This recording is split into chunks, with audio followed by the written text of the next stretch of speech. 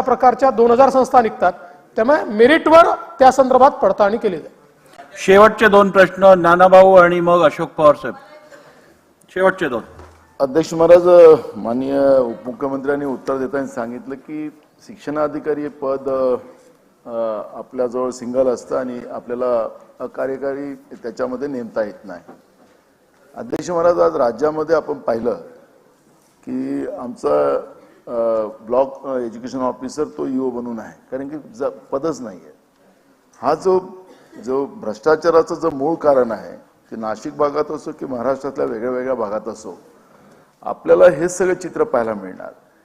आणि मग त्याला खालच्याला वाटतं की आता माझं संधीच मिळाली, पूर्ण जिल्ह्याचाच मी राजा झालो, आणि मग तिथून हे सगळं करप्शन चालू होतं. आणि म्हणून याच्या मुळावर आपण मान्य केलं पाहिजे. शिक्षणासारख्या पवित्र कामामध्ये ज्याच्यामध्ये आम्ही पिढ्या घडवतो, त्याच्यामध्ये काय असेल बाकीचे सगळं आरोग्य आणि शिक्षण या दोन विभागाकडे आपण प्रामुख्याने लक्ष घातलं. आरोग्याचं नाही, पण मी शिक्षणाच्या बाबत सांगतो की हे दोन आम्हाला मानवी जीवनासाठी महत्वाचे दोन्ही विभाग आहेत. त्यामुळे शिक्षण विभागामधला हा जो करप्शनाचा काळ जो आलेला आहे, जसं आपण सांगितलं की शिक्षण संस्थांचा पण दोष आहे, टाळी दोन्ही हाताने वाजतं, पण या मूळ व्यवस्थेला आम्ही प्रॉपर केलं तर मला वाटतं की आपण महाराष्ट्रामध्ये शिक्षण हे करप्टेड मुक्त महाराष्ट्र शिक्षणातला निर्माण करू शकू. आणि त्याच्यामुळे हा जो मूळ प्रश्न आहे पदांचा, त्याबद्दलची भूमिका आपण मांडावी. नाही, नानाभाऊंनी जी सूचना दिली आहे ती योग्यच आहे, प्रयत्नही तोच आहे. मात्र हे तितकंच खरं आहे की आपल्याला व्यवस्थेमध्ये भरपूर बदल करावे लागतील, कारण व्यवस्था खूप वर्षापासून चाललेली आहे आणि महाराष्ट्रासारखी स्थिती दुसऱ्या कुठल्या राज्यात तुम्हाला सापडणारच नाही.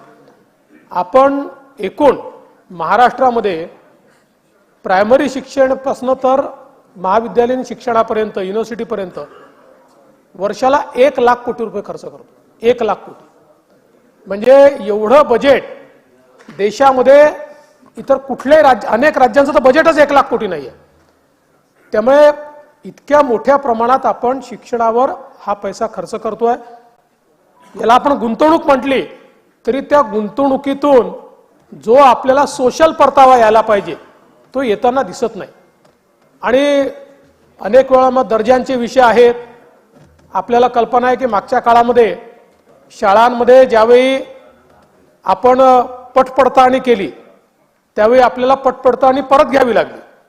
आताही अजूनही म्हणजे शिक्षण विभागाने इतका पाठपुरावा करूनही 100% आधार नोंदणी अजूनही होऊ शकलेली नाही. आता मोठ्या प्रमाणात झाली आहे पण अजूनही होऊ शकली नाही.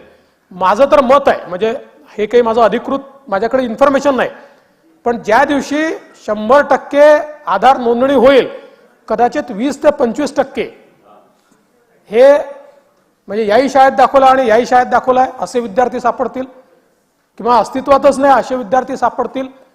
त्यामुळे तेही आता मध्यंतरीच्या काळात त्यांनी सांगितलं कोरोना असल्यामुळे आम्ही आधार नोंदणी करू शकत नाही, आता कोरोनाही संपला. त्यामुळे मध्यंतरी एक मुख्यमंत्र्यांकडे बैठक झाली, त्यावेळेस आम्ही सांगितलं की आता कुठल्याही परिस्थितीमध्ये 100% आपलं आधार नोंदणीचं काम पूर्ण केलं पाहिजे. आपल्याला हे तर समजलं पाहिजे खरंच विद्यार्थी किती आहेत. आणि मला असं वाटतं की हे जे काही मूलभूत विषय आहेत हे विषय निश्चितपणे शिक्षण विभाग त्याच्याकडे लक्ष देईल. आणि जसं आपण सांगितलं की शिक्षण अधिकाऱ्याचं जे पद आहे, एक शिक्षण अधिकारी या जिल्ह्यातला त्या जिल्ह्यात, याच्यापेक्षा वेगळं त्याला काही आपण करत नाही. त्यामुळे त्याची जी भीती उरलेली नाही, या संदर्भात काही ना काही निर्णय घेण्यात येईल. अशोक पवार साहेब बोला. मला आता माहिती नाहीये, त्याची माहिती घेतली. अध्यक्ष महोदय, माझ्या शिरूर विधानसभा मतदारसंघामध्ये वाबळेवाडी नावाची एक शाळा आहे, जिल्हा परिषदेची शाळा आहे. सर्रास गेले 2 वर्षाच्या पूर्वी 25,000 रुपये एका विद्यार्थ्याचे शाळेने गोळा केलेले.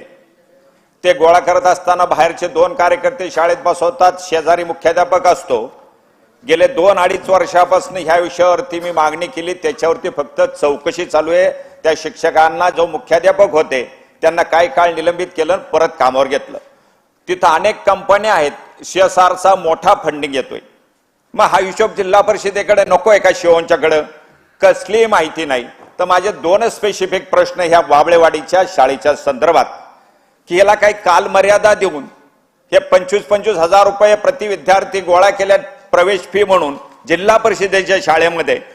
मग याचा अर्थ तिथं गरीब विद्यार्थी जातच नाही, ज्याची कॅपॅसिटी 25 हजार रुपये द्यायची आणि आपण उत्तम शाळा म्हणतो म्हणून मग सगळे 4 चाकी गाड्यावाल्यांची मुलं तिथे. त्या वाबळेवाडीतल्या स्वतःच्या गावातली 10वी सुद्धा मुलं शाळेत नसतील अशी परिस्थिती असताना ह्या वाबळेवाडी शाळेचा हा जो काही गैरप्रकार गेले 2-2.5 वर्षाच्या पूर्वी झालेला, ह्याची चौकशी काही कालबद्ध वेळेमध्ये आपण करणार आहात का? अध्यक्ष महोदय, वाबळेवाडीच्या शाळेच्या संदर्भात मला माहिती आहे, कारण मी स्वतः त्या शाळेत गेलो होतो आणि एकेकाळी जिल्हा परिषदेची अतिशय आयडियल शाळा म्हणून ती नावाजली गेली होती. त्याला अनेक पुरस्कार मिळाले होते. खूप नवीन प्रॅक्टिसेस त्या ठिकाणी तयार झाल्या होत्या. डिजिटायझेशन झालं होतं, डिजिटल क्लासरूम्स तयार झाल्या होत्या आणि मोठ्या प्रमाणात एक प्रकारे ती शाळा शोकेस झाली होती की जिल्हा परिषदेची शाळा देखील अशा प्रकारे असू शकते.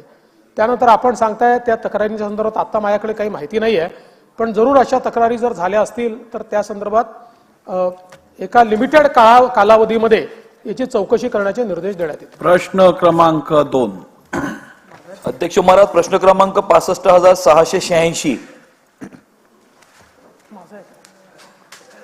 छापल्याप्रमाणे. अध्यक्ष महाराज, मी आलेल्या उत्तरामध्ये पॉइंट नंबर 2 आणि पॉइंट नंबर 3 जो आहे त्याच्यावरती माझे 2 स्पेसिफिक प्रश्न असे आहेत या विषयामध्ये की 2 नंबरच्या पॉइंटमध्ये असं म्हटलेलं आहे की मालमत्तेबाबत उघड चौकशी करण्याची कार्यवाही लाचलुचपत प्रतिबंधक विभाग म्हणजे अँटी करप्शन ब्युरो यांच्या मार्फत करण्यात येत आहे. हो आहे. यात जे 3 मध्ये दिलेलं आहे की सदर गुन्ह्याच्या अनुषंगाने आलोसे वासुदेव बिसन पवार यांना महाराष्ट्र नागरी सेवा शिस्त यांना अटक करून दिनांक 11/4/23 पासून निलंबित करण्याचा प्रस्ताव महसूल व वन विभागामार्फत शासनात मान्यतेसाठी सादर करण्यात आलाय. याच्यामध्ये तो प्रस्ताव मान्य झालाय आणि त्यांना निलंबित करण्याचे च्या संदर्भात माननीय मंत्री महोदयांनी निर्णय घेतलेला आहे. त्यामुळे पॉइंट नंबर 3चा माझा तुम्ही पहिलंच त्याचं उत्तर देऊन टाकलं.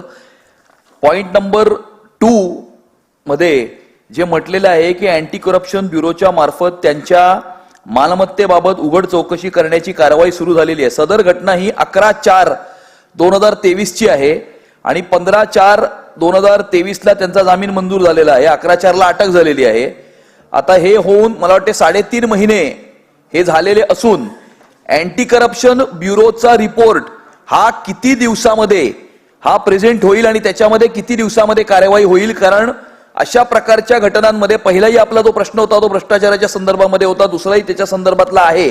अशा प्रकारच्या घटनांमध्ये टाइम बाउंड ऍक्शन जर झाली नाही तर त्याच्यामध्ये कुठे ना कुठे जो अॅक्युज्ड आहे त्याला काही ना काही पळवाट मिळते आणि त्यामुळे टाइम बाउंड ऍक्शन आणि करेक्टिव्ह ऍक्शन हे दोन्ही करण्याच्या दृष्टिकोनातनं याच प्रकरणामध्ये नाही परंतु अशा प्रकारच्या अनेक प्रकरणांमध्ये अँटी करप्शनच्या मार्फत डिस्प्रपोर्शनेट ऍसेटची इन्क्वायरी ही किती दिवसांमध्ये करण्याचे आदेश आपण देणार हा माझा प्रश्न आहे.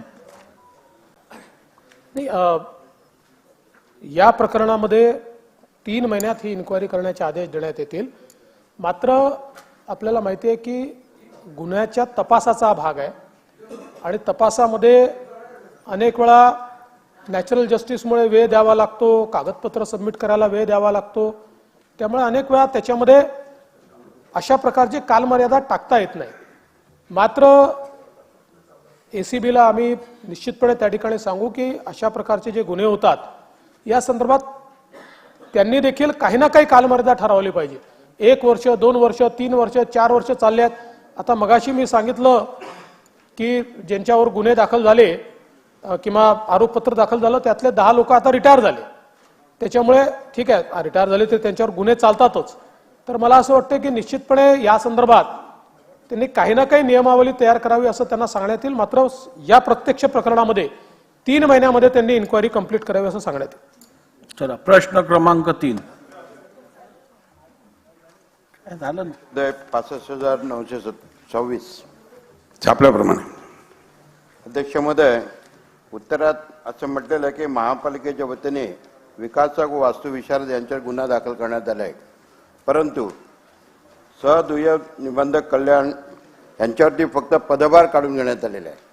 अध्यक्ष महोदय, वास्तविक या दुय्यम निबंधकावरती निलंबनाची कारवाई करून त्यांचे एफ.आय.आर. दाखल करणं आवश्यक आहे.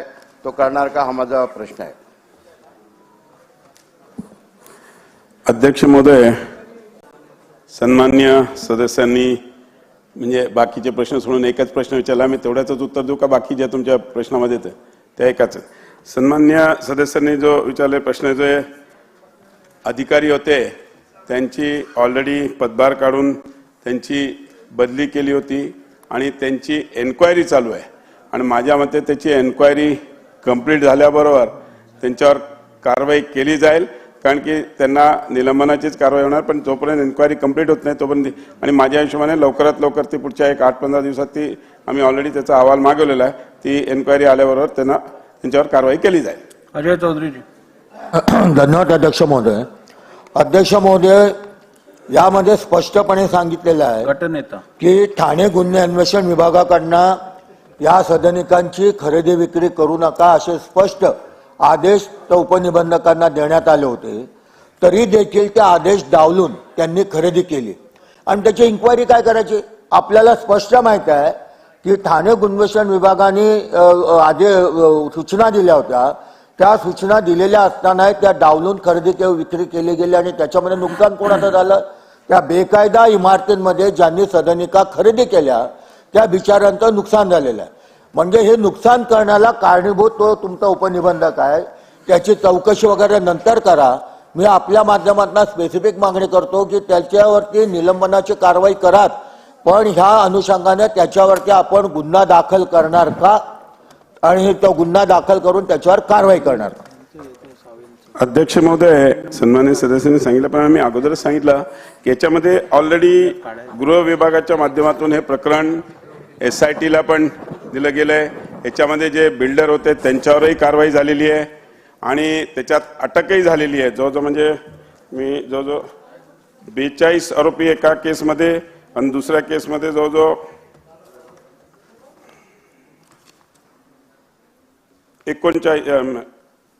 66 अशा सगळ्यांवर कारवाई करून त्यांना अटकही झालेली आहे, जे बिल्डर्स होते म्हणजे जे विकासक होते. आणि या अधिकाऱ्यावर पण आज कसं आहे की आपण जर इमिजिएटली त्याला सस्पेंड केलं तर त्याच्यामध्ये आपल्याला माहिती, आता साहेबांनी जसं सांगितल्याप्रमाणे मॅटमध्ये जातात त्यांना, त्याच्यामुळे त्याची इन्क्वायरी करून त्याला नक्कीच आम्ही त्याच्यावर कारवाई करू. आणि पोलीस नाही ठीक आहे. बातकाळकर साहेब. अध्यक्ष महोदय, माझा स्पेसिफिक प्रश्न आहे की गृह विभागाकडनं या प्रकरणाची चौकशी चालू आहे, गुन्हा दाखल झाला आहे. त्या गुन्ह्यामध्ये, त्या FIR मध्ये आपल्या खात्याचे हे जे अधिकारी आहेत त्यांच्यावर गुन्हा दाखल झालाय का, हा माझा स्पेसिफिक प्रश्न आहे. आणि दुसरा मुद्दा, मे मधली ही घटना आहे, तर या अधिकाऱ्यांना निलंबित करण्याकरता आपण इतका वेळ का घेतोय. समजा चौकशी करायची आहे तर आज मे मधले, आज जुलै महिना संपत आलाय, इतक्या दिवसात चौकशी पूर्ण होत नाहीये. त्यामुळे चौकशी लगेच पूर्ण केली पाहिजे आणि पोलिसांनी जो गुन्हा दाखल केलेला आहे त्याच्यामध्ये हे अधिकाऱ्यांचं नाव आहे किंवा नाही, असे माझे 2 स्पेसिफिक प्रश्न. अध्यक्ष महोदय, सन्मान्य बातकर साहेबांनी मी आपल्याला अगोदर सांगितलं की पोलिसने ह्याच्यामध्ये एन्क्वायरी केलेली आहे आणि त्या अधिकाऱ्याचं नाव त्याच्यामध्ये आलंय. त्याच्यामुळे त्याची जी DI करतो आपण, डिपार्टमेंटल इन्क्वायरी, ती चालू आहे आणि नक्कीच त्याच्यावर ताबडतोब गुन्हा दाखल, जसे त्याची रिपोर्ट आल्याबरोबर आम्ही त्याच्यात गुन्हा दाखल करण्याचं हे करू. वायकर साहेब. अध्यक्ष महोदय, सदर विषय महारेराच्या अंतर्गत आणि त्याची फसवणूक झाल्याच्या अंतर्गत महारेरा आपण आणला, मोफाच्या ठिकाणी Maharashtra real estate regulatory authority आणली आणि त्याच्या माध्यमातून केंद्राने सांगितल्या पद्धतीने हा कायदा केला. त्या ठिकाणी आपण संबंधित अधिकारी बसवले आणि ज्या काही तक्रारी इस्टेटच्या बाबतीमध्ये, देवाणघेवाणच्या बाबतीमध्ये असतील तर त्या बाबतीमध्ये आपण महारेराकडे करतो, पण महारेराकडे अधिकारी नाही आहेत. दुसरं गोष्ट, महारेराकडे ज्या वेळेला तक्रार होते त्यावेळेला त्यांच्यावरती निर्बंध लागून देणं गरजेचं आहे की वर्ष त्यातनं निर्णय होत नाहीये आणि त्यांनी निर्णय दिलेले हे त्याला बंधनकारक होत नाहीत. त्यांनी जर सांगितलं की 2-3 एका विकासकाने 2-3 लोकांना ते घर विकलेलं असेल, त्या बाबतीत देखील तक्रार केली आणि त्यांनी जरी निर्णय दिले तरी त्याची अंमलबजावणी विकासकाकडनं होत नाहीये, तर त्याच्यावरती FIR करता येईल का, त्याला अरेस्ट करता येईल का, याच्या बाबतीत उत्तर द्यावं. अध्यक्ष महोदय, सन्माननीय सदस्यांनी जो प्रश्न विचारला याच्यात मी अगोदर सांगितलं की ही केस अशी आहे की 4 डिपार्टमेंट आता त्याच्यामध्ये एन्क्वायरी करतात साहेब. बेसिकली कल्याण नाही, मी महारेरा बोलतो ना, 1 मिनिट ऐकून घ्या ना, उत्तर तर ऐकून घ्या. ऐकायची तर तयारी ठेवा साहेब. काल बोला, मंत्री महोदय बोला. माझं उत्तर झाल्यावर तुम्ही विचारा मला परत. I am ready to answer. Kalyan Dombivli महापालिका याच्यामध्ये इन्व्हॉल्ड आहे, म्हणजे ग्रामविकास. दुसरा पोलीस विभाग त्याच्यामध्ये इन्व्हॉल्ड आहे. दुय्यम निबंधक म्हणजे रजिस्टर ऑफिस, आणि तिसरं म्हणजे महारेरा. तुम्ही म्हटल्याप्रमाणे महारेरामध्ये इकडे काय झालंय सर, जे विकासक होते त्यांनी कमेन्समेंट सर्टिफिकेट असो किंवा ऑक्युपन्सी असो, हे बोगस, हे जे सगळे अटक झाले त्यांच्यावर गुन्हा दाखल झालाय ते बिकॉज त्यांनी डुप्लिकेट ही सगळी कागद तयार केली, महारेराला दाखल केली. महारेराच्या नंतर ज्यावेळेस लक्षात आलं त्यावेळेस महारेराने त्याच्यामध्ये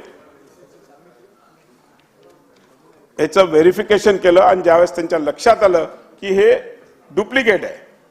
आणि असं नाही आहे, महारेराकडे हे सगळे प्रलंबित आहेत आणि त्याच्यावर ऍक्शन घेतली जाते. सर, हे विकासकांनी डुप्लिकेट महारेराचं पण सर्टिफिकेट हे पण दिलं आणि रजिस्टर ऑफिसमध्ये पण, ह्या सगळ्यामध्ये पोलीस डिपार्टमेंटच्या माध्यमातून ऑलरेडी इन्फॉर्मेशन दिल्यानंतरही काही रजिस्टर झालेले आहेत.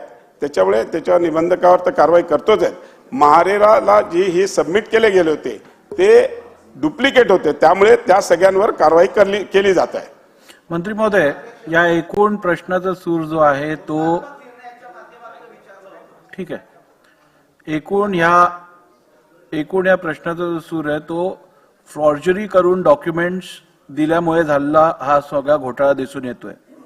आज आपण बघितलं तर प्रशासनातील प्रत्येक विंग ही डिजिटलाइज होते, आपलं विधिमंडळही डिजिटलाइज होत आहे. असं असताना जर महारेराच्या ऑर्डर्स असतील, मुंबई महानगरपालिकेमध्ये तुम्ही बिल्डिंग प्रपोजल मध्ये फाईल दिली की लॉग इन पासून अप्रुव्हल पर्यंत ती ऑनलाईन होते आणि सगळ्यांना बघता येतं घडलेलं बरोबर सर्टिफिकेट्स आहेत नाही आहेत, काय परिस्थिती, ट्रान्सपरन्सी येते.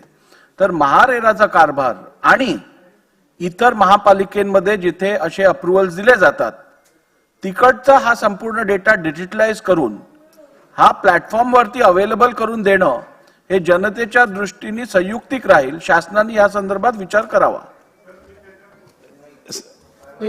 सन्माननीय अध्यक्ष महोदय, आपण जेव्हा महारेरा तयार केला त्यावेळी आपण पहिल्या दिवशीपासून सांगितलं होतं की महारेरा 100% डिजिटल असेल. त्यामुळे महारेराच्या आता सबमिशन पासून अप्रुव्हल पर्यंत सगळं डिजिटल आहे. कुठल्याही व्यक्तीला एखादं घर खरेदी करायचं असेल तर ती स्कीम ही महारेरा अप्रूव्ह आहे की नाही हे महारेराच्या वेबसाईटवर जाऊन पाहता येतं. मात्र आपण जे सांगितलेलं आहे, आता महानगरपालिकेचा डेटा आणि महारेराचा डेटा एकमेकाशी बोलतो का याची आता मला कल्पना नाहीये. निश्चित आपण जी फार चांगली सूचना आहे, म्हणजे मग अशा पद्धतीनं कुठला मिस होणार नाही. त्यामुळे महानगरपालिकेचा डेटा आणि महारेराचा डेटा याच्यामध्ये एखादा API तयार करून हे एकमेकाशी बोलू शकतील का, अशाही प्रकारच्या सूचना दिल्या जातील. मंत्री महोदय. अध्यक्ष महोदय, मी आपल्याला नाही, आपण जे सांगितलं तसं फौजदारी कारवाई करता येते. बोला, मंत्री महोदयांना काय मांडायचं. अध्यक्ष महोदय, त्यानुसार आता सर्व महापालिका, नगरपालिका आणि रेरा यांचा पण डिजिटली लिंकअप करून दोन्हीकडे म्हणजे एकमेकांना माहिती असेल की कुठलेही रेराचे यांनी हे केले की नाही किंवा महापालिकेचे हे केले. BMC मध्ये ऑलरेडी हे इम्प्लिमेंट झालेलं आहे. जसं आता सन्मान्य उपमुख्यमंत्री साहेबांनी सांगितलं की ऑलरेडी झालेलं आहे. आणि बाकीचे जे आपले जे आहेत म्हणजे कल्याण डोंबिवली MMRDचे आणि बाकीचे जे पुणा असेल किंवा या सगळीकडे पण लवकरात लवकर ते कंप्लीट करण्याचा आम्ही पूर्णपणे प्रयत्न. जसं पुणे, ठाणे, पिंपरी चिंचवड आणि MMRDA ह्याचं पण काम चालू आहे वेबसाईटचं आणि ते लिंक करण्याचं. माझ्या हिशोबाने ते पण लवकरात लवकर होईल. पण ऑलरेडी मुंबई BMC मध्ये ऑलरेडी इम्प्लिमेंट झालेलं आहे महारेरा आणि मुंबई म्युन्सिपल कॉर्पोरेशन. साहेब. साहेब, हे कल्याण डोंबिवलीचं जे महारेरा प्रकरण आहे हे मुळात अनधिकृत इमारती संबंधी आहे. अध्यक्ष महोदय, हा भाग जो आहे आणि ह्याला लागूनच असलेला ठाणे महानगरपालिकेचा जो भाग आहे, इथे सर्रास अनधिकृत बांधकाम करतात, प्लॅन पास असल्यावर शिक्का मारतात, बँकेतनं लोन काढतात, जेवढं काय करता येईल तेवढं करतात. प्रश्न एवढा आहे की हे जर अनधिकृत बांधकामांमध्ये दिसतंय तर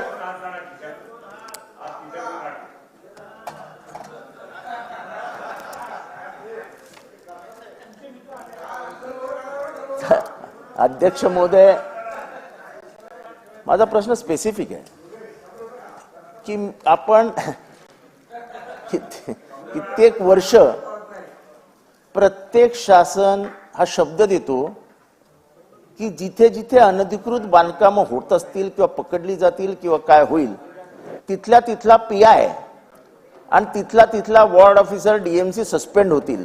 एवढ्या मोठ्या प्रमाणावरती मध्यमवर्गीय मराठी माणसाची फसवणूक होत असताना याच्यात सगळे सामील आहे. कोणी असं नाही, प्रत्येक पोलीस स्टेशनला हप्ता जातो, प्रत्येक अधिकाऱ्याला हप्ता जातो, प्लिंथ पासनं साहेब खोटी OC सर्टिफिकेट मारतात, खोटी. आता हे सगळं तुम्हाला सापडलंय की नाही महारेराच्या माध्यमातून झालंय, या पूर्वच झालंय की अनधिकृत चिटिंग झालंय. मग माझा प्रश्न असा आहे की ज्या भागात या बिल्डिंगी आहेत त्या भागातल्या बिल्डिंगच्या PI वरती काही कारवाई होणार का? ज्या DMCच्या हाताखाली एक क्षेत्र आहे त्याच्यावर काही कारवाई होणार का?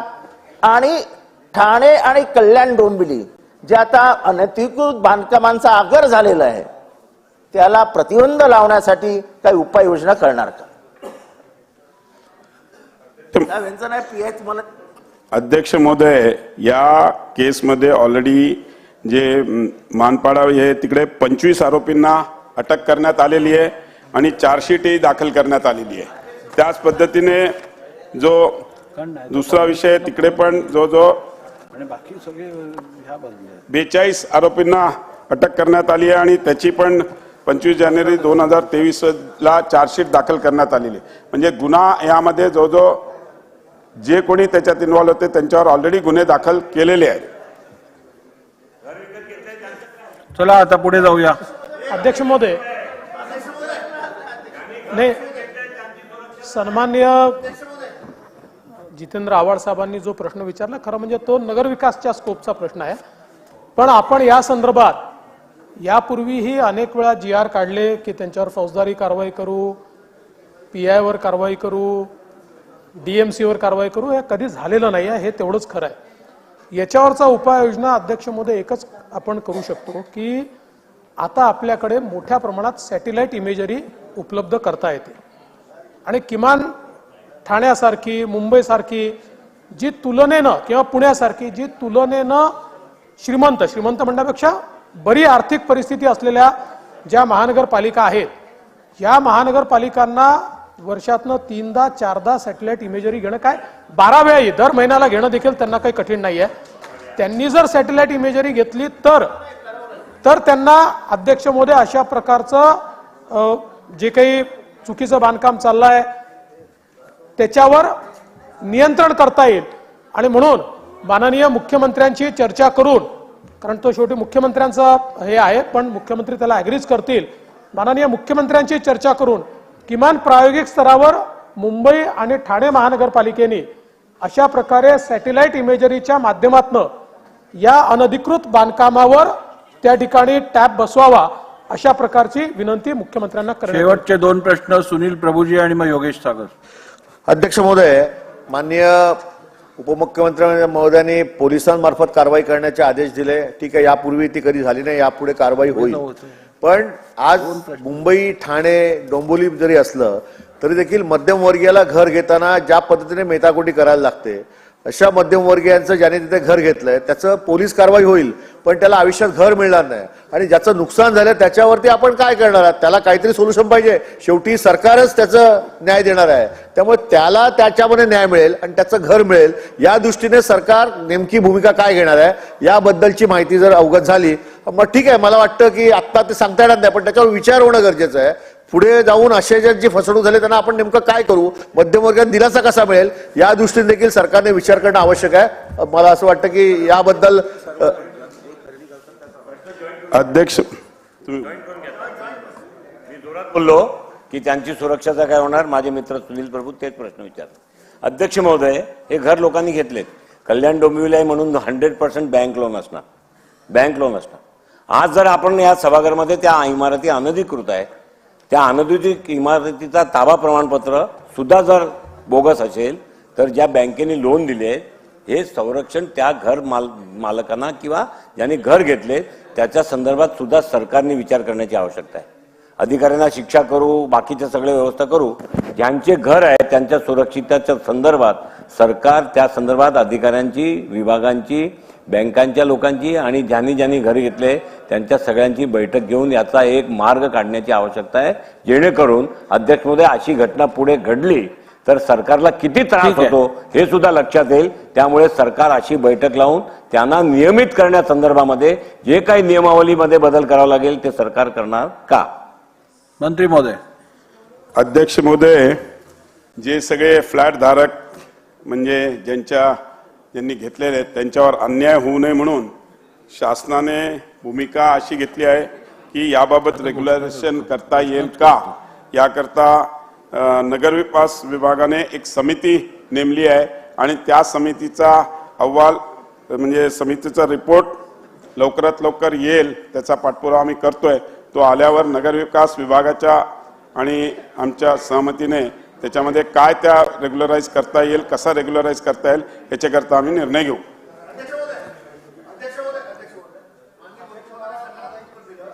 अहवाल जो आहे टाइम बॉन्ड म्हणजे किती महिन्यात येईल, त्यामुळे त्याचं घर मिळेल. नंतर जीवनाच्या अंतापर्यंत तो बिचारा खेटे घालत राहील, अहवाल येणार नाही, त्याला घर मिळणार नाही. ही मध्यमवर्गाची परिस्थिती आहे. मध्यमवर्गाचं दुःख सांगतोय अध्यक्ष महोदय. याची बैठक जी आहे ती 20/6/2023 झालेली आहे. त्यावेळेस 3 महिन्यात हा द्यावा असं नगरविकास विभागाने सांगितलं होतं. 3 महिन्यात आल्याबरोबर त्याच्यात निर्णय. हे सर्वोच्च सभागृह आहे, त्यामुळे आपण जो मध्यमवर्गीयाचा प्रश्न मांडला तो महत्वाचाच आहे. पण या निमित्ताने मी पुन्हा आव्हान करू इच्छितो. आज सर्रास आपल्याला अनेक ठिकाणी बोर्ड दिसतात, रेरा अप्रूव्ड, पण ते खरंच अप्रुव्हल आहे की नाही हे बघितलं पाहिजे. त्यामुळे माझं सामान्य जनतेला देखील या सभागृहाच्या माध्यमातून आव्हान आहे की त्यांनी रेरा अप्रूव्ड लिहिलं असलं तरी रेराची वेबसाईट अतिशय सोपी आहे. त्याच्यावर आपण अगदी सामान्य माणूस देखील जाऊन ते अप्रुव्हल आहे की नाही पाहू शकतो. त्यामुळे ते स्वतः रेरा अप्रूव्ड असल्याची खात्री केल्याशिवाय नुसत्या जाहिरातीच्या भरोशावर कोणीही या ठिकाणी घर घेऊ नये अशी अपील देखील या निमित्ताने मला करायची. शेवटचा प्रश्न लव कानडेजी बोला. अध्यक्ष महाराज, माझा एक स्पेसिफिक प्रश्न आहे की सर्वसाधारणपणे 5000 स्क्वेअर फीट पेक्षा अधिक आणि 8 सदनिकापेक्षा अधिकच्या सर्व प्रकल्प महारेरा अंतर्गत येतात.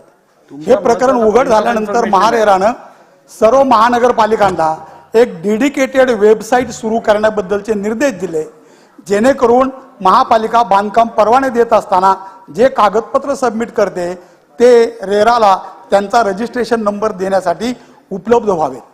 मला वाटतं यासोबत अनेक नगरपालिकांच्या मध्ये यापेक्षा मोठे प्रोजेक्ट चालू आहेत.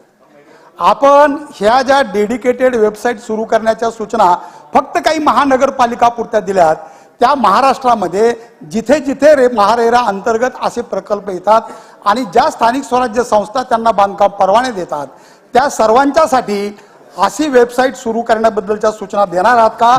आणि माझ्या माहितीप्रमाणे केवळ मुंबई वगळता एकाही महानगरपालिकेने या डेडिकेटेड वेबसाईट अद्याप सुरू केलेल्या कानडे साहेब, नाही. या सर्व ठराविक उत्तर दिलं उपमुख्यमंत्री महोदयांनी. लिंक करायचा विचार शासन करताय, उत्तर नाही. पण सर, कोणत्याच महानगरपालिकेने आतापर्यंत डेडिकेटेड वेबसाईट सुरूच केल्या नाहीत अशी माहिती आहे. एकानेच केली फक्त.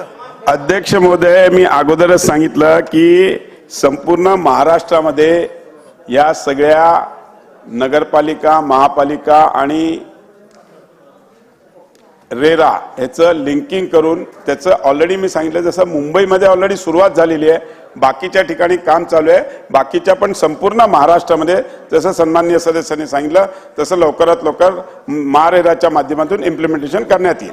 चला, प्रश्न क्रमांक 4. प्रश्न क्रमांक 4, 64,867. अध्यक्ष महोदय, छापल्याप्रमाणे. अध्यक्ष महोदय, महाराष्ट्राच्या नव्हे तर देशाच्या दृष्टीने अत्यंत महत्त्वाच्या प्रश्न इथे लागलेला आहे.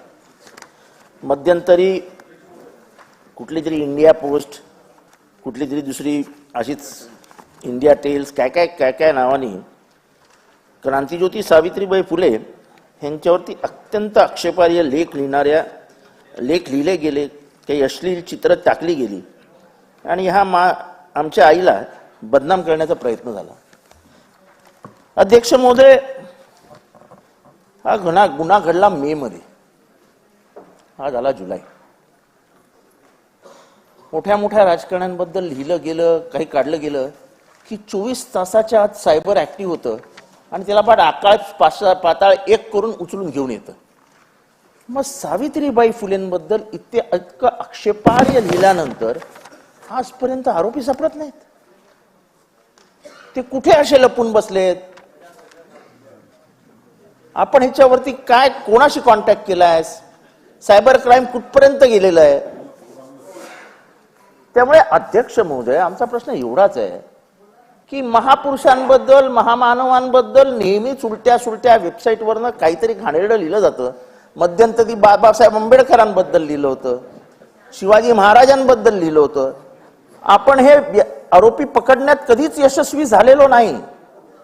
समाज शांत आहे म्हणून पोलीस जर दुर्लक्ष करणार असेल तर हा उद्रेक कधी ना कधी बाहेर पडेल. माझी आपल्याला विनंती आहे, पक्षविनिवेश बाजूला ठेवा. सावित्रीबाई फुले या तुमच्या माझ्या सगळ्यांची आई आहेत.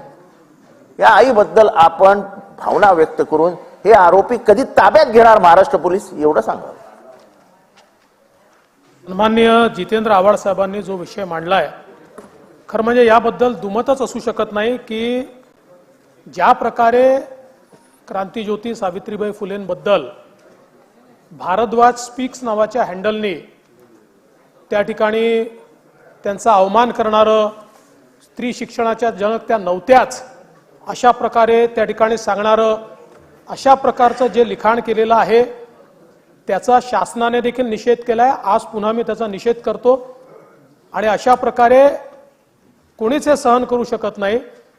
ते झाल्याबरोबर लगेच अजितदादा भुजबळ साहेब हे सिपिनकडे आपणही गेला होता. आमच्या चौधरीताई त्या ठिकाणी एक डेलिगेशन घेऊन सिपिनकडे गेले होते. तात्काळ त्याच दिवशी आपण त्याच्यावर गुन्हा देखील दाखल केला. नुसता त्याच्यावरच केला असं नाही, तर त्याच्यामध्ये ज्या वेबसाईटने शेअर केलं त्याच्यावरही आपण गुन्हा दाखल केला.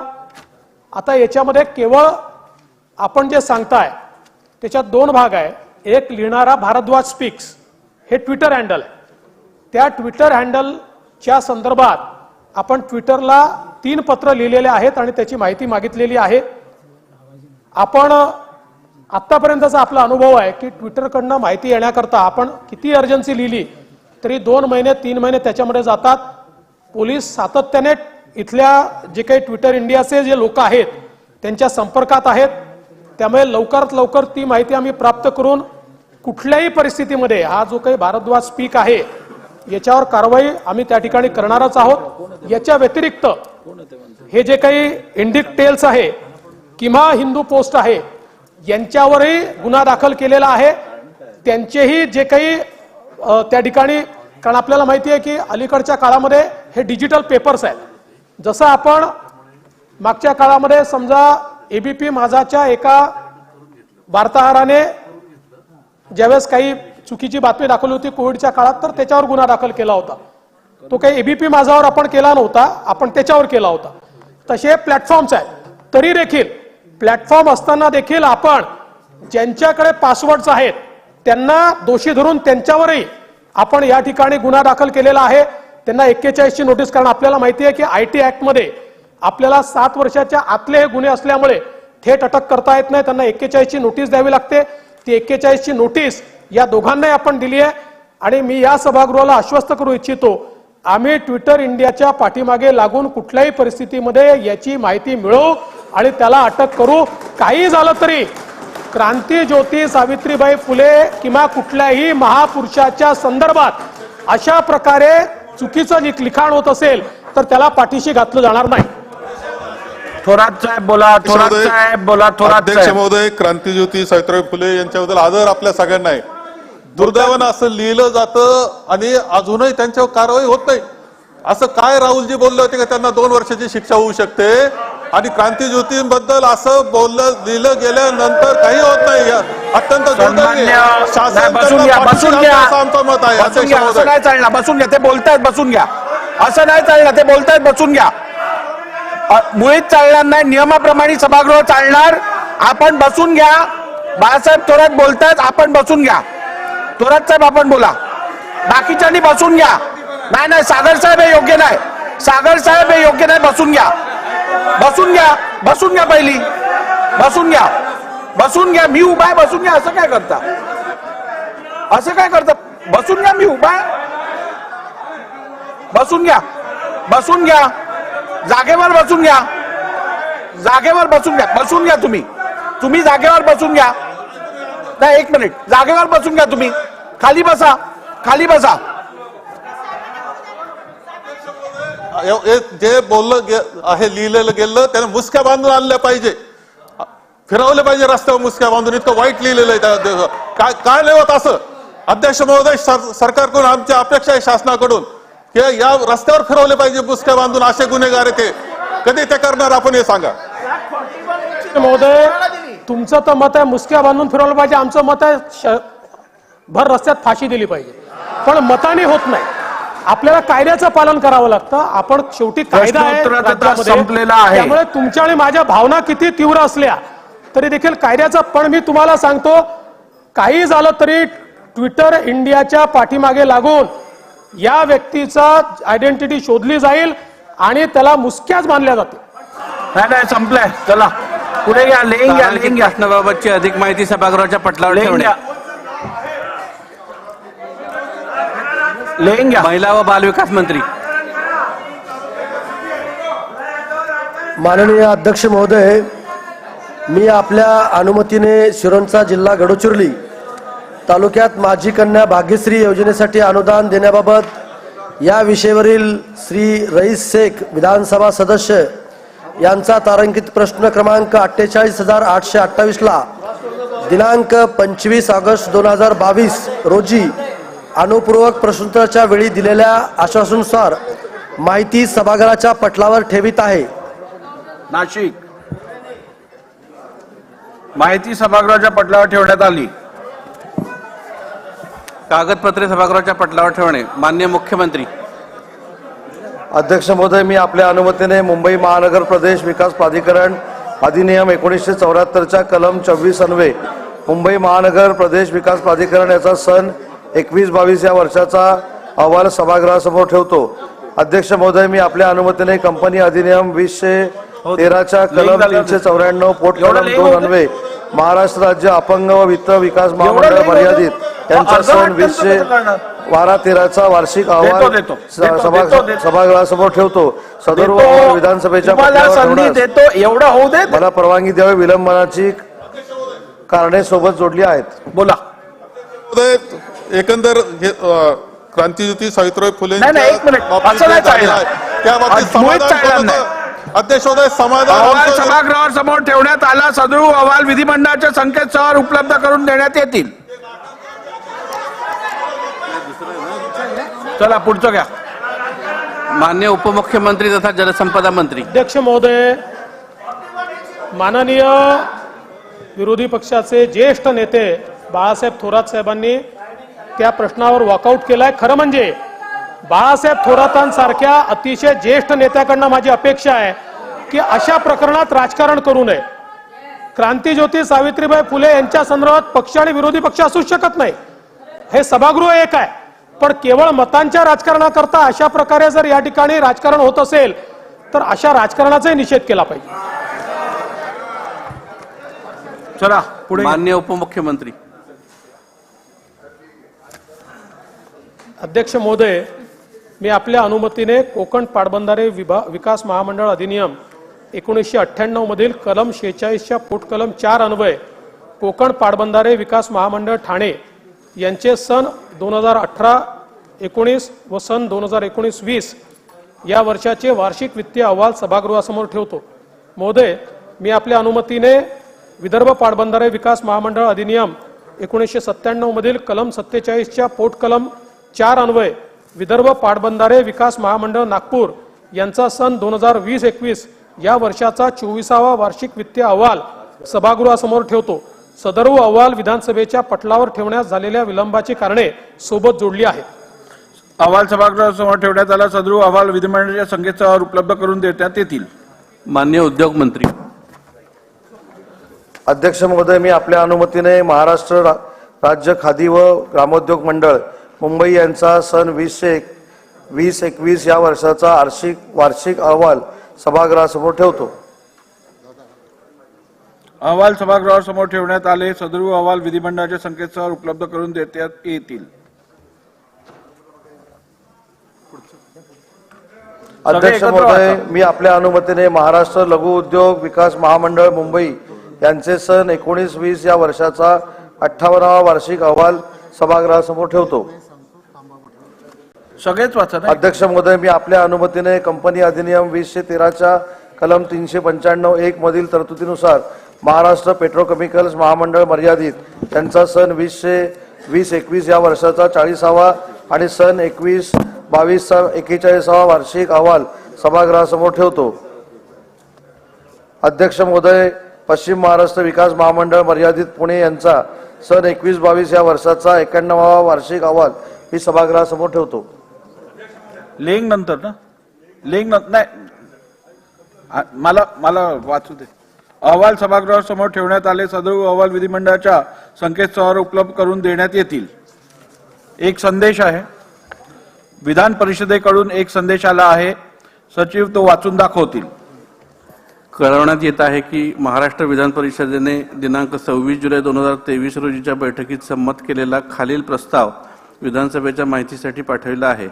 सन 2023चे विधानसभा विधेयक क्रमांक 33 महाराष्ट्र झोपडपट्टी सुधारणा निर्मूलन व पुनर्विकास सुधारणा शिखर तक्रार निवारण समितीच्या नियमांचे व अधिसूचनेचे पुनर्अधिनियमितीकरण व विधिग्राहीकरण विधेयक 2023 दिनांक 26 जुलै 2023 रोजी मविप नियम 149 अन्वये महाराष्ट्र विधान परिषदेत मागे घेण्यात आले आहे.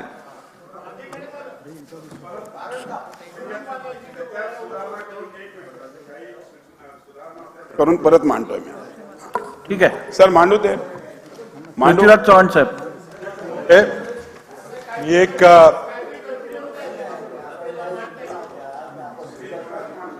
पुढे म्हणतो नाही ते त्यांना परवानगी नाही ना. थांबा बिझनेस मध्ये नाही आहे आता, कसं म्हणतील ते? असं नाही म्हणता येणार. ठीक आहे वायकर साहेब, बसा रुलिंग देतो, बसा. या संदर्भातलं ऐका तर खरं, ऐकून तर घ्या. हे बिल परत इंट्रोडक्शनसाठी कॉरिजेंडम काढलेलं आहे. ते कॉरिजेंडम काढलंय मी. ऑर्डर ऑफ द डे प्रमाणे त्यांना ती मांडायची अनुमती दिलेली आहे. तर ते मांडतील, त्यानंतर आपण ते पासिंगसाठी घेऊ. चला. शासकीय विधेयके पुनर्स्थापनार्थ ह्याच्यानंतर घेऊ, त्यांना वाचू दे मग. सन 2023चे विधानसभा विधेयक क्रमांक 36 मांडा. साहेब मांडा. अध्यक्ष महोदय, सन 2023चे विधानसभा विधेयक क्रमांक साहेब एक मिनिट. साहेब इकडे 33 आलं.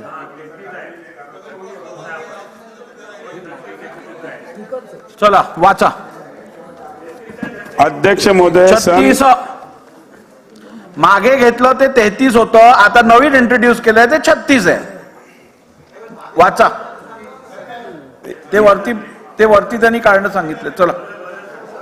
अध्यक्ष महोदय, सन 2023चे विधानसभा विधेयक क्रमांक 36 महाराष्ट्र झोपडपट्टी सुधारणा निर्मूलन व पुनर्विकास सुधारणा शिखर व इतर प्रकार निवारण समितीच्या नियमाचे व अधिसूचनेचे पुनर्नियमितकरण व विधिग्रहीकरण विधेयक 2023 मांडण्यास मला सभागृहाची अनुमती मिळावी.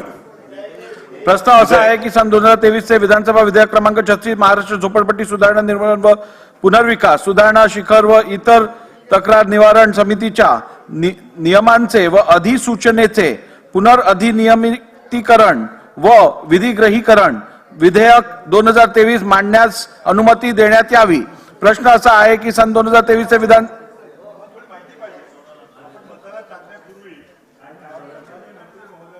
बघायला माहिती दिली पाहिजे. ठीक आहे. विधानसभेने पारित केलेले विधेयक वरच्या हाऊसमध्ये गेलं, तिथं काय झालं आम्हाला माहिती नाही, आणि त्यामुळे तुम्ही आता हे विधेयक परत घेतलेलं आहे आणि बदल करून नवीन पुन्हा विधेयक मांडण्याची परवानगी हाऊसला मागताय. परवानगी आम्ही द्यायला हरकत नाहीये, पण आम्हाला काही माहिती तरी द्या की आम्ही पास केलेलं विधेयक आपण का परत घेताय, त्यामध्ये काही त्रुटी होती का आणि काय बदल आहे तो आम्हाला सांगा पहिल्यांदा, मग आम्ही परवानगी देऊ आपल्याला मांडायची. अध्यक्ष महोदय, सन्माननीय माजी मुख्यमंत्र्यांनी जो विषय मांडला त्याच्यात 4-5 गोष्टीला काय झालं की हे आपण मान्य केलं. अगोदरही आपण ॲडव्होकेट जनरल साहेबांना दाखवून आणलं होतं. त्यांना परत गेल्यानंतर त्यांना असं वाटलं की याच्यामध्ये काही तुम्ही आता झाली त्याच्यावर चर्चा साहेब. खूप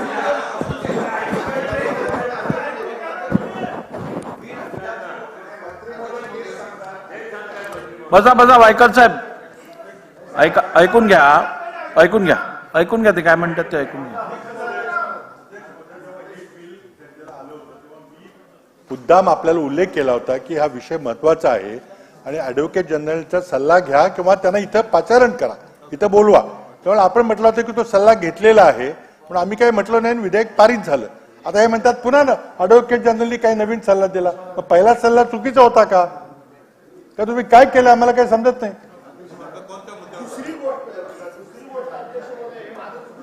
करेक्ट करा.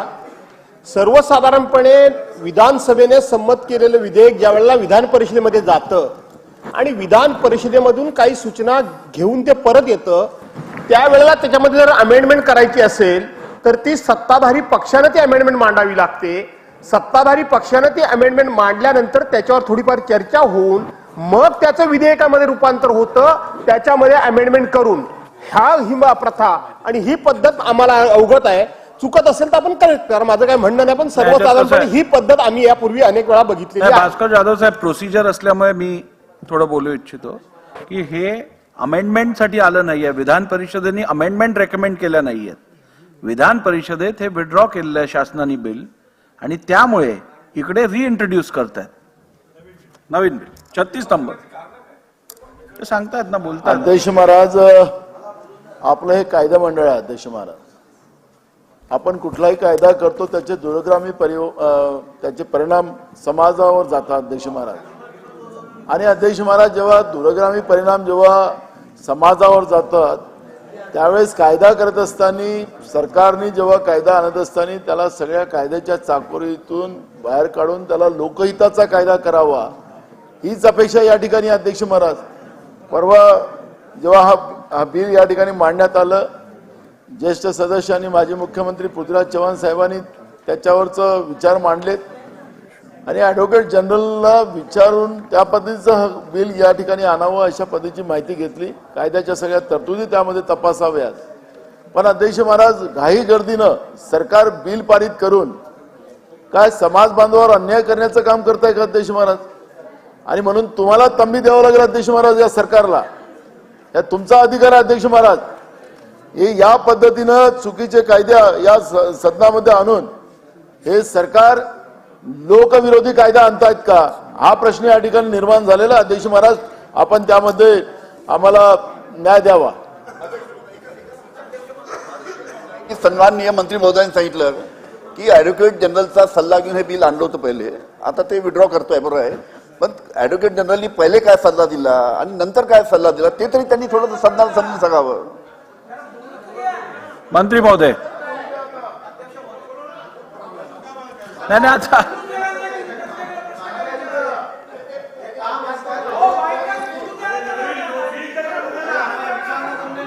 बसा, थांबा थांबा, बसा बसा बसा बसा.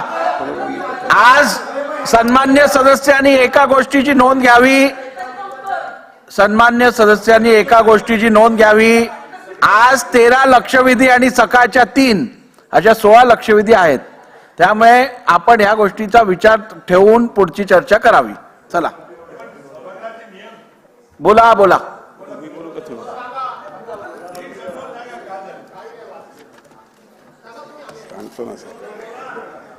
अध्यक्ष महोदय, पूर्वीच्या विधेयकमध्ये कलम 3B/7 ही नवीन तरतूद करण्यात आली होती, पण आता सदर तरतूद वगळण्यात येत आहे. दुसरं 35 मध्ये नाही नाही ते बरोबर सांगतायत, पण त्याची पार्श्वभूमी सांगतो. ते एकदम बरोबर सांगतायत, पण मी फक्त अध्यक्ष महोदय, उपमुख्यमंत्री महोदय इथं आलेले आहेत आणि ते आता सभागृहाला नक्की सांगतील काय परिस्थिती आहे ते. पण माझा एवढाच मुद्दा आहे की जेव्हा हे पहिलं पूर्वीचं विधेयक जेव्हा मांडलं गेलं होतं, तर आम्ही स्पेसिफिकली विचारलं होतं की आपण ॲडव्होकेट जनरलचा सल्ला घेतलाय का, आणि मी असंही सुचवलं होतं की कॉम्प्लिकेटेड विषय आहे आणि त्यामुळे कृपा करून आपण बोलवा सभागृहामध्ये, सभागृहाला ते सांगतील. तर मंत्री महोदयांना सांगितलं की आम्ही सगळा सल्ला घेतलाय, काही गरज नाही, आता मी मांडतोय विधेयक. सभागृहाने ते विधेयक पारित केलं, म्हणजे चर्चा न करता पारित केलं, कारण विषय गंभीर आहे, मला मान्य आहे. आज आता नवीनच परिस्थिती निर्माण झालेली आहे. म्हणजे आपण पूर्वी सल्ला घेतला होता का नाही घेतला, का ॲडव्होकेट जनरलनी त्यांचा सल्ला बदललाय, काय झालंय कळलं नाही. आणि मंत्री महोदय काही सभागृहाला सांगितलं पाहिजे, सांगू शकत नाहीत. आपण जर सांगितलं तर फार बरं होईल. नाही अध्यक्ष महोदय, जे बिल आणलं होतं ते ॲडव्होकेट जनरलच्या सल्ल्यानेच आणलं होतं. ॲडव्होकेट जनरल साहेबांनी त्या ठिकाणी आपल्याला हे कळवलं होतं की 2008 साली आपण जी काही AGRC तयार केली ती कायद्याचा भाग नाही असं कोर्टाचं मत झालेलं आहे. त्यामुळे 2008 पासूनचे सगळे निर्णय हे रद्दबादल ते करतायत, आणि म्हणून त्यांनी टेंटेटिव्हली आपण काय अमेंडमेंट्स आणले पाहिजे ते सांगितले. त्यानंतर त्याची जी भाषा असते अमेंडमेंटची, ती आपल्याला कल्पना आहे की ती लॉ अँड ज्युडिशरी विभाग ठरवतं. त्याप्रमाणे लॉ अँड ज्युडिशरीने ती भाषा ठरवून आणि त्या संदर्भातलं अमेंडमेंट आपण केलं, आणि आपण माननीय ॲडव्होकेट जनरलला कळवलं की आम्ही आता तुम्ही सांगितल्याप्रमाणे अमेंडमेंट कॅरी आउट केले आहेत. त्यानंतर त्यांनी पुन्हा माननीय मंत्र्यांना, मला आणि सचिवांना फोन केला, आणि ते म्हणाले की जे ऑब्झर्वेशन कोर्टाने केलेले आहेत आणि तुम्ही जे अमेंडमेंट कॅरी आउट केले आहेत त्याच्यामध्ये थोडी विसंगती येते. तुम्ही जेवढं विस्तृत याच्यामध्ये AGRCच्या संदर्भात सांगितलेलं आहे हे सगळं एका सेक्शनमध्ये आलं पाहिजे. आणि मग त्यांना आम्ही विनंती केली की जर असं असेल तर आम्ही लॉ अँड ज्युडिशरीचे लोक आपल्यासोबत बसवतो, आपण ते ड्राफ्टिंग करून द्यावं. आणि मग काल माननीय AG साहेबांच्या कडे बसून हे ड्राफ्टिंग जे आहे ते त्या ठिकाणी तयार करण्यात आलं. आपण बघितलं फार मोठे चेंजेस केलेले नाही आहेत, केवळ त्यांनी कोर्टाच्या आदेशापुरतं तो स्कोप लिमिट केलाय, आणि तो करण्याचं म्हणजे आता इथे सांगण्याचं कारण नाही, पण त्यांचं मत असं होतं आपण जेवढा स्कोप वाढवू तेवढा ज्युडिशियल रिव्ह्यूचा स्कोप वाढेल. आणि म्हणून आपल्याला अगदी स्पेसिफिक, आणि म्हणूनच आपण बघा काल आपण जे कलम काढलं होतं 3B/7 याच्यामध्ये आपण AGRCच्या संदर्भातली सगळी विस्तृत जी चर्चा केली होती, त्यांचं म्हणणं याची आवश्यकताच नाही आहे, त्या संदर्भात त्यांनी काही म्हटलेलंही नाही आहे. त्यामुळे त्यांनी आता आपल्याला फक्त ती क्रिस्प करून दिली आहे आणि एका याच्यात करून दिली आहे. आणि म्हणून 35(1)(a) आणि (b) ही तरतूद जी आपण वगळली होती त्याच्यामध्ये 35(1)(a) आणि (b) ही तरतूद ठेवून त्यामध्येच, म्हणजे वेगळं सेक्शन करायची गरज नाहीये, तर जुनं जे सेक्शन आहे त्यामध्येच त्यांनी मुख्य कार्यकारी अधिकारी, झोपडपट्टी पुनर्वसन प्राधिकरण यांनी किंवा त्यांनी अधिकार प्रदान केलेल्या कोणत्याही अधिकाऱ्यांनी पारित केलेल्या आदेशामुळे व्यथित झालेल्या व्यक्तीस अपील करण्याची तरतूद केली. तर आपण जे म्हणता तेच मी सांगतो. आपण काय केलं होतं, 35(a) आपल्याकडे होतच, ते असताना त्याच्यात सुधारणा न करता आपण एक वेगळा सेक्शन तयार केला होता. त्यांचं म्हणणं असं होतं यातनं ज्युडिशियल रिव्ह्यूला स्कोप मिळेल, कारण हे दोन सेक्शन थोडे कॉन्ट्रॅडिक्टरी होतील आणि म्हणून 35(1) मध्येच तुम्ही हे टाका जे तुम्ही 3(ब)(7) मध्ये टाकलेलं आहे, म्हणजे मग त्याचं कॉन्ट्रॅडिक्शन होणार नाही. त्यामुळे ते आपण केलं. ते केल्यामुळे 35(5) आपल्याला पूर्ववत करावं लागलं, कारण त्याच्यामध्ये शिखर समिती जी काय आहे, शिखर तक्रार निवारण समितीचा समावेश हा त्याच्यामध्ये आपण त्या ठिकाणी केलेला आहे. आणि आता 33(2) ही जी नवीन तरतूद आहे, आता 3(ब)(7) केल्यामुळे त्याची गरज उरली नाही आणि 38(4) ची उरली नाही. म्हणजे एक थोडक्यात काय झालंय माननीय बाबा, याच्यामध्ये थोडक्यात एवढंच झालंय, आपण 4 कलम तयार केले होते आणि त्याच्यामध्ये या सगळ्या गोष्टी टाकल्या होत्या. त्यांनी सांगितलं की असं करायची आवश्यकता नाही, 35(1) आणि (ब) हाच अंडर क्वेश्चन आहे, त्यामुळे तेवढ्या पुरतं त्याच्यामध्ये तुम्ही या अमेंडमेंट्स टाका, म्हणजे मग ज्युडिशियल रिव्ह्यूचा स्कोप कमी होईल. म्हणून 35(1) आणि (ब) मध्ये आपण त्या ठिकाणी टाकला. मुख्यमंत्री महोदयांनी विस्तृतपणे विश्लेषण केलेलं आहे.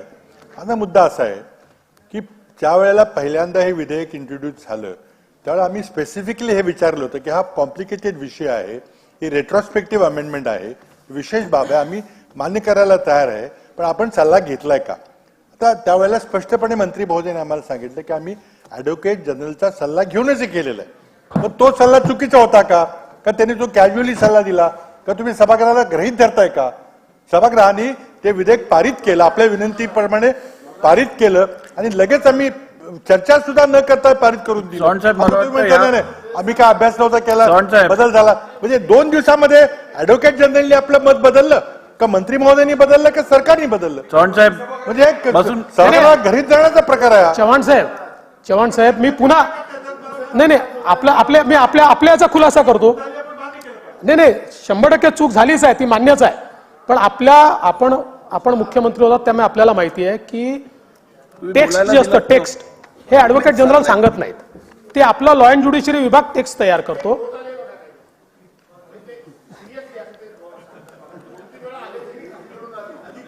हा तर एजीज तीच नोट आहे, ती त्यांनी लिहिलेलं आहे की AG's opinion was taken to amend the slum act, the draft was not shared with AG. तर तो ड्राफ्ट शेअर झाला नाही आणि फार विस्तृत झाली. मग एजींच्या हे लक्षात आलं, आपण पास करून आपण सांगितलं, तुम्ही सांगितल्याप्रमाणे केलाय, त्यांच्या लक्षात आलं की तुम्ही जे 3 कलम त्याच्यामध्ये नव्याने वाढवले आहेत त्याची आवश्यकताच नाहीये. त्यांनी तुम्ही ज्युडिशियल रिव्ह्यूचा स्कोप वाढवताय, त्यापेक्षा ज्या कलमावर त्यांनी ऑब्जेक्शन घेतलाय त्याच कलमाला रिव्हॅलिडेट करा. आणि म्हणून आता तेवढ्या पुरतं आपण वरच्या सभागृहातनं ते विड्रॉ केलं आणि या सभागृहामध्ये पुन्हा मांडतोय. आपण म्हणता हे खरंच आहे की ही चूक आहे. आम्ही जर ड्राफ्ट ऑलरेडी एजींना दाखवला असता तर अडचण झाली नसती, पण ती पद्धती नाही आहे, त्यामुळे यात चूक कबूल करायला काही हरकत नाही आहे. पण शेवटी मुंबईच्या करता अत्यंत महत्वाचा विषय आहे. 2008 पासनचे एजीआरसीचे सगळे निर्णय हे रद्दबदल झाले तर मुंबईमध्ये किऑस तयार होईल. आणि म्हणून मला असं वाटतं सभागृहाला माझी विनंती आहे की आपण याला मान्यता द्यावी. चला मंत्री महोदय. ठीक आहे. प्रश्न असा आहे की सन 2023 विधानसभा विधेयक क्रमांक 36 महाराष्ट्र झोपडपट्टी सुधारणा निर्मूलन पुनर्विकास सुधारणा शिखर व इतर प्रकार तक्रार निवारण समितीच्या नियमांचे व अधिसूचनेचे पुनर्नियमितीकरण व विधिग्रहीकरण विधेयक 2023 मांडण्यास सभागृहाची अनुमती आहे काय? अनुकूल असतील त्यांनी होय म्हणावे, प्रतिकूल असतील त्यांनी नाही म्हणावे. होयचे बहुमत आहे, होयचे बहुमत आहे. प्रस्ताव संमत झाला.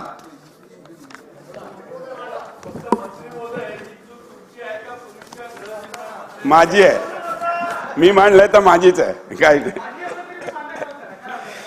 अध्यक्ष महोदय, मी आपल्या अनुमतीने सन 2023 विधानसभा विधेयक क्रमांक 36 महाराष्ट्र झोपडपट्टी सुधारणा निर्मूलन व पुनर्विकास सुधारणा शिखर व इतर तक्रार निवारण समितीच्या नियमाचे व अधिसूचनेचे पुनर्अधिनियमितीकरण व विधिग्रहीकरण विधेयक 2023 मांडतो. सन 2023 विधानसभा विधेयक क्रमांक 36 महाराष्ट्र झोपडपट्टी सुधारणा निर्मूलन व पुनर्विकास सुधारणा शिखर व इतर तक्रार निवारण समितींच्या नियमांचे व अधिसूचनेचे पुनर्अधिनियमितीकरण व विधिग्रहीकरण विधेयक 2023 मांडण्यात आले. विचार खंडशः विचार व संमत करणे सन 2023 चे विधानसभा विधेयक क्रमांक 36. महोदय, अध्यक्ष महोदय, मी आपल्या अनुमतीने सन 2023 चे विधानसभा विधेयक क्रमांक 36 महाराष्ट्र झोपडपट्टी सुधारणा निर्मूलन व पुनर्विकास सुधारणा शिखर व इतर तक्रार विधेयक बिल्डिंग देऊन टाकू दादा. विधेयक क्रमांक 36 महाराष्ट्र झोपडपट्टी सुधारणा निर्मूलन व पुनर्विकास सुधारणा शिखर व इतर तक्रार निवारण समितीच्या नियमाचे व अधिसूचनेचे पुन्हा अधिकृतन व विधीकरण विधेयक 2023 मांडतो. प्रस्ताव असा आहे की सन 2023 चे विधानसभा विधेयक क्रमांक 36 महाराष्ट्र झोपडपट्टी सुधारणा निर्मूलन व पुनर्विकास सुधारणा शिखर व इतर प्रकार तक्रार निवारण समितींच्या नियमांचे व अधिसूचनेचे पुनर्अधिनियमितीकरण व विधिग्रहीकरण विधेयक 2023 विचारात घेण्यात यावे.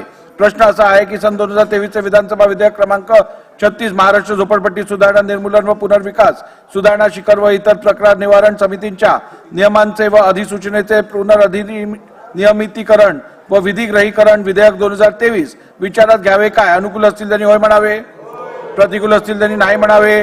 होयचे बहुमत आहे, होयचे बहुमत आहे. विधेयक विचारात घेण्यात येत आहे.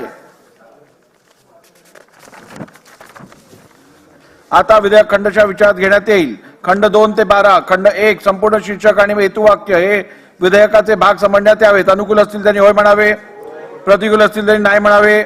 होयचे बहुमत आहे, होयचे बहुमत आहे. खंड 2 ते 12, खंड 1 संपूर्ण शीर्षक आणि हेतुवाक्य विधेयकाचे भाग झाले. मंत्री महोदय. अध्यक्ष महोदय, मी आपल्या अनुमतीने सन 2023 चे विधानसभा विधेयक क्रमांक 36 महाराष्ट्र झोपडपट्टी सुधारणा निर्मूलन व पुनर्विकास सुधारणा शिखर व इतर तक्रार निवारण समित्यांचे नियमाचे व अधिसूचनेचे पुनर्अधिनियमितीकरण व विधिग्रहीतीकरण विधेयक 2023 मांडतो. कॉरिजेंडम सहमत करावा ही आपल्याला विनंती करतो. तुम्ही थांबा सभागृहात, मग समजेल तुम्हाला. सहमत करावा अशी अध्यक्षांना विनंती करतो. प्रस्ताव असा आहे की सन 2023 चे विधानसभा विधेयक क्रमांक 36 महाराष्ट्र झोपडपट्टी सुधारणा निर्मूलन व पुनर्विकास सुधारणा शिखर व इतर तक्रार निवारण समितींच्या नियमांचे व अधिसूचनेचे पुनर्अधिनियमितीकरण व विधिग्रहीकरण विधेयक 2023 संमत करावे. अहो साहेब, एक मिनिट ऐकून घ्या. ऑर्डर ऑफ द डे मध्ये नाहीये म्हणूनच कॉरिजेंडम काढलंय. ते कॉरिजेंडम मध्ये आलेलं आहे. चला मंत्री महोदय, झालं का? हे वाचायचं ना मी. प्रश्न असा आहे की सन 2023 चे विधानसभा विधेयक क्रमांक 36 महाराष्ट्र झोपडपट्टी सुधारणा निर्मूलन व पुनर्विकास सुधारणा शिखर व इतर तक्रार निवारण समितींच्या नियमांचे व अधिसूचनेचे पुनर्अधिनियमितीकरण व विधिग्रहीकरण विधेयक 2023 संमत करावे. अनुकूल असतील त्यांनी होय म्हणावे, प्रतिकूल असतील त्यांनी नाही म्हणावे. होयचे बहुमत आहे, होयचे बहुमत आहे. विधेयक संमत झाले.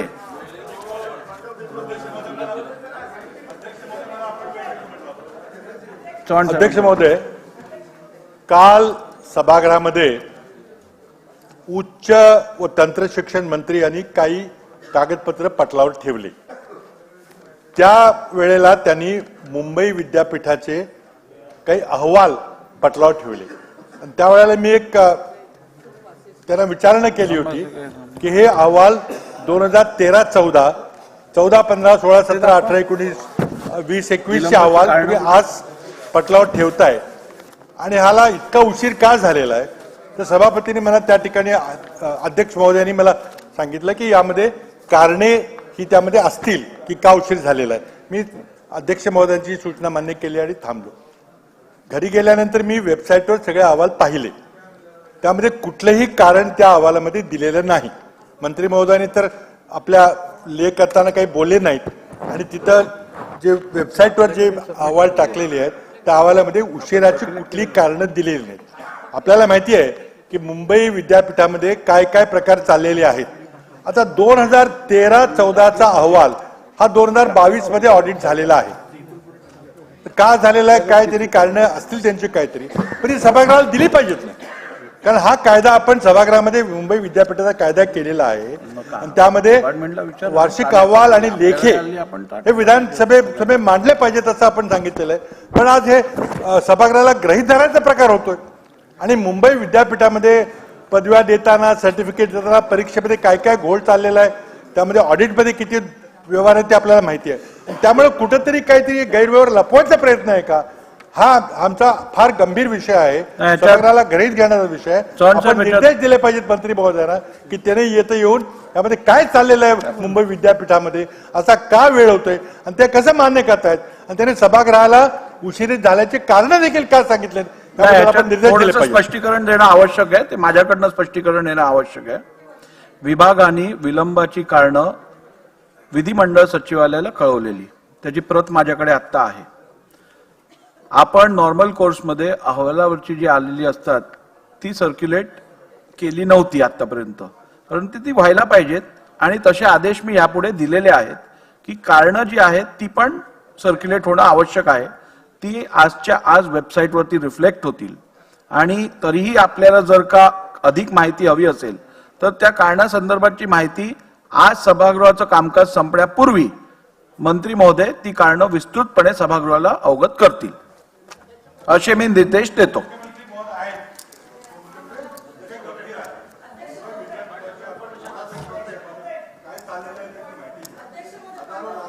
विद्यार्थ्यांच्या भविष्याचा प्रश्न त्यामध्ये आहे.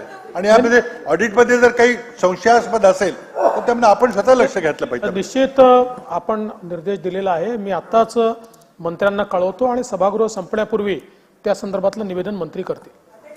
चला पुढे जाऊया. स्थगन प्रस्तावाच्या सूचना. स्थगन प्रस्ताव श्री विजय विडेट्टीवार साहेब तसंच श्री सुभाष धोटे साहेब. चंद्रपूर जिल्ह्यात वीज कोसळून 6 मृत्यू तर 10 जण गंभीर जखमी झाल्याबाबत सूचनेतील विषय स्थगन प्रस्तावाच्या निकषात बसणार नाही, तरी विषयाचे गांभीर्य लक्षात घेता शासनाने निवेदन करावे असे निर्देश देऊन मी सूचनेस अनुमती नाकारीत आहे. श्री बाळासाहेब थोरात विधानसभा सदस्य. मंगळवार दिनांक 25 जुलै 2023 रोजी मध्यरात्री पेण जिल्हा रायगड तालुक्यातील जिते गावात कुमारी सारा रमेश ठाकूर या 12 वर्षीय मुलीचा सर्पदंशाने मृत्यू झाल्याबाबत सूचनेतील विषय स्थगन प्रस्तावाच्या निकषात बसणार नाही, तरी विषयाचे गांभीर्य लक्षात घेता शासनाने निवेदन करावे असे निर्देश देऊन मी सूचनेस अनुमती नाकारीत आहे. थोरात साहेब बोला. अध्यक्ष महोदय, ही घटना अत्यंत गंभीर स्वरूपाची आहे. अध्यक्ष महोदय, पेण तालुक्यातल्या जिते गावची 12 वर्षाच्या सारा रमेश ठाकूर ही मुलगी, तिला सर्पदंश झाला. 7वी मध्ये शिकत असलेली ही मुलगी होती. तिला प्रथम पेणच्या उपजिल्हा रुग्णालयात नेण्यात आलं, पण तिथे कोणतेही उपचाराचे साधन उपलब्ध नव्हते. अध्यक्ष महोदय, म्हणजे ते इंजेक्शन असतं ते ठेवलंच पाहिजे सर्पदंशाविरुद्ध, हे साधारण सूचना असतातच आणि कंपल्शन आहे की सर्पदंशाच्या याच्यावर उपचार म्हणून जे इंजेक्शन वापरायचं ते आपण कंपल्सरी ठेवलं पाहिजे.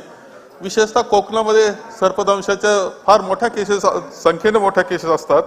अध्यक्ष महोदय, त्यानंतर अलिबागच्या रुग्णालयानं सुद्धा असमर्थता दाखवली की आमच्याकडे सुद्धा ते उपलब्ध नाही इंजेक्शन. त्यानंतर शेवटी कामोठे इथे नेलं. चार रुग्णालयात फिरली ते मुलीला घेऊन पालक आणि गावकरी. 4ही ठिकाणी मिळाले नाही आणि शेवटी तिचा अंत झाला. अध्यक्ष महोदय, ही घटना सारा करता, त्या कुटुंबाकरता अत्यंत दुःखद आणि दुर्दैवी आहेच, परंतु इतक्या प्रगत राज्यामध्ये एवढी सुद्धा व्यवस्था असू नये आरोग्य केंद्रामध्ये, ही किती दुर्दैवाची गोष्ट आहे. अध्यक्ष, आपल्याला महाराष्ट्राला न शोभणारी अशा प्रकारची गोष्ट आहे. एक मुलगी केवळ तिथे उपचार होऊ शकत नाही, एक इंजेक्शन नाही म्हणून दगावते. यामध्ये ही जी इंजेक्शन असतात त्याचा काळा बाजार होतो आणि ती विकले जातात मार्केटमध्ये बाहेर, अशा प्रकारचा सुद्धा चर्चा आहे. आणि अध्यक्ष महोदय, ही अत्यंत चौकशीचा हा विषय आहे. बारकाव्यानं चौकशी केली पाहिजे. इंजेक्शन तिथे असतील याची काळजी घेतली पाहिजे आणि कोणत्याही परिस्थितीत पुन्हा असं कोणता रुग्ण दगावणार नाही याची काळजी अध्यक्ष महोदय ही घेतली गेली पाहिजे. ठीक आहे. चला पुढे घ्या. भास्कर जाधव साहेब बोला. हो सन्मान्य अध्यक्ष महोदय, बाळासाहेबांनी सर्पदोष झाल्यानंतर 12 वर्षाच्या मुलीचा जो मृत्यू झाला त्या अनुषंगाने काही प्रश्न उपस्थित केले. अध्यक्ष महोदय, काय झालंय की या संदर्भातली इंजेक्शन मिळाली तरी सुद्धा एखादा पेशंट सिरियस झाला सर्पदोषानं तर त्याला प्रायव्हेट हॉस्पिटलमध्ये सुद्धा त्या ठिकाणी दाखल करावं लागतं.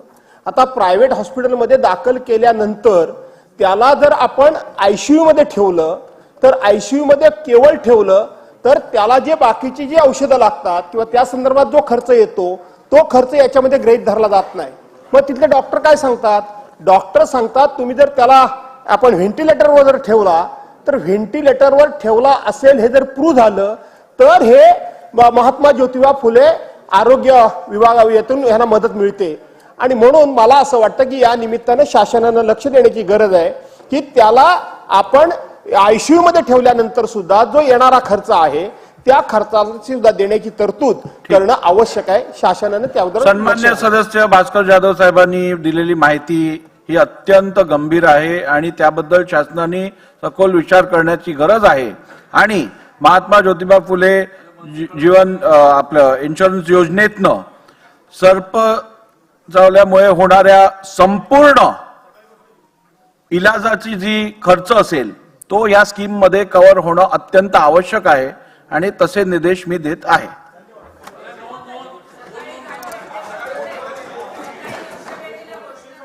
ठीक आहे, चला औचित्य. एक मिनिट केळकर साहेब बोला. अध्यक्ष महोदय, एकच मिनिट. अध्यक्ष महोदय, एक मिनिट केळकर साहेब, एक मिनिट. सर्व सभागृहाच्या वतीनंच मी बोलतोय, सर्व सदस्यांच्या वतीने बोलतोय की आज एकंदर आपण पाहिलं तर आजचं कामकाज किती आहे. आज औचित्याचे मुद्दे आपले होणार आहे आणि सदस्यांना ज्या गोष्टी मांडायच्या ती मांडण्याची संधी त्यामुळे मिळत असते. त्याचं महत्व आहेच अनन्यसाधारण. त्यानंतर 13 लक्षवेधी मुख्य कामकाज असल्या तरी 3 लक्षवेधी अजून पहिला राहिलेल्या म्हणजे 16 लक्षवेधी अध्यक्ष महोदय आहेत. अल्पकालीन चर्चा काल सुरू केली, ऑनलाईन आहेत माननीय सदस्य जितेंद्रजी आव्हाड.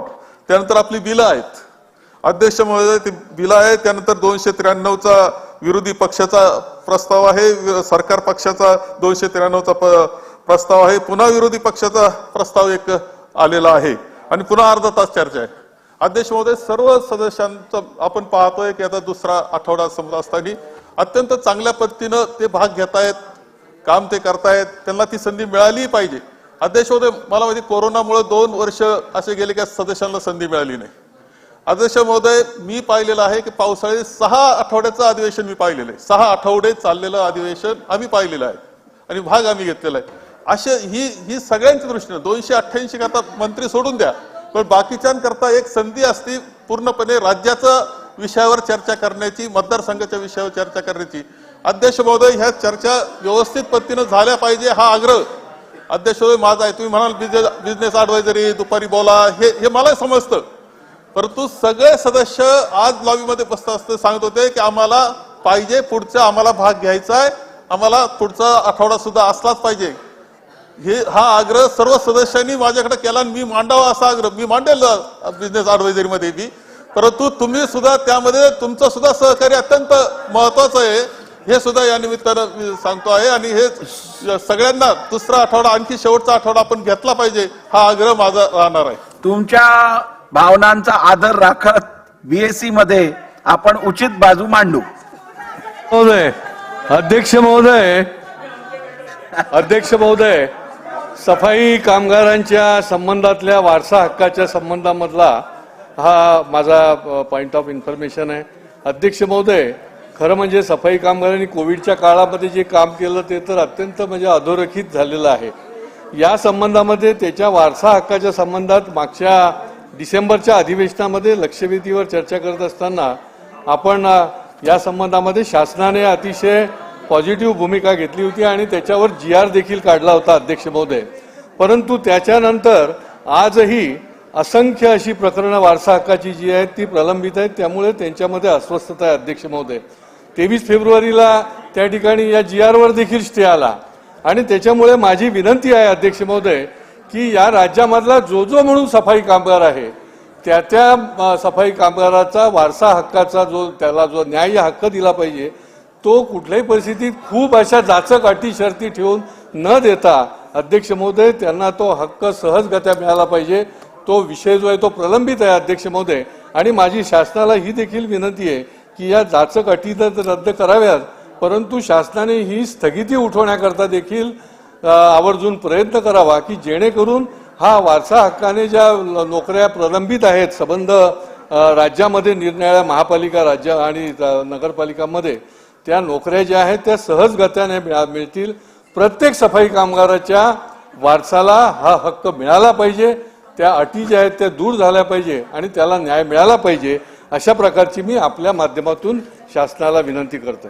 सन्मान्य सदस्य संजय केळकरजींनी दिलेल्या माहिती संदर्भात शासनाने नोंद घ्यावी. मंदाताई बोला. अध्यक्ष महोदय धन्यवाद. एक मिनिट बोलून दे ना. महाराष्ट्राचं कुलदैवत तुळजापूरची आई माता भवानी, या तुळजापूरच्या माता भवानीचे जवळजवळ अतिशय पुरातन अशा वस्तू आणि दागिने हे गहाळ झालेले आहेत. चौकशी चालू आहे. माझी आपल्याला या सभागृहाच्या माध्यमातून विनंती आहे की हे दागिने पुरातन दागिने फार महाग आणि अँटिक पीस आहेत, तर याची ताबडतोब चौकशी होऊन संबंधित अधिकारी असतील किंवा इतर कोणी असतील त्यांची ताबडतोब चौकशी होऊन हे मातेचे दागिने हे परत मिळवण्याचा महाराष्ट्र शासनाने आदेश दिला पाहिजे आणि विचार केला पाहिजे. धन्यवाद. औचित्याचे मुद्दे श्री किशोर जोरगेवार. नंतर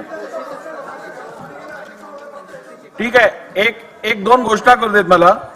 आपापले जे डेस्कटॉप आहेत त्याच्यावरती क्रम आहे, त्यामुळे आपापले क्रम बघून आपण तयारीत राहा. आपल्या लवकर औचित्य संपवायचे आहेत. एक येत आहेत त्यांना मी पाठवतो सॉफ्टवेअरला.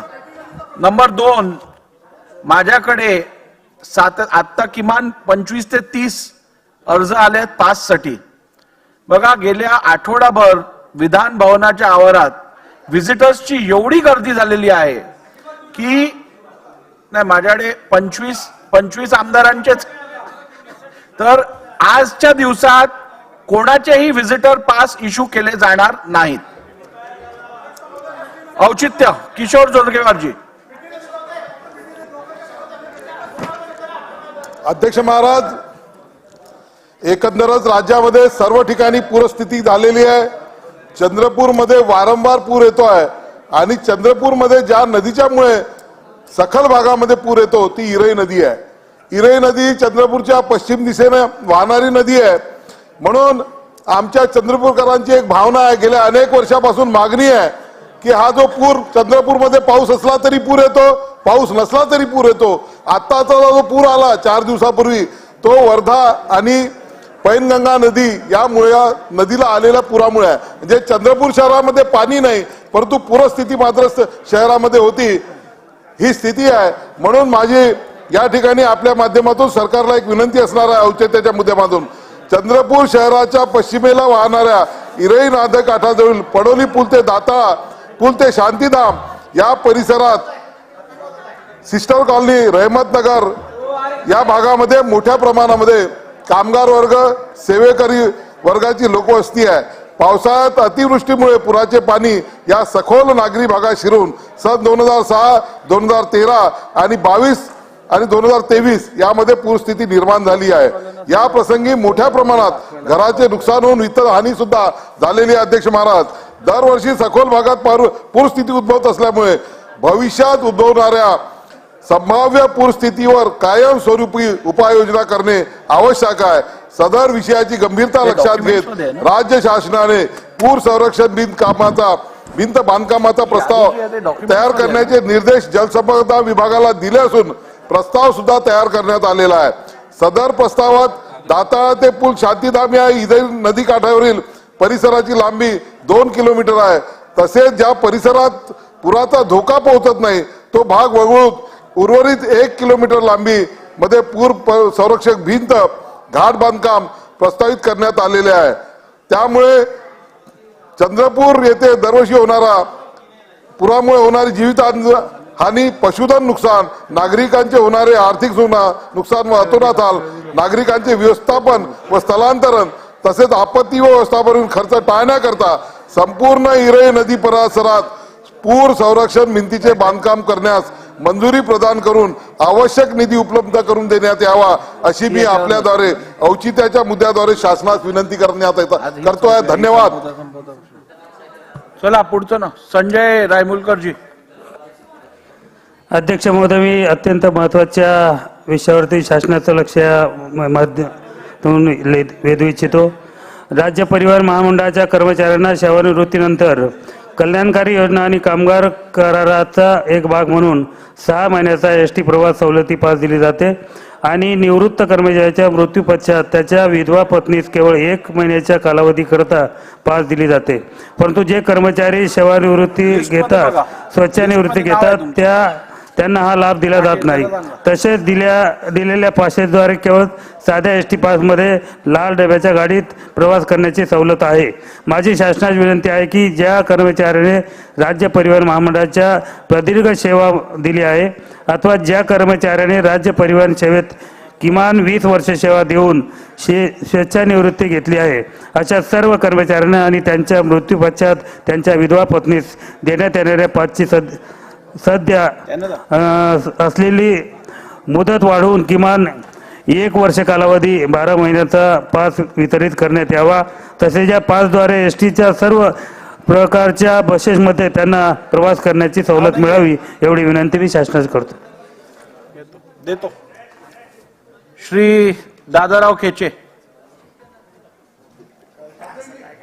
अध्यक्ष महोदय, एक मिनिट खेचे साहेब, 1 मिनिट. बॅलेट मध्ये ज्यांची नावं आलेली आहेत त्यांची नावं स्क्रीनवर दिसतील. ज्यांची बॅलेट मध्ये स्वीकारली गेली नाही त्यांना मी संधी देईन, पण ही रेग्युलर झाल्यानंतर. एक शेर हो जाए. अध्यक्ष महोदय, अति महत्वाच्या औचित्याच्या मुद्द्याच्या द्वारे शासनाचं लक्ष वेधतो की आर्वी विधानसभा मतदारसंघातील आर्वी नगर परिषद क्षेत्रामध्ये गावाचे मध्यभागी गाव नदी असून त्या गाव नदीला दरवर्षीचे पावसामुळे मोठ्या प्रमाणामध्ये महापूर येऊन गाव नदी किनाऱ्याला लागून असलेल्या दोन्ही भागाचे घराचे मोठ्या प्रमाणामध्ये नुकसान होऊन अनेकदा तेथील रहिवासी लोकांना दुसऱ्या ठिकाणी हलवावे लागतात. मागील कालखंडामध्ये त्या गाव नदीच्या पुरामुळे 1 महिला 1 लहान मूल वाहून गेलं व मरण सुद्धा पावलेत. तसेच दरवर्षीचे पुरामुळे गुरेढोरे वाहून जातात.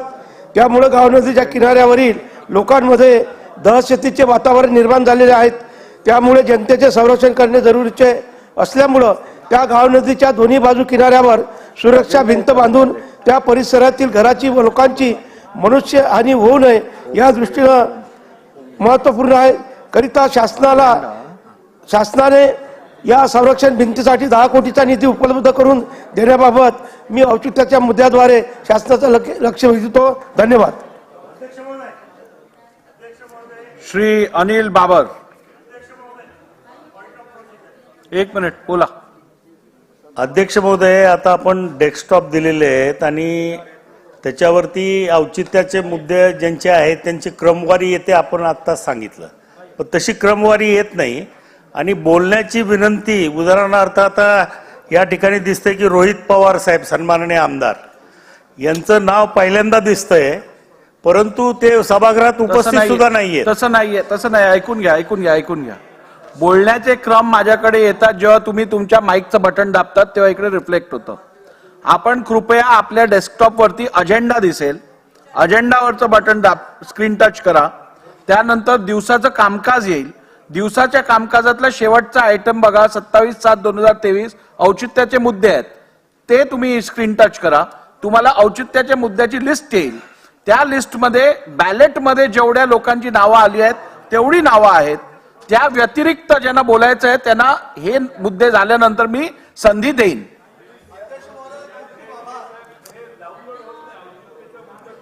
साहेब आपल्या स्क्रीनवरती अजेंडा आहे, खालती जाऊन दाखवा. त्याला खालती जाऊन दाखवा. ठीक आहे, पुढचं घ्या. हो जा.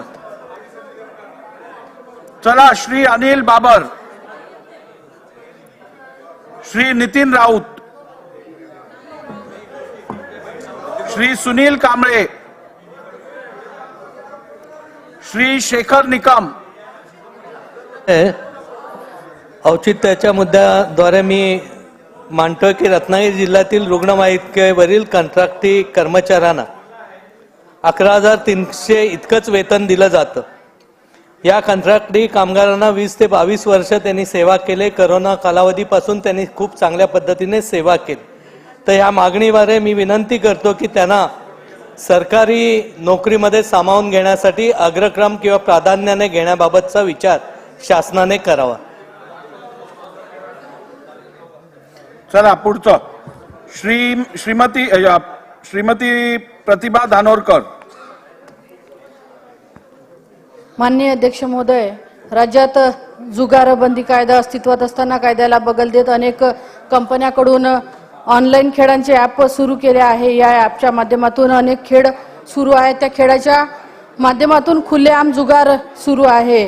बँक खात्यातून ऑनलाईन पैशाची देवाणघेवाण होत आहे. या खेळाच्या माध्यमातून अनेक तरुण व्यसनाधीन होताना आपण पाहत आहोत. सतत पैसे हरत असल्याने चंद्रपूर जिल्ह्यातील मागील एका तरुणाने आत्महत्या देखील केली. राज्यासह देशात अनेक प्रकरणे आहेत. सरकार जर महसूल प्राप्त करायच्या उद्देशाने असे खेळ जर सुरू ठेवत असेल तर भविष्यात तरुण पिढीसाठी हे धोकादायक ठरू शकते. तामिळनाडू सरकारने या ऑनलाईन खेळावरती ज्या पद्धतीने बंदी घातली अशी बंदी महाराष्ट्र शासनाने सुद्धा या ऑनलाईन गेमवरती घालावी अशी मागणी मी या औचित्याच्या निमित्ताने करते. श्री अभिमन्यू पवार थोडक्यात.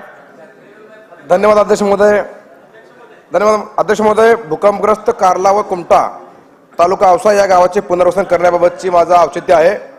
अध्यक्ष महोदय, औसा जिल्हा लातूर तालुक्यातील मौजे कार्ला व कुमटा या दोन्ही गावे किल्लारी गावालगत असून 1993 मध्ये व त्यानंतर झालेल्या अनेक छोट्या मोठ्या भूकंपामध्ये येथील घरे राहण्यालायक नसल्याचे शासनाने नियुक्त केलेल्या तज्ज्ञ समितीचा अहवाल आहे. याबाबत अध्यक्ष महोदय, पुनर्वसन करण्याबाबत माननीय जिल्हाधिकारी लातूर यांनी प्रस्ताव शासनाकडे दिलेला आहे. या दरम्यान तत्कालीन पुनर्वसन मंत्री संजय भाऊ राठोड यांनी याच अधिवेशनामध्ये याच सभागृहामध्ये आम्हाला पुनर्वसनाचं आश्वासन दिलं होतं, पण त्यानंतर बैठकी झाली नाही आणि काही आश्वासनही झालं नाही. त्यामुळे अध्यक्ष महोदय, या विषयामध्ये शासनाकडे आमची विनंती अध्यक्ष महोदय, कार्ला आणि कुमटा या गावाचा पुनर्वसन करण्याची आवश्यकता आहे.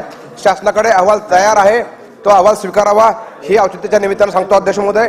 फक्त अध्यक्ष महोदय 93 मध्ये कार्ला आणि कुमटा गावाच्या आसपासची सगळी गावं भूकंपग्रस्त झाली. बघा, कार्ला आणि कुमटा या गावामध्ये कोणी मयत झालं नाही म्हणून या दोन्ही गावाचं पुनर्वसन नाकारलं अध्यक्ष महोदय. किल्लारीच्या अगदी 3-4 किलोमीटर अंतरावर ही दोन्ही गावं आहेत आणि दोन्ही गावाचं पुनर्वसन फक्त त्या गावामध्ये मयत झाली म्हणून नाकारलं अध्यक्ष महोदय. घराची पडझड झाली, गंभीररित्या अनेक आमचे नागरिक जखमी झाले होते. आजही घर खिळखिळ आहेत. मग 2007 मध्ये पुन्हा भूकंप झाल्यानंतर शासनाने एक समिती नेमली. त्या समितीचा अहवाल शासनाकडे प्रलंबित आहे. तो अहवाल शासनाने स्वीकारावा आणि कार्ला आणि कुमटा या दोन्ही गावाचं पुनर्वसन करावं ही औचित्याच्या मुद्द्याद्वारे मी विनंती करतो. श्री अनिल देशमुख. अध्यक्ष महोदय, माझ्या मतदारसंघामध्ये अध्यक्ष महोदय मोठ्या प्रमाणात संत्रा आणि मोसंबीचं आमच्याकडे उत्पादन होतं. जवळजवळ 1 वर्षापूर्वी अध्यक्ष महोदय मोठ्या प्रमाणात अतिवृष्टी आणि अवकाळी पावसामुळे मोठ्या प्रमाणात नुकसान झालं. आम्ही त्याचा सर्वे करून घेतला. कलेक्टरकडनं रिपोर्ट शासनाकडे आला. शासनाकडे तो रिपोर्ट 7-8 महिने प्रलंबित होता.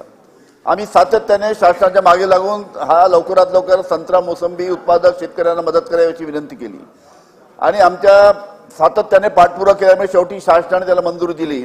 आता अध्यक्ष महोदय, त्याचे पैशाचं वाटप चालू असताना जवळजवळ 40% शेतकऱ्यांचे पैसे संत्रा मोसंबीचे अजून सुद्धा शासनाने त्याची वाटप केले नाही. यादीमध्ये सर्वांचे नाव आहेत, पण जे पैसे मंजूर झालेले आहेत, जे वाटप होत आहे त्याच्यामुळे 40% सर्वेक्षणामध्ये आलेले नावं सुद्धा 40% त्याचं संत्रा मोसंबी उत्पादक शेतकऱ्यांना मदत होत नाही. त्याच्यामुळे लवकरात लवकर या विषयावर शासनाने संत्रा उत्पादक शेतकरी जे 40% लोकांना मदत होत नाही त्यांना सुद्धा लवकरात लवकर मदत द्यावी ही एक विनंती करतो अध्यक्ष महोदय. आणि त्याचबरोबर अध्यक्ष महोदय, माझ्या मतदारसंघामध्ये एक काटोल तालुक्यामध्ये एक ढवळापूर नावाचं गाव आहे. त्या ढवळापूर गावामध्ये पाझर तलाव 1 आणि पाझर तलाव 2 हा जवळजवळ 40 वर्षापूर्वी रोजगार हमीच्या माध्यमातून हा पाझर तलाव अध्यक्षमध्ये बांधण्यात आला होता. आता अध्यक्षमध्ये हा तलाव अतिशय कमकुवत झालेला आहे आणि केव्हाही या तलावाच्या माध्यमातून धोका होऊ शकतो. याच्या बाजूलाच ढवळापूर जवळ 2,500-3 हजार लोकसंख्येचं गाव आहे. उद्या जर तलाव फुटला तर मोठ्या प्रमाणात प्राणहानी तिथे होऊ शकते. याच्या बाबतीत सुद्धा शासनाने नोंद घेऊन त्याला लवकरात लवकर पैसे मंजूर करून त्याची दुरुस्ती करणं अतिशय गरजेचं आहे. त्याची शासनाने नोंद घ्यावी आणि लवकरात लवकर याची दुरुस्ती करावी अशी विनंती करतो. श्री अजय चौधरी. धन्यवाद अध्यक्ष महोदय.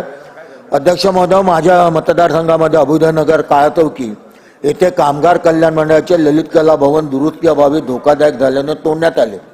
या ठिकाणचे ललित कला भवन नव्याने बांधण्यात यावे याकरता कामगार कल्याण मंडळाकडे मी वारंवार पत्रव्यवहार करत आहे. ललित कला भवन तोडल्यामुळे परिसरातील नागरिकांना व कामगारांना सुविधेपासून वंचित राहावे लागत आहे. सदर ठिकाणी मोकळ्या भूखंडावर अतिक्रमण करण्याची शक्यता नाकारता येत नाही. अभुदयनगर येथील ललित कला भवन तातडीने बांधणे आवश्यक आहे. कामगार कल्याण मंडळाने शासनाकडे ललित कला भवन बांधण्यासंदर्भात प्रस्ताव पाठवला आहे. सदर ललित कला भवन म्हाडाच्या मुंबई मंडळाच्या जागेवर असल्याने मुंबई मंडळ म्हाडा यांचे ना हरकत प्रमाणपत्र आवश्यक आहे. परंतु ललित कला भवन बांधण्याकरता कामगार कल्याण मंडळाला म्हाडाने ना हरकत प्रमाणपत्र दिलेले नाही. त्यामुळे ललित कला भवनाच्या बांधकामात विलंब होत आहे. अभुदयनगरमधील नागरिकांना ललित कला भवन नसल्यामुळे सुविधांपासून वंचित राहावे लागत आहे. शासनाने अभुदयनगर येथील ललित कला भवन बांधण्यासाठी तातडीने निधी उपलब्ध करून द्यावा व मुंबई मंडळ म्हाडा यांना तात्काळ न हरकत प्रमाणपत्र देण्याचे आदेश द्यावेत अशी मी औचित्याच्या मुद्द्याद्वारे शासनात विनंती करीत आहे. श्री असलम शेख. पावसाळ्याचे आधी आपण सिल्ड काढण्यासाठी टेंडर काढतो आणि मुंबई महानगरपालिकाच्या हद्दीमध्ये जेवढे रिव्हर्स आहेत त्याचे सिल्ड काढण्याची कामं महानगरपालिका कंत्राटदाराला देते. पण सिल्डची जे क्वांटिटी असते त्यापेक्षा 70% किंवा 80%च कॉन्ट्रॅक्ट देण्यात येत आहे, ज्याच्यामुळे जे सिल्ड काढलं जात नाही आणि लोकांच्या घरात पाणी जात आहे. मार्वे रोड पासून रायन स्कूल पर्यंत जे आहे ते गाळ काढण्याचं काम झालेलं आहे आणि त्याचे पुढे MDP आणि गोरेगाव पर्यंत जे क्रीक आहे गेल्या 10 वर्षापासून तिथे गाळ काढण्याचं काम झालं नाही, म्हणून ते क्रीक जे आहे ना ते लहान होत चाललं आणि पाणीचा जे फ्लो आहे ते पूर्णपणे होत नाही. आणि हे सगळे मुले आज तिकडे जे बिल्डिंग मध्ये राहणारी लोक आहेत त्यांना त्यांच्या श्वासाचा प्रॉब्लेम झालेला आहे. त्यांना खोकला होतोय, काय ना काय प्रॉब्लेम आणि वास सतत तो त्यांना सतवत आहे. तर हे सगळं का घेण्यात नाही आलं त्याची चौकशी झाली पाहिजे आणि लवकरात लवकर पुढचं टेंडर काढून हे जे सिल्ड तिकडे जमा झालेलं आहे ते काढलं पाहिजे. चला श्री राजन साळवी. श्री किरण लहामटे. अध्यक्ष महोदय, 9 ऑगस्ट हा जागतिक आदिवासी दिन संपूर्ण जगभरामध्ये, 2 मिनिटं, संपूर्ण देशात आणि आपल्या महाराष्ट्रातही मोठ्या आनंदाने संपन्न होतो. त्यानिमित्तानं सर्व आदिवासी बांधव एकत्र येऊन वेगवेगळे कार्यक्रम आपल्या तालुक्यात आपल्या गावामध्ये संपन्न करत असतात. परंतु त्या दिवशी सुट्टी नसल्यानं नोकरदार असतील, अधिकारी असतील, विद्यार्थी असतील यांना या उत्सवात सहभागी होता येत नाही आणि म्हणून राज्य सरकारनं 9 ऑगस्टला जागतिक आदिवासी दिनाची सुट्टी जाहीर करावी.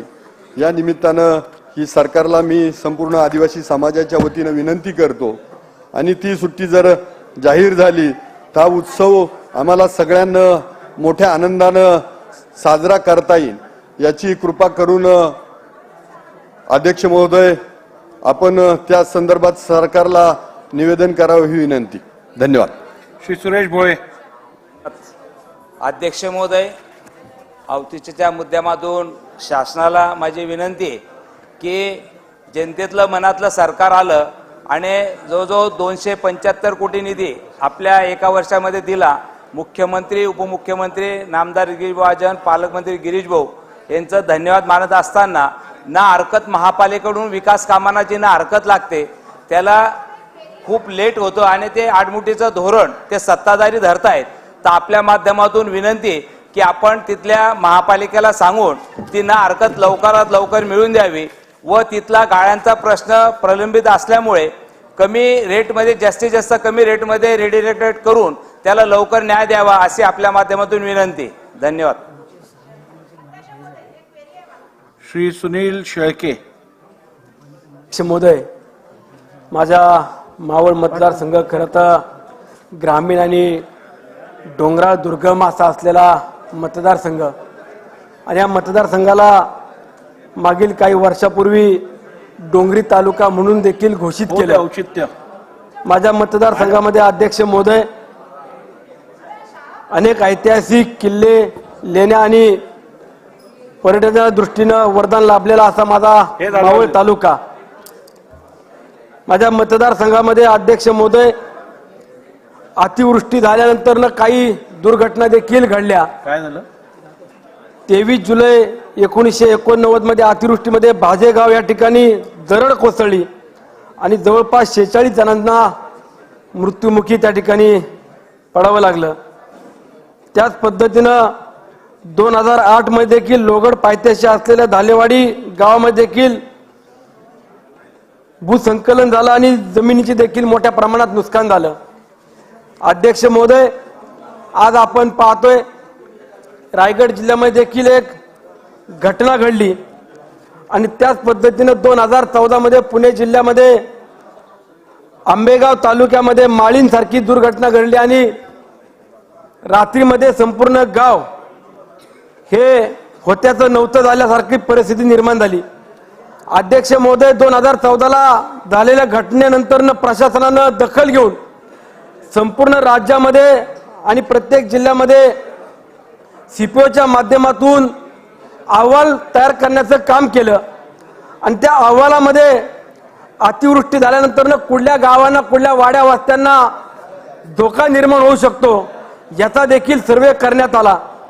आणि अध्यक्ष महोदय, माझ्या मतदारसंघामधील भुशी, बोरस, ताजे, कुसवली, गबालेवाडी, मोरमारवाडी, माऊ, तुंग, मालेवाडी, लोगड, पालेनामा, नायगाव, साई, वाऊंड, कलाट, सावळे, टाकवे, खुर्द, शिळाटणे, सांगीसे, नेवासे अशी जवळपास 23 गावं ही धोकादायक असल्याचं त्या ठिकाणी अहवालामध्ये निष्पन्न झालं. त्यामध्ये अध्यक्ष महोदय, अतिसंवेदनशील अशी गावं म्हणून बोरज, माऊ, भुशी, कळकराई, मालेवाडी, तुंग, लोगड, ताजे अशी 8 गावं देखील त्यामध्ये समाविष्ट करण्यात आली. अध्यक्ष महोदय, माझा सांगण्याचा उद्देश सरकारला एवढाच आहे की आपण एखादी दुर्घटना झाल्यानंतर त्या कुटुंबातील नातेवाईकांना नुकसान भरपाई देतो किंवा एखाद्या गावाची, वाडी वस्तीची पुनर्वसन करण्याचा देखील आपण प्रस्ताव तयार करून नव्यानं वाड्या वस्त्या तयार करण्याचं काम करतो. परंतु हयातीत असताना त्या भागातल्या नागरिकांची जी मागणी आहे त्या मागणीकडे आपण गांभीर्याने लक्ष दिलं पाहिजे. अध्यक्ष महोदय, माझा सांगण्याचा उद्देश एवढा आहे की अध्यक्ष महोदय की जी गावं आज खूप भूसंकलनामध्ये दिसत आहेत, जी गावं अतिवृष्टीच्या धोक्यामध्ये दिसत आहेत, त्या गावांचा आपण तात्काळ निर्णय घ्यावा. त्या गावांचं पुनर्वसन करण्यासाठी शासनानं तात्पर्य पावलं उचलावी अशी मी आपल्या माध्यमातून विनंती करतो. बसा. नाही, सन्माननीय अध्यक्ष महोदय, मला एक क्वेरी होती आणि मला पॉइंट ऑफ इन्फॉर्मेशनच्या माध्यमातून ही माहिती पाहिजे होती की आज मुंबईमध्ये रेड अलर्ट आहे. आपण सगळ्यांनी अनाऊन्स केलं की मुंबईमधल्या सगळ्या शाळा आणि सगळे महाविद्यालय त्या ठिकाणी बंद राहणार आहेत. मग अदृश्य गॅलरीबद्दल बोललं नाही पाहिजे, पण सन्माननीय अध्यक्ष महोदय की तिथे जी मुलं बसलेली आहेत ती मुलं कुठल्या शाळेतून आलेली आहेत? जर आज शाळा बंद आहे तर ती मुलं शाळेच्या गणवेशमध्ये या ठिकाणी कशी आली? म्हणजे याचा अर्थ कुठेतरी त्या ठिकाणी तो नियम ती शाळा बंद आहे, ही शाळा बंद नाहीये, पुढे पाळले गेले नाहीत. अध्यक्ष महोदय, दुसरा प्रश्न असा आहे की आता चर्चगेट मध्ये अध्यक्ष महोदय पाणी खूप साठलेलं आहे, तर ही मुलं आता उद्या घरी जाताना यांची काळजी घेणं आवश्यक आहे, कारण ही मुलं आपली आहेत. त्यामुळे याच्या संदर्भामध्ये मला वाटतं लवकरात लवकर निर्णय घेऊन ह्या मुलांना घरी कसं पाठवता येईल सुरक्षित, ही जबाबदारी अध्यक्ष महोदय आपण करावी आणि माझ्या क्वेरीचं उत्तर द्यावं.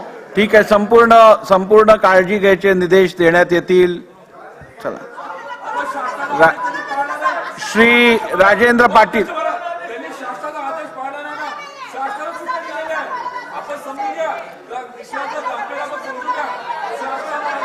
ठीक आहे, ठीक आहे. चला, सन्मान्य सदस्य सुनील केदार साहेब, सन्मान्य सदस्य वर्षाताईंनी बालकांविषयी जी चिंता व्यक्त केली आहे ती अगदी योग्य आहे. शासनाने या संदर्भातली विशेष काळजी घेऊन सुखरूप ते घरी पोहोचतील याची व्यवस्था करावी. चला, असं नाही चालणार आता. उदयसिंह राजेंद्र पाटील. चला श्री उदयसिंह राजपूत. अध्यक्ष महोदय, अध्यक्ष देतो, महोदय, थांबा, होऊ दे ना. आमच्या कन्नड सोयगाव मतदारसंघामध्ये घोसला ग्रामीण उपकेंद्र हे 7 वर्षापासून बिल्डिंग तयार झाली. शेवटी तिचं पूर्ण दरवाजे तुटून गेले, खिडक्या तुटून गेल्या, जे कॉट होते ते कॉट एकदम काही कामाचे राहिले नाही, पण तरी त्याची ओपनिंग केली नाही किंवा तिथं कर्मचारी डॉक्टर तिथे अवेलेबल हजर राहत नाही. आणि अशा आमच्या कन्नड मतदारसंघामध्ये घाटमाता, काळी भुई असा भाग असल्यामुळं, डोंगराळ भाग असल्यामुळं तिथे निंबोरा गावाचे सुद्धा उपकेंद्र तसंच बंद पडलेलं आहे. सायगावांचं उपकेंद्र बंद पडलेलं आहे. तसंच वडाळी, जैतखेडा, खुंजखेडा, हरसवाडी, जहूरगाव, देवनाळा इथलचे जे उपकेंद्र आहे आमचे सर्व उपकेंद्र सुविधांमुळं खराब झालेले आहे. तिथं तिचे रिपेअरिंग करणं फार अत्यंत गरजेचे आहे, जेणेकरून सर्व कर्मचारी डॉक्टर लोक तिथे अवेलेबल राहतील आणि त्यामुळं एक गोरगरीब जनतेला, कोणत्याही व्यक्तीला तात्काळ तिथं प्रथम सुविधा मिळेल. याकरता आपल्याला औचित्याच्या मुद्द्याने मी आपल्याला विनंती करतो, याची नोंद घ्यावी. श्री कैलाश कुरंट्याल. शुक्रिया सदरी असेंबली, आपका बहुत बहुत धन्यवाद. फूल भेज देंगे. नाही ते मुद्द्यात नाहीये. फूल भेज देंगे, कली भेज देंगे, चमन को भी भेज देंगे. कलम के रखवालो, अगर तुम सो गए तो ये सारा जहां को भेज देंगे. अध्यक्ष महाराज,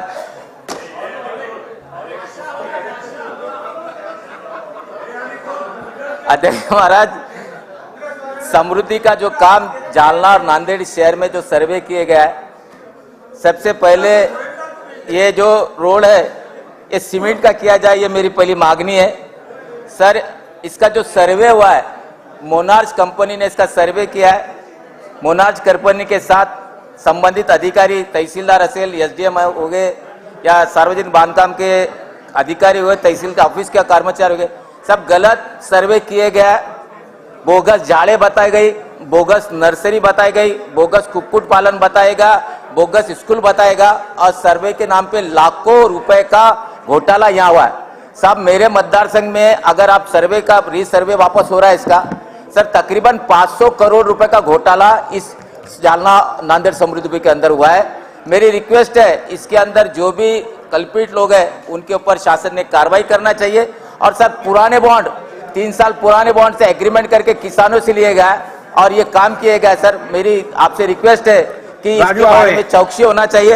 और सर लास्ट आओ चोरो बांधो 12 आधा तुम्हारा आधा हमारा, ऐसा किस्सा इसके अंदर हुआ. सब मेरी रिक्वेस्ट है, जो पहली सर्वे इसके ऊपर हुआ है प्लेन से हैदराबाद के. आपको शेर बोलना है क्या? जल्दी. थोड़ी खामोशी के बाद फिर से शोर आएगा.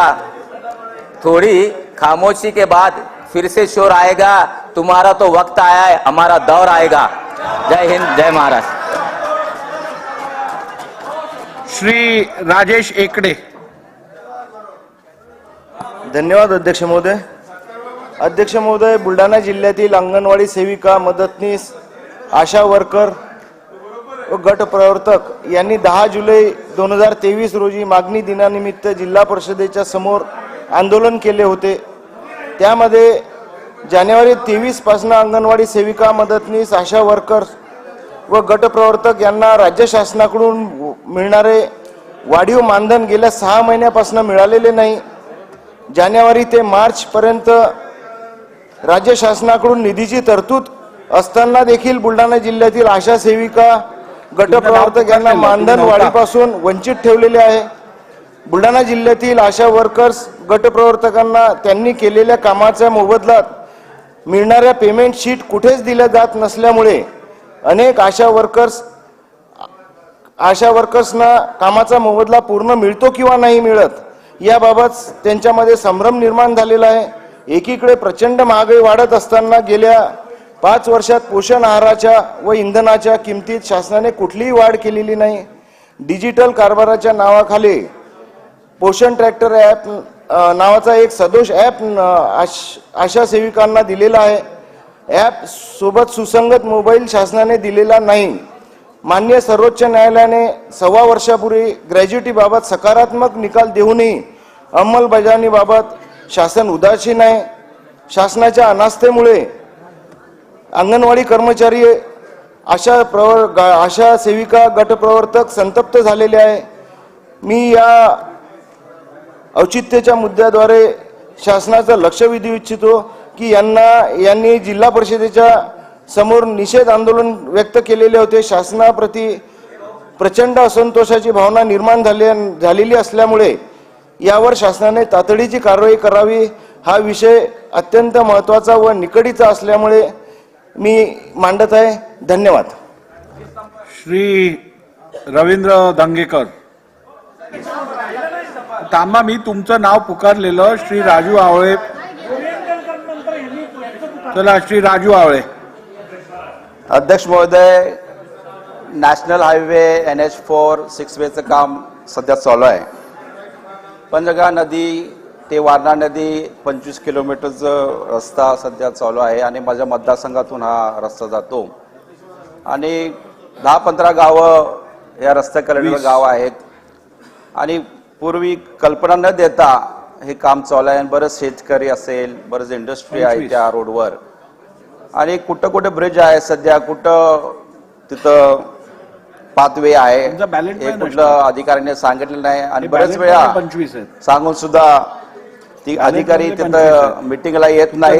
24 नंबर. आणि बरेच शेतकऱ्यांचं राहणारे लोकांची मागणी आहे की बरेच लोक राईट साईडला राहतात आणि तिथे शेती लेफ्ट साईडला आहेत. राईट साईडला त्यांचं घर आहे आणि शाळा लेफ्ट साईडला आहेत. पण बरेच लोकांची त्यामध्ये सुविधा झालं पाहिजे या दृष्टिकोनातून आपण रस्ता करतो, परंतु कुठलाही कल्पना देता ते कॉन्ट्रॅक्टर ते रस्ता चालू आहेत. बरेच हॉटस्पॉट आहेत, तिथं बरेच ऍक्सिडेंट झाले. इंडस्ट्री असल्यामुळं, शिरोली MIDC असल्यामुळं रात्री कामगार येतात आणि जातात आणि हायवेवर कुठलाही लाईट सिस्टम नसल्यामुळं बरेच ऍक्सिडेंट, बरेच लोक मरण पावलेले आहेत. त्यामध्ये नागाव फाटा असेल, टोप फाटा असेल आणि आंबा फाटा असेल, बरंच त्या ठिकाणी रात्री रहदार करतात. पण तिथं ब्रिज आहे काय ते सांगण्याचं कुणीही सांगायला तयार नाही आहे. त्यामुळं अधिकाऱ्यांना तुम्ही सूचित केलं पाहिजे. या निमित्तानं मी औचित्य मुद्दा मी मांडतो. श्री रवींद्र दंगेकर. माननीय अध्यक्ष महोदय, पुण्याच्या झपाट्याने विकास होत आहे, परंतु जुन्या वाड्याचे प्रश्न अद्यापही रखडलेले आहेत. मालक भाडेकरू वाद, कागदपत्राच्या अडचणी, त्याचबरोबर बांधकाम नियमावलीत अडथळे आदी कारणामुळे वाड्याच्या पूर्ण विकासाची प्रक्रिया रखडलेली आहे. जुन्या वाड्याचे प्रश्न कायमस्वरूपी सोडण्याकरता महानपालिकेने जुन्या वाड्याचे सर्वेक्षण केले. त्यामुळे आतापर्यंत 11 पेटांमध्ये 2232 वाड्याची नोंद करण्यात आली. शहराच्या पूर्व भागामध्ये जुन्या वाड्याची संख्या अधिक असून बांधकाम नियमावलीमध्ये चुकून चारही बाजूने 1 मीटर साईड मार्जिनची नोंद झाली. त्यामुळे बांधकाम थांबलेले आहेत. पुणे महानगरपालिकेच्या हद्दीमध्ये पेटांमध्ये छोटे छोटे वाडे असल्यामुळे 1 मीटर मार्जिन हे सोडता येत नाही. फक्त वाचा लवकर. सोडता येत नाही. तरी शासनाने पुणे महानगरपालिकेला पत्रव्यवहार करून तशी माहितीही दिली आहे, परंतु पुणे महानगरपालिका आयुक्त यांच्याकडून त्यावर कुठलाही निर्णय झालेला नाही. तर माझी विनंती आहे, शासनाने ताबडतोब लक्ष घालून जुन्या वाड्याच्या पूर्ण विकासाचा प्रश्न कायमस्वरूपी सोडण्यात यावा. त्याकरता मी औचित्याच्या मुद्द्यावर शासनाला विनंती करत आहे. श्री सुभाष धोटे. चंद्रपूर जिल्ह्यातील दिनांक 21 ते 26 जुलै दरम्यान झालेली अतिवृष्टी व पुरामुळे 12,841 हेक्टरपेक्षा जास्त पिकाचे मोठ्या प्रमाणात नुकसान झाल्याचे प्राथमिक अहवालात पुढे नमूद असणे आणि नुकसानी क्षेत्र पुन्हा वाढणार असल्याने सध्या स्थितीत 22,835 शेतकऱ्यांना फटका बसलेला आहे. खरीपाचा हंगाम सुरू होता शेतकऱ्यांनी कर्ज काढून पेरणीयोग्य पाऊस असल्याने खरीपाच्या सुरुवातीलाच अनेक शेतकऱ्यांनी धान, तूर, कापूस, सोयाबीन व अन्य कडधान्याची पेरणी केल्याने पीक जोमाने वाढीस लागल्याने शेतकऱ्याच्या आशा पल्लवित झाल्या आहेत. दरम्यान 21 जुलैपासून जिल्ह्यात पावसाने झोडपणे सुरू केल्याने नदी नाल्याला पूर आला असून 21 ते 26 जुलै या कालावधीत अतिवृष्टीने पिकाचे प्रचंड नुकसान झाले आहे। वर्धा पैनगंगा वैरई नदीला पूर आल्याने हजारो हेक्टर शेती पाण्याखाली गेली असून शेतकऱ्याचे करोड रुपयाचे नुकसान झालेले आहे। चंद्रपूर जिल्ह्यातील राजुरा, गोंडपिंपरी, कोरपना, जिवती, बल्लारपूर, पोंभुर्णा, सावली, ब्रह्मपुरी, सिंदेवाई व जिल्ह्यातील इतरही तालुक्यात खरीपाच्या पिकाची सर्वाधिक हानी झाल्याने अगोदरच हवालदिल झालेल्या शेतकऱ्यांना तातडीने आर्थिक मदत मिळणे आवश्यक आहे। पाऊस व अतिवृष्टीने जिल्ह्यातील 389 गावे बाधित झाले असून रस्त्याचे, घराचे व नागरिकाचे मालमत्तेचे मोठ्या प्रमाणात नुकसान झाले असल्यामुळे शेतकऱ्यांमध्ये नागरिकांमध्ये आर्थिक परिस्थितीने चिंतेचे वातावरण निर्माण झाले आहे। शेतकऱ्यांना तातडीने आर्थिक मदत मिळणे आवश्यक आहे। चंद्रपूर जिल्ह्यातील 26 जुलै रोजी शेतातील कामे करत असताना वेगवेगळ्या ठिकाणी 8 जणांचा मृत्यू झाला असून 12 ते 15 शेतकरी गंभीर जखमी झाले आहेत। अध्यक्ष महाराज, नदीला आलेल्या पुरामुळे झालेल्या शेती सर्वेक्षण करण्याचे आदेश जिल्हाधिकारी यांनी दिले आहे, परंतु नदीत आलेल्या पुरामुळे ज्या जमिनी सरसकट खरडून गेल्या त्याचे अजूनही सर्वेक्षणाचे आदेश दिले नाही आहे। तरी मला आपल्या मार्फत विनंती आहे की हे आदेश सुद्धा तातडीने सरकारने द्यावे का, यासाठी मी हा औचित्याचा मुद्दा उपस्थित करीत आहे। ठीक आहे, नानाभाऊ पाटोले। अध्यक्ष महाराज,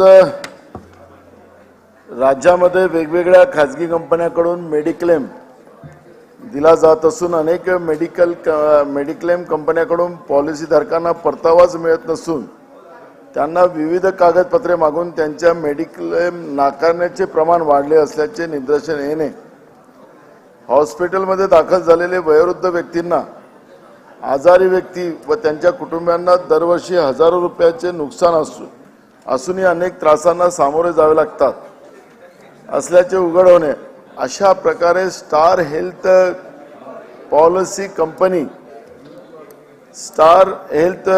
कंपनी कांदिवली येथे राहणाऱ्या राज रामनाथ तिवारी यांना ज्येष्ठ नागरिकाचे दरवर्षी हजारो रुपये गुंतवणूक संजीवनी हॉस्पिटल मलाड पूर्व येथे ॲडमिट झालेल्या दिनांक 1 ऑक्टोबर 2022 मेडिक्लेम दावा कुटुंबियांनी करूनही विविध कारणे सांगून त्यांचा दावा नाकारणे, श्री तिवारी हे ज्येष्ठ नागरिकांचे मृत्यू झालेले असणे परंतु स्टार हेल्थ पॉलिसी कंपनीकडून कोणताही परतावा कुटुंबियांना दिलेला नसल्यामुळे याबाबत राज्य शासनाबाबत तीव्र असंतोषाची भावना राज्यात वाढत असलेली या प्रकारांना आळा घालण्यासाठी संबंधित स्टार हेल्थ कंपनीवर कारवाई करण्याची आवश्यकता असण्याचे या विषयाच्या माध्यमातून मी सरकारच्या निदर्शनास आणतो अध्यक्ष महाराज। कारण की आपण पाहतो की मध्यमवर्गीय लोक आता या पद्धतीच्या मेडिक्लेम कंपन्यांमध्ये आपल्या मेहनतीचे पैसे त्याच्यात टाकतात, पण ज्यावेळेस त्यांना हॉस्पिटलमध्ये याचा मेडिक्लेम मिळत नाही आणि त्यावेळेस त्याचं कुटुंबच तो तर जीवाना जातोच, पण त्यांचं कुटुंबच उद्ध्वस्त होतो। आणि म्हणून शासनाने या महत्त्वपूर्ण, हे फक्त एका व्यक्तीचं उदाहरण नाही अध्यक्ष महाराज, संपूर्ण राज्याच्या मेडिक्लेम व्यवस्थेचा हा प्रश्न आहे आणि माननीय मुख्यमंत्री या ठिकाणी सदनात बसलेले आहेत। मला माहित आहे की अध्यक्ष महाराज हे औचित्याचे मुद्दे आहेत, पण हा गंभीर प्रश्न आहे आणि जनतेची लूट एक प्रकारे होत आहे, त्यामुळे याच्यामध्ये लक्ष घालणं आणि तातडीनं त्या पद्धतीचे निर्देश या मेडिकल कंपनीला द्या अशी आमची आग्रहाची विनंती। भारतीताई लवेकर। अध्यक्ष महोदय, मुंबई शहर आणि मुंबई उपनगरातले जे कोळीवाडे आहेत जवळपास 34च्या आसपास आहेत, छोटे मोठे मिळून, आणि ह्या कोळीवाड्यांचं जे सीमांकन आहे ते प्रलंबित राहिलेलं आहे आणि काही ठिकाणी अगदी मंद गतीने चालू आहे। त्यामुळे हे सीमांकन लवकरात लवकर पूर्ण करावी अशी एक माझी मागणी आहे। आणि त्याचबरोबर माझ्या मतदारसंघातला जो वेसावे कोळीवाडा आहे तिकडे त्या भागात सुद्धा कुठलीही डागडुजी जरी करायची झाली घराची किंवा दुरुस्ती करायची झाली तरी सुद्धा महापालिका परवानगी देत नाही आणि मग त्यांची घरं त्या ठिकाणी तोडली जातात। त्यामुळे हे सीमांकन होणं खूप गरजेचं आहे। मुख्यमंत्री महोदय या ठिकाणी बसलेत, मी त्यांच्याकडे मागणी करते की कोळीवाड्यांच्या विकासासंदर्भामध्ये लवकरात लवकर एक वेगळा DCR काढावा आणि त्यांचं सीमांकन लवकरात लवकर करण्यात यावं, हे या औचित्याच्या मुद्द्याद्वारे मी बोलत आहे। ठीक आहे, 1 मिनिट ऐकून घ्या। 1:17 झाली आहेत. माझ्याकडे अजून 22 जे नॉन बॅलेटचे सदस्य आहेत ज्यांना बोलायचं आहे, औचित्य मांडायचं आहे, त्यांची विनंती आलेली आहे. आपण 1:35 औचित्याचे मुद्दे चालवू, त्यानंतर लक्षवेधी घेऊ. 1:35 पर्यंत जेवढे होतील तेवढे आपण घेऊ.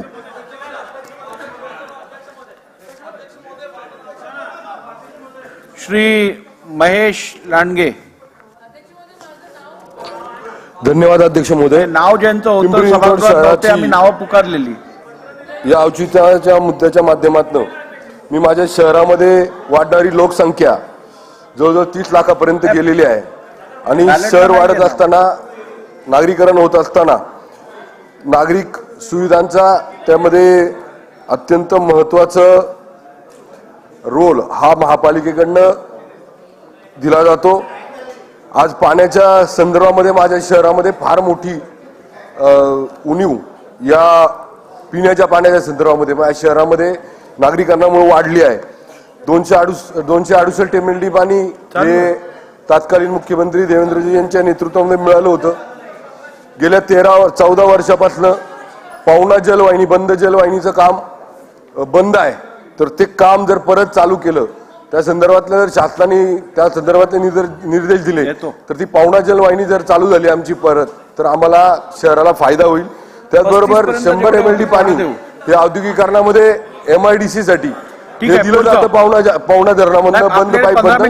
तर 15 माझ्या शासनाला या माध्यमातून विनंती आहे की आपण नवीन धोरणानुसार आपण जे सांडपाण्यावर प्रक्रिया करून जे औद्योगिकरणासाठी वापरण्यासाठी देणार आहात त्याची एक अंमलबजावणी शासनामार्फत करण्यात यावी, हे मी औचित्याच्या मुद्द्याच्या माध्यमातून मांडतो. बोला अध्यक्ष महोदय, आमच्या वाशिम जिल्ह्यासाठी राज्य शासनाने 14/7/23 जो राज्य निर्णय काढलेला आहे, GR काढलेला आहे, त्यामध्ये वैद्यकीय महाविद्यालय मंजूर केलं आहे. अध्यक्ष महोदय, या वैद्यकीय महाविद्यालयाची सगळी प्रक्रिया महाविकास आघाडी शासन असताना आपले राज्याचे माजी वैद्यकीय मंत्री, वैद्यकीय शिक्षण मंत्री आदरणीय अमितदादा देशमुख यांच्या मार्गदर्शनाखाली पूर्ण झाली. यामध्ये मालेगाव तालुक्यातील चिवरा या गावची 77 एकर जमीन अधिग्रहित केलेली आहे. GR मध्ये त्याचा उल्लेख सुद्धा आहे अध्यक्ष महोदय. पण मागच्या हप्त्यात शासनाची एक टीम आमच्या वाशिम जिल्ह्यामध्ये येऊन वेगळ्या जागांची पाहणी करून गेली. अध्यक्ष महोदय, ही जागा चिवऱ्याची जेव्हा फायनल करण्यात आली तेव्हा सगळ्या गोष्टींचे अवलोकन करून ती फायनल करण्यात आली होती आणि धन्यवाद. ते जागा चिवऱ्यामध्येच राहावी अशी विनंती करतो. सुनील प्रभूजी देतो एवढा होऊन. अध्यक्ष महोदय, अतिशय महत्वाचा असा माझं औचित्य आहे, सरकारचं लक्ष वेधू इच्छितो की माझ्याकडे मुंबई मालाड दिंडोशी विभागातील न्यू म्हाडा वसाहतीतील न्यू दिंडोशी रॉयल हिल सहकारी गृहनिर्माण संस्था ते 77 पैकी 24 रो हाऊसेस उंचावर असल्याने त्यांना 17 वर्षापासून अपुरा पाणी पुरवठा होतोय आणि यासाठी नाहर्क प्रमाणपत्र आपण मागतोय, परंतु नाहर्क प्रमाणपत्र म्हाडा आणि महानगरपालिकेकडनं दिलं जात नाहीये. अध्यक्ष महोदय, याबाबत अनेक बैठका झाल्या, अनेक वेळा मागणी केली गेली, परंतु हे नाहर्क प्रमाणपत्र न दिल्यामुळे या नागरिकांना अपुरा पाणी पुरवठा होतोय. तर या दृष्टीने सरकारचं लक्ष वेधून तात्काळ महानगरपालिकेला आदेश द्या की याचं नाहर्क प्रमाणपत्र द्या आणि यांना लवकरात लवकर पाण्याची आपण जी टाकी आहे ती बांधून पाणी देण्यासाठी व्यवस्था करताय. सुनील राऊत, संजय पोटनीस जी. अध्यक्ष महोदय. राजेश पवार जी. अध्यक्ष महोदय. अध्यक्ष महोदय, मी प्रतिनिधित्व करीत असलेल्या विक्रोळी विधानसभा मतदारसंघातील सूर्यानगर ही फार मोठी झोपडपट्टी वसाहत डोंगराळ पायथ्याशी आहे. पावसाळ्यातील सततच्या पावसामुळे दरडी कोसळून या ठिकाणी झोपड्या गाडल्या जाऊन जीवित व वित्तहानी होत असते. सप्टेंबर 2017 मध्ये दरड कोसळून 4 जणांचा मृत्यू झाला आणि मोठ्या प्रमाणात वित्तहानी झाली. 2019 मध्ये दरड कोसळून 7 जणांचा मृत्यू झाला आणि मोठ्या प्रमाणात वित्तहानी झाली. 16 जून 2020 मध्ये दरड कोसळून अनेक झोपडपट्ट्या गाडल्या गेल्या. सुदैवाने जीवितहानी झाली नाही, परंतु मोठी वित्तहानी झाली. 18 जुलै 2021 रोजी दरड कोसळून 11 जणांचा बळी गेला. अध्यक्ष महोदय, पावसाळ्यात सतत दरड कोसळून जाणाऱ्या जीवितहानीमुळे परिसरातील रहिवाशांमध्ये भीतीचं वातावरण निर्माण झाले असून डोंगर पायथ्याशी असलेल्या सूर्यानगर येथील झोपडपट्टीधारकांच्या सुरक्षेसाठी किंबहुना संभाव्य दरड कोसळून होणारा धोका टाळण्यासाठी शासनाने तातडीने उपाययोजना किंवा कारवाई करावी अशी मी या औचित्याद्वारे शासनास विनंती करत आहे. पुतणे साहेब आहे का काय? अध्यक्ष महोदय, माझ्या कलिना विधानसभा मतदारसंघातील सांदागड पूर्व येथे सांदागड चेंबूर लिंक रोड MMRDA मार्फत उन्नत मार्ग बांधण्याचे काम सुरू आहे. वाकोला जंक्शन ते कपाडे नगर दरम्यान अवघ्या 3 महिन्यापूर्वी बांधण्यात आलेल्या उन्नत मार्गावर पावसाच्या पाण्यामुळे मोठे खड्डे पडलेले असून अत्यंत निकृष्ट दर्जाचे काम करण्यात आलेले आहे. पूर्व उपनगरातून पश्चिम उपनगरात येण्यासाठी महत्त्वपूर्ण असलेल्या सदरच्या रस्त्यावर वाहनांची सतत वर्दळ असते. खड्ड्यामुळे अपघात होण्याची शक्यता नाकारता येत नाही. बांद्रा कॉम्प्लेक्सप्रमाणे ट्रेड सेंटरजवळ बांधण्यात आलेल्या उड्डाणपुलाचा काही भाग सप्टेंबर 2021च्या सुमारास कोसळला व त्यामध्ये 14 जण जखमी झाले. मी स्वतः कारमधून प्रवास करीत असताना उड्डाणपुलावरून लोखंडाचा तुकडा पडला. कारमध्ये असल्यामुळे कोणतीही दुखापत झाली नाही. कारचे नुकसान झाले, परंतु लोखंडाचा तुकडा जर व्यक्तीवर पडला असता तर नक्कीच जीवितहानी झाली असती. काम करताना कोणतीही सुरक्षेच्या दृष्टिकोनातून उपाययोजना केलेली दिसून येत नाही. सदरच्या कामाचा दर्जा खालावलेला आहे व प्रचंड दिरंगाई झालेली आहे. उन्नत मार्गाचे काम नियोजनानुसार डिसेंबर 2019 पर्यंत पूर्ण करणे अपेक्षित आहे. तथापि विहित वेळेत काम पूर्ण न झाल्यामुळे कामास मेपर्यंत पूर्ण करणे अपेक्षित होते. तथापि विहित वेळेत काम पूर्ण न झाल्यामुळे कामास डिसेंबर 2021 व मार्च 2023 पर्यंत 2 टप्प्यात मुदतवाढ देण्यात आलेली आहे. तथापि अद्यापपर्यंत काम पूर्ण झालेले नाही. पुन्हा सदर कामास डिसेंबर 23 पर्यंत मुदतवाढ प्रस्तावित असल्याचे समजते. कामाचा निकृष्ट दर्जा व प्रचंड दिरंगाई सुरक्षेबाबत वारंवार लेखी निवेदन देऊन कोणतीही चौकशी न करता जे कुमार इंटरप्राइजेस या कंपनीत 3 वेळा मुदतवाढ दिली जाते. याचे कारण काय? तसेच मुदतवाढ देत असताना प्रकल्पाच्या खर्चामध्ये वाढ करण्यात आलेली आहे काय? असल्यास कोणत्या नियमान्वये खर्चामध्ये वाढ करण्यात आली आहे याचा खुलासा होणे गरजेचे आहे. याकरता मी औचित्याच्या मुद्द्यावर शासनास विनंती करत आहे. अध्यक्ष महोदय धन्यवाद. अध्यक्ष महोदय, सध्या राज्यामध्ये वैद्यकीय प्रवेश प्रक्रिया चालू असून वैद्यकीय प्रवेश प्रक्रिया चालू आहे. अध्यक्ष महोदय, या ठिकाणी अनुसूचित जाती जमाती व इतर आरक्षणाच्या विद्यार्थ्यांना जे वैधता प्रमाणपत्र द्यावं लागतं यापूर्वीपर्यंत म्हणजे मागच्या वर्षीपर्यंत प्रवेशाच्या वेळेस जेव्हा कागदाची पडताळणी होत होती तेव्हा द्यावं लागत होते, परंतु यावर्षी शासनाने अचानक नोंदणी प्रवेश प्रक्रियेच्या वेळेसच बंधनकारक केलेलं आहे वैधता प्रमाणपत्र देणं. परंतु अध्यक्ष महोदय, राज्याच्या जे जात पडताळणी समिती आहेत त्यांच्याकडे अनेक विद्यार्थ्यांचे वैधता प्रमाणपत्राचे प्रस्ताव प्रलंबित आहेत. एवढेच नाही अध्यक्ष महोदय, त्या ठिकाणी जे प्रस्ताव रद्द केले जातात कोर्टातून पुन्हा त्या ठिकाणी पडताळणी समितीला आदेश दिला जातो की त्यांना वैधता प्रमाणपत्र द्यावं. म्हणून माझी शासनाला विनंती आहे, या ठिकाणी 19 तारखेपर्यंत प्रवेश प्रक्रिया आहे अध्यक्ष महोदय. त्यामुळे शासनाने हे वैधता प्रमाणपत्र देण्यासाठी विद्यार्थ्यांना मुदतवाढ द्यावी आणि आधी ज्याप्रमाणे होतं त्यावेळेस प्रवेशाच्या वेळेस जेव्हा कागदपत्राची पडताळणी होईल तेव्हा त्या ठिकाणी ते वैधता प्रमाणपत्र घ्यावेत. दुसरा अध्यक्ष महोदय, माझ्या नायगाव मतदारसंघामध्ये सन 2022-23 केवळ 72 अध्यक्ष महोदय केवळ 72 तासामध्ये या ठिकाणी अध्यक्ष महोदय शेतकरी या ठिकाणी माझ्या घाटकोपर पश्चिम मतदारसंघामध्ये डोंगराळ भाग असल्यामुळे खूप ठिकाणी पाण्याची खरोखर अडचण आहे. वर्षानगर पासून रामनगर, राहुलनगर, इंदिरानगर, अगदी असलफा, खंडोबा टिकडी सर्वत्र पाण्याचा प्रॉब्लेम आहे. त्यासाठी मी जोपर्यंत त्या डोंगराळ भागात पाणी मी पोचवत नाही तोपर्यंत डोक्याचे केस कापणार नाही अशी शपथ घेतली आहे. महानगरपालिकेच्या पाठीमागे लागून जवळपास 5 नवीन पाण्याच्या टाक्या बांधण्याचं काम मी सातत्यानं पाठपुरावा करतोय. येणाऱ्या 2 महिन्यात ते काम सुरू होईल. पुन्हा संपूर्ण घाटकोर पश्चिम मधल्या आपण जुन्या ज्या 40-50 वर्षापूर्वीच्या गंजलेल्या पाण्याच्या लाईन आहेत त्या देखील बदलतोय. माझी शासनाला विनंती आहे की या बाबतीत मी स्वतः पाठपुरावा करतोय. गणपतीच्या आसपास या 5 नवीन पाण्याच्या टाक्यांचं काम सुरू होईल. पूर्ण घाटकोर पश्चिम मधील जुनी पाण्याची लाईन बदलली जाईल. पण शासनानं यात लक्ष लागण्याची आवश्यकता आहे. सोबत जो डकलाईनचा एरिया आहे साधारणतः 2 किलोमीटरचा तर त्या ठिकाणी रोड बनवणं आणि एचईची जी लँड एक ठिकाणी रामनगरच्या बाजूला 1 लाख स्क्वेअर मीटर आहे आणि दुसरी जवारबाई प्लॉटच्या पाठीमागे 91,000 मीटरची लँड आहे. त्या ठिकाणी सुंदर गार्डन बनवावं, डक लाईनच्या तिथे रोड बनवावा. अशा प्रकारचा जो माझा पाठपुरावा आहे तर शासनाने यात हस्तक्षेप करून या सगळ्या गोष्टी लवकर आणि गतीनं व्हाव्यात यासाठी शासनाकडे आपण निर्देश द्यावेत. महोदय, अध्यक्ष महोदय, सदर औचित्याच्या मुद्द्याच्या माध्यमातून मी शासनाचं लक्ष वेधू इच्छितो.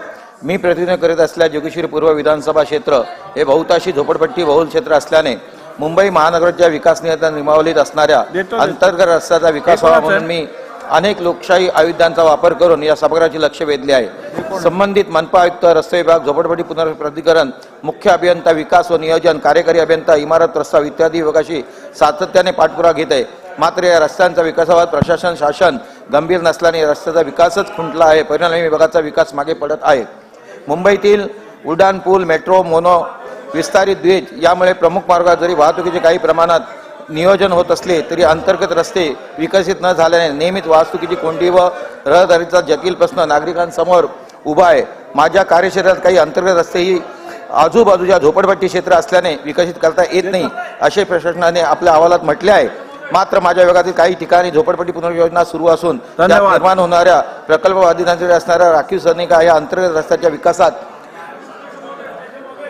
बाधित होणाऱ्या झोपडपट्टीसाठी उपलब्ध केल्यास काही प्रमाणात अंतर्गत रस्त्याचा विकास शक्य होऊ शकतो. तरी शासनाने खालील अंतर्गत रस्ते मी फक्त रस्तेच वाचतोय. माझ्याच गौरव हॉटेल तर छत्रपती शिवाजी महाराज चौक, जोगेश्वरी रस्ता विकास नियोजन आराखड्यामध्ये 18.30 करण्यात यावा. मेघवाडी ते आदर्श नगर ते सर्वोदय नगर, मजास मौजे संजय नगर ते कमलेश अपार्टमेंट, महाराज भुवन ते जोगेश्वरी गुंपा मार्ग, HS सोसायटी ते गणेश मंदिर ते श्यामनगर, चतुरसिंग तबेला सुनीता हॉस्पिटल पर्यंतचा विकास आराखड्यामधील अंतर्गत गणेश बाबाची दोन ते पश्चिम मार्ग शासनाने याच्याकडे.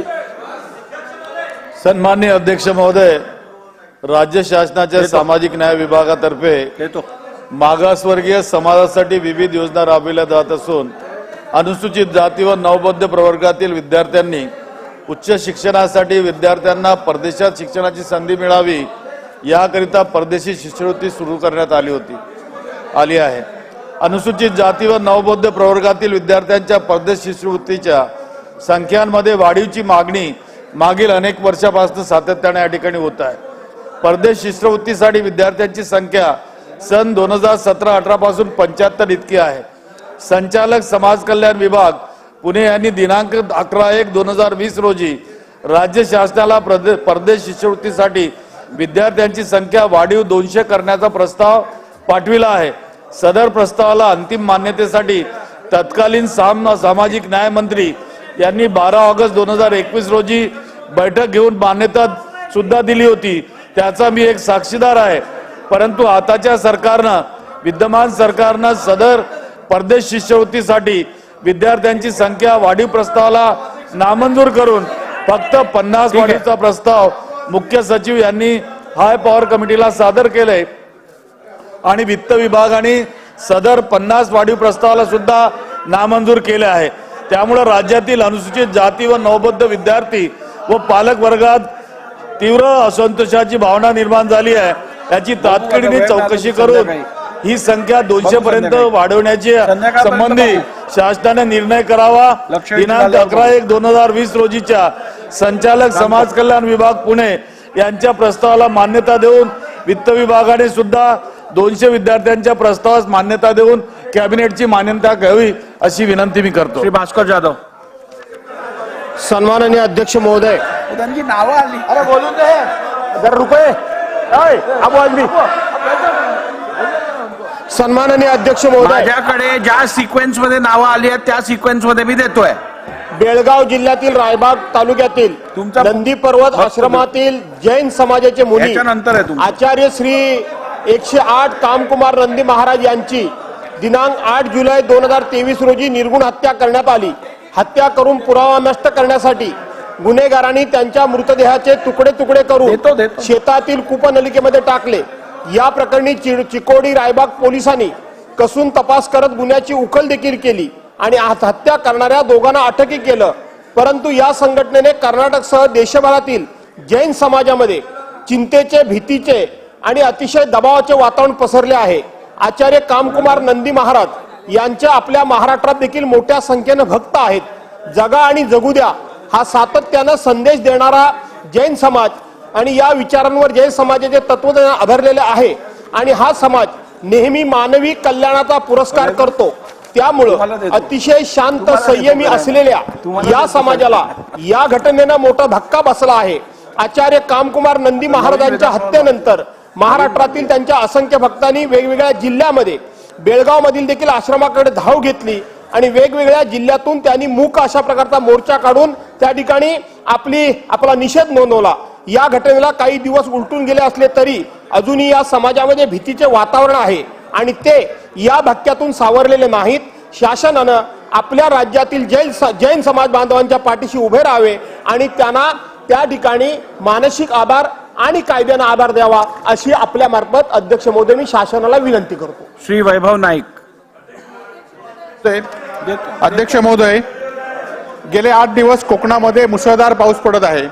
अनेक ठिकाणी दरडी कोसळलेल्या आहेत.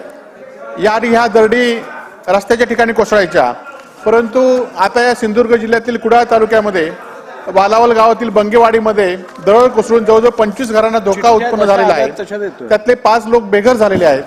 त्याचबरोबर नेरूर कांडारवाडी या ठिकाणी सुद्धा दरड कोसळली आहेत. त्या ठिकाणी सुद्धा लोक बेघर झालेले आहेत. खरं तर शासनाने अशा या दरडी कोसळण्याची शासनाने नोंद घेतली पाहिजे आणि त्यांना योग्य ती मदत कार्य या ठिकाणी केलं पाहिजे अशी आपल्या मार्फत शासनाला विनंती करतो. चला यशोमती ताई. अध्यक्ष महोदय, अमरावती जिल्ह्यामध्ये आणि तिवसा विधानसभा मतदारसंघामध्ये अतिशय महत्त्वाचे तीर्थक्षेत्र आहे. राष्ट्रसंत तुकडोजी महाराजांचं जन्मगाव, मृत्यू, कर्मभूमी, जन्मभूमी, गाडगेबाबांची जन्मभूमी, कर्मभूमी, आई रुक्मिणीचं माहेर त्या ठिकाणी आहे. अध्यक्ष महोदय, त्या ठिकाणी वैद्यकीय व्यवस्था चांगल्या दर्जाच्या झाल्या पाहिजे. या गाडगेबाबांचं ज्या ठिकाणी निर्वाण झालं तिथलं वलगाव आणि आई रुक्मिणीचं माहेर जे आहे तिथलं कौंडण्यपूर, कुर्या तिथले ज्या PHC आहेत, आम्ही वारंवार निवेदन केलेलं आहे की यांना ग्रामीण रुग्णालय म्हणून करण्यात यावं. तिवसा तालुक्याचं जे ग्रामीण रुग्णालय होतं त्याला उपजिल्हा रुग्णालयाचा दर्जा मिळालेला आहे. त्याच्यामुळे ग्रामीण रुग्णालय हे अस्तित्वात नाही. वलगाव,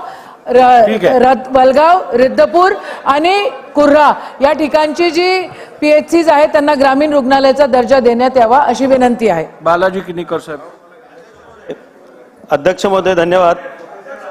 अंबरनाथ तालुक्याचा महसुली अभिलेखाचा लेखाजोखा ठेवणारे उप अधीक्षक भूमी अभिलेख कार्यालय अंबरनाथ या इमारतीचे बांधकाम जुने असल्याने सध्या ही इमारत जीर्ण झालेली आहे.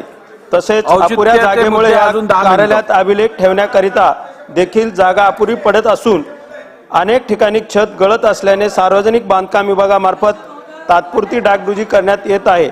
यावर वारंवार होणारा खर्च टाळण्याकरिता व सदर कार्यालय इमारतीच्या ठिकाणी नवीन इमारत उभारण्याचा प्रस्ताव सार्वजनिक बांधकाम विभागामार्फत 4.5 कोटी रुपयाचा अंदाजपत्रक जिल्हा नियोजन समितीकडे पाठवलेला आहे. अध्यक्ष महोदय, आपल्या माध्यमातून शासनाला अवगत करतो की लवकरात लवकर हा निधी उपलब्ध करून द्यावा. धन्यवाद अध्यक्ष महोदय. दिलीप लांडेजी. अध्यक्ष महोदय, मुंबई शहरामध्ये मोठ्या प्रमाणामध्ये ऑनलाईन लॉटरी आणि अंमली पदार्थ विक्रीचा व्यवसाय आहे. अध्यक्ष महोदय, माझ्या माहितीप्रमाणे चांदिवली विभागामधील काटकोपर पोलीस स्टेशन असेल, चांदिवली विभागातील साकीनाका पोलीस स्टेशन असेल, या पोलीस स्टेशनच्या हद्दीमध्ये स्टील असेल, अपेक्स असेल, प्लॅटिनम असेल, या कंपन्यांचा मोठ्या प्रमाणामध्ये ऑनलाईन लॉटरी सुरू आहे. अध्यक्ष महोदय, मी स्वतः रस्त्यावरती चाललेले असणारे कमान या ठिकाणची ऑनलाईन लॉटरी पोलिसांना पकडून दिली, परंतु पोलिसांनी कुठलीही त्याच्यावर कारवाई केलेली नाही. याच्यामध्ये मोठ्या प्रमाणामध्ये आपल्या महाराष्ट्राचा भावी पिढी, तरुण पिढी याच्यामध्ये लॉटरीमध्ये बर्बाद होत चाललेला आहे. अनेक आपण उदाहरण पाहिलेले आहेत. माझी आपल्याला शासनाला विनंती आहे की या ठिकाणी ऑनलाईन लॉटरी आणि अंमली पदार्थ हे अतिशय मोठ्या प्रमाणामध्ये विक्री होत आहेत. त्याच्यामध्ये अनेक वेळा पोलिसांकडे तक्रार देऊन सुद्धा संबंधित त्या ठिकाणी काही लोक समाजसेवक जात असताना, परंतु त्या समाजसेवकांवरतीच कारवाई होत असते, विक्रीवरती कारवाई होत नाहीये. माझी अध्यक्ष महोदय, या ठिकाणी दुकान मालक फहीम खान काजूपाडा या ठिकाणी असणाऱ्या शालेय विद्यार्थ्यांच्या माध्यमातून त्या ठिकाणी गुटखा आणि अंमली पदार्थाची विक्री होते.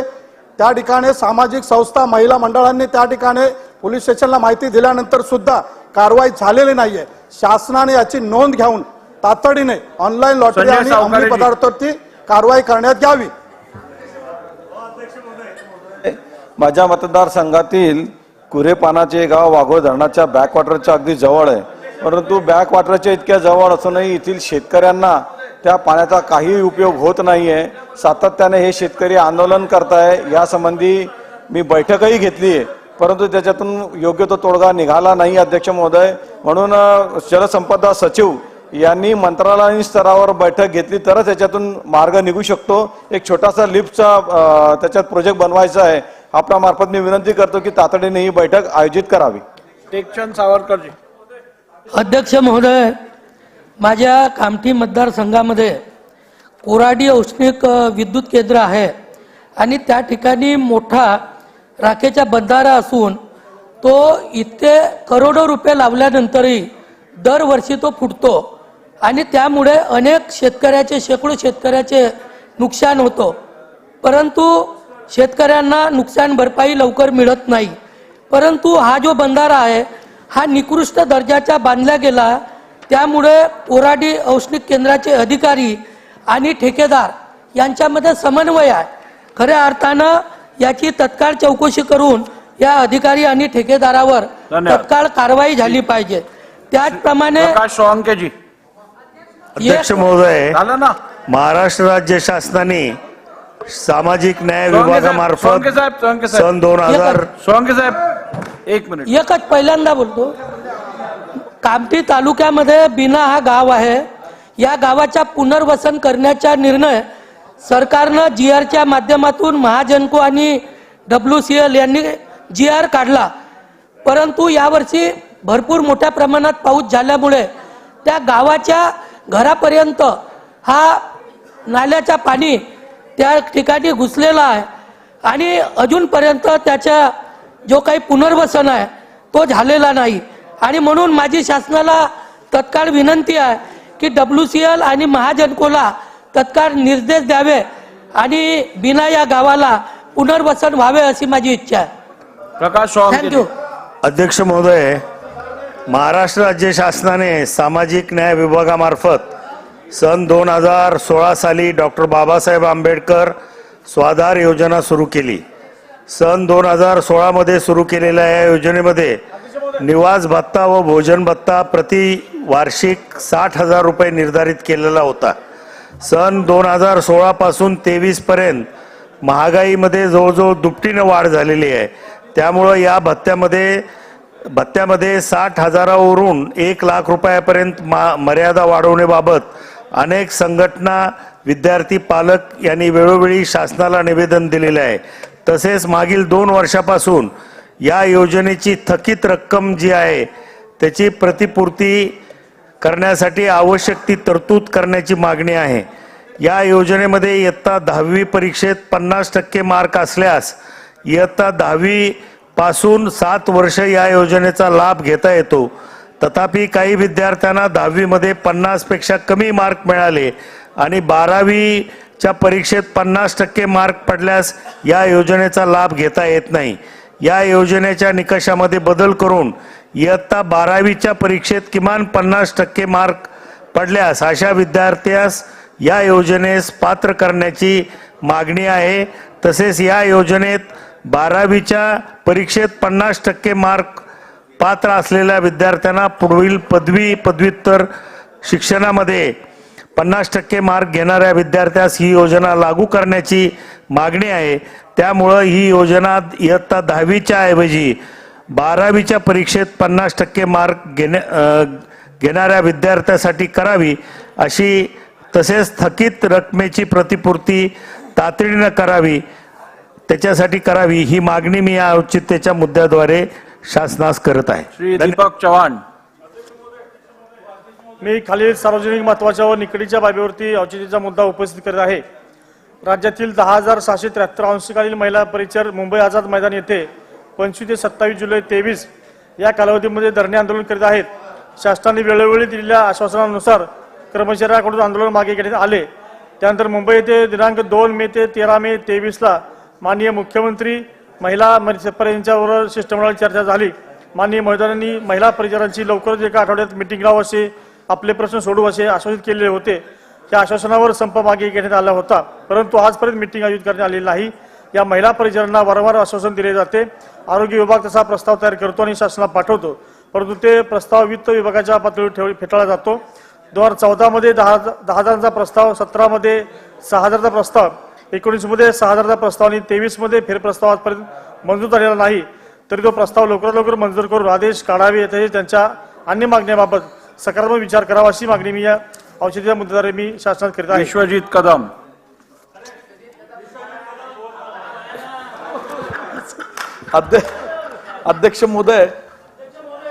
अध्यक्ष महोदय, सांगली जिल्ह्यामध्ये महाराष्ट्रात द्राक्ष उत्पादन मोठ्या प्रमाणात होते आणि नाशिक जिल्ह्याच्या बरोबरीने सांगली जिल्ह्याचं द्राक्ष उत्पादन आहे. माझ्या मतदारसंघातलं पलूस असेल, मिरज असेल, कवठेमाकाळ, तासगाव आणि खानापूर आटपाडीतलाही काही भाग हा द्राक्ष उत्पादन करतो. अध्यक्ष महोदय, गेल्या काही वर्षांपासून कोरोना आणि कोरोनाच्या पश्चातल्या काळामध्ये जी काय अतिवृष्टी होते, अनियमित पाऊस होतोय, त्याच्यामुळे सातत्याने अध्यक्ष महोदय द्राक्षाचे प्रति किलो दर जे 50-60 रुपयावर होते ते आता 15-20 रुपयावर आलेले आहेत. यामध्ये द्राक्ष उत्पादक शेतकऱ्यांचं प्रचंड मोठी फसवणूक हे द्राक्षाचा व्यापार करणारे जे व्यापारी ते करत असतात.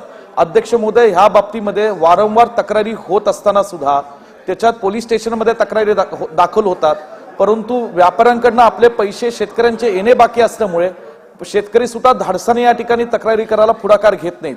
परंतु जे शेतकरी धाडसाने तक्रारी दाखल करतात त्यांची सुद्धा या ठिकाणी मोठ्या प्रमाणात फसवणूक होते. अध्यक्ष महोदय, माझी सरकारला विनंती आहे की द्राक्ष उत्पादन करणारे महाराष्ट्रातले जे काही मोजके जिल्हे ज्याच्यात सांगली जिल्हा अग्रेसर आहे अशा शेतकऱ्यांचं सुद्धा संरक्षण करण्याची शासनाची जबाबदारी आहे. आणि त्याच्याकरता हे जे व्यापारी पुन्हा जे यांच्यावर केसेस दाखल होतात ते बेल घेतात आणि कोर्टातनं सुटका करून घेतात, ते पुन्हा मोकाट सुटून पुन्हा त्या व्यापाऱ्यांची या ठिकाणी फसवणूक करत असतात. अशा व्यापाऱ्यांवर कडक कारवाई झाली पाहिजे आणि त्याच्यावर काहीतरी शासनाचा ठोस उपाययोजना, त्याच्यावर ठोस कायदा या आमच्या द्राक्ष उत्पादक शेतकऱ्यांच्या संरक्षणासाठी करणं आवश्यक आहे. ही माझी आपल्याला आज सभागृहाला नम्रपणे विनंती आहे. धन्यवाद. अध्यक्ष महाराज, माझ्या मतदारसंघात मध्ये मौजे टाकळीमेळा तालुका राहुरी हे किमान 15,000पेक्षा अधिक लोकसंख्येचं मोठं गाव आहे. मागील वर्षी तिथे 9,27,00,000 रुपये खर्च करून पाणी पुरवठा योजना करण्यात आली. दुर्दैवाने ठेकेदाराने त्या योजनेची कोणतीही ट्रायल वर्षभर दिली नाही. ग्रामसभेनं त्याबद्दल नापसंती व्यक्त केली.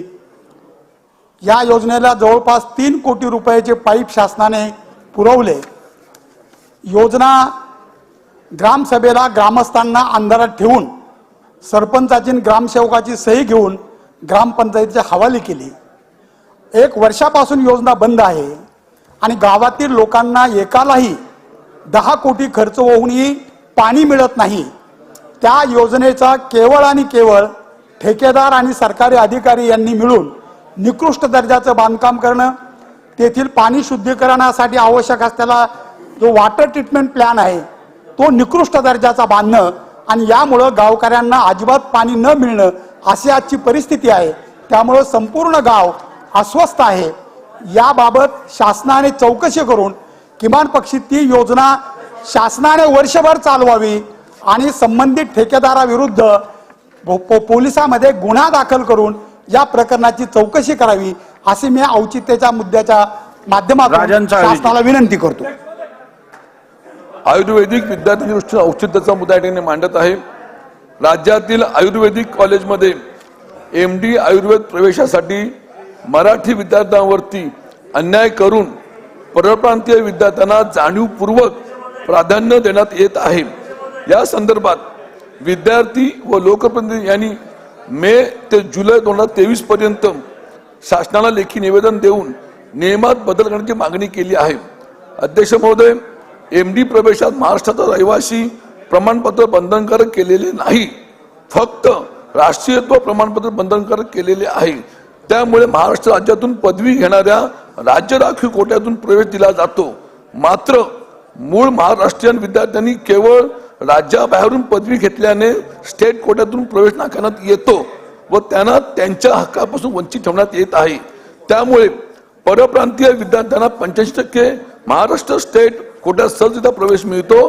त्यामुळे मूळच्या महाराष्ट्रातील मागासवर्गीय विद्यार्थ्यांना या राज्यातून पदवी घेता येत नाही आणि म्हणूनच गेल्या 5 वर्षाच्या कालावधीमध्ये MD आयुर्वेदिकच्या 849 जागा रिक्त ठेवून मराठी विद्यार्थी नुकसान झालेलं आहे. म्हणून अध्यक्ष महोदय, शासनाने या 2023च्या प्रवेश प्रक्रियेत मराठी विद्यार्थ्यांना स्टेट कोटा प्रवेश देण्यासाठी तातडीने नियमात बदल करून महाराष्ट्रातील खऱ्याखुऱ्या स्थानिक विद्यार्थ्यांना न्याय देण्यासाठी तातडीने निर्णायक कारवाई करावी अशी मी आपल्या माध्यमातून मुद्दा मांडत आहे. धन्यवाद.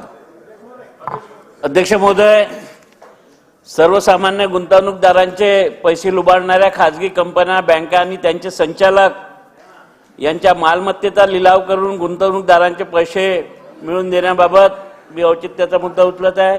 राज्यात विशेषतः नागपूर जिल्ह्यात Navodaya urban cooperative bank, Wasankar wealth management, Shri Surya group, Raviraj infrastructure, Satvik group, JS finance, Nagpur Mahila bank, Mahadev land developers, Nagmitra urban credit cooperative society, Samata Sahakari bank, स्वामी सीताराम सहकारी पतसंस्था या फायनान्स कंपन्यांनी नागरिकांना मोठ्या व्याजाचे प्रलोभन देऊन गुंतवणूकदारांचे कष्टाचे पैसे बुडवण्यात येत असल्याचे प्रकार मोठ्या प्रमाणात वाढत आहे. या गुंतवणूकदार कंपन्या लोकांना मोठे आमिष दाखवून झटपट श्रीमंत होण्याचा मार्ग असल्याचे भासून लोकांना फसवण्यात येते. जागोजागी उभा राहणाऱ्या नवीन कंपन्या काही दिवसात कार्यालय स्थापून टार्गेट पूर्ण झाल्यानंतर बंद करण्यात येतात. या प्रकारांना आळा घालण्यासाठी सदर फायनान्स कंपन्यांवर कोणतीही बंधनं नसल्याने करोडो रुपयाचा भ्रष्टाचार होत आहे. त्यामुळे सर्वसाधारण जनतेत पसरलेला तीव्र असंतोष, नाराजीची भावना, यामुळे राज्य शासनाने या कंपन्यांची मालमत्ता लिलाव करून सामान्य जनतेचे पैसे देण्याचा मार्ग मोकळा करावा अशा औचित्याच्या मुद्द्याद्वारे माझी सरकारकडे मागणी आहे. लोणीकर साहेब. अध्यक्ष महोदय, माझ्या मतदारसंघातला बरबाडा आकनी लघु तलाव गेल्या 30 वर्षापासून अपूर्ण आहे. 90% काम झालेलं आहे. आता फक्त 10% काम बाकी आहे. कंदर भरणी करणं बाकी आहे. बरबाडा गावाचे पैसे तत्कालीन मुख्यमंत्री देवेंद्र फडणवीस साहेबांनी बाजार भावापेक्षा 4 पट आपल्या सरकारने तळाला पैसे दिले. बरबाड्याचे पैसे मिळाले, आखणीचे पैसे मिळाले, खोराड सावंगीचे पैसे मिळाले, तिन्ही प्रकल्पाचे पैसे मिळाले.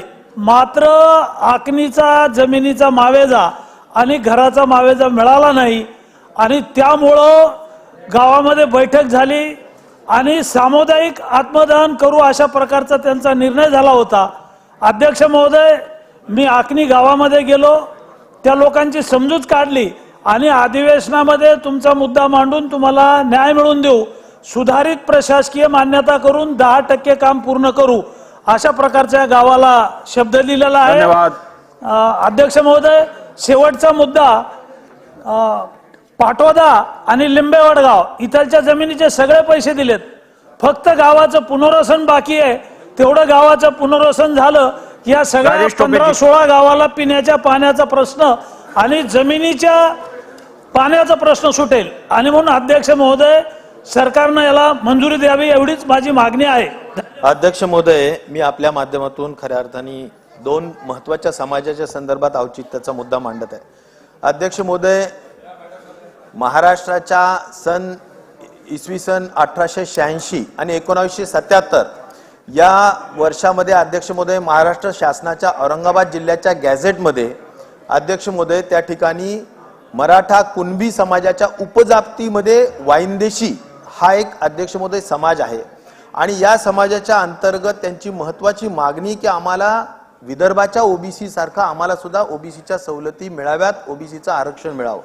आणि त्यामुळे अध्यक्ष महोदय या संदर्भातील त्यांचे खूप जवळचे नाते संबंध मराठवाड्यामध्ये आणि विदर्भामध्ये आहेत.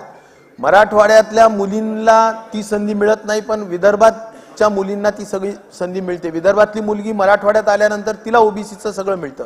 आणि त्यामुळं अध्यक्ष महोदय या संदर्भातली जी मागणी आहे ती महत्वाची, त्याच्या संदर्भात शासनाने केलेली कार्यवाही म्हणजे अध्यक्ष महोदय खत्री आयोग नेमण्यात आला, त्याच्या बाबतीतल्या काही शिफारसी आहेत. आता लेटेस्ट जर असेल तर महाराष्ट्र शासनाने अध्यक्ष महोदय मागास आयोग, महाराष्ट्र मागास आयोग नेमलेला आहे. त्याचा अभ्यास करण्यासाठी औरंगाबाद, बीड आणि जालना या ठिकाणचे अभ्यास करण्याचा जो काही विषय अध्यक्ष महोदय तो लवकरात लवकर त्याच्या बाबतीतली माहिती संपूर्ण शासनाने प्राप्त करून घ्यावी आणि त्यांच्या बाबतीतल्या सवलती किंवा ओबीसीचं मराठा कुणबी ओबीसीचं आरक्षण त्यांना देण्यात यावं या संदर्भातील पावलं टाकावेत अशी माझी विनंती शासनाला आहे. खूप मोठी त्यातली नाराजी आहे. अध्यक्ष महोदय, अध्यक्ष महोदय एक सेकंद. अध्यक्ष महोदय, मराठा आरक्षणाच्या संदर्भात अध्यक्ष महोदय एकच मिनिट. अध्यक्ष महोदय, मराठा आरक्षणाच्या संदर्भात अध्यक्ष महोदय 2014ला आपण 16% आरक्षण लागू केलं आणि 16% आरक्षण लागू केल्यानंतर 2014ला पुन्हा एकदा कोर्टाने त्यामध्ये त्याला स्टे दिला किंवा त्याला नामंजूर केलं आणि त्यामुळे अध्यक्ष महोदय माननीय मुख्यमंत्र्यांनी त्यात असं आश्वासन मागच्या बजेट अधिवेशनात विधान परिषदेत दिलं होतं की आम्ही माननीय नरेंद्र मोदीजींना भेटून या संदर्भातलं मराठ्यांचा आरक्षणाच्या संदर्भातला जो सुप्रीम कोर्टामधला जो मुद्दा आहे तो निश्चित प्रकारे मार्गी लावू. परंतु अध्यक्ष महोदय अद्याप तो मार्गी लागलेला नाही आणि त्यामुळे अध्यक्ष महोदय किमान जे माननीय मुख्यमंत्री महोदयांनी सवलती दिलेल्या आहेत 14 सवलती ओबीसींच्या धर्तीवर सवलती देतो असं म्हणाले तर त्या 14 सवलती ज्याच्यामध्ये अध्यक्ष महोदय प्रामुख्याने त्या आर्थिक शैक्षणिक ज्या सवलती आहेत की ज्यामध्ये अध्यक्ष महोदय ओबीसींना 50% फीस सवलत आहे तर ती मराठ्यांना लागू करू असं म्हटलंय परंतु ती अद्याप लागू झालेली नाही आणि त्यामुळे आर्थिक शैक्षणिक सवलती लागू कराव्यात. दिलेली जी काही हे आहे ती मान्य करावी अध्यक्ष महोदय. त्यासाठीचा पाठपुरावा शासनाने लवकर करावा. धन्यवाद. औचित्य मुद्दा मांडत असताना अध्यक्ष महोदय माझ्या दहिसर मतदारसंघामध्ये पीएमसी बँकमध्ये असंख्य ज्येष्ठ नागरिकांचे रिटायरमेंटचे पैसे बचत खात्यात व फिक्स डिपॉझिटमध्ये अडकले असणे. पीएमसी बँक सध्याच्या काळात युनिटी बँक या बँकेने टेक ओव्हर केलेली आहे. युनिटी बँकेच्या म्हणण्याप्रमाणे ज्या लोकांच्या फिक्स डिपॉझिट व बचत खात्यात पैसे आहेत ते 2032 यापूर्वी ते पैसे पूर्ण देण्यात येतील. तोपर्यंत या ठेवीवर कुठल्याही प्रकारचं व्याज देण्यात येणार नाही असे सांगण्यात येते.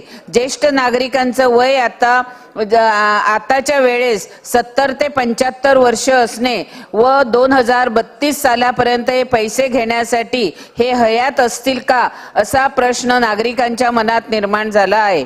अध्यक्ष महोदय, पीएमसी बँकेमुळे एका डॉक्टराने आत्महत्या केली तर अनेक ज्येष्ठ नागरिकांच्या धक्का बसून मृत्यू झालेला असणे त्यांच्या ठेवी पूर्णतः परत मिळण्याबाबत मदत करावी अशी मागणी करण्यात येते. परिणामी सरकारने ज्या पद्धतीने केंद्र सरकारने मराठा बँकेला त्यांना विम्याचे पैसे प्रत्येक ठेवीदारांना 5 लाख रुपये दिले त्याचप्रमाणे ह्या ज्येष्ठ नागरिकांना योग्य न्याय मिळवून देण्यासाठी करावयाची कारवाई याबाबत शासनाचं लक्ष वेधण्यासाठी मी औचित्याचा मुद्दा मांडत आहे. बाबरसाहेब, अनिल बाबरसाहेब.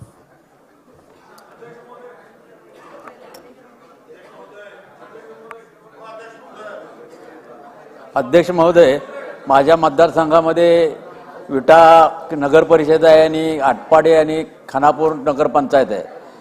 20 वर्षापूर्वी या गावांना पाणीपुरवठ्याची योजना झाल्या आहेत. पाईप जीर्ण झालेले आहेत आणि वाढतं शहरीकरण त्यामुळं 4 ते 5 दिवसानं गावामध्ये पाणी येतं. 24/5/22ला तत्कालीन नगरविकास मंत्री यांनी बैठक घेऊन या तिन्ही शहरांना पाणी देण्याच्या दृष्टीनं योजना करायचे आदेश दिलेले होते. माझी विनंती आहे की 3 महिन्याच्या आत त्याला प्रशासकीय मान्यता मिळवून निविदा काढायची प्रक्रिया व्हावी अशी या निमित्त औचित्याच्या मुद्द्यामार्फत मी मागणी करत आहे. अध्यक्ष महोदय, महाराष्ट्र राज्याला सुमारे 720 किलोमीटरचा विस्तीर्ण समुद्र किनारा लाभला असून मुंबई बरोबरच ठाणे, पालघर व रायगड, रत्नागिरी जिल्ह्यामध्ये आगरी कोळी समाज हा स्थानिक भूमिपुत्र आहे. या समाजाचे उदरनिर्वाहाचे साधन प्रामुख्याने मत्स्य व्यवसाय, मिठागरे व शेती आहे. माझ्या विधानसभा मतदारसंघाला खाडी किनारा लाभलेला असून मतदारसंघात आजही आगरी कोळी समाजाचे नागरिक मोठ्या प्रमाणात राहत आहेत. मासेमारी हा त्यांचा परंपरागत व्यवसाय असल्यामुळे ते गेल्या अनेक वर्षापासून मासेमारी करून आपल्या कुटुंबाचे पालनपोषण करत असतात. मासेमारी हा मुख्य व्यवसाय असल्याकारणाने त्यांच्याकडे दुसरा कुठलाही उदरनिर्वाहाचा व्यवसाय नाही अध्यक्ष महोदय. परंतु गेल्या काही वर्षापासून ग्लोबल वॉर्मिंगमुळे वाढलेल्या तापमानापासून समुद्रात अंतर्गत हालचाली होत असल्याने सातत्याने चक्रीवादळे निर्माण होत असतात.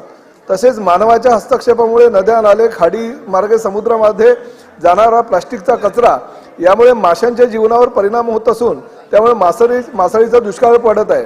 तसेच प्रक्रियेविना सांडपाणी समुद्रात सोडल्यामुळे मासे किनाऱ्यापासून दूर जात असल्याने मासेमारीसाठी जास्त दूरवर समुद्रात जावे लागत आहे. अध्यक्ष महोदय, मत्स्योत्पादन खात्याच्या वार्षिक अहवालानुसार 2022-23 मध्ये भारतात मत्स्योत्पादन क्षेत्राचा महसूल 1,37,716 कोटी होता. त्यानुसार जर उपरोक्त कारणांमुळे मासेमारीचा एक दिवस जरी कमी झाला तरी 377 कोटी रुपयाचा फटका अर्थव्यवस्थेला बसतो. अध्यक्ष महोदय, अनेक मच्छीमारांनी राष्ट्रीय सहकार विकास योजनेअंतर्गत यांत्रिकी नौका बांधण्यासाठी कर्ज घेतली असून ती थकीत आहे.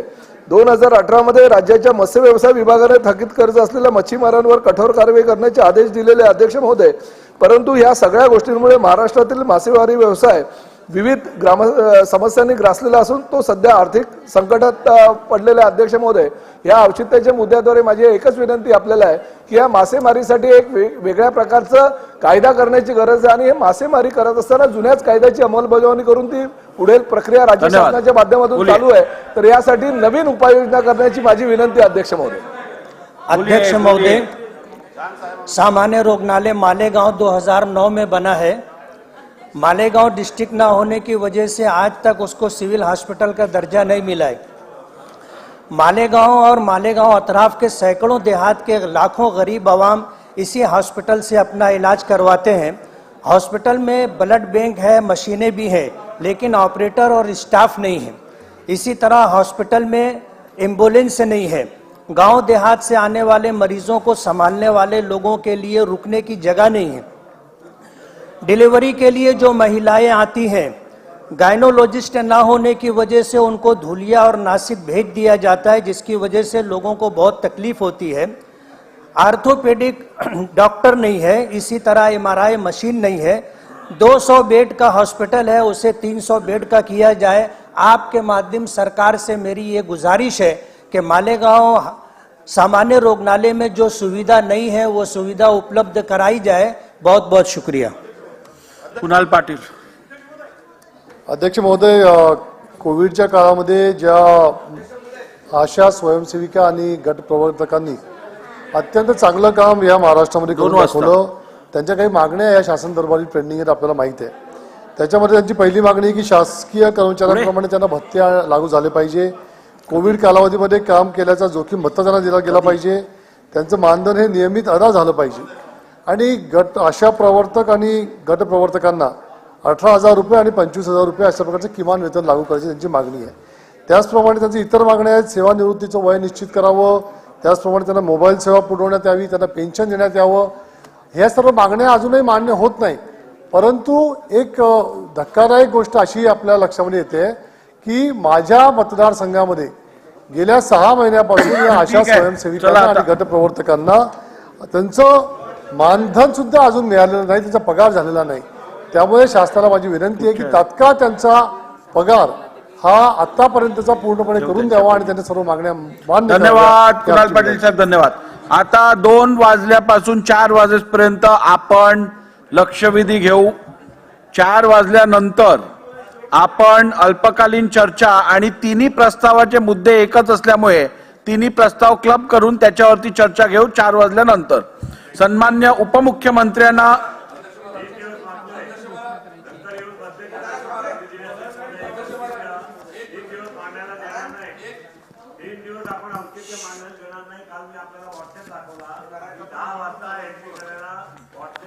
लक्षवेधी झाल्यानंतर आपण 15 मिनिटं परत औचित्य घेऊ. चला.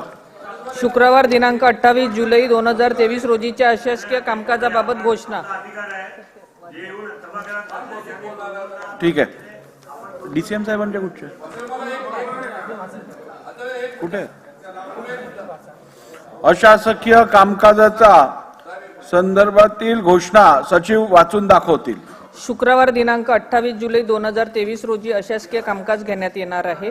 उक्त दिवशी अशासकीय कामकाजातील विचारार्थ एकूण 8 अशासकीय विधेयके चर्चेकरिता घेण्यासाठी निश्चित करण्यात आले आहेत.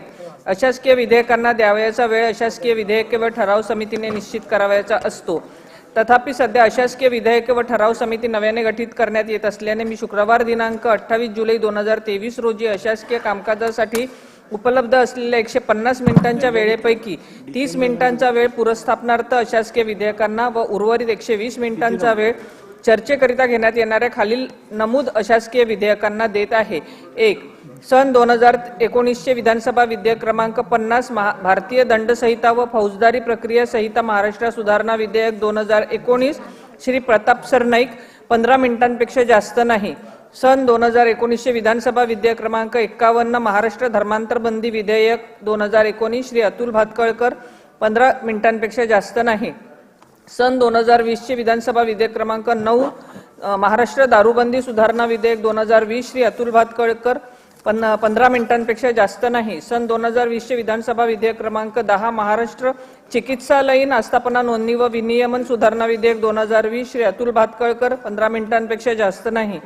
सन 2020 विधानसभा विधेयक क्रमांक 11 महाराष्ट्र कर्मचाऱ्यांची माता पित्याप्रती जबाबदारी आणि उत्तरदायित्व व देखभाल यासंबंधीच्या मानकांबाबत विधेयक 2020 श्री अमित साटम 15 मिनिटांपेक्षा जास्त नाही. सन 2020 विधानसभा विधेयक क्रमांक 22 राज्यातील अल्पभूधारक शेतकऱ्यांना निवृत्ती वेतन देण्याबाबत विधेयक 2020 श्री प्रकाश आंबेडकर 15 मिनिटांपेक्षा जास्त नाही. सन 2020 विधानसभा विधेयक क्रमांक 23 महाराष्ट्र झोपडपट्टी सुधारणा निर्मूलन व पुनर्विकास सुधारणा विधेयक 2020 श्री अतुल भातखळकर 15 मिनिटांपेक्षा जास्त नाही. सन 2020 विधानसभा विधेयक क्रमांक 24 महाराष्ट्र नागरी क्षेत्र झाडांचे संरक्षण व जतन सुधारणा विधेयक 2020 श्री सुनील प्रभू 15 मिनिटांपेक्षा जास्त नाही. वरीलपैकी कोणत्याही विधेयकाचा वेळ वाचल्यास तो त्या पुढील विधेयक क्रमांकाच्या विधेयकाला देण्यात येईल. लक्षवेधी क्रमांक 4. अध्यक्ष महोदय, लक्षवेधी क्रमांक 4.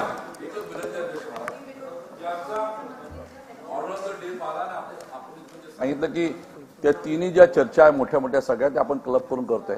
माझी एवढीच विनंती अध्यक्ष होणार की आपण त्या चर्चेच्या नंतर ऑर्डर ऑफ द डे मध्ये पाहिलं तर त्याच्यानंतर आपण अल्पकालीन चर्चा ठेवलेल्या आहे. अर्धा तास तुम्ही ऐकून घ्या ना. अल्पकालीन चर्चा आणि तिन्ही प्रस्तावांमधला विषय एकच असल्यामुळे आपण त्या क्लब करून दुपारी 4 ते 6 त्या घेऊ. अर्धा तास चर्चा ते कामकाज झाल्यानंतर घेऊ. अर्धा तास नाही चर्चा पेंडिंग ठेवू शकत नाही. पेंडिंग 2 आठवडे पेंडिंग लवकर आटपून टाका आणि मग त्याला हे 2-3च आहे. आता मला सांगा 16 लक्षवेधी आहे. 2 तास तर लागणार 16 लक्षवेधी व्हायला. ठीक आहे ठीक आहे. लक्षवेधी क्रमांक 4. अध्यक्ष महोदय, लक्षवेधीचा विषय हा माझ्या दौंड विधानसभा मतदारसंघातील जे काही वेगवेगळ्या पोलीस संबंधित आस्थापना आहे त्याच्यामध्ये दौंड पोलीस स्टेशन, यवत पोलीस स्टेशन, दौंड उपविभागीय अधिकारी आणि त्याचबरोबर दौंडमध्ये असणाऱ्या गट क्रमांक SRP गट क्रमांक 5, गट क्रमांक 7 रेल्वे पोलीस प्रशिक्षण केंद्र आणि राज्य राखीव पोलीस प्रशिक्षण केंद्र अशा प्रकारच्या वेगवेगळ्या ज्या आस्थापना आहे या संदर्भातला आहे. पहिल्यांदा माननीय देवेंद्रजींचे मी आभार मानतो की मागच्या त्यांच्या मुख्यमंत्री पदाच्या कार्यकालामध्ये SRPची अतिशय कुचकामी झालेली मोडकळीस आलेली व्यवस्था त्यांनी जवळपास 250-300 कोटी रुपये त्या ठिकाणी निधी उपलब्ध करून दिला आणि ज्या ठिकाणी पोलिसांना प्रशिक्षण दिलं जातं आणि ज्या पोलिसांच्यावर SRPवर आपण ज्यावेळी आपत्कालीन परिस्थिती निर्माण होते त्यावेळी अवलंबून असतो त्यांच्या कुटुंबियांना त्यांच्या निवासाच्या आणि कार्यालयाच्या वेगळ्या सुविधा त्यांनी उपलब्ध करून दिल्या आणि त्यामुळे त्या ठिकाणची परिस्थिती सुधारतीये. या संदर्भातल्या मी यापूर्वी सुद्धा कटपोषणच्या माध्यमातून नवीन आता सध्या दौंडमध्ये यवत आणि दौंड ही 2 पोलीस स्टेशन आहे. PMRDची हद्द वाढलेली आहे. 70% तालुका हा PMRD मध्ये गेलेला आहे. रेल्वेचं एक जंक्शन आहे, रेल्वे लाईन आहे, 3 नॅशनल हायवे आहेत, एक MIDC आहे. अशा सगळ्या पार्श्वभूमीवर फक्त 2च पोलीस स्टेशन असणारा या जिल्ह्यातील एकमेव तो तालुका आहे. त्यामुळे त्या ठिकाणी नवीन पाटस पोलीस स्टेशन सुरू करावं अशा प्रकारची मागणी होती.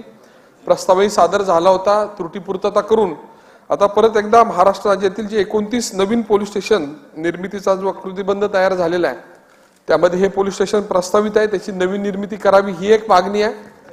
दौंड पोलीस स्टेशन, यवत पोलीस स्टेशन, दौंड उपविभागीय पोलीस कार्यालय या तिन्ही कार्यालयाला आता सध्या चांगल्या इमारती नाहीत, अतिशय जीर्ण अशी इमारती आहे. तिन्ही आस्थापनांच्या कर्मचाऱ्यांच्या आणि अधिकाऱ्यांना कुठल्याही प्रकारची निवासस्थान नाही. त्यासाठी जवळपास सगळ्या ठिकाणी जागा उपलब्ध आहे आणि त्यामुळे या इमारतींचे प्रस्ताव आपल्या राज्य शासनाकडे प्राप्त झालेले आहेत आणि त्या संदर्भामध्ये या इमारतींना तातडीने निधी देणं आवश्यक आहे.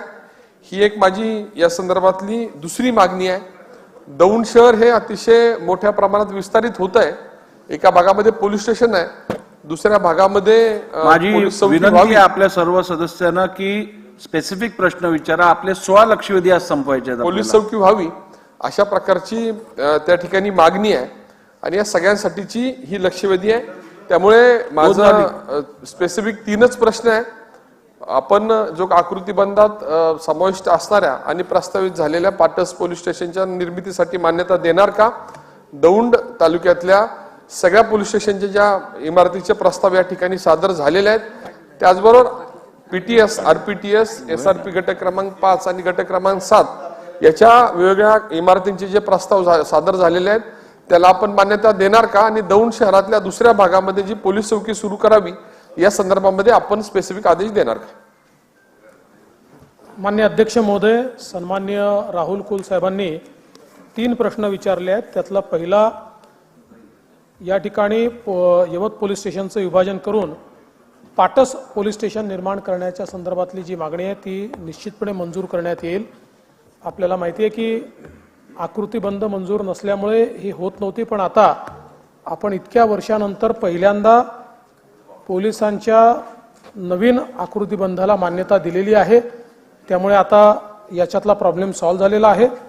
दुसरं, आपण एक नवीन पोलीस चौकी दौंड पोलीस स्टेशनच्या अंतर्गत करण्याची जी मागणी केली आहे त्या पोलीस चौकीलाही आता त्या ठिकाणी आपल्याला जागा उपलब्ध झाली आहे. त्यामुळे ती पोलीस चौकी देखील या ठिकाणी मंजूर करण्यात येईल. आणि आपण ज्या पोलिसांच्या इमारती सांगितलेल्या आहेत त्या सगळ्याच महत्त्वाच्या आहेत, पण आपल्याला एका वेळी सगळ्या कदाचित घेता येणार नाही. त्याची एक प्राधान्य यादी आपण ठरवलेली आहे.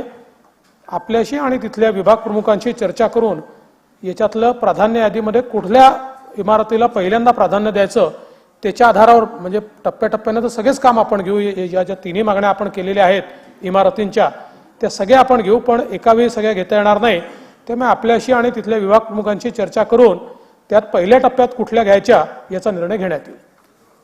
चला, लक्षवेधी क्रमांक 5. लक्षवेधी क्रमांक 5 वितरित केल्याप्रमाणे. अध्यक्ष महोदय, मला जे उत्तर आलेलं आहे या उत्तरामध्ये अधिकाऱ्यांनी फार म्हणजे असं गोल उत्तर दिलेलं आहे. हा मुद्दा खूप सिरियस आहे अध्यक्ष महोदय. तत्कालीन पोलीस अधीक्षक जयंत मीना परभणी ते कार्यरत असताना फार मोठा पोलीस कल्याण निधीमध्ये गैरव्यवहार झालेला आहे अध्यक्ष महोदय. हे पूर्ण खरेदी ही शासकीय खरेदी जे जीएम पोर्टलमधनं करायला पाहिजे ती तशी तिथं झालेली नाही आहे. टीव्ही संगणक जे खरेदी केले ते वेलफेअर फंडातनं खरेदी केलेले आहेत. हे अत्यंत चुकीचं आहे अध्यक्ष महोदय. अध्यक्ष महोदय, सदर खरेदी देयक अथवा नोंद कोणत्याही रेकॉर्डवर घेण्यात आलेली नाही अध्यक्ष महोदय. आणि कुठलीही शासकीय प्रक्रिया अवलंब केलेला नाही अध्यक्ष महोदय. सदरील वरील प्रकरणाची अत्यंत गंभीर्याने चौकशी होणे अत्यंत गरजेचं आहे अध्यक्ष महोदय. अध्यक्ष महोदय, शासकीय खरेदी करत असताना आपल्याला नोट शीट वगैरे बनवावी लागते. ती कुठल्याही कसल्या प्रकारची नोट शीट वगैरे बनवलेली नाही आणि नोट शीट न बनवता हे सर्व खरेदी करण्यात आलेलं आहे अध्यक्ष महोदय. महोदय, पोलीस कर्मचारी व अधिकाऱ्याच्या महत्त्वाच्या कार्यासाठी वापरला जाणारा पोलीस कल्याण निधी म्हणजेच वेलफेअर फंड हा अपघात, आजारपण, अपघाती मृत्यू यासाठी वापरला जात असतो. परंतु मीना यांनी स्वतःसाठी व स्वतःच्या फायद्यासाठी स्वतःच्या निवस्थानासाठी वापरलेला आहे अध्यक्ष महोदय. आणि मला प्राप्त झालेल्या माहितीनुसार वेलफेअर फंडाची 10 लाख रुपयाची जे एफडी होती ती पण त्यांनी मोडलेली आहे. हे सुद्धा रेकॉर्डला कुठे नोंद नाही अध्यक्ष महोदय. आणि याची पण चौकशी अध्यक्ष महोदय. हा मुद्दा फार गंभीर आहे आणि चौकशी झाली पाहिजे. अध्यक्ष महोदय, माझा तिसरा प्रश्न मुद्दा असा आहे, तत्कालीन पोलीस अधीक्षक मीना यांनी वेलफेअर फंडातून 1,10,00,000 रुपये निधी स्वतःसाठी व स्वतःच्या निवासस्थानासाठी खर्च केलेला आहे. अध्यक्ष महोदय, कर्मचारी व अधिकाऱ्यांसाठी बनवण्यात आलेला नवीन मंगल कार्यालयाची माती, रेती, सिमेंट, विटा खरेदी यामध्ये जवळजवळ 40 ते 50 लाख रुपयाचं देयक हे पोलीस स्टेशनला वगैरे सांगून सप्लाय करण्यात आलं आणि हे कॅश घेण्यात आली, तर अशी माझ्या माहिती आहे अध्यक्ष महोदय. अध्यक्ष महोदय, या गुन्ह्याची माहिती भरण्यासाठी CID क्राईम मार्फत CCTNS प्रणाली चालवली जाते. त्यासाठी सुद्धा 8 लाख रुपयाचा खर्च तत्कालीन पोलीस अधीक्षक परभणी श्री मीना यांनी केला आहे, जे की संपूर्ण महाराष्ट्रामध्ये CCTNS वर कुठेही 8 रुपयाचा पण सुद्धा खर्च झालेला नाही आहे. अध्यक्ष महोदय, तत्कालीन पोलीस अधीक्षक जयंत मीना यांनी 8 रुपये पण कुठे खर्च झालेला नाही, पण त्यांनी 8 लाख रुपये चौकशी केली, म्हणजे खर्च केलेला आहे. अध्यक्ष महोदय, आणि माझा शेवटचा प्रश्न आहे अध्यक्ष महोदय. अध्यक्ष महोदय, मी त्यांच्या ऑफिसला मतदारसंघातील काही विषय घेऊन गेलो असताना माझ्यासोबत माझे सभापती होते, काही महिला होत्या, आणि मी त्यांना ती चर्चा करण्यासाठी गेलो होतो की माझ्या मतदारसंघामध्ये अवैध धंदे खूप चालतात. रेती आहे, रेतीचं अवैध होऊन जातं, गुटखा आहे, दारू आहे, मटका आहे, हे सर्व हे आम्ही सांगण्यासाठी गेलो अध्यक्ष महोदय. पण त्यांनी आम्हाला ऑफिसच्या बाहेर काढलं, शिपायाला बोलून आम्हाला ऑफिसच्या बाहेर काढलं. आमच्या पूर्ण सगळ्या सहकार्याला सुद्धा मला पण बाहेर काढला. अध्यक्ष महोदय, ही फार गंभीर बाब आहे. एखाद्या लोकप्रतिनिधीला भेटायला गेल्यानंतर, आपली व्यथा मांडण्यासाठी गेल्यानंतर एका SP-ने म्हणजे सभागृह म्हणजे त्याच्या ऑफिसच्या बाहेर काढणं हे फार चुकीचं आहे आणि आपण असं वागणूक दिलेली आहे. आणि या महाराष्ट्र विधानसभा नियम 174/175 अन्वये मी हक्कभंग सूचना आपणास सादर केलेली आहे. त्यावर आजपर्यंत प्रश्न विचारा. कुठलीही कारवाई झालेली नाही अध्यक्ष महोदय. तर हे हक्कभंग जो मानलेला आहे मी, हे आपण कधी स्वीकारणार आणि आपण कधी न्याय देणार?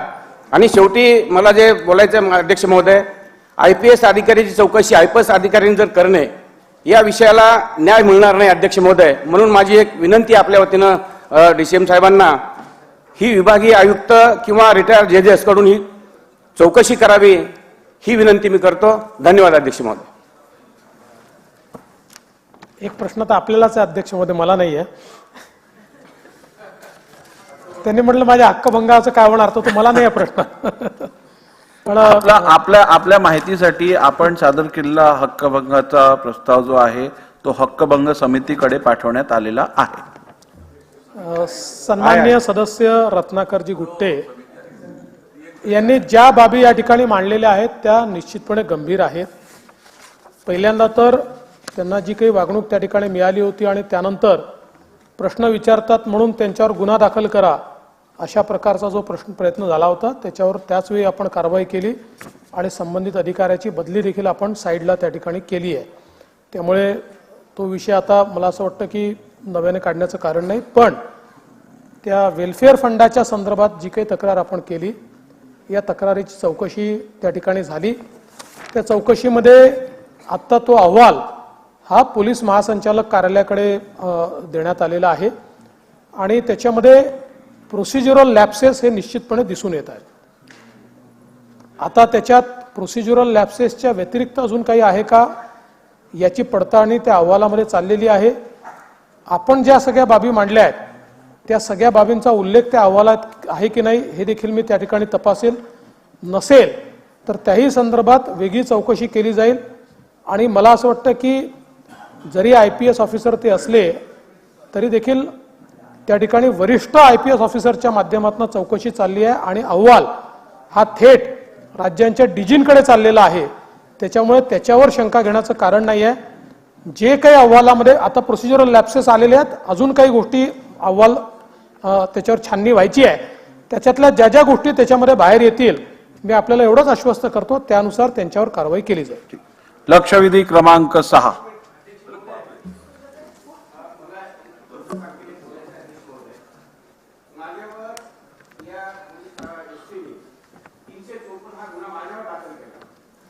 आणि रात्रीच्या 2 वाजता हा गुन्हा दाखल केला माझ्यावर.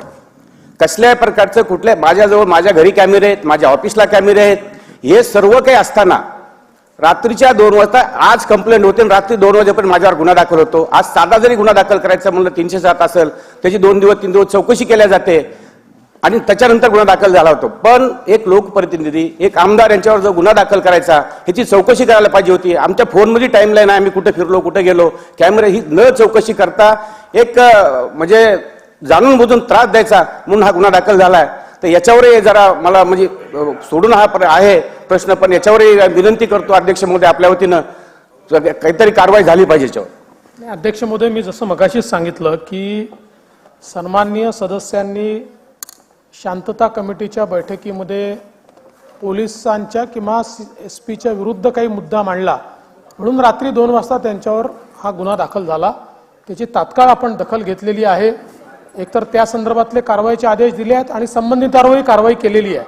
त्याच्यामुळे त्याची दखल घेतली नाही असं नाहीये, त्याची दखल घेतल्यामुळेच त्यांची बदली त्या ठिकाणून झाली आहे. लक्षवेधी क्रमांक 6. लक्षवेधी क्रमांक 6 वितरित केल्याप्रमाणे सन्माननीय अध्यक्ष महोदय, पनवेल महापालिकेच्या क्षेत्रातल्या वाहिन्या भूमिगत करण्याच्या संदर्भात प्रामुख्याने ही लक्षवेधी मांडलेली आहे. अध्यक्ष महोदय, पनवेल महापालिका 2016 साली स्थापन झालेली आहे आणि सन्माननीय देवेंद्र फडणवीस साहेब मुख्यमंत्री असतानाच त्यांच्या पुढाकाराने ही महापालिका स्थापन झाली. आम्ही मानतो एका अर्थानं हे त्यांचंच अपत्य आहे आणि वेळोवेळी वेगवेगळ्या गुट्या देऊन या महापालिके बाळसं कसं धरेल याच्यासाठी त्यांनी सातत्यानं या ठिकाणी आम्हाला मदत केलेली आहे. अध्यक्ष महोदय, या महापालिकेच्या हद्दीमध्ये सध्याच्या घडीला ऊर्जेच्या संदर्भात आणि विशेषत्वानं MSEDCच्या संदर्भामध्ये वेगवेगळ्या पद्धतीचे प्रश्न सातत्याने निर्माण होत आहेत. अध्यक्ष महोदय, या महापालिकेच्या क्षेत्रात पनवेल तालुक्याच्या हद्दीमध्येच पॉवर ग्रीड सारखा एक महत्वाकांक्षी प्रकल्प त्या ठिकाणी आहे आणि त्याला ऊर्जा देण्यासाठी त्या ठिकाणी मुंबई ऊर्जा यांचाही प्रकल्प एक तिथं जोडण्यासाठी येतोय. अध्यक्ष महोदय, इतक्या मोठ्या प्रमाणात प्रकल्प जेव्हा येतात तेव्हा वेगवेगळ्या पद्धतीचं भूसंपादन त्या ठिकाणी होतं. लोकांना आपली छोटीशी जमीन ती सुद्धा अशा प्रकल्पांसाठी द्यावी लागते आणि अशा मोठ्या प्रकल्पांना जमीन द्यायची, पण त्याच वेळेला आपल्या परिसरामध्ये असलेली जी लाईट आहे त्याची व्यवस्था मात्र त्या ठिकाणी अधिकाधिक वाईट होत चाललेली आहे, अशी आजच्या घडीला तरी स्थिती आहे. अध्यक्ष महोदय, या परिसरामध्ये सातत्यानं लाईट जाणं हे प्रकार नित्य नियमाचे झालेले आहेत. अगदी काल परवाची TV पासून सगळीकडची बातमी आहे की कळंबोली सारख्या शहरामध्ये सलग त्या ठिकाणी 30 तास लाईट नव्हती. अध्यक्ष महोदय, एप्रिल महिन्यापासून जून महिन्यापर्यंत 30 मिनिटापेक्षा जास्त काळ लाईट गेलेली आहे. असे प्रसंग 204 वेळा आले आणि त्याच्यामध्ये साधारणपणानं 465 तास ही लाईट उपलब्ध नव्हती आणि याचं प्रामुख्यानं कारण अध्यक्ष महोदय या भूमिगत वाहिन्या नसणं हे त्याचं प्रामुख्यानं कारण आहे. आणि म्हणून या अनुषंगानं 219 किलोमीटर ही भूमिगत वाहिन्यांची लांबी जर आहे तर त्याच वेळेला ओव्हरहेड वायर्स या 476 किलोमीटर आहे. आणि म्हणून अध्यक्ष महोदय, त्याच वेळेला एकाच पोलवरून HT लाईन जाते त्याच्यामधून आणि त्याच्याच खालून LT लाईन जाते आणि म्हणून अशा पद्धतीचा स्ट्रेच आहे 7.5 किलोमीटर. या 7.5 किलोमीटर पैकी 0.5 किलोमीटर हा भूमिगत करण्यासाठी 5 वर्ष गेलेली आहेत. अद्यापही 7 किलोमीटरचा स्ट्रेच हा त्याच्यामध्ये बाकी आहे आणि तो RDSSच्या माध्यमातून करणार असं शासन सांगतं. अध्यक्ष महोदय, अशा स्थितीमध्ये या ठिकाणी तिथे सबस्टेशन नवीन असण्याची आवश्यकता आहे, ट्रान्सफॉर्मर नवीन असण्याची आवश्यकता आहे, जे मोडकळीस आलेले खांब आहेत ते बदलण्याची आवश्यकता आहे, वाहिन्या बदलण्याची आवश्यकता आहे आणि म्हणून हे सगळी कामं आम्ही RDSSच्या माध्यमातून करू असं शासन सांगतं. आणि म्हणून अध्यक्ष महोदय, या ठिकाणी माझे प्रश्न असे आहेत की एकीकडे महापालिका नव्यानंच झालेली आहे, त्यामुळे जर आधी महापालिकेनं एस्टिमेट केलेलं होतं की 180 कोटीच्या घरामध्ये याला निधी लागेल, पण आता असं दिसतंय की साधारणपणानं 250 कोटी याच्यासाठी निधी लागू शकतो. तर अध्यक्ष महोदय, माझा प्रश्न असा आहे की डिझास्टर कंट्रोल स्कीमच्या माध्यमातून अलीकडच्या गेल्या आठवडाभरामध्ये पनवेल परिसरामधल्या शाळांना 4 वेळा सुट्टी द्यावी लागलेली आहे. 4 वेळा सुट्टी, इतका हा आपत्ती प्रवण क्षेत्र आहे. मग अशा परिस्थितीमध्ये या डिझास्टर कंट्रोल स्कीम मधून ही कामं लवकरात लवकर होण्याच्यासाठी आवश्यक तो निधी हा शासनाकडून दिला जाईल काय? नंबर 1. नंबर 2, वेगवेगळ्या पद्धतीचे हे सगळे सबस्टेशन, ट्रान्सफॉर्मर, खांब, वाहिन्या ही सगळी कामं होण्याची आवश्यकता आहे. अध्यक्ष महोदय, या दृष्टिकोनातून गेल्या 8 ते 10 वर्षामध्ये साधारणपणानं या ठिकाणी 142 कोटीची कामं झालेली आहेत. म्हणजे आपण त्याचा ॲव्हरेज काढला तर 12 ते 14 कोटी वर्षाला खर्च होतोय. अध्यक्ष महोदय, या सगळ्या विभागामधून 180 कोटी रुपये प्रत्येक महिन्याला बिलिंग होतं. म्हणजे वर्षाचं केलं आपण महिन्याला बिलिंग होतं तर 2160 कोटी वर्षाला गोळा होतात. 5% त्याची अमाऊंट जर धरली आपण ते 108 कोटी हे त्याचे निघू शकतात. माझं म्हणणं असं आहे की RDSSच्या माध्यमातून देखील हे जे 142 कोटी लागणार आहेत हे सुद्धा शासन लवकरात लवकर देण्यासाठी मान्यता देईल. धन्यवाद. माननीय अध्यक्ष महोदय, सन्माननीय आमदार प्रशांत ठाकूर साहेबांनी पनवेलच्या संदर्भात जे मुद्दे उपस्थित केले आहेत त्याच्यामध्ये खरं म्हणजे त्यांनी सांगितलं की 2018 मध्ये पनवेल महानगरपालिका क्षेत्रातील विद्युत पुरवठा करणाऱ्या 262 किलोमीटर उच्च दाब उपरी वाहिनी व 381 किलोमीटर लघुदाब उपरी वाहिनीचं भूमिगत वाहिनीमध्ये रूपांतर करण्याकरता 186 कोटी रुपयाचा प्रस्ताव तयार केला होता. अर्थातच आता त्याची किंमत वाढलेली आहे कारण आता 2023 मध्ये आपण आलेलो आहोत आणि त्यावेळी असं अपेक्षित होतं की महानगरपालिकेने स्वखर्चाने ते करावं. मात्र हेही खरं आहे की महानगरपालिका ही लहान आहे आणि त्यामुळे स्वखर्चाने ते करू शकणार नाहीत. पण आपण वर्ल्ड बँकेसोबत आता एक प्रकल्प डिझास्टर मॅनेजमेंटचा हातामध्ये घेतला आहे आणि या प्रकल्पामध्ये जेवढे किनारपट्टीवरची शहरं आहेत या सगळ्या शहरांमध्ये किंवा गावांमध्ये भूमिगत वाहिन्यांचं जाळं टाकणं हा त्याच्यातला एक महत्त्वाचा कंपोनंट आहे. तर निश्चितपणे त्या प्रोग्रॅमच्या अंतर्गत आपलं हे एस्टिमेट अद्ययावत करून आताच्या बाजारभावाप्रमाणे ते एस्टिमेट करून त्या डिझास्टर मॅनेजमेंटच्या अंतर्गत ते सादर करण्यात येईल आणि माननीय मुख्यमंत्र्यांना विनंती करून त्यातनं याच्याकरता निधी आपण उपलब्ध करून देऊ. यासोबत आपण RDSS मध्ये देखील आता बरीच कामं या ठिकाणी सुरू करतो आहोत. RDSSच्या कामांना मला असं वाटतं आता मान्यता आपण दिलेली आहे आणि त्याची टेंडर्स आता निघणार आहेत त्यामुळे त्याच्याही अंतर्गत आपण काम करणार आहोत. आणि दुसरं आपण प्रणाली बळकटीकरणाच्या अंतर्गत या ठिकाणी अतिरिक्त पॉवर ट्रान्सफॉर्मर त्याच्यानंतर 46.15 किलोमीटर उच्चदाब भूमिगत वाहिनी, 40 किलोमीटर उच्चदाब वाहिनी क्षमता वाढ, 4 नवीन रोहित्र, 30 रोहित्र क्षमता वाढ, 87 मिनी पिलर बदलणे, 24 रिंगमेन युनिट, 34 AB स्विच इत्यादी कामांचा देखील समावेश केलेला आहे. तसंच आपण मगाशी ज्याचा उल्लेख केला की HT आणि LT हे एकत्र असल्यामुळे त्याच्यावर अनेक वेळा फेलियरची अडचण त्या ठिकाणी तयार होते. 7.5 किलोमीटरचा स्पॅन आहे त्यातला 0.5 किलोमीटरचा स्पॅन झाला आहे, 7 किलोमीटरचा स्पॅन बाकी आहे. त्याला तात्काळ RDSS मध्ये पैसे दिले जातील आणि हा 7 किलोमीटरचा स्पॅन देखील अंडरग्राऊंड केला जाईल.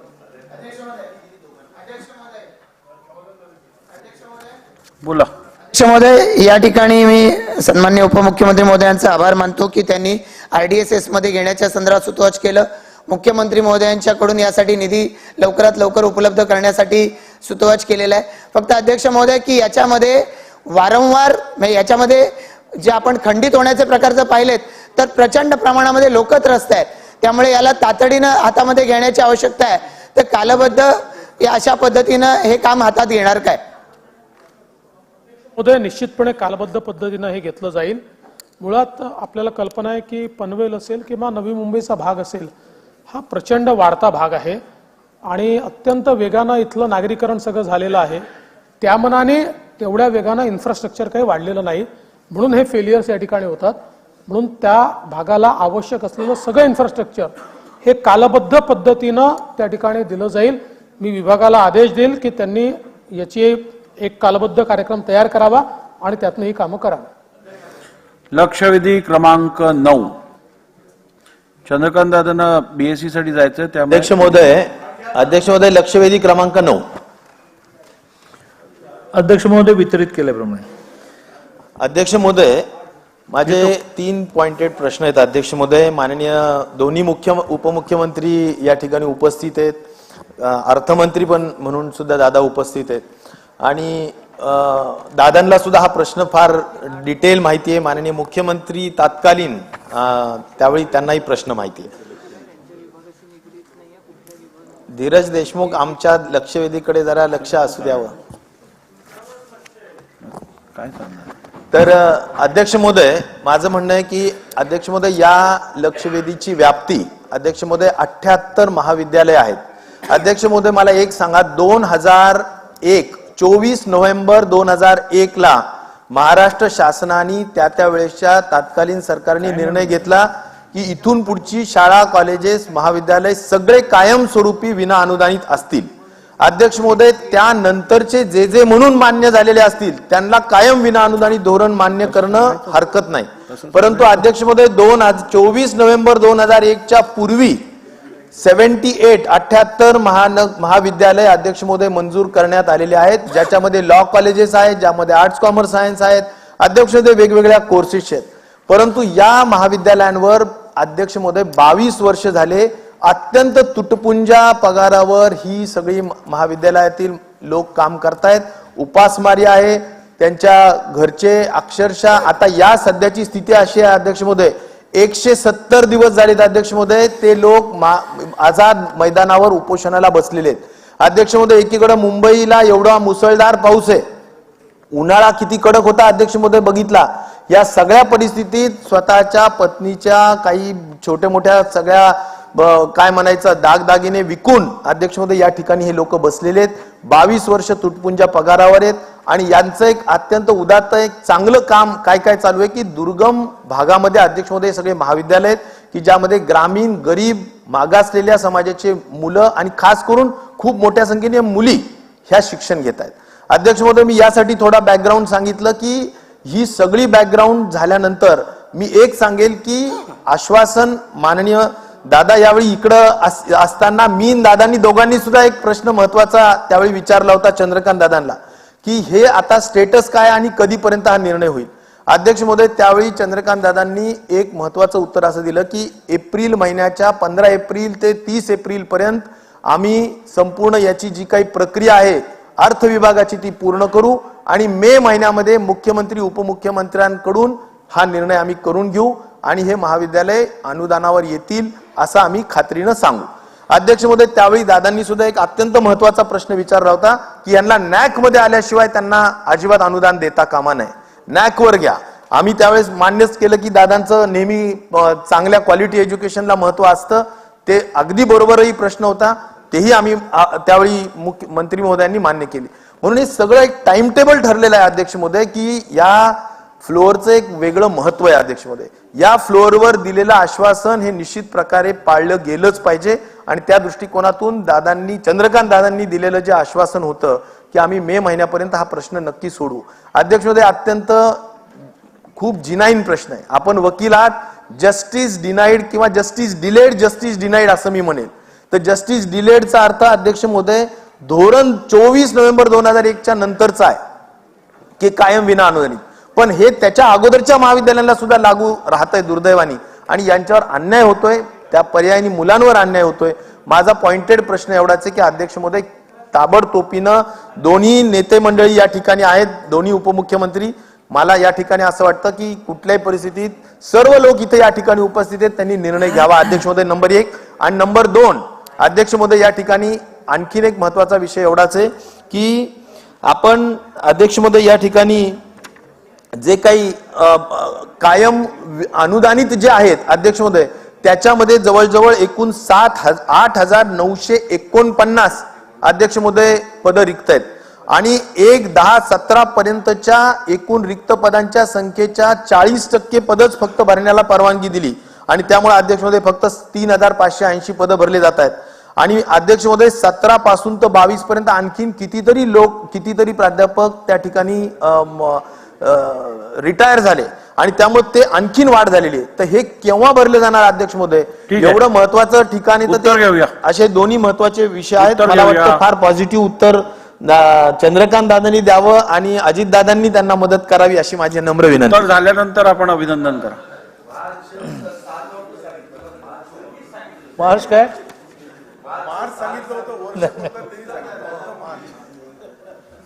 नाही, त्यामुळे अजितदादा विरोधी पक्षात असताना त्यांनी प्रश्न विचारले होते आणि त्यावर मी उत्तरं दिली होती. त्याच्यामुळे माझ्या उत्तरांना खरेपणा आणण्याची जबाबदारी आता दोन्ही उपमुख्यमंत्री महोदयांची आहे.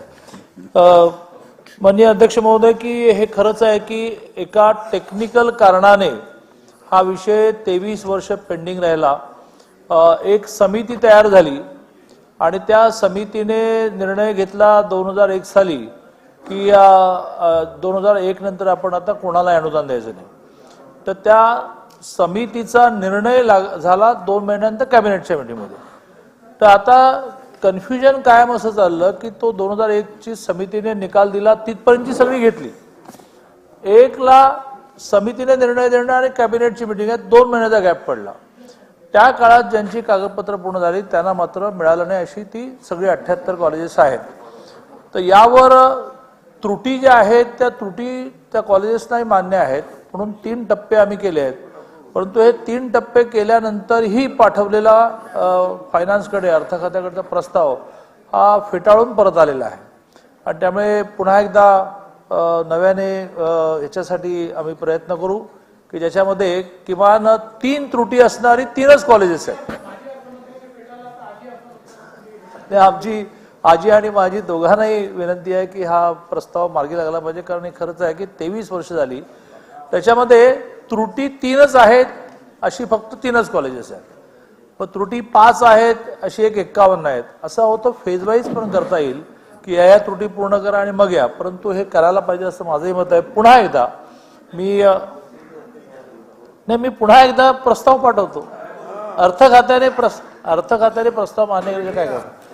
पण माननीय अध्यक्ष महोदय, एक सभागृहाला एक चांगली एका अर्थाने निर्णय म्हणा प्रयत्न म्हणा सांगायला पाहिजे, तो म्हणजे नक्षल भागामध्ये एकूण 26 महाविद्यालय महिलांची होती. हे सरकार आल्यानंतर त्यातल्या 14 महिला महाविद्यालयांना आपण अनुदान दिलं. माननीय टोपेजी, नक्षल भागातल्या मुलींच्या 26 पैकी 14 महाविद्यालयांना अनुदान देण्याचा निर्णय झाला. 12चे प्रस्ताव येण्याची वाट बघतोय. म्हणजे नक्षल भागातलं 2001च्या आधीचं म्हणताय तुम्ही टोपेजी, 2001च्या नंतरची 26 नक्षल भागातली महाविद्यालय आपण अनुदान आणतो. या 78चं करूया.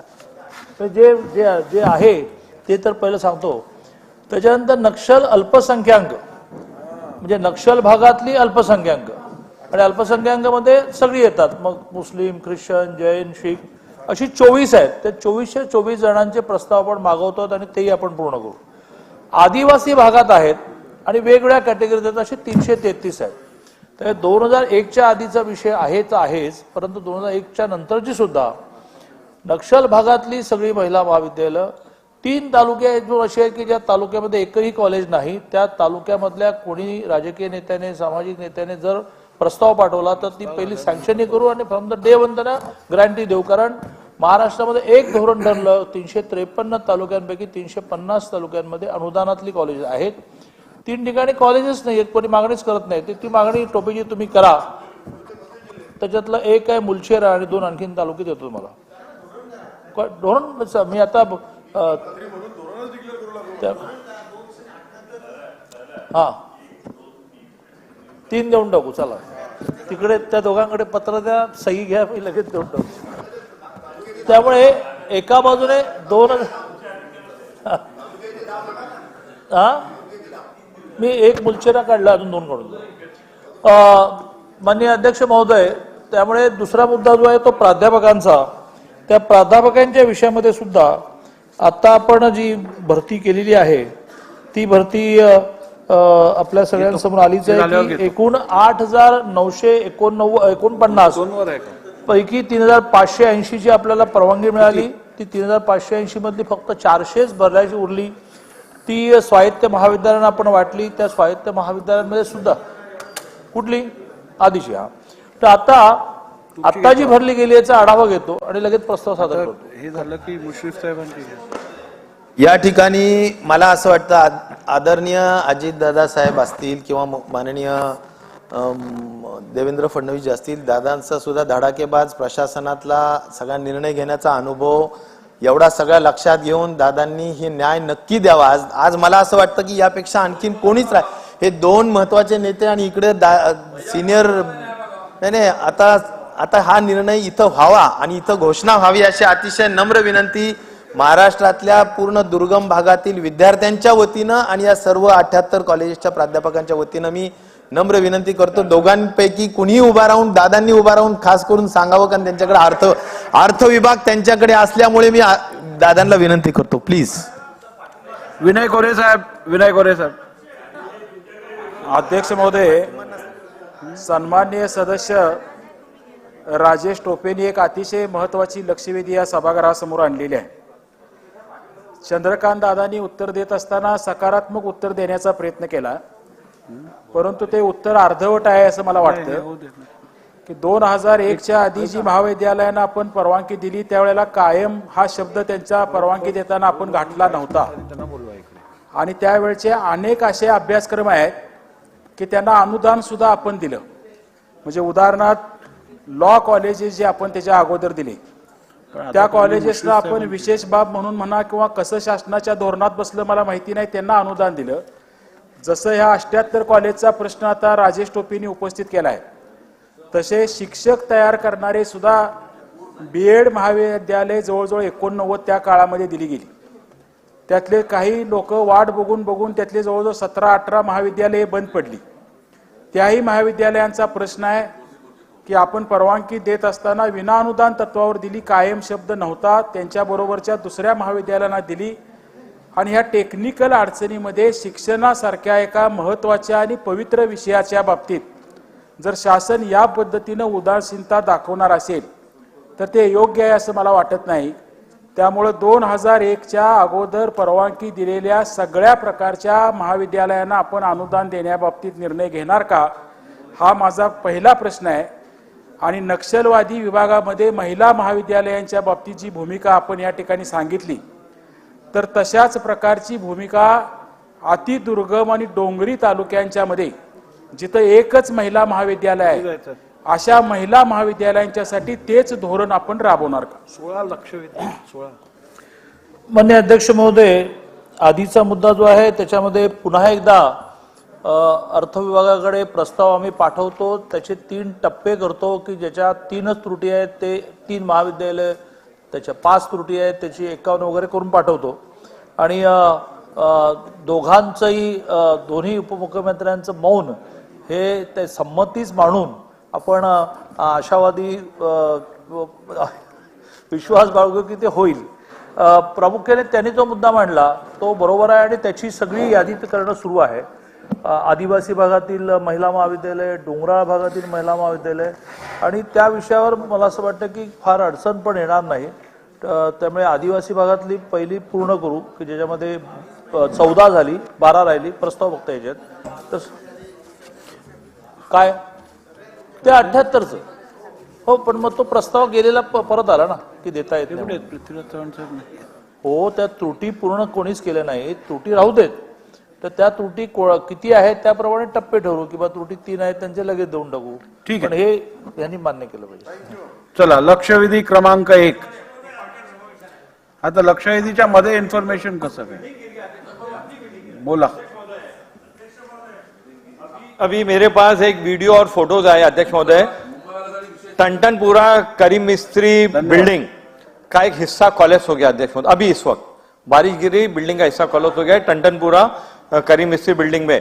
अध्यक्ष महोदय, ये बारिश हो रहा है और माडा के बाद निधि नहीं होने के कारण पिछले 8 दिन में मेरे मतदार संघ में एक अष्टविनायक, गंगासागर, ओमकार, प्रथम दर्शन उमरखाड़ी में, तिरंगा बिल्डिंग, ओमकार निवास, विकास दर्शन कमांडीपुरा में, टोटल 8 बिल्डिंग के अंदर खोलेस हुए अध्यक्ष महोदय. माडा गैस पैसा नहीं है, माडा गैस स्टाफ नहीं है. आपके माध्यम से मैं सरकार को 2 उप मुख्यमंत्री यहाँ पे बैठे हुए, देवेंद्र फडणवीस जी, अजय दादा पवार साहब, माडा को इमीडिएटली पैसा और स्टाफ के लिए सहायता दी जाए अध्यक्ष महोदय, वरना बहुत जान हानि हो जाएगी. सन्मान्य उपमुख्यमंत्री महोदय, दादा, अजित दादा, काल या संदर्भातली बैठकही मी घेतलेली. दक्षिण मुंबईतील विशेष करून ABCDE वॉर्डमध्ये अगदी ब्रिटिशकालीन बिल्डिंग्ज आहेत. हे सगळ्या बहुतांश building 80% building C1 C3 category मधल्या आहेत. सन्मान्य सदस्य अमीन पटेल साहेबांनी जी वस्तुस्थिती आज सांगितली ती अत्यंत सत्य वस्तुस्थिती आहे. इकडे निधीच्या अभावामुळे अनेक इमारतींची दुरुस्ती रखडलेली आहे आणि त्यामुळे प्रत्येक पावसाळ्यात किमान 10 ते 15 बिल्डिंग्स कोलॅप्स होतात. या संदर्भातली गंभीर दखल घेऊन म्हाडाला निधी उपलब्ध करण्यासंदर्भातली आपण विचार करावा. या संदर्भात अध्यक्ष महोदय निश्चितपणे ठीक आहे निश्चितपणे अध्यक्ष महोदय तशा प्रकारे निर्देश देण्यात येतील. चल सन्मान्य दादांना मला वाटतं स्पष्टीकरण द्यायचं आहे त्या विलंबाच्या कारणांसंदर्भात.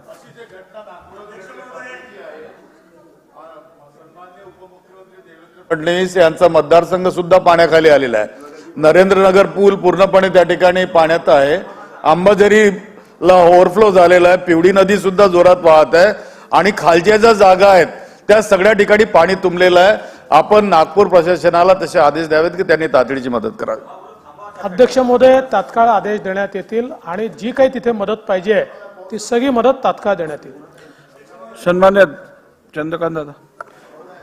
मान्य अध्यक्ष महोदय, सन्माननीय सदस्य श्री पृथ्वीराजजी चव्हाण यांनी आज सभागृहात औचित्याच्या मुद्द्याद्वारे मुंबई विद्यापीठाचे वार्षिक लेखी व लेखापरीक्षण अहवाल विधानमंडळासमोर सादर करण्यात झालेल्या विलंबाबाबत माहिती विचारली होती. त्यानुसार आपल्या अनुमतीने मी पुढील प्रमाणे माहिती सभागृहात सादर करत आहे. महाराष्ट्र सार्वजनिक विद्यापीठ अधिनियम 2016 मधील कलम 135 नुसार विद्यापीठाने वित्तीय वर्ष संपल्यानंतर 1 वर्षाच्या आत वार्षिक लेखी शासनास सादर करणे बंधनकारक आहे. मुंबई विद्यापीठाने 13-14 ते 21-22 या वर्षाचे वार्षिक लेखी शासनास सादर केले नसल्याने शासनामार्फत वारंवार विद्यापीठाकडे पाठपुरावा करण्यात आला. अधिनियमातील तरतुदीनुसार माननीय राज्यपाल कार्यालयामार्फत सुद्धा विद्यापीठाला वार्षिक लेखी सादर करण्याबाबत उचित निर्देश देण्यात आले होते. मुंबई विद्यापीठाने 13-14 ते 19-20 या वर्षाचे वार्षिक लेखी शासनास सादर केले असून ते 26/7/2023 रोजी विधानमंडळाच्या पटलावर ठेवण्यात आले आहेत. विलंबाची कारणे खालीलप्रमाणे: लेखा ताळमेळ झालेला नव्हता व लेखापुस्तकात त्रुटी होत्या. लेखासाठी वापरण्यात येणाऱ्या फॉक्सप्रो प्रणालीमध्ये अडचणी आल्या होत्या. विद्यापीठाचे काम पाहणाऱ्या सनदी लेखापालाकडे पुरेसे मनुष्यबळ नव्हते. कोरोना महामारीमुळे लेखा कामात विलंब झाला. नवीन सनदी लेखापालाची वित्त व लेखा अधिकारी म्हणून नोव्हेंबर 2020 पासून नियुक्ती झाल्यानंतर वरील सर्व अडचणी व त्रुटी दूर करून कर्मचाऱ्यांना योग्य प्रशिक्षण देऊन डायरेक्ट 8 वर्षाचे, म्हणजे हेही आपण अप्रिशिएट केलं पाहिजे की त्यांनी सगळा बॅकलॉग पूर्ण केला. अहवाल विधानमंडळाच्या पटलावर ठेवण्यात आला. सन 2020-21 व 22-23 लेखापरीक्षण सुद्धा पूर्ण होत असून सदरचे अहवाल सुद्धा लवकरच पटलावर ठेवता येईल. सदर विलंबाबाबत मुंबई विद्यापीठाने दिलगिरी व्यक्त केली आहे. ठीक. लक्षवेधी क्रमांक 1. लक्षवेधी क्रमांक 1. अध्यक्ष महोदय वितरित केल्याप्रमाणे. अध्यक्ष महोदय, ह्या वर्षी एप्रिल महिन्यामध्ये 1 एप्रिल पासून महाराष्ट्र राज्यात अनेक ठिकाणी सेतू केंद्र जे आहेत अनेक वर्षापासून त्यांचे टेंडर संपले आहेत. तर अनेक ठिकाणी ह्या वर्षी एप्रिल 1 तारखेपासून ह्या वर्षी अनेक सेतू केंद्र बंद करण्यात आली आहेत, बंद झाली आहेत आणि त्या बदली महा ई सेवा केंद्र महाराष्ट्रात ठिकठिकाणी सुरू केले आहेत. सेतू केंद्र बंद का झाले? कारण का त्यांची टेंडर जे आहे ते एप्रिल महिन्यात संपलं. त्याच्यानंतर शासनाकडून रिटेंडर करण्यात आलं, पण एवढ्या जाचक अटी असल्या कारण कोणी त्या ठिकाणी प्लेयर्स पुढे आले नाहीत आणि अजूनही महाराष्ट्रात अनेक जिल्ह्यामध्ये सेतू केंद्र सुरू नाही आहेत. त्यामुळे महा ई सेवा केंद्र सुरू करण्यात आली आणि महा ई सेवा केंद्राच्या माध्यमातून किंवा मुळे लोकांना, लाभार्थ्यांना, विद्यार्थ्यांना, वयस्कर लोकांना खूप अडचणी निर्माण होत आहेत. दिवसभर एकतर ते जे महा ई सेवा केंद्र आहेत, आधी सेतू 33 रुपये मध्ये दाखले काढून द्यायचं, आता महा ई सेवा केंद्रामध्ये 100, 200, 300 असे रक्कम त्या ठिकाणी घेतले जात आहेत. त्यामुळे एजंट्स पण त्या ठिकाणी खूप मोठ्या प्रमाणात येत आहेत आणि 1000-2000 रुपये हे लाभार्थ्यांकडून घेत आहेत. महा ई सेवा सेतूची कशी एक ठराविक वेळ असायची तशी महा ई सेवा केंद्राची कोणतीही वेळ नाही, कधीही उघडतात कधीही बंद करतात. आणि मुख्य म्हणजे हे जेव्हा दाखले द्यायची वेळ येते, मग ते वयाचा दाखला असेल, उत्पन्नाचा दाखला असेल, ते वेळेत देत नाहीत. ते द्यायला 1 महिना लावतात. सेतूमध्ये सकाळी अर्ज केल्यावर 2 दिवसात किंवा अगदी संध्याकाळी दाखले मिळायचे. महा ई सेवा केंद्राच्या माध्यमातून दाखले दिले जात नाही, 1 महिना लावत आहेत आणि त्यामुळे ऍडमिशन जी प्रक्रिया आता सुरू आहे, ऍडमिशन होत नाहीत. सोलापुरातली परिस्थिती बघितली तर सोलापुरात कामगार वर्ग एवढा आहे, वण उन्हात फिरून सकाळी 12 ते 2 मध्ये ह्या महिला, खास करून महिला कामगार तिथे उभ्या राहायच्या, चक्कर येऊन पडल्यात, कारण का महा ई सेवा केंद्रवाले स्पीडी रिड्रेसल त्या ठिकाणी एकाही दाखल्याचं करत नव्हते. जवळजवळ सोलापुरातच 25,000 प्रकरणं, मग ती संजय गांधी निराधार असेल, श्रावणबाळ असेल, उत्पन्न दाखल्याची विषय असतील, जातीचा दाखला, रहिवासी दाखला, 25,000 प्रकरणं ह्या ठिकाणी पेंडिंग आहेत. तर माझा मंत्री महोदय आपल्याला पहिला प्रश्न हा आहे की जोपर्यंत ती रिटेंडरिंग होत नाही, जोपर्यंत ज्याचं काठी आहे 36 लाखाचं डिपॉझिट काहीतरी द्यावं लागतं, तोपर्यंत तुम्ही सेतू केंद्र पुन्हा एकदा सुरू ठेवा अशी माझी विनंती आहे. आणि ते तुम्ही करणार आहात का?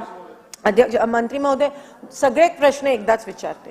दुसरा प्रश्न असा आहे की श्रावणबाळ योजनेसाठी वयाचा दाखला लागतो, पण हल्ली तो प्राथमिक आरोग्य केंद्र किंवा सिव्हिल सर्जन देण्यास बंद आहेत. तो तलाठीच्या माध्यमातून द्यावा लागतो. तिथे आठवड्यातून एकदा डॉक्टर बसला असतो आणि म्हणून श्रावणबाळ योजनेसाठी वयाचा दाखला जो लागतो तो दिला जात नाही आणि त्यामुळे श्रावणबाळ योजनेचा लाभ अनेक जणांना लागत नाही. आणि तिसरा महत्त्वाचा आणि शेवटचा प्रश्न असणार आहे माझा मंत्री महोदय आपल्याला की अनेक वर्षापासून उत्पन्न दाखल्याची जी अट आहे, जी मर्यादा आहे, ती 21,000 ठेवली आहे. आता मिनिमम वेजेस प्रमाणे पण दिवसाचा पगार जो आहे तो 300 रुपये आहे. तुम्ही मनरेगाचं पण बघितलं तर ते 27,000 आहे वर्षाचा पगार आणि आपण अजूनही 21,000वर अडकलोय.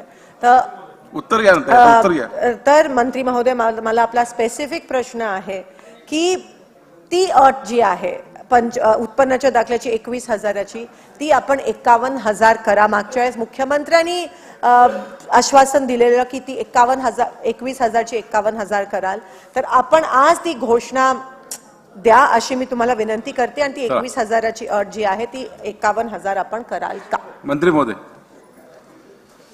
अध्यक्ष महोदय, पहिला प्रश्न त्यांनी जो विचारला होता की सोलापूर जिल्ह्यामध्ये सेतू सुविधा केंद्र सुरू करण्याबद्दल, आता हे गुजरात इन्फोटेक अहमदाबाद या कंपनीला हे काम आपण दिलं होतं. त्याची मुदत संपल्यानंतर 2 वर्षाची मुदतवाढ दिली होती आणि 31 मार्च 2023ला ती संपुष्टात आलेली आहे आणि काहीतरी ही निविदा प्रसिद्ध करण्यात आलेली होती, परंतु जातचं काठी असल्यामुळं ती त्याला प्रतिसाद मिळाला नाही असं त्यांचं म्हणणं आहे. तर मला वाटतं की पुन्हा जिल्हाधिकाऱ्यांनी आता ही निविदा काढलेली आहे, त्या ज्या अटी होत्या त्या दुरुस्त करून त्यांनी त्या ही निविदा काढलेल्या आहेत आणि लवकरात लवकर हे काम सुरू होईल असं जिल्हाधिकाऱ्यांनी आम्हाला कळवलेलं आहे. त्यामध्ये त्यांना सूचना देण्यात येतील आणि या विद्यार्थ्यांची सोय होणार नाही, ज्यांना दाखले पाहिजे आहेत त्यांची गैरसोय होणार नाही अशा पद्धतीनं सूचना त्यांना देण्यात येतील. दुसरा विषय जो आहे की श्रावणबाळसाठी जे दाखले मिळण्यामध्ये त्यांना अडचणी येत आहेत त्यामध्ये सुद्धा निश्चितपणानं आम्ही लक्ष घालू. वास्तविक वयाचा दाखला याच्यावरच श्रावणबाळची योजना आहे, परंतु ज्या म्हाताऱ्या माणसांच्याकडे वयाचे दाखले नाहीत त्यांना फक्त डॉक्टरच्या सर्टिफिकेटची आवश्यकता आहे. तर त्याबद्दल सुद्धा निश्चितपणानं मला वाटतं हे काय फारशी केसेस नाही, कारण प्रत्येकाकडे वयाचे दाखले आहेत. आणि तिसरा जो 21,000 उत्पन्नाची मर्यादा 51,000 करावं अशी अनेक दिवसाची जी मागणी आहे, तुम्ही आता पाहिलं असेल की 1,000 रुपयाची मर्यादा आपण 1,500 रुपये केलेली आहे.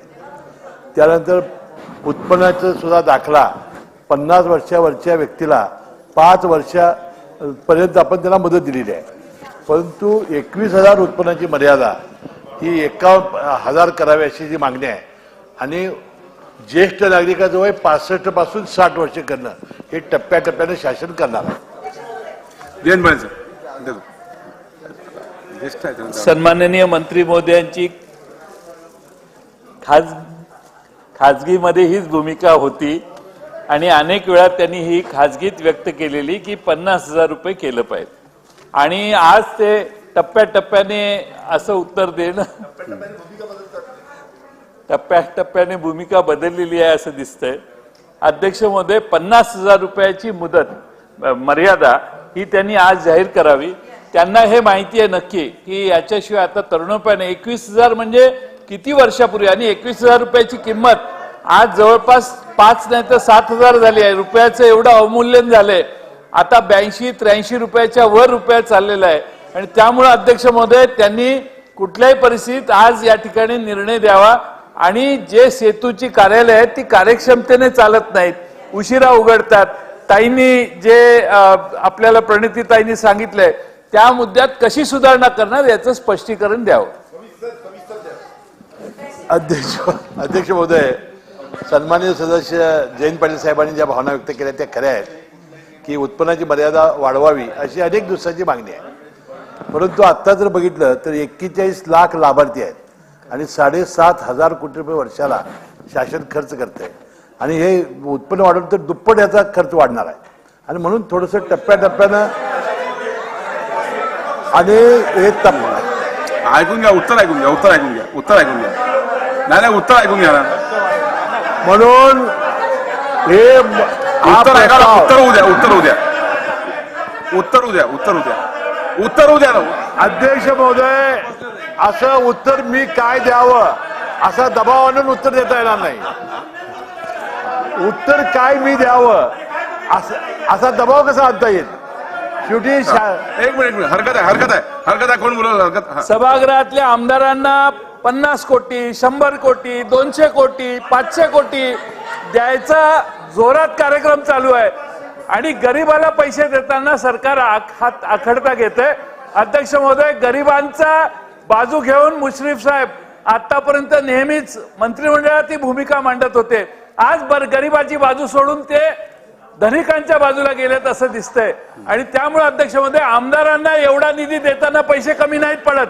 पण अध्यक्ष महोदय, महाराष्ट्रातल्या गोरगरीब लोकांना 21,000ची मुदत 50,000 करायला पैसे कमी, कोणत्याही परिस्थितीत त्यांना मदत करायला पैसे कमी. हे सरकार गरिबांचं नाही हे पुन्हा पुन्हा तुम्ही सिद्ध करताय. माझी अजूनही आपल्याला विनंती आहे की आपण 50,000 रुपयाची मर्यादा करा, तुम्ही जाहीर करा. अर्थमंत्री राज्याचे तुमचेच आहेत, तुमच्या मताचे आहेत, त्यामुळे तुम्ही काही चिंता करू नका, तुम्ही घोषणा करा. संजय केळकर, तुम्ही घोषणा करा. संजय अध्यक्ष महोदय, मी पण उत्तर द्या, उत्तर द्या. अध्यक्ष महोदय, 21,000 उत्पन्नाची मर्यादा 50,000 करावी हा प्रस्ताव लवकरात लवकर मंत्रिमंडळापुढे नेला जाईल.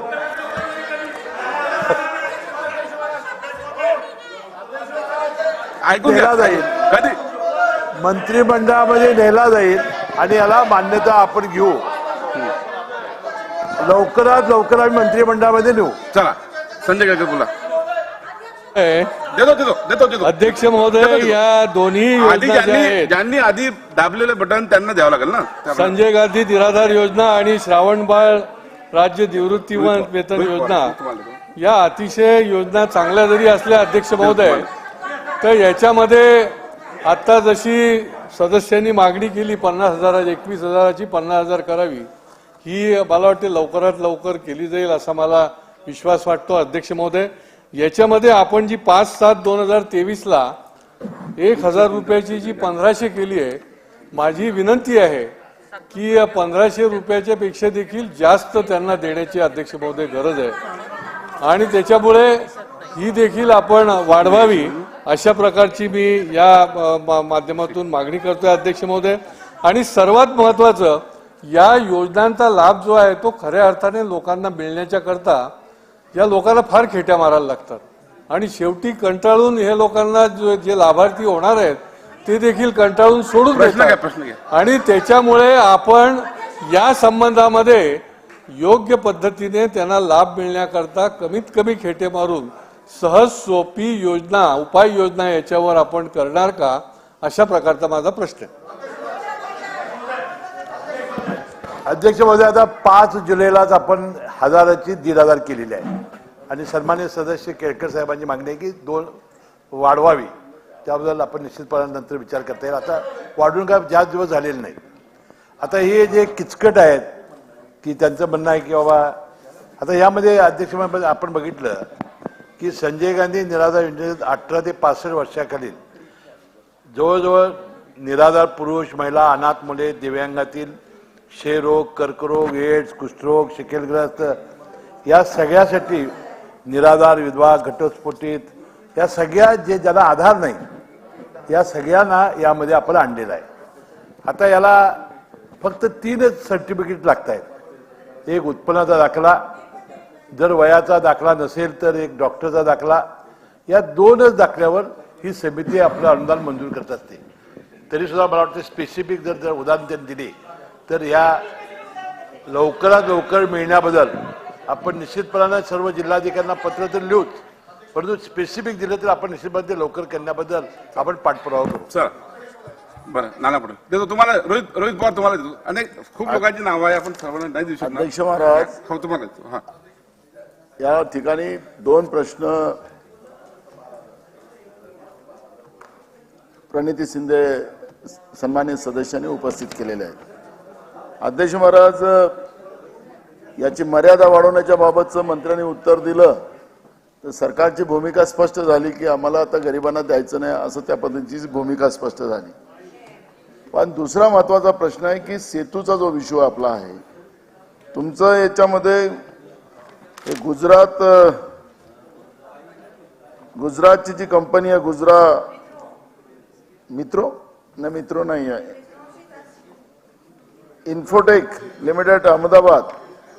अध्यक्ष महाराज, या सेतूच्या कामामध्ये शिकणारी मुलं असतील, नोकरीची मुलं असतील, निराधारांचे लोक असतील, आपणही सगळेजण त्या भागातून येतो, लोकांचे रोजचे प्रश्न पाहतोय.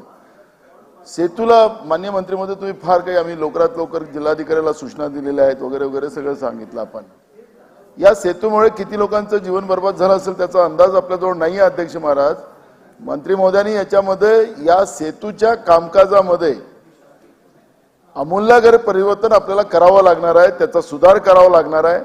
त्याच्यामध्ये मोठ्या प्रमाणात लूट होतं, त्याला मुश्किलनं काय आपली काहीतरी 15 ते 20 रुपये काही 30 रुपयेपर्यंत पैसे लागतात. पण हे सेतू 150, 200, 250, 300 रुपये त्या गरिबाकडून घेतात. तर या पद्धतीचं जे काही लूट होते आणि जे कागदाचं त्याच्यामध्ये ज्या काही त्रुट्या त्या ठिकाणी निर्माण केल्या जातात. निराधार योजनेमध्ये सुद्धा आपण पाहतोय की अनेक प्रकरण जे तयार होतात त्याला रद्द करण्यात येतं. या सगळ्या व्यवस्थेला आपण अद्ययावत करण्यासाठी शासनाचं नेमकं धोरण काय आणि या माध्यमातून त्या गरीब आणि होतकरू जे मुलं आहेत त्यांना हे कागदपत्र गोळा करावं लागतात, शिक्षणामध्ये असो की नोकरीमध्ये असो, त्यासाठी अद्ययावत धोरण आपलं काय राहणार आहे ते आपण सांगावं. अध्यक्ष महोदय, सन्मान्य सदस्या प्रणितीताई शिंदे यांनी हा संजय गांधी निराधार योजनेबाबत विशेष सहाय्य विभागाला ही लक्षवेधी विचारली होती आणि त्याला जोडून त्यांनी सेतूचा प्रश्न विचारला होता. तो फक्त सोलापूर जिल्ह्यापुरता मर्यादित होता, तो होता महसूल खात्याचा. परंतु ही उत्तराची जबाबदारी माझ्याकडे आली म्हणून मी सोलापूरच्या सेतूबद्दल काय नेमकी अडचण आहे, तिथं तो करार संपल्यामुळं ही निविदा तेवढ्यापुरतं मर्यादित मी उत्तराची पूर्णपणे तयारी केली होती. आता सन्मान्य सदस्य नाना पटोले साहेबांचा प्रश्न विचारला आहे, तो महसूल विभागाचा आहे.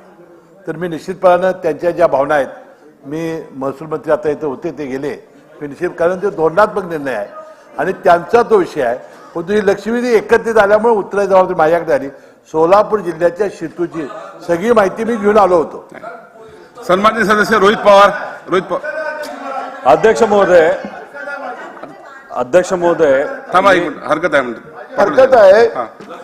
लक्षवेधी आपण वाचा अध्यक्ष महाराज. याच्यामध्ये सेतू पण आहे अध्यक्ष महाराज आणि याच्यामध्ये मर्यादा वाढवण्याच्या बाबतची भूमिका आहे, दोन्ही आहे. मी काही वेगळा प्रश्न नाही विचारला अध्यक्ष महाराज. ते म्हणतात की महसूल विभागाचं आहे, मग राखून ठेवा. सेतू बद्दलची स्पेसिफिक याच्यामध्ये आहे, ते स्कोपच्या बाहेर प्रश्न विचारतायत, ते धोरणात्मक प्रश्न विचारतायत, त्यांनी वेगळी लक्षवेधी विचारावी. मी सोलापूर जिल्ह्यातल्या सेतू बंद पडल्याबद्दल तेवढी माहिती मी जिल्हाधिकाऱ्यांनी घेतली आणि संजय गांधी निराधार निम्म आणि निम्म तुम्ही तो सेतूचा प्रश्न विचारला. फक्त सोलापूर जिल्ह्याचा प्रश्न यामध्ये अंतर्भूत आहे. माझं मत आहे सन्मानित सदस्यांनी वेगळी लक्षवेधी विचारावी. चला रोहित पवार आपण बोला. रोहित पवार बोला. अध्यक्ष महोदय, ही लक्षवेधी अतिशय महत्वाची अशी आहे. अध्यक्ष महोदय, आदरणीय मंत्री महोदय, की या कंपनीची मुदत संपली, त्याला 2 वर्ष मुदत वाढ दिली, त्यानंतर कलेक्टरनी ई निविदा काढली. ई निविदेला जाचकाठी असल्यामुळे प्रतिसाद मिळाला नाही. दिले मी पहिल्यांदा बोललो ना मी त्यानंतर पुन्हा आम्ही अटी कमी केल्या आणि पुन्हा ही निविदा निघालेली आहे आणि तात्काळ या सुविधा व्यवस्थित देण्याचे आम्ही सूचना जिल्हाधिकाऱ्यांना दिलेल्या आहेत. रोहित पवार बोला. अध्यक्ष महोदय, ही लक्षवेधी अतिशय महत्वाची आहे. आदरणीय मंत्री महोदय मुश्रीफ साहेब या व्यक्तिगत लाभाच्या योजनेबद्दल अतिशय चांगलं काम त्यांच्या मतदारसंघामध्ये ते करत आहेत, त्याची माहिती त्यांना आहे.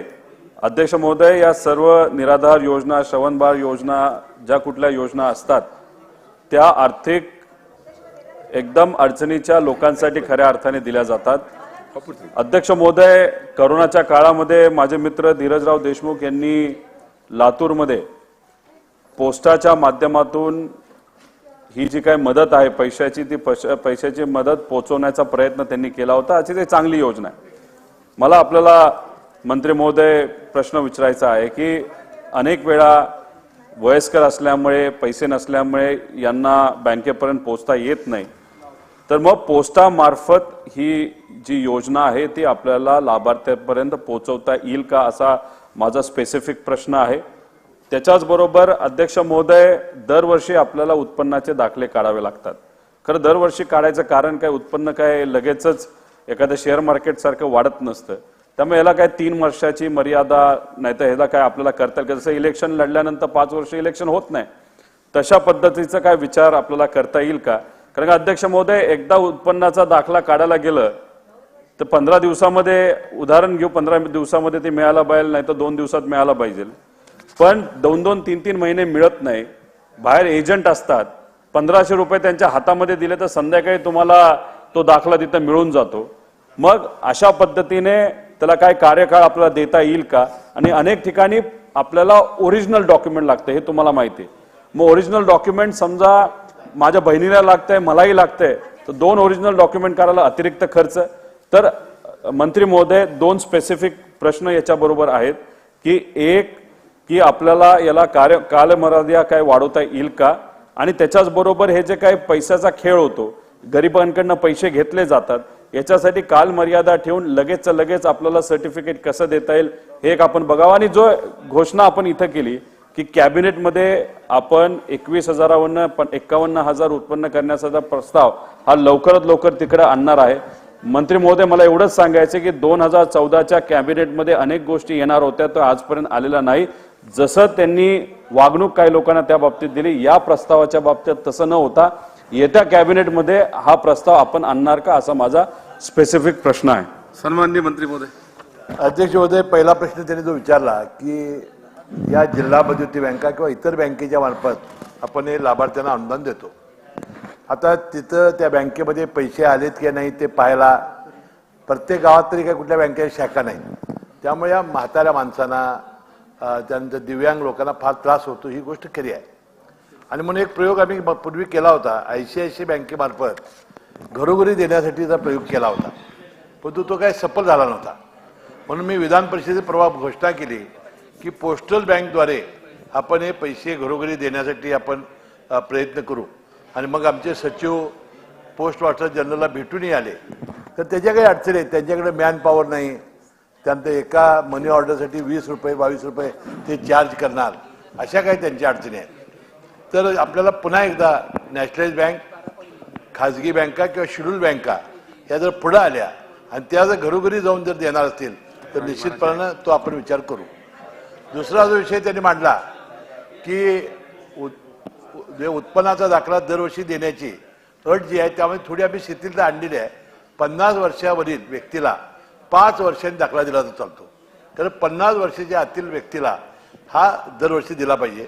त्याबद्दल सुद्धा काय सुधारणा करता येते काय, 2 वर्ष 3 वर्ष करता येते काय, निश्चितपणानं शासन विचार करेल.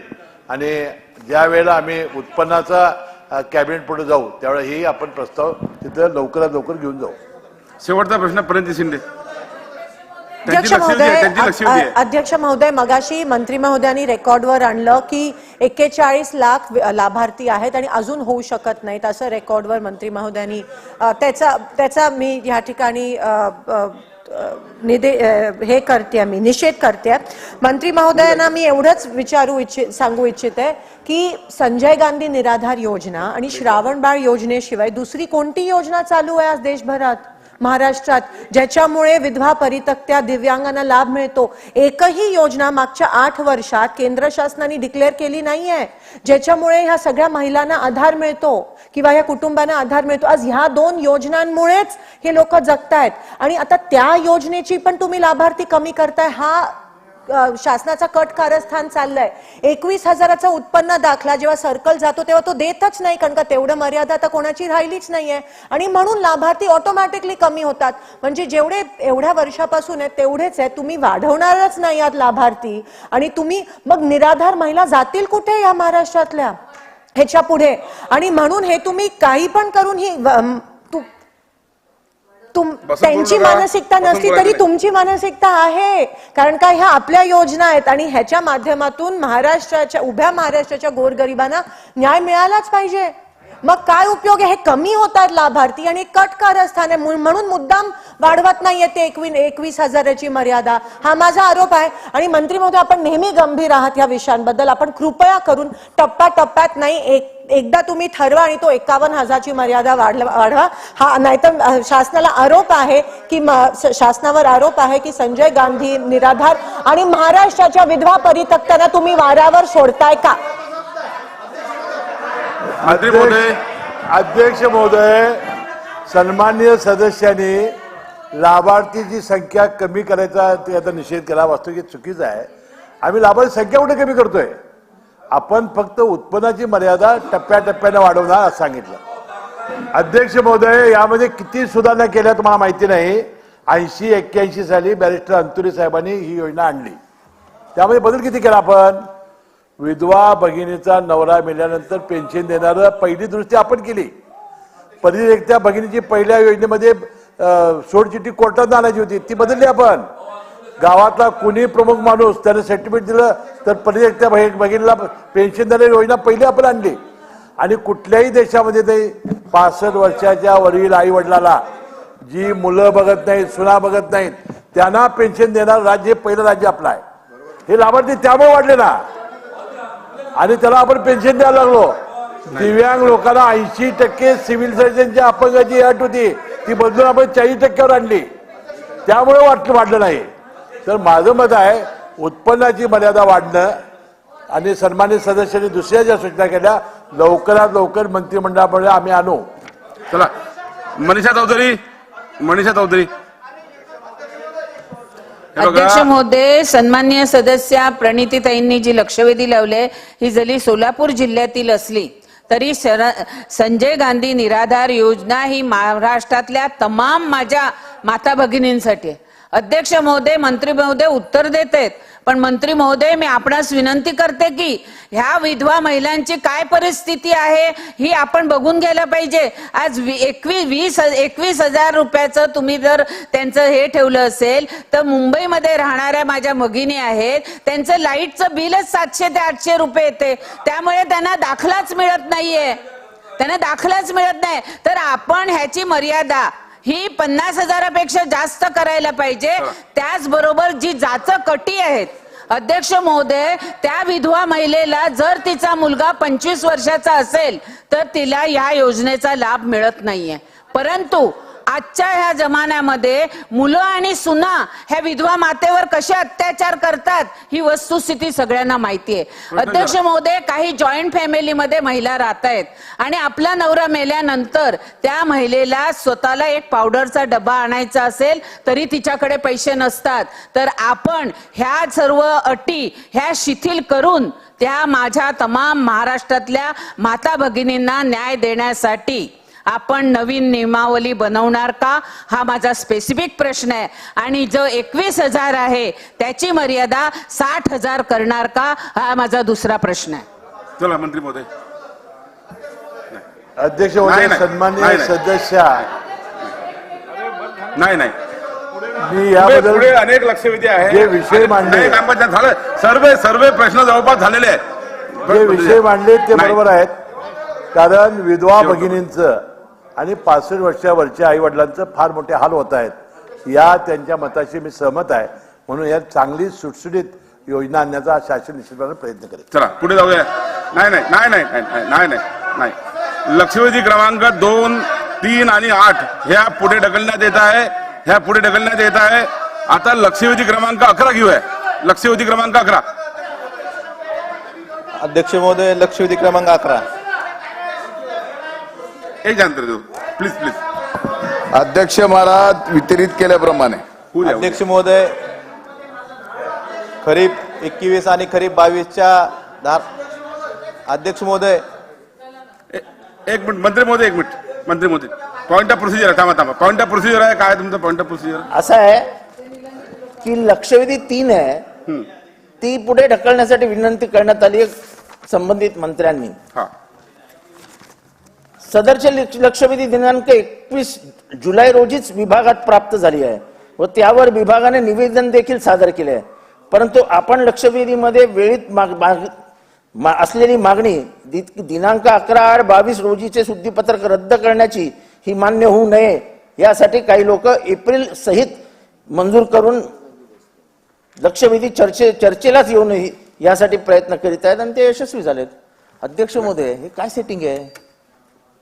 हे काय सेटिंग आहे लक्षवेधी मधलं? पत्र आलंय ना, घेणार आहे लक्षवेधी घेणार आहे. ही लक्षवेधी पुढे ढकललेली आहे. हे बघा काही मंत्री ऐकून घ्या. काही लोक विधानसभेच्या कामकाजावरती किती अविश्वास दाखवतात हे बघा. मला तर काय माहित नाही. हे बघा लक्षवेधी पुढे ढकलण्याचे अनेक कारण आहेत. त्यापैकी एक कारण काही मंत्री वरच्या सभागृहात आहे. आता बीएससी चालू आहे.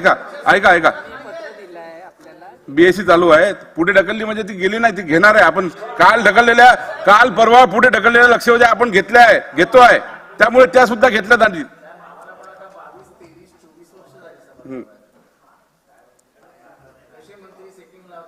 बाहेरचे लोक येऊन सेटिंग लावतात आणि कशा लक्षवेधी उडवतात. पत्र आहेत मंत्री महोदयाचा की घेण्यात येईल. साहेब, हे पत्र आहे म्हणजे त्याचं कानच वेगळे आहे ना.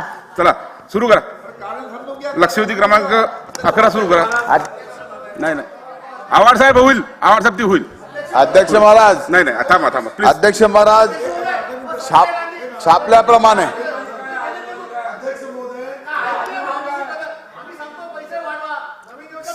प्रभू साहेब तुम्ही नंतर आले. ऐका माझी गोष्ट. आपण 30 मिनिटांपेक्षा जास्तीची लक्षवेधी चाललेली आहे. सर्व सन्मान्य सदस्यांनी प्रश्न विचारलेले, सर्वांची उत्तर आलेली. आपण नंतर आलेले आहे. सर्व प्रकारचे प्रश्न दोन्ही साईडच्या सदस्यांनी विचारलेले आहे. चला पुढे जाऊया. उत्तर दिलं त्यांनी. अध्यक्ष थांबा झाली असा आपण आदेश दिला म्हणून मी जातो. 11 नंबर सन्मान्य मंत्री महोदय. अध्यक्ष महाराज, छापल्याप्रमाणे त्याच्यानंतर विचारा. अध्यक्ष महोदय, धाराशिव जिल्ह्यातील खरीप पीक विमा 21 आणि 22च्या बाबतीत ही लक्षवेधी मी सादर केली होती. अध्यक्ष महोदय, धाराशिव जिल्ह्यातील खरीप 21 मध्ये बजाज अलायन्स कंपनी होती. 2022 मध्ये ऍग्रिकल्चर इन्शुरन्स कंपनी होती. या दोन्ही वेळेस अध्यक्ष महोदय स्थानिक आपत्तीच्या ज्या पूर्वसूचना प्राप्त झाल्या होत्या त्या क्रॉप कॅलेंडरच्या 15 दिवस आधी प्राप्त झाल्या असून देखील त्या दोन्ही वेळेस त्या कंपन्यांनी केंद्राच्या मार्गदर्शक सूचना 21.5.10 याचा चुकीचा अर्थ लावून नुकसान भरपाई 50% प्रमाणेच वाटप केली होती. या विरोधात जिल्हास्तरीय समितीकडे अपील झालं होतं. जिल्हास्तरीय समितीने त्यांना उर्वरित 50% वाटप करण्याच्या सूचना दिल्या होत्या, वारंवार सूचना दिल्या होत्या. त्यानंतर विभागीय समितीकडे अपील झालं. त्या विभागीय समितीने जिल्हास्तरीय समितीचा निर्णय कायम ठेवला. त्यानंतरही वाटप झालं नाही. त्यानंतर राज्यस्तरीय तक्रार निवारण समितीकडे अपील झालं. अध्यक्ष महोदय, राज्यस्तरीय तक्रार निवारण समितीची खरीप 21च्या बाबतीतली बैठक ही 24 जानेवारी 2023 ला झाली. 6 महिने झाले अध्यक्ष महोदय. याचं इतिवृत्त अद्यापर्यंत फायनल झालेलं नाही. कारण याबाबत कंपनीला ते 50% रक्कम द्यावी लागेल आणि जी शेतकऱ्यांची बाजू होती 50% प्रमाणे वाटप केली ही योग्य होती. परंतु त्या दरम्यान जिल्हाधिकारी धाराशिव यांनी कंपनीकडनं ती विमा वसूल होत नाही म्हणून आरआरसी कारवाई प्रस्तावित केली होती आणि त्या कारवाईला स्थगिती उच्च न्यायालयाने दिली. परंतु त्या कुठल्याही बाकीच्या वसुलीवर स्थगिती नसताना त्या उच्च न्यायालयाच्या आदेशाचा चुकीचा अर्थ लावून विमा कंपनी धार्जिन धोरण ह्या शासनानं स्वीकारलेलं आहे. त्यामुळं माझं मंत्री महोदयांना एवढंच विचारायचंय की तो ती मार्गसूचना लागू होत नसताना आणि उच्च न्यायालयाने जो निर्णय दिला त्यामध्ये कुठंही जिल्हाधिकाऱ्याच्या किंवा विभागीय स्तरीय समितीच्या अहवालाला स्थगिती नसताना फक्त आरआरसी कारवाईला स्थगिती असताना आपण ती इतिवृत्त का थांबवलं आणि 2022च्या बाबतीत अध्यक्ष महोदय पंचनाम्याच्या प्रती चुकीच्या पद्धतीने पंचनामे झाले. एका शेतकऱ्याला 500 रुपये विमा मिळाला, एका शेतकऱ्याला 5000 रुपये विमा मिळाला शेजारी असणाऱ्या. याबाबत जिल्हास्तरीय समितीने विभागीय समितीने त्यांना पंचनाम्याच्या प्रती मागितल्या. कंपन्या साध्या पंचनाम्याच्या प्रती सुद्धा प्रशासनाला किंवा शेतकऱ्याला देऊ शकत नसतील कारण पंचनामे हे बोगस केलेले आहेत. अध्यक्ष महोदय मला एवढं विचारायचंय मंत्री महोदयांना की त्या जिल्हाधिकाऱ्यांनी जे 50% प्रमाणे उर्वरित रक्कम देण्याचे आदेश दिले होते याला कुठं स्थगिती होती का आणि स्थगिती नसेल तर ती वसूल किती दिवसात करून देण्यात येईल आणि 22च्या बाबतीतले पंचनाम्याच्या प्रती किती दिवसात शेतकऱ्यांना उपलब्ध होतील आणि जी 50% राहिली रक्कम शेतकऱ्यांना कधी मिळेल. चला मंत्री महोदय. अध्यक्ष महाराज, सन्माननीय सदस्य कैलास पाटलांच्या अतिशय महत्वाची ही लक्षवेधी. अध्यक्ष महाराज, त्यांनी 2021च्या खरीप विमा संदर्भामध्ये महत्वाचा प्रश्न या ठिकाणी उपस्थित केला. अध्यक्ष महाराज, त्यांनी 2000 खरीपला जो 2021चा जो खरीपचा विमा या ठिकाणी जी बजाज अलायन्स कंपनी होती त्या कंपनीने 21/5/10च्या तरतुदी ज्या लागू होत्या त्याप्रमाणे त्या ठिकाणी 50% देयक दिले. उर्वरित 50% देण्याच्या बाबतीत आपण जे म्हणताय की सरकार विमा कंपनीची बाजू घेते नाही. कैलास पाटील साहेब, आपली जी भूमिका आहे तीच सरकारची भूमिका आहे, तीच कृषी विभागाची भूमिका आहे आणि हे सरकार आणि कृषी विभाग शेतकऱ्याच्या मागे आहे. हे जिल्हाधिकाऱ्याने दिलेल्या अहवालात सुद्धा स्पष्टपणाने दिसतंय. जिल्हा अधिकाऱ्यांनी शेतकऱ्यांच्या बाजूने निर्णय दिला. जिल्हा समितीचा निर्णय शेतकऱ्यांच्या बाजूने आहे की पीक विमा कंपनीने हे 50% राहिलेली रक्कम सुद्धा दिली पाहिजे. ही जी काही 21/5/10ची मुद्दा आहे तो त्या ठिकाणी निकाली काढला. जिल्हा समितीने अध्यक्ष महाराज विभागीय समितीकडे तो अहवाल पाठवला, तो सुद्धा फेल्ड केला. म्हणजे विभागीय समितीचं मत शेतकऱ्याच्या बाजूनच होतं आणि विभागीय समितीचं मत ज्यावेळेस शेतकऱ्याच्या बाजूने आलं आणि विभागीय समितीने खाली जिल्हा समितीला सांगितलं की याबाबत तुम्ही वसुलीची कारवाई का करत नाहीत, त्यावेळेस तिथल्या जिल्हा समितीने शेतकऱ्याची बाजू घेऊन शेतकऱ्यांसाठी आरआरसी करण्याचा निर्णय केला. आरआरसी करण्याचा निर्णय ज्यावेळेस खाली जिल्हा समितीने घेतला त्यावेळेस स्पष्टपणानं ज्यावेळेस कंपनी न्यायालयात गेली, न्यायालयामधून या आरआरसीच्या संदर्भामध्ये न्यायालयाने अंतरिम स्थगिती त्यांनी त्या ठिकाणी दिली. ती अंतरिम स्थगिती एकदा नाही दोनदा अध्यक्ष महाराज कंटिन्यू करण्यात आली.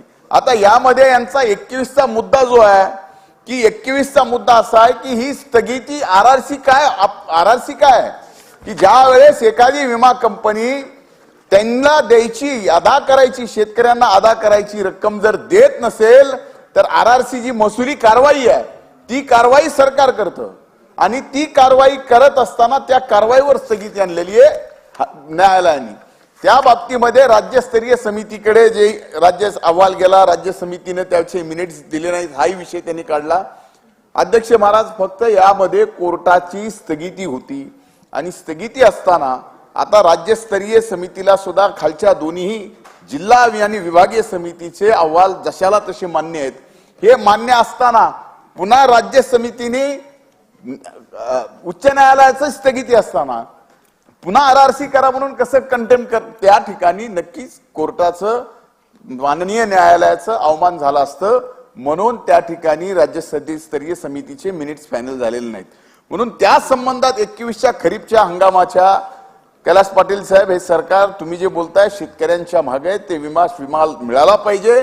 म्हणून या ठिकाणी तात्काळ आम्ही सुद्धा ती अंतरिम स्थगिती जी आहे ती तात्काळ उठवण्यासाठी सरकार सर्वतोपरी प्रयत्न करील आणि यामध्ये लवकरच या ठिकाणी या विभागाच्या मार्फत एजन्सीचा सल्ला घेऊन त्या ठिकाणी आपल्या संभाजीनगर म्हणजे खंडपीठामध्ये जो काही निकाल स्थगितीचा अंतरिम आहे ती स्थगिती उठवण्याच्या बाबतीमध्ये आणि शेतकऱ्याला पैसे अदा करण्याच्या बाबतीमध्ये जी भूमिका घेतलेली आहे आरआरसीची ती घेऊन वसुली करून शेतकऱ्यांना देण्याचा या ठिकाणी सरकार त्याच्याशी पूर्णपणाने ठाम मागे आहे. अध्यक्ष महाराज, जो दुसरा प्रश्न त्यांनी विचारला 22चा, तोही एकसारखाच आहे. त्यातही जिल्हा समितीने शेतकऱ्यांच्या बाजूनच सांगितलं की विमा कंपनीने पैसे अदा केले पाहिजेत, विभागाने तेच सांगितलं. पुन्हा अध्यक्ष महाराज, विभागाने सांगितल्यानंतर कंपनी ज्या वेळेस देत नाही त्यावेळेस यांचं म्हणणं आहे की जिल्हा समितीने RRCची कारवाई का केली नाही. एका 21च्या पीक विम्याच्या संदर्भामध्ये जर न्यायालयाने स्थगिती दिली असेल RRCच्या बाबतीमध्ये, वसुली करण्याच्या बाबतीमध्ये, तर दुसऱ्या वर्षी 22 मध्ये सुद्धा सेम तसं झालं असेल तर तशी स्थगितीच्या बाबतीमध्ये RRCचा निर्णय दुसरा होऊ शकला नाही. त्यामुळं हा पीक विमा 21चा आणि 22चा सुद्धा तात्काळ मिळण्याच्या संदर्भात या ठिकाणी आपण सांगितलं. याच्यात माझ्या माहितीनं कुठं पीक विमा कंपनीने किंवा पीक विमा कंपनीला मदत करण्याच्या उद्देशाने नाही, पीक विमा कंपनीचं तर काय अपील कुठं विभागात तर काही दिसून आलं नाही. हा, पण 2022चा पीक विमाचा मिळण्याच्या संदर्भात जी तक्रार शेतकरी म्हणून जगताप यांनी केली होती, त्या जगतापांची तक्रार 10 जुलैला तक्रार ही अतिरिक्त मुख्य सचिव कृषी यांच्या नावाने आलेली आहे. ते एक पत्र आहे अध्यक्ष महाराज, ते 13 जुलैला प्राप्त झालं. 13 जुलैला प्राप्त झाल्यानंतर आज मी आपल्या मार्फत सदनाला आणि धाराशिव जिल्ह्यातल्या शेतकऱ्यांना अवगत या ठिकाणी आश्वासित करू इच्छितो की ते पत्रच अपील म्हणून ग्राह्य धरलं जाईल आणि अगदी 12 ते 15 दिवसाच्या आत या ठिकाणी राज्यस्तरीय समितीची बैठक लावून त्याबाबत निकाल दिला जाईल. चला राजेश पवार. बरं देतो तुम्हाला, नाही देतो राजेश पवार यांचा घ्या. अध्यक्ष महोदय, सन्माननीय कृषी मंत्री महोदय या ठिकाणी उपस्थित आहेत. सन 2022-23 मध्ये नांदेड जिल्ह्यातील माझ्या नायगाव मतदारसंघामध्ये शेतकऱ्यांना सुद्धा अध्यक्ष महोदय विमा मिळाला नाही. त्याचं कारण केवळ एवढंच आहे की 72 तासामध्ये जी विमा कंपनीला कळवावं लागतं ते त्या ठिकाणी शेतकरी करू शकले नाहीत. कारण का बऱ्याच जणांनी फोन केला परंतु विमा कंपनी फोन उचलत नव्हती आणि आज सुद्धा तशीच परिस्थिती आहे. ऑनलाईन अनेक शेतकऱ्यांना करता येत नाही. तर या ठिकाणी महसूल मंडळांनी पंचनामे केलेत. महसूल मंडळाकडे रेकॉर्ड आहे की शेतकऱ्यांचं खूप नुकसान झालेलं आहे. त्यामुळे आपल्या माध्यमातून मी सन्माननीय कृषी मंत्री महोदयांना या ठिकाणी स्पेसिफिक प्रश्न विचारू इच्छितो की नायगाव मतदारसंघातील ज्या शेतकऱ्यांना 22-23 मध्ये विमा मिळाला नाही आणि ज्यांच्याकडे महसूल खात्याकडे ज्यांचे पंचनामे आहेत नुकसान झाल्याचे, अशांना आपण विमा कंपन्यांना नुकसान भरपाई द्यायची आदेश देणार का? चला मंत्री महोदय. अध्यक्ष महाराज, ही पूर्णपणानं लक्षवेधी अतिशय स्पेसिफिक आहे, नियमाला धरून आहे, मुद्द्याला धरून आहे आणि त्यात विमा कंपनीच्या ज्या अटी शर्ती आहेत, विमा देण्याच्या संदर्भामध्ये, विमा उतरवण्याच्या संदर्भामध्ये, विमा लागण्याच्या संदर्भामध्ये, त्या स्पेसिफिक आहेत. ही नांदेडचा आता याच्यामध्ये त्यांनी प्रश्न उपस्थित केला. सन्माननीय आमदार साहेबांना मी एवढंच सांगतो की नांदेडमध्ये जे काय आपण 22-23चा विमा मिळाला नाही असं म्हणताय त्याची मी स्वतः विभागाच्या मार्फत चौकशी करतो. आणि आपण दुसरं म्हणलात की या ठिकाणी आजही विमा भरायला अडचण येते.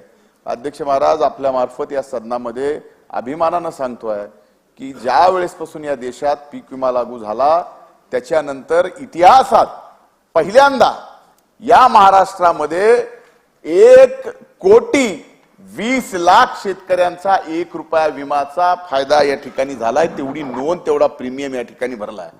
आपल्या माहितीसाठी एकूण राज्यामध्ये आपल्या एका अहवालामध्ये 1,47,00,000 खातेदार शेतकरी आहेत. त्याच्यापैकी 1,20,00,000 जर 1 रुपयाचा विमा शेतकऱ्याचा भरला असेल तर मला वाटत नाही कुठं अडचण येईल. 31 जुलैपर्यंतची मुदत आहे अध्यक्ष महाराज. एकही शेतकरी याच्यात वंचित पीक विमा भरण्याच्या संबंधित राहणार नाही, हे सदनाच्या मार्फत अध्यक्ष महाराज महाराष्ट्राच्या शेतकऱ्याला सांगतोय. चला कैलास पाटील बोला. त्यांची लक्षवेधी आहे. अरे बाबा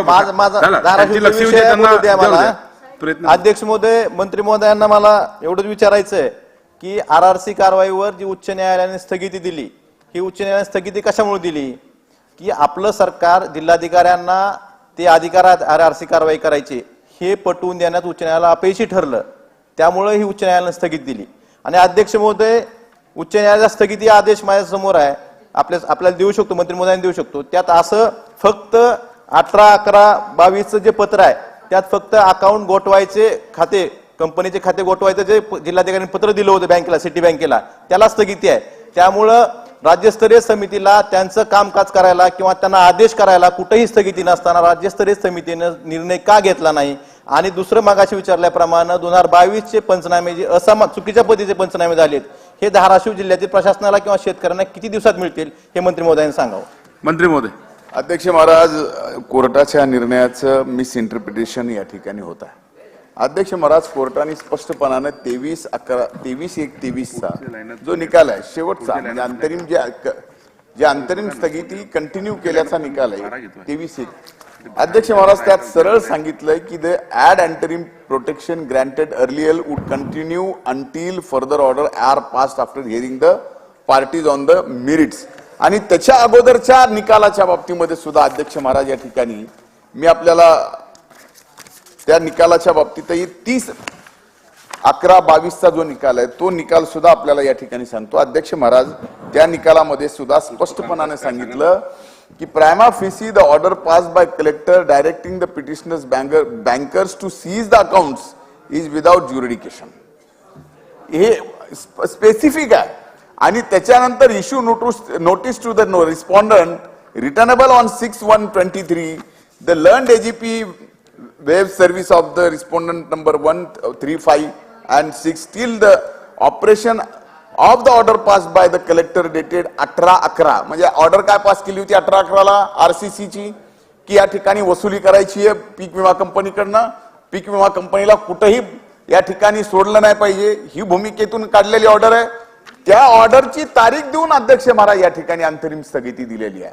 म्हणून याचा अर्थ काढून कृपा करून शेतकऱ्याच्या मनामध्ये सुद्धा गैरसमज निर्माण व्हायला नको की हे सरकार त्यांच्या पाठीमागे नाही आहे. हे सरकार पूर्णपणानं कैलास पाटील साहेब आपण जी भूमिका मांडली आणि जी शेतकऱ्याची मागणी आहे त्यांच्या पाठीमागे आहे. आणि ह्या त्यांना पीक विमा लवकरात लवकर मिळवून देण्यासाठी वाटेल ती शक्ती खर्च करेल पण त्यांना त्यांच्या हक्काचा पीक विमा मिळवून दिला जाईल. चला प्रकाश सोळंकी. अध्यक्ष महोदय, पीक विम्याच्या संदर्भात या सभागृहामध्ये वारंवार लक्षवेधी येतात, प्रश्न येतात आणि याच्यातलं मुख्य गोम ही आहे की विमा कंपन्या क्लेम द्यायला नेहमीच टाळाटाळ करतात. तर माझा स्पेसिफिक प्रश्न असा आहे की राज्य सरकार स्वतःची विमा कंपनी काढून ही पीक विमा योजना राबवणार का आणि त्याच्यामध्ये जे काही मुख्य अट आहे की 72 तासात इंटिमेशन दिलं पाहिजे नुकसानीचे. तर आपल्याकडं जेव्हा अतिवृष्टी होते किंवा जेव्हा दुष्काळी परिस्थिती निर्माण होते तेव्हा महसूल आणि कृषी विभागामार्फत पंचनामे केले जातात आणि हे पंचनामे ग्राह्य विमा कंपन्या धरत नाहीत. आणि या दोन गोष्टी करता स्वतःची विमा कंपनी काढून ही योजना या राज्यामध्ये राबवली जाईल का हा माझा स्पेसिफिक प्रश्न आहे. चला मंत्री महोदय. अध्यक्ष महाराज, सन्माननीय प्रकाशदादा सोळंके साहेबांनी जो प्रश्न उपस्थित केला की या ठिकाणी पीक विमा कंपनी ज्यावेळेस विमा लागू होतो शेतकऱ्यांच्या पिकाला त्यावेळेस त्याचे पैसे अदा करण्यासाठी वेळ लावते, कारण काढते. त्याचबरोबर जे काही केंद्र सरकारने या पीक विम्याच्या कायद्यामध्ये तरतुदी केल्यात की कधी ते पीक विमा मिळाला पाहिजे, त्याची कापणी किती दिवसात केली पाहिजे, कुठल्या तारखेपासून कुठल्या तारखेपर्यंत कुठल्या पिकाची, हे सगळं डिटेल त्याच्यात दिलेलं आहे. म्हणून अध्यक्ष महाराज 72 तासामध्ये नुकसान झाल्यानंतर त्याची कंप्लेंट, त्याची तक्रार, त्याची नोंद कुठंतरी झाली पाहिजे या संबंधित सुद्धा स्पष्टपणाने सांगितलं गेलेलं आहे. आता ही सदनाची नाही तर संबंध महाराष्ट्रातल्या शेतकऱ्याची, कदाचित इतरही राज्यातल्या शेतकऱ्याची भावना असू शकते की अशी जर आपत्ती आली नैसर्गिक तर 72 तास हे त्या विमा कंपनीला कळवण्याच्या संदर्भात शेतकऱ्यांना फार अपुरे आहेत. म्हणून ते 72 तासाच्या ऐवजी 52 तास करावेत अशा संदर्भातल्या काही सूचना आहेत. त्या सूचना ह्या भावना शेतकऱ्यांच्या संबंधात ज्या मांडल्या गेलेल्या आहेत या सदनामध्ये त्या भावना कृषी विभागाच्या माध्यमातून आणि महाराष्ट्र सरकारच्या माध्यमातून केंद्र सरकारकडे नक्कीच दिल्या जातील. आणि त्या बाबतीमध्ये माननीय मुख्यमंत्री, माननीय दोन्ही उपमुख्यमंत्री आणि या विभागाचा मंत्री म्हणून या नात्यानं मी सुद्धा केंद्राकडे विनंती करेल की या बाबतीत 92 तासाची त्या ठिकाणी वेळ द्यावी. त्याचबरोबर त्यांनी सांगितलं की स्वतःची पीक विमा कंपनी, अध्यक्ष महाराज, स्वतःची पीक विमा कंपनी काढण्याच्या बाबतीमध्ये वेगवेगळे मतमतांतर आहेत. हा विषय नक्कीच सरकार या बाबतीत विचाराधीन राहू शकतो. या बाबतीत माननीय मुख्यमंत्री आणि दोन्ही उपमुख्यमंत्र्यांसोबत चर्चा करणं आवश्यक आहे. पण मेजर विषय कंपनीचा, पीक विमा कंपनीचा जो काढायचा आहे, त्याच्यात मुख्यतः काय असतं की बाबा शेतकऱ्याकडून प्रीमियम आपण भरायला घेतो. आता तर स्वतः राज्य सरकारच या ठिकाणी शेतकऱ्याचा प्रीमियम भरतोय, त्यामुळे शेतकऱ्याला फक्त 1 रुपयाच द्यावा लागतोय. मुळामध्ये हा फरक सुद्धा आता जे काही 1 रुपयाच्या पीक विम्याच्या संदर्भातली सुद्धा जी काही परिस्थिती आहे, 80 आणि 120 हे जे पॅटर्न बीडला सन्माननीय प्रकाश दादांना माहिती आहे, तेही इंडियन आपली ऑल इंडिया क्रॉप इन्शुरन्स कंपनीच होती, त्यासोबत करार झाला होता. त्यावेळेस सुद्धा अध्यक्ष महाराज अशा पद्धतीनं पूर्ण कंपनीला सुद्धा फायदा होत नाही. 20% वर त्या कुठल्याही कंपनीला फायदा घेता येत नाही, असा करार या माध्यमातून सुद्धा झालेला आहे.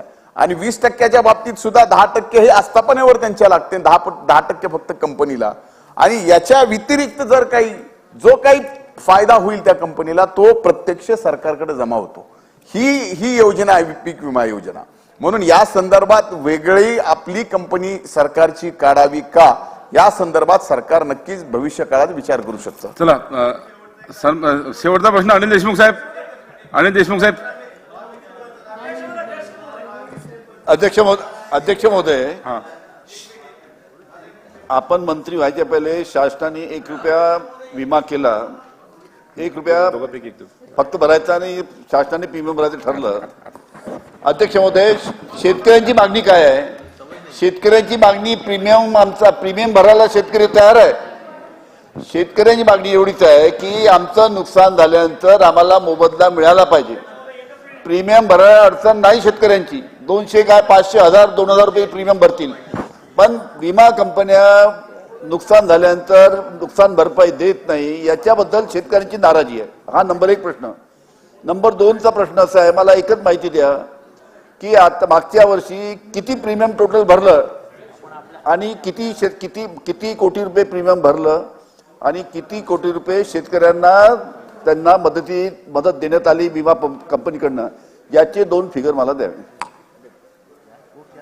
अध्यक्ष महाराज, सन्माननीय अनिल देशमुख साहेबांनी इथे जो प्रश्न उपस्थित केला आहे, या प्रश्नाच्या संदर्भामध्ये आपण शेतकऱ्यांच्या खिशातून पैसे काढा का म्हणता, ज्यावेळेस सरकार त्यांचे पैसे भरत आहे. अध्यक्ष महाराज, मागच्या वर्षी ज्यावेळेस सरकार प्रीमियम भरतोय त्यावेळेस शेतकऱ्याला फक्त 1 रुपया खर्च येतो. अध्यक्ष महाराज, मागच्या वर्षी या राज्यातील शेतकऱ्यांनी 655 कोटी रुपये आपल्या खिशातून भरले आणि 655 कोटी रुपये हा शेतकऱ्यांचा हिस्सा होता प्रीमियम. आता या वर्षी 1 रुपयाची योजना केल्यामुळं अध्यक्ष महाराज 655 कोटी रुपये हे महाराष्ट्रातल्या शेतकऱ्याचे वाचले. चुकीचं केलं का? याच्यात 655 कोटीच्या बदल्यात या राज्याला किती मिळाले, तर कमीत कमी अध्यक्ष महाराज 3000 कोटीपेक्षा 1000 रुपये तरी जास्त मिळाले असतील. मी एक्झॅक्ट आकडा पटलावर ठेवतो, पण 3000 कोटीच्या जवळपास विमा या राज्यातल्या शेतकऱ्यांना मागच्या वर्षी मिळाला. आता स्पेसिफिक प्रश्न एक त्यांचा राहून गेलेला आहे, ते परत उठलेत, माझ्याकडनंच राहून गेल्या उत्तर देण्याच्या संदर्भात, की 2023-22च्या संदर्भाबद्दले जे पंचनामे त्यांना मिळाले नाहीत, त्या सूचना नक्कीच कृषी विभागाकडून जिल्हाधिकाऱ्यांकडे. आता मी आजच सांगतो, आपल्याला 15 जे काय वेळ लागेल ते.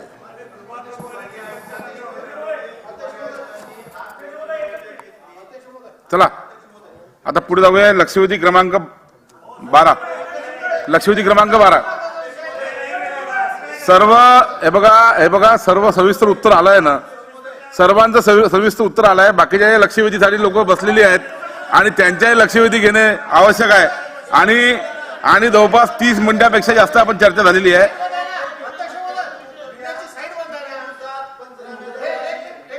बोला बळवंतराव. एक मिनिट अध्यक्ष महोदय, हा 1 रुपयाचा विमा हा शेतकऱ्याचा विमा काम काढते, हे याचा फार मोठा गाजा होत आहे. परंतु काही दिवस कमीच असताना 2-3 दिवसच कमी आहे विमा भरण्यासाठी, पण ते साईड बंद आहे. आमच्या इथे कृषी उत्पन्न बाजार समिती, दर्यापूर, अंजनगाव, अचलपूर, अमरावती या कृषी उत्पन्न बाजार समितीत तो विमा शेतकऱ्याचा विनामूल्य म्हणजे पैसे 1 रुपया घेणार नाही आणि त्याचे खर्चही घेणार नाही, अशा पद्धतीनं चालू केल्यानंतरही त्याची साईड बंद आहे. मध्यंतरीच्या काळात आता काल परवाच श्याम टीव्हीनं त्याच्या रांगाच्या रांगा दाखवल्या. शेतकऱ्यांचे खूप हाल होत आहे. मी या निमित्ताने एवढंच म्हणेल की त्या विम्याची मुदत वाढवणार आहे का? चला मंत्री महोदय. महाराज, मी या लक्षवेधीच्या उत्तरातच स्पष्टपणानं सांगितलं की इतिहासात पहिल्यांदाच पीक विमा चालू झाल्यापासून या राज्यात 1,20,000 शेतकऱ्यांनी 1,20,00,000 शेतकऱ्यांनी 1 रुपयाचा विमा काढला. अध्यक्ष महाराज, जर सरोवर बंद असेल, साईट बंद असेल, या सगळ्या गोष्टी असतील तर 1,47,00,000 खातेदारांपैकी 1,20,00,000 शेतकऱ्यांचा 1 रुपयाचा विमा कसा का भरून घेतला असता अध्यक्ष महाराज? हे अधिकृत आकडा या सदनात जबाबदारीपूर्वक सांगतोय. हा, स्पेसिफिक त्यांनी जे 3 तालुक्याच्या बाबतीत सांगितलंय की तिथं सर्व्हर डाऊन झाला असेल किंवा काय अडचण आली असेल आणि त्यामुळे जर शेतकऱ्यांना काही अडचण विमा भरण्याच्या संदर्भात झाली असेल तर आपल्या माध्यमातून या सदनात आणि महाराष्ट्रातल्या शेतकऱ्यांना सुद्धा सांगू इच्छितो की एकाही शेतकऱ्याचा विमा 1 रुपयाचा हे जे नवीन योजना आहे त्याच्यापासून कुठलाही शेतकरी वंचित राहणार नाही. आणखीनही 3 दिवस या ठिकाणी आहेत. आज थोडंसं सरोवर स्लो झालं, ही वस्तुस्थिती मी मान्य करतो. ही केंद्र सरकारच्या संबंधित सरोवर आहे, त्याच्या संबंधातल्या आपण राज्य सरकार म्हणून कृषी विभागाने त्या सर्व्हरच्या संदर्भात केंद्र सरकारकडे तक्रार पण केली आहे. त्यांचं कामही चालू आहे. यावर मला उत्तर तर देऊ द्या प्लीज.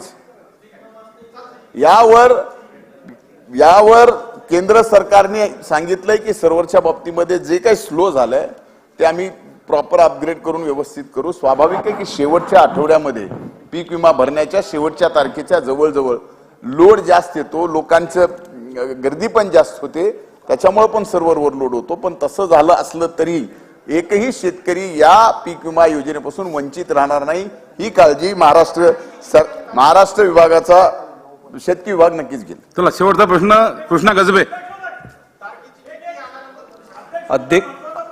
अध्यक्ष महोदय, हे लक्षवेधी धाराशिव जिल्ह्यातली जरी असली पण हा पंतप्रधान पीक विमा योजना हा सर्व राज्यातील शेतकऱ्यांचा प्रश्न आहे. अध्यक्ष महोदय, माझ्या गडचिरोली जिल्ह्यातील माझ्या आरमोरी विधानसभा क्षेत्रामध्ये आरमोरी तालुका, वळसा तालुका, कुरखेडा तालुका, कोरची तालुका या ठिकाणी खरीप हंगाम 22-23चा यावेळेला सर्व प्रोसेस झाल्या, सर्व प्रक्रिया झाल्या, पण त्या शेतकऱ्याला अजूनपर्यंत विम्याचं हे बेनिफिट मिळालेलं नाही. हे वस्तुस्थिती आहे. हे पुन्हा चौकशी करणार का? गडचिरोली जिल्ह्यातील आरमोरी विधानसभा, कुरखेडा तालुका, आरमोरी, वळसा आणि कोरची तालुक्यामध्ये 22-23 हा मिळालेलाच नाही, तर ही चौकशी करणार.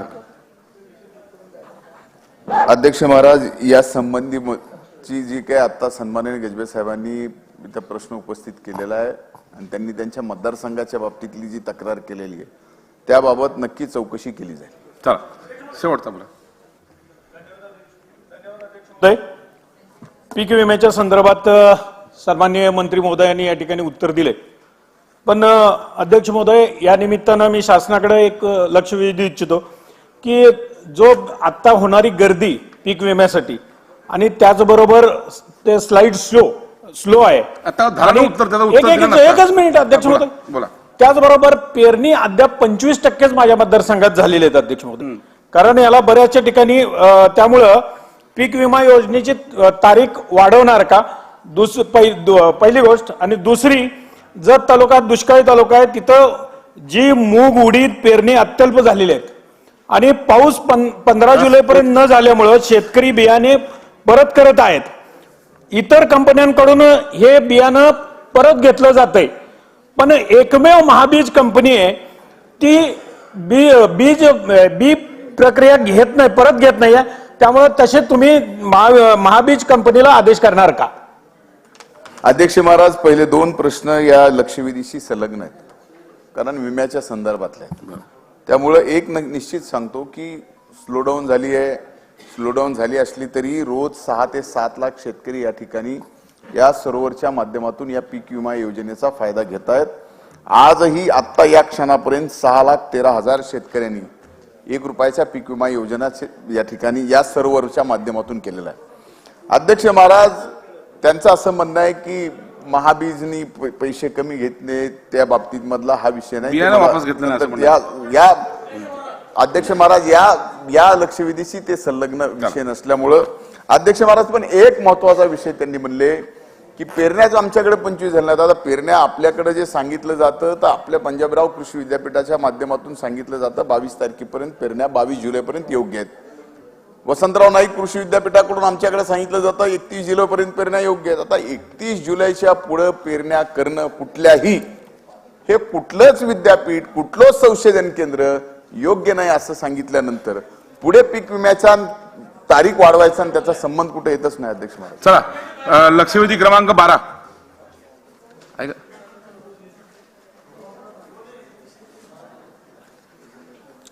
अध्यक्ष महाराज लक्षवेधी क्रमांक 12.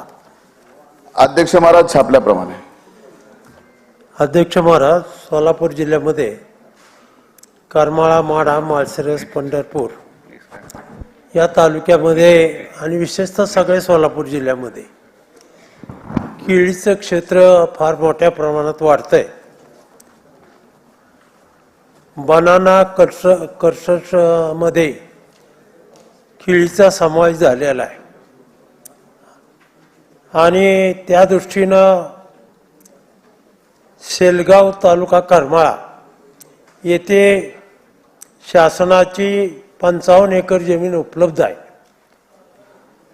आणि त्या जमिनीमध्ये जर आपण केळी संशोधन केंद्र काढलं तर सोलापूर जिल्ह्यातल्या लोकांना मोठा फायदा होणार आहे. सोलापूर जिल्ह्याचा एकूण भारतातून जी निर्यात झालेली आहे ती साधारण 16,000 कंटेनर झालेले आहे आणि त्यातून सोलापूर जिल्ह्यातनं 8,500 कंटेनर म्हणजे जवळपास 50% निर्यात सोलापूर जिल्ह्यातनं केळीसाठी झालेली आहे आणि म्हणून सोलापूर जिल्ह्यातल्या सर्व शेतकऱ्याची मागणी आहे की त्या ठिकाणी आपण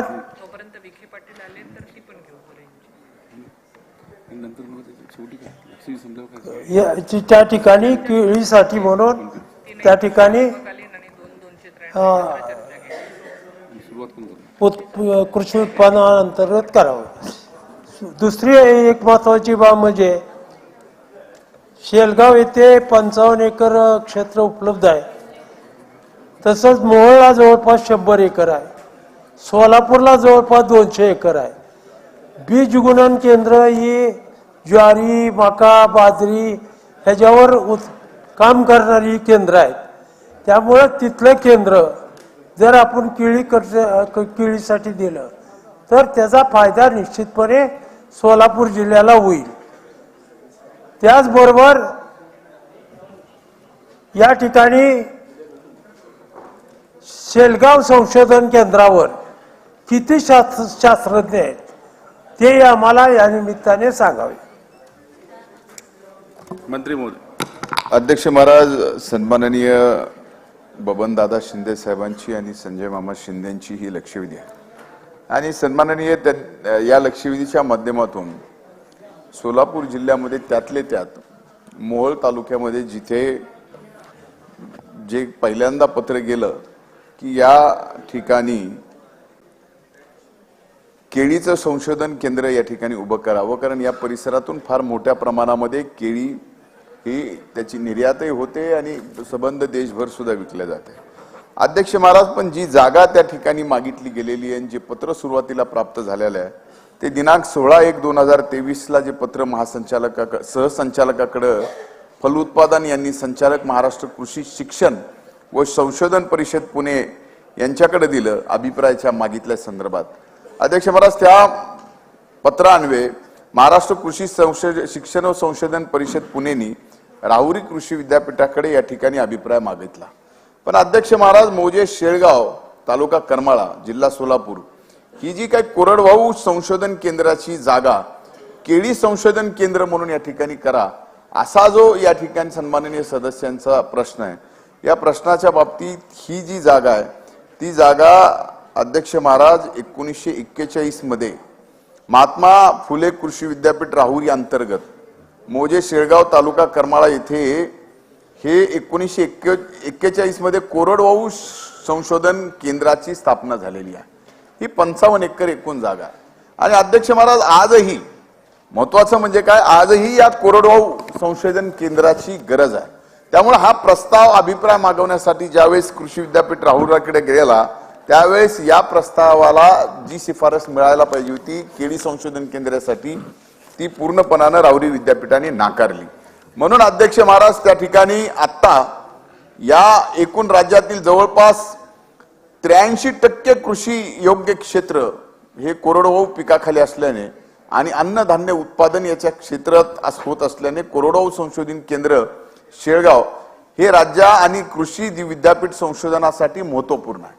त्यामुळे ती जागा सोडून त्याला संलग्न, मला त्यांना विचारलं की ती जागा सोडून त्याला संलग्न एक आणखीन 55 एकर जागा आहे, ती या संशोधन कोरडवाहू संशोधन केंद्राची सोडून आहे. पण अध्यक्ष महाराज, स्पेसिफिक पत्र गेल्यामुळे त्या ठिकाणी त्याचा अभिप्राय आला, तो नकारार्थी आलाय.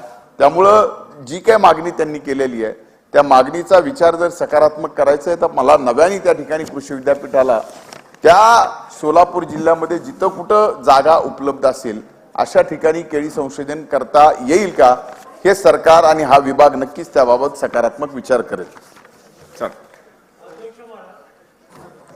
अध्यक्ष महाराज, कोरडवाहू संशोधन केंद्राला ज्या आपण म्हणतोय की शेलगावमध्ये जागा आहे, परंतु मोहोळमध्ये 100 एकर जागा आहे, सोलापूरमध्ये 100 एकर जागा आहे, 200 एकर त्या ठिकाणी संशोधन चालतंय. पण तो शेळगावमध्ये किती शास्त्रज्ञ आहेत संशोधनाला, ह्याचं उत्तर काय तुम्ही दिलं नाही तर ती द्यावी ही अपेक्षा आहे. अध्यक्ष महाराज, या विभागामध्ये म्हणजे त्या संशोधन केंद्रावरती एकूण किती लोक काम करतायत हे मला आता सांगता येणार नाही, हे मी पटलावर माहिती घेऊन या ठिकाणी कळवतो. अध्यक्ष महाराज, पण हे अतिशय जुनं 1941चं हे कोरडवाहू पिकांवर संशोधन करणारं केंद्र आहे आणि आजपर्यंत ज्या काही संशोधन कोरडवाहू शेतीच्या संदर्भामध्ये आणि पिकाच्या संदर्भात झाले ते तिथूनच झालेलं आहे. म्हणून अध्यक्ष महोदय, माझी या ठिकाणी एकच विनंती आहे की जे काही सन्माननीय बबनदादांनी या ठिकाणी प्रश्न विचारलेला आहे, आपल्याला अशी इच्छा आहे की सोलापूर जिल्ह्यामध्ये केळी संशोधन केंद्र व्हावं. यापूर्वी एक जळगावला आहे, नांदेडला आहे आणि पुढे सोलापूरला व्हावं ही त्यांची इच्छा आहे. कुठं व्हावं हे महत्वाचं नाही. मी उत्तर देताना स्पेसिफिक याच्यासाठी दिलं की त्यांनी त्या शेळगावच्या जागेच्या संदर्भात पत्र दिलं होतं की तिथं व्हावं आणि तिथं व्हावं. हे ज्यावेळेस अभिप्राय विद्यापीठाकडे गेला त्यावेळेस अभिप्राय नकारात्मक आला, म्हणून ती जागा सोडून इतर जागा कृषी विभाग नक्कीच बघेल आणि त्या ठिकाणी केळी, आता अध्यक्ष महाराज येणाऱ्या अधिवेशन जर पूर्ण काळ चाललं तर नक्कीच केळी विकास महामंडळाच्या संदर्भात सुद्धा कृषी विभाग या ठिकाणी काही धोरण जाहीर करणार आहे. तर हे संशोधन केंद्र सुद्धा तिसरं या राज्यामध्ये सोलापूर जिल्ह्यामध्ये करण्यासाठी कृषी विभाग सकारात्मक आहे. चला, सन्माननीय सदस्य बच्चू कडू. अध्यक्ष महोदय, खरं तर या राज्यामध्ये 2 प्रकारचे शेतकरी आहे. एक आहे ज्याला सिंचनाची व्यवस्था होतं आणि दुसरा असा आहे का ज्याला सिंचनाची व्यवस्था नाही. 12 महिने पाण्याची व्यवस्था असणारा शेतकरी एकाईकडे अध्यक्ष महोदय आणि पावसावर अवलंबून असणारा शेतकरी एकाईकडे आहे. या दोघांच्या तुलनेमध्ये स्पर्धेमध्ये सगळ्यात जास्त आत्महत्या होणारा शेतकरी हा पावसावर अवलंबून असणारा शेतकरी आहे. आणि म्हणून स्पेसिफिक मला कृषी मंत्र्यांना विचारायचं आहे का संशोधन केंद्र करत असताना पहिले ते कोरडवाहू क्षेत्र ज्या भागात जास्त आहे जिल्हा वाईज तुम्ही हे काढलं पाहिजे का कोरडवाहू क्षेत्र कुठल्या जिल्ह्यात जास्त आहे, कोणत्या भागात जास्त आहे, कोणत्या विभागात जास्त आहे. नाहीतर कोरडवाहू क्षेत्र राहील गडचिरोलीला आणि संशोधन केंद्र राहील सोलापूरला, याचा ताळमेळ जुळणार नाही अध्यक्ष महोदय. तर त्याबाबत आपण विचार करणार आहे काय हे पहिलं पाहिले पाहिजे. दुसरं अध्यक्ष महोदय का जेव्हा संशोधन केंद्र होईल तेव्हा होऊ द्या, पण कृषी मंत्री म्हणून आम्हाला तुमच्याकडून अपेक्षा आहे का सिंचन उत्पादक शेतकऱ्याला आपण किती सबसिडी देतो आणि कोरडवाहू शेतकऱ्याला किती सबसिडी देतो, शासनाकडून दोनही शेतकऱ्याला किती मदत जातं वर्षाला, हे आपल्याला काढता येईल का. किमान हे काढल्यावर ते पटलावर ठेवा. एखादा ऊस उत्पादक शेतकरी, संत्रा उत्पादक शेतकरी याला किती सबसिडी आपण देतो आहे, अर्थात मग कोरडवाहू शेतकरी पराठीवाला असेल आपलं सोयाबीनवाला असेल. तर आता दोघांना सबसिडी कशी भेटतं? विद्युतची सबसिडी वेगळी भेटतं, कालव्याद्वारे पाणी गेलं त्याची सबसिडी त्याला भेटतं, पण कोरडवाहू शेतकऱ्याला काहीच भेटत नाही. आणि म्हणून आत्महत्या जो प्रकार होतोय सगळ्यात जास्त तो कोरडवाहू शेतकऱ्याकडे जास्त होतोय. म्हणजे आम्ही पाहतोय का एकाच गावात राहतोय पण एकाला सबसिडी मिळतंय, त्याला भेटलीच पाहिजे, त्याच्याबद्दल वाद नाही आहे, पण त्याच्या तुलनेत माझ्या कोरडवाहू शेतकऱ्याला किती भेटतं याचं संशोधन व्हायला पाहिजे. हा तफावत तक्ता हे सरकार तयार करण काय? चला मंत्री महोदय. अध्यक्ष महाराज, सन्माननीय बच्चू कडू साहेबांनी जो प्रश्न उपस्थित केलाय त्यामध्ये पहिला प्रश्न उपस्थित हा केलाय की हे जे संशोधन केंद्र आहे हे नेमकं कुठं व्हायला पाहिजे. हे कोरडवाहू जिथं क्षेत्र जास्त या राज्यात त्या ठिकाणी व्हायला पाहिजे का जिथं बागायत क्षेत्र जास्त तिथं कोरडवाहू संशोधन केंद्र व्हायला पाहिजे. आता हा निर्णय त्यांच्या माझ्या जन्माच्या अगोदर झालेला आहे, तो 1941ला झालेला आहे. पण राहुरी कृषी विद्यापीठ हे तो मुमकिन करे ना.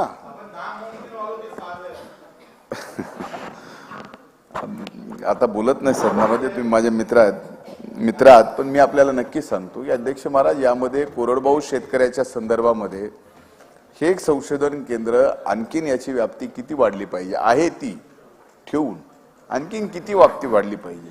राज्यामध्ये एकूण कोरडवाहू क्षेत्र जेवढं आहे त्या कोरडवाहू क्षेत्रामध्ये जी काही पिकं घेतली जातात, जी पिकावरती संशोधन होणं आवश्यक आहे, त्या सर्व गोष्टीवर याच्या व्यतिरिक्त जर आणखीन लागणार असेल तर त्या बाबतीतही विचार सकारात्मक कृषी विभाग करेल. एक आता याच्यात त्यांनी दुसरा स्पेसिफिक प्रश्न विचारला तो या लक्षवेधीशी संलग्न नाही आहे अध्यक्ष महाराज, तरी पण असं एक मिनिट माझ्या अधिकारात आहे, तिने विचारला म्हणून मी सांगतो की प्रत्येक ठिकाणी आता विमा कंपनी शेतकरी असा वाद आहे. आता कोरडवाहू शेतकरी आणि बागायत शेतकरीचा विषय या ठिकाणी काढला. अध्यक्ष महाराज, कृषी विभाग म्हणून सर्व शेतकरी समान आहे. आता या ठिकाणी ज्याची बागायती त्याला कॅनल आहे तिथं सबसिडी मिळली जाते असं त्यांचं म्हणणं आहे.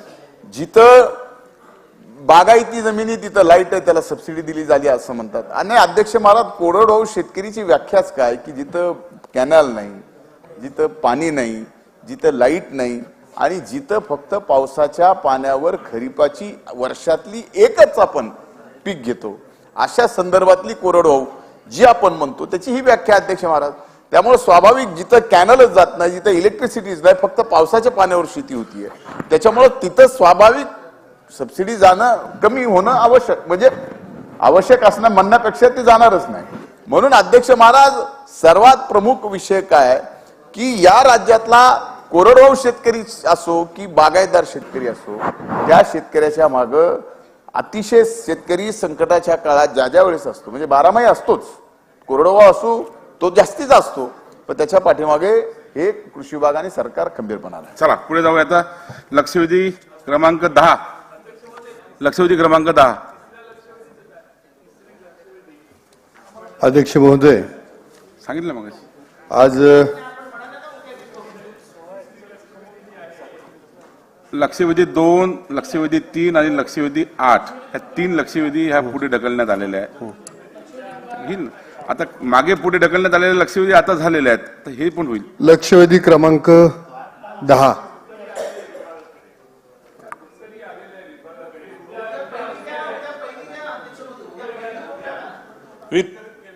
उद्या विनंती करतो अध्यक्षांना विनंती करतो, सांगतो तुमचा निरोप सांगतो, करूया उद्या. नाही ठीक आहे. आता ज्या पुढे ढकललेल्या, मागच्या पुढे ढकललेल्या, त्या पुढे येऊन घेतलेल्या, आता हे आता पुढे ज्या गेलेल्या आहेत त्या सुद्धा होतील. त्यांच्या संदर्भात महत्वाची लक्षवेधी आहे. माझी विनंती आहे की आपण आज नाही, उत्तर आलं नाही, देता आलं नाही, ठीक आहे, आपण 21 तारखेला मी लक्षवेधी दिलेली आहे, स्वीकारलेली आहे. माझी विनंती आहे की किमान ही लक्षवेधी उद्या उत्तरासकट सभागृहासमोर यावी. आपण आदेश करा उद्या द्या म्हणून. चला मी त्याचं सांगतो उत्तर. ये साहेब आता विचारून किती राहिले? 1, 2, 3 झाले, चौथी पुकारली. आता लक्षवेधी क्रमांक 10 पुकारले. 10 उत्तर आलेलं नाही आणि म्हणून ही लक्षवेधी आज करता येत नाही असं अध्यक्ष महोदय त्यांनी सांगितलेलं आहे. तर त्यांनी असं लिहिलंय की त्यामुळे लक्षवेधी ऐनवेळी प्राप्त झाली असं आहे. तर ऐनवेळी नाही, 21 तारखेलाच आपण दिलेली होती. आता असू दे, आज नाही उत्तर आलं तर किमान उद्या आपण उत्तरासह लक्षवेधी घेण्याची विनंती आमची आहे. लक्षवेधीचं उत्तर आलं नाही का? ठीक आहे, आपण ही 3 नंबरची लक्षवेधी जी आहे ती आपण उद्या घेऊ. चला, लक्षवेधी क्रमांक 10. लक्षवेधी क्रमांक 10. अध्यक्ष महोदय, किती वितरित केल्याप्रमाणे अध्यक्ष महोदय, जून महिन्यामध्ये शाळा कॉलेज सुरू झालेत आणि राहिल्यात किती लक्षवेधी? वसतिगृह प्रवेश मात्र आता आठवड्यापूर्वी त्याच्या याद्या लागल्या गेल्यात आणि त्याच्यामुळं आदिवासी शासकीय वसतिगृहांमुळं आता पहिली यादी लागली. त्यामुळं 11वीचे 13वीचे किंवा प्रोफेशनल कोर्सचे जे विद्यार्थी आहेत ते आता प्रवेशित होणार आहे. त्याच्यानंतर दुसरी यादी लागणार आहे, त्याच्यानंतर तिसरी यादी लागणार आहे. गेल्या वर्षी जवळजवळ प्रवेशांसाठी जानेवारीचा महिना उजाडला. मग विद्यार्थ्यांनी जून पासून कुठं राहायचा हा पहिला प्रश्न. आणि दुसरा प्रश्न हा आहे की ह्या वर्षी तर वसतिगृहांमध्ये आता माझ्याकडं माझ्या मतदारसंघात राजूर, अकोले, संगमनेर या ठिकाणी वसतिगृहांमध्ये मुलींच्या वसतिगृहामध्ये काही ठिकाणी झिरो क्षमता आहे, काही ठिकाणी प्रवेश होऊ शकत नाही. तर यासाठी सरकार काय उपाययोजना करणार? ह्या मुलांचे प्रवेश होणार का? आणि दुसरी गोष्ट, जेवढ्याने अर्ज केले यांचे प्रवेश किती दिवसामध्ये होतील? यासाठी भाड्याच्या इमारती घ्याव्या लागणार आहेत, त्या इमारती घेतल्या जातील का? आणि भविष्याच्या काळामध्ये नवीन इमारती बांधल्या जातील का? हा मला सरकारला, मंत्री महोदयांना प्रश्न आहे. महोदय, सर्वसाधारणपणे 11वी आणि 12वीचे जे ऍडमिशन्स आहेत हे आपण जून मध्ये होत असतात आणि याच्यासाठी आपण स्पेसिफिक 11वी आणि 12वीसाठी जे तालुका आणि जिल्हा स्तरावरचे जे वसतिगृह आहे त्याच्यात 11वी 12वीसाठी 25% आरक्षित ठेवलेले आहे आणि विभागीय स्तरावर 20% संरक्षण म्हणजे तिथे राखीव ठेवलेले आहे. त्याच्यामुळे या ठिकाणी सुद्धा मोठ्या प्रमाणामध्ये आपण ऍडमिशन करत असतो. त्याच्या उपरांत आपले जे आश्रमशाळा आहेत, शासकीय आश्रमशाळा आहेत, त्याच्यामध्ये आपलं सर्वसाधारणपणे जी क्षमता आहे त्याच्यामध्ये अजून 6130 जागा रिक्त आहेत आणि अनुदानित जे आहे त्याच्यामध्ये 6783 जागा रिक्त आहेत. म्हणून जे काही उर्वरित मुलं असतील 11वी 12वीची तर या ठिकाणी त्यांचा समावेश केला जाईल. दुसरं, काही ग्रामीण भागामध्ये जे वसतिगृह आहे त्या वसतिगृहामध्ये जिथे सीट पूर्ण भरल्या जात नाही ते आम्ही शहराच्या ठिकाणी जिथे गरज असते तिथे शिफ्ट करत असतो. त्याच्यामुळे त्यांनी आकडा कुठे असेल त्यांच्या मतदारसंघातला तर त्या पद्धतीने द्यावा, त्यांना आम्ही प्रवेश देऊ. वर्षाताई. सन्माननीय अध्यक्ष महोदय, सन्माननीय मंत्री महोदयांना मी सांगू इच्छिते, कारण काय आहे, शिक्षण हे आपल्याला मिळालं पाहिजे, डॉक्टर झाले पाहिजेत, लोक पुढे आले पाहिजेत, तरच त्या ठिकाणी समाजाचा काही समाज पुढे जाऊ शकतो. 11वी 12वीच्या ऍडमिशनच्या बाबतीमध्ये सन्माननीय अध्यक्ष महोदय, 11वी 12वीच्या ऍडमिशन संदर्भामध्ये माझी मागील आदिवासी मंत्री जे आपल्या पूर्वीचे होते महाविकास आघाडी त्यांच्या संदर्भात सुद्धा बैठक झाली होती. कारण मोठ्या प्रमाणामध्ये मुलं जे असतात ती तालुका स्तरावरची जे प्रसिद्ध कॉलेज असतात त्याच ठिकाणी प्रत्येकाला ऍडमिशन घेण्याची इच्छा असते आणि त्यामुळे ज्यावेळी त्यांचं मेरिट लिस्टमध्ये नाव लागतं त्यावेळी काही ठिकाणीच पर्टिक्युलरली त्या ठिकाणी मागणी असते आणि काही ठिकाणी बिलकुल मागणी नसते, आपल्याला सुद्धा माहिती आहे सन्माननीय मंत्री महोदय. आणि त्यामुळे पहिला तर माझा असा प्रश्न आहे की अशा गोष्टी आयडेंटिफाय करून त्या ठिकाणची आपल्या वसतिगृहाची व्यवस्थापन करणं ही आपण पहिली प्राथमिकता ठेवून त्या ठिकाणी काम करणं, माझा पहिला प्रश्न.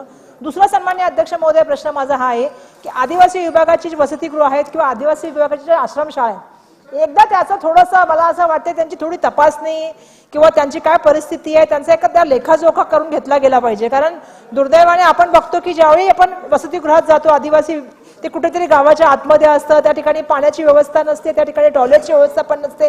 त्यामुळे अशा ठिकाणी आपल्या तुम्ही काहीतरी लिस्ट बनवा, कारण मग घटना घडल्यानंतर मग आपण सांगतो की त्या शाळेमध्ये हे नव्हतं ते नव्हतं आणि मग आम्ही तपासणी लावतोय. त्यापेक्षा आतापासूनच आपली जी ही वसतिगृह आहेत त्या वसतिगृहामध्ये सर्व सुविधा असल्या पाहिजेत. त्या ठिकाणी मुलांसाठी लागणाऱ्या सगळ्या लायब्ररी असेल किंवा या गोष्टींचा येणाऱ्या काळामध्ये सुविधा असली पाहिजे. त्या दृष्टिकोनातून आपण एक धोरणात्मक निर्णय त्या ठिकाणी घेणार आहात का, की वसतिगृहांना ऑडिटिंग त्या ठिकाणी आपण करणार आहात का?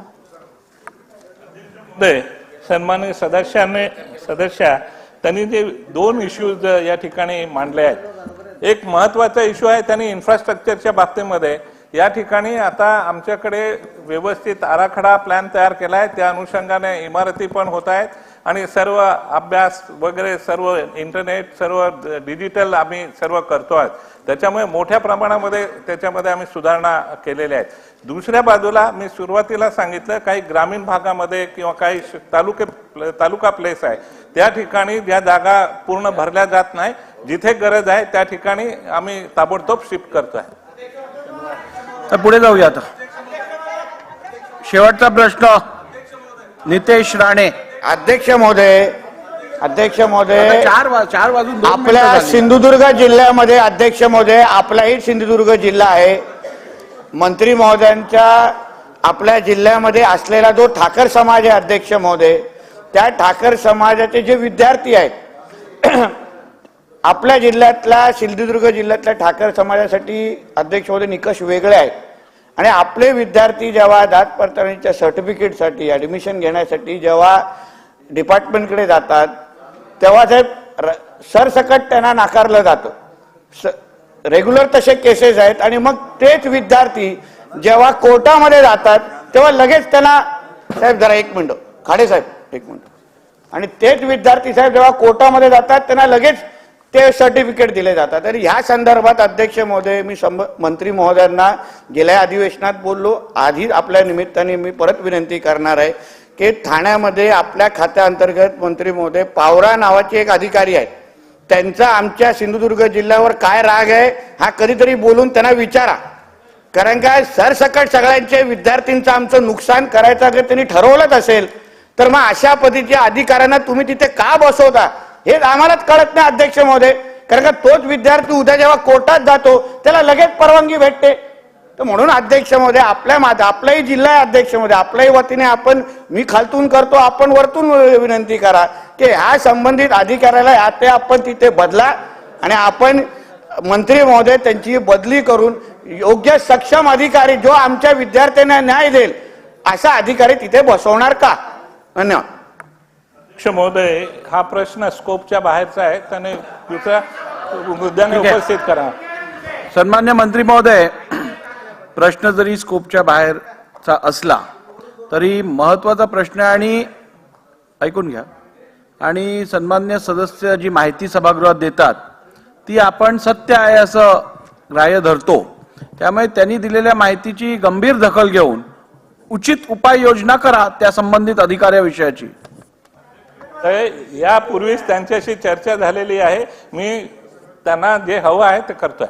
ठीक. चला आता आपण पुढे जाऊया. लक्षवेधी क्रमांक 7 आहे ना आता, लक्षवेधी क्रमांक 7 पुढे देतो, पुढे संधी देतो पुढे. अध्यक्ष महोदय, लक्षवेधी क्रमांक 7. अध्यक्ष महोदय वितरित केल्याप्रमाणे.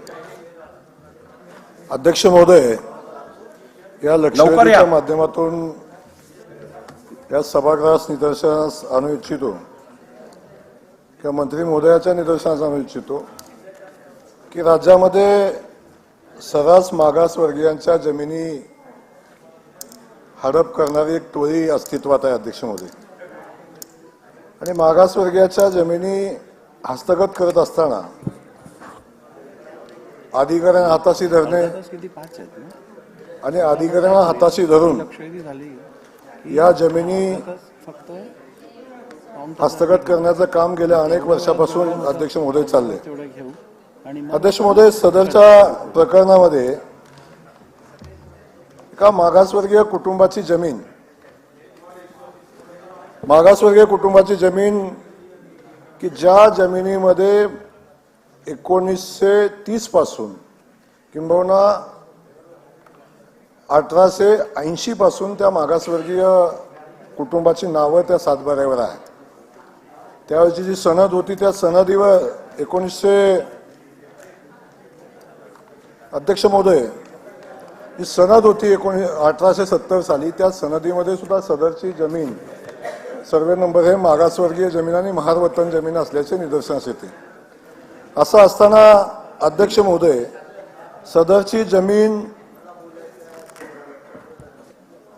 सर्वे नंबर 33 व 34 मध्ये नमूद आहे आणि सदरच्या जमिनीचा सर्वे नंबर अध्यक्ष महोदय जेव्हा नव्यानं केले, नवीन फेरबदल करून नवीन सर्वे नंबर केले, 72 आणि 73 सर्वे नंबर अध्यक्ष महोदय या दप्तरी नोंद झाला. पण जेव्हा हे सगळं नोंद झालं तेव्हा मागासवर्गीयाच्या जेव्हा महारवतन जमीन असताना सुद्धा त्या मागासवर्गीय कुटुंबाची नावं त्यातनं कमी झाली आणि ती जमीन बोंडवे नावाच्या इसमाच्या नावे करण्याचं काम अध्यक्ष महोदय तत्कालीन प्रशासकीय अधिकाऱ्यांनी केलं. याच्यामध्ये त्या 7/12 भीमाई अणु महार 6 आणे, रानू अंबाजी महार 2 आणे, मोरू चिमा महार 2 आणे अशा जमिनीचा स्पष्ट उल्लेख असताना सुद्धा संबंधित कुटुंबाच्या जमीन परस्पर जमिनीवरचे 7/12 नावं काढण्याचं काम अध्यक्ष महोदय झालं. या माध्यमातून 727च्या फेरफारचं अवलोकन केलं असता कुंडली खाशाबा कांबळे याचे नाव संरक्षित कुळ म्हणून अध्यक्ष महोदय नमूद आहे. पण सदरचा फेरफार नोंदीचं अवलोकन केला असता फेरफार रकान्यामध्ये फेरफार झालेले सर्वे नंबर आणि पोट हिस्से यामध्ये 72 आणि 73 पैसे असा उल्लेख आहे. यावरून स्पष्ट दिसते की हा फेरफार नोंदी संपूर्ण क्षेत्रासाठी अध्यक्ष महोदय नाहीत. पण हे सगळं जरी असलं तर हे प्रकरण अत्यंत गंभीर असं अध्यक्ष महोदय आहे. गेल्या अनेक वर्षापासून हे प्रकरण चालू आहे. पण या प्रकरणामध्ये संबंधित शेतकऱ्यांनी मागासवर्गीय आयोगाकडे कंप्लेंट केली. त्या आयोगानं कलेक्टरकडून म्हणणं घेतलं आणि मागासवर्गीय आयोगाने निकाल दिला की संबंधित जमीन महारवतन जमीन आहे. या संदर्भात अध्यक्ष महोदय, ही जमीन घेत असताना या भागातले काही बिल्डर अध्यक्ष महोदय या प्रक्रियेमध्ये सहभागी झाले. संबंधित अध्यक्ष महोदय, ही जमिनीची विक्रीची परवानगी देत असताना 43ची विक्रीची परवानगी दिली अध्यक्ष महोदय. 43 SRच्या विक्रीची परवानगी दिली, जे शेतकऱ्यासाठी जमीन विकायची असते. अध्यक्ष महोदय, प्रत्यक्षात मात्र ही जमीन विकत असताना कायद्याच्या उल्लंघन करून ही कंपनीला जमीन दिली अध्यक्ष महोदय. आणि या कंपनीला जमीन देत असताना 63ची परवानगी उपविभाग अधिकाऱ्यांनी द्यायला पाहिजे होती. ती परवानगी अध्यक्ष महोदय न घेता कंपनीच्या नावे केली. तेव्हा अध्यक्ष महोदय, संबंधित संपूर्ण प्रकाराची चौकशी शासन करणार का? मागासवर्गीय आयोगानं संबंधित जमीन महारवतन असल्याचे घोषित केलेलं असताना सुद्धा किंबहुना या जमिनीचा विल्हेवाट लावणाऱ्या संबंधित अधिकाऱ्यांची चौकशी होणार का? आणि संबंधित जमीन या मागासवर्गीय कुटुंबियांना परत मिळणार का? आणि त्यासाठी शासन कोणती कारवाई करेल अध्यक्ष महोदय? आणि संबंधित प्रकरणाची सखोल चौकशी करून ज्या अधिकाऱ्यांनी या मागासवर्गीय कुटुंबाच्या जमिनी अध्यक्ष महोदय ताब्यात घेण्याचं काम केलं त्यांच्यावर अॅट्रॉसिटी ऍक्ट नुसार कारवाई करणार का? हा माझा प्रश्न अध्यक्ष महोदय आहे. मंत्री महोदय. अध्यक्ष महोदय, हा जो प्रश्न या ठिकाणी सन्मान्य सदस्य जयकुमार गोरे साहेबांनी उपस्थित केला, खरं म्हणजे फार जुनं प्रकरण आहे. मला वाटतं 1950 साली पहिल्यांदा अध्यक्ष महोदय जिल्हाधिकाऱ्यांचे आदेश आहेत, 53 साली, नंतर 1980चे आदेश आहेत, 2008 आणि 9चे आदेश आहेत. अध्यक्ष महोदय, वेळोवेळी हे आदेश करताना अगोदर असणाऱ्या वतनाच्या जमिनी, नंतर त्यातून मग त्या गट त्याच्यामध्ये अध्यक्ष महोदय एलिनेशन रजिस्टर त्यामध्ये पूर्वी नव्हतं. आणि ह्या ज्या वतना जमिनी आहेत अध्यक्ष महोदय 33-34च्या ज्याचा उल्लेख झाला त्या नंतर मला वाटतं 72 आणि 73 अशा प्रकारच्या इनाम नष्ट झाल्याच्या नंतर त्याच्यामध्ये हा सर्वे नंबर करण्यात आला 72 आणि 73 नंबर.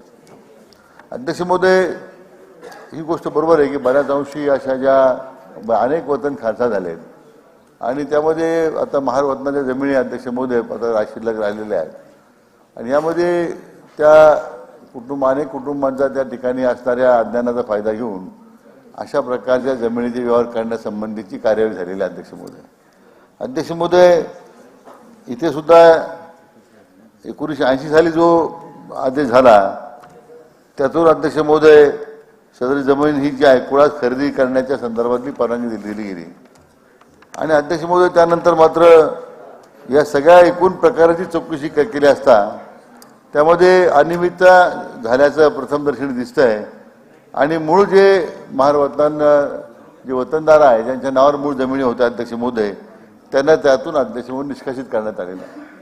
हा एकूण व्यवहार प्रवास मोठा आहे अध्यक्ष महोदय ह्या सगळ्या जमिनीचा आणि म्हणून सन्मान्य सदस्य जयकुमार गोरे साहेबांनी जी मागणी केली यामध्ये पुणे जिल्ह्याचे जे अपर जिल्हाधिकारी आहेत यांच्या अध्यक्षतेखाली आपण त्या ठिकाणी एक समिती स्थापन करून 1 महिन्याच्या अध्यक्ष महोदय या सगळ्या झालेल्या व्यवहाराची चौकशी करण्यात येईल आणि अध्यक्ष महोदय या प्रकरणामध्ये जे जे दोषी असतील त्याच्यावर कारवाई करण्यात येईल आणि पुन्हा अध्यक्ष महोदय अशा प्रकारची फसवणूक झालेली आहे अशा शेतकऱ्यांच्या ज्या शेतकऱ्यांची अध्यक्ष महोदय निश्चितपणे त्यांना त्यांच्या मूळ खरेदीप्रमाणे किंवा मूळ त्यांच्या मालकी हक्काप्रमाणे जमीन देण्यासंदर्भात अध्यक्ष महोदय शासन निश्चितपणे विचार करेल। जयंत पाटील साहेब। अध्यक्ष महोदय, मंत्री महोदयांनी सांगितले योग्य आहे, 1 महिन्यात ते चौकशी करणार असंच आश्वासन देवस्थानाच्या जमिनीच्या चौकशीचं 1 महिन्यात करू असं त्यांनी मागच्या अधिवेशनात दिलेलं होतं। माझी मंत्री महोदयांना विनंती आहे की त्या आश्वासनाची पूर्तता अजून झालेली नाही, कोणती कारवाई झालेली नाही, त्यामुळं असं आश्वासन आज त्यांना गोरे साहेबांना आपण आश्वासन देत आहे तसं मला जे आश्वासन दिलेलं आहे त्याला 3-4 महिने होऊन गेले, त्या आश्वासनात आपण लक्ष कधी घालणार आणि कधी ते आश्वासन पूर्ण करणार?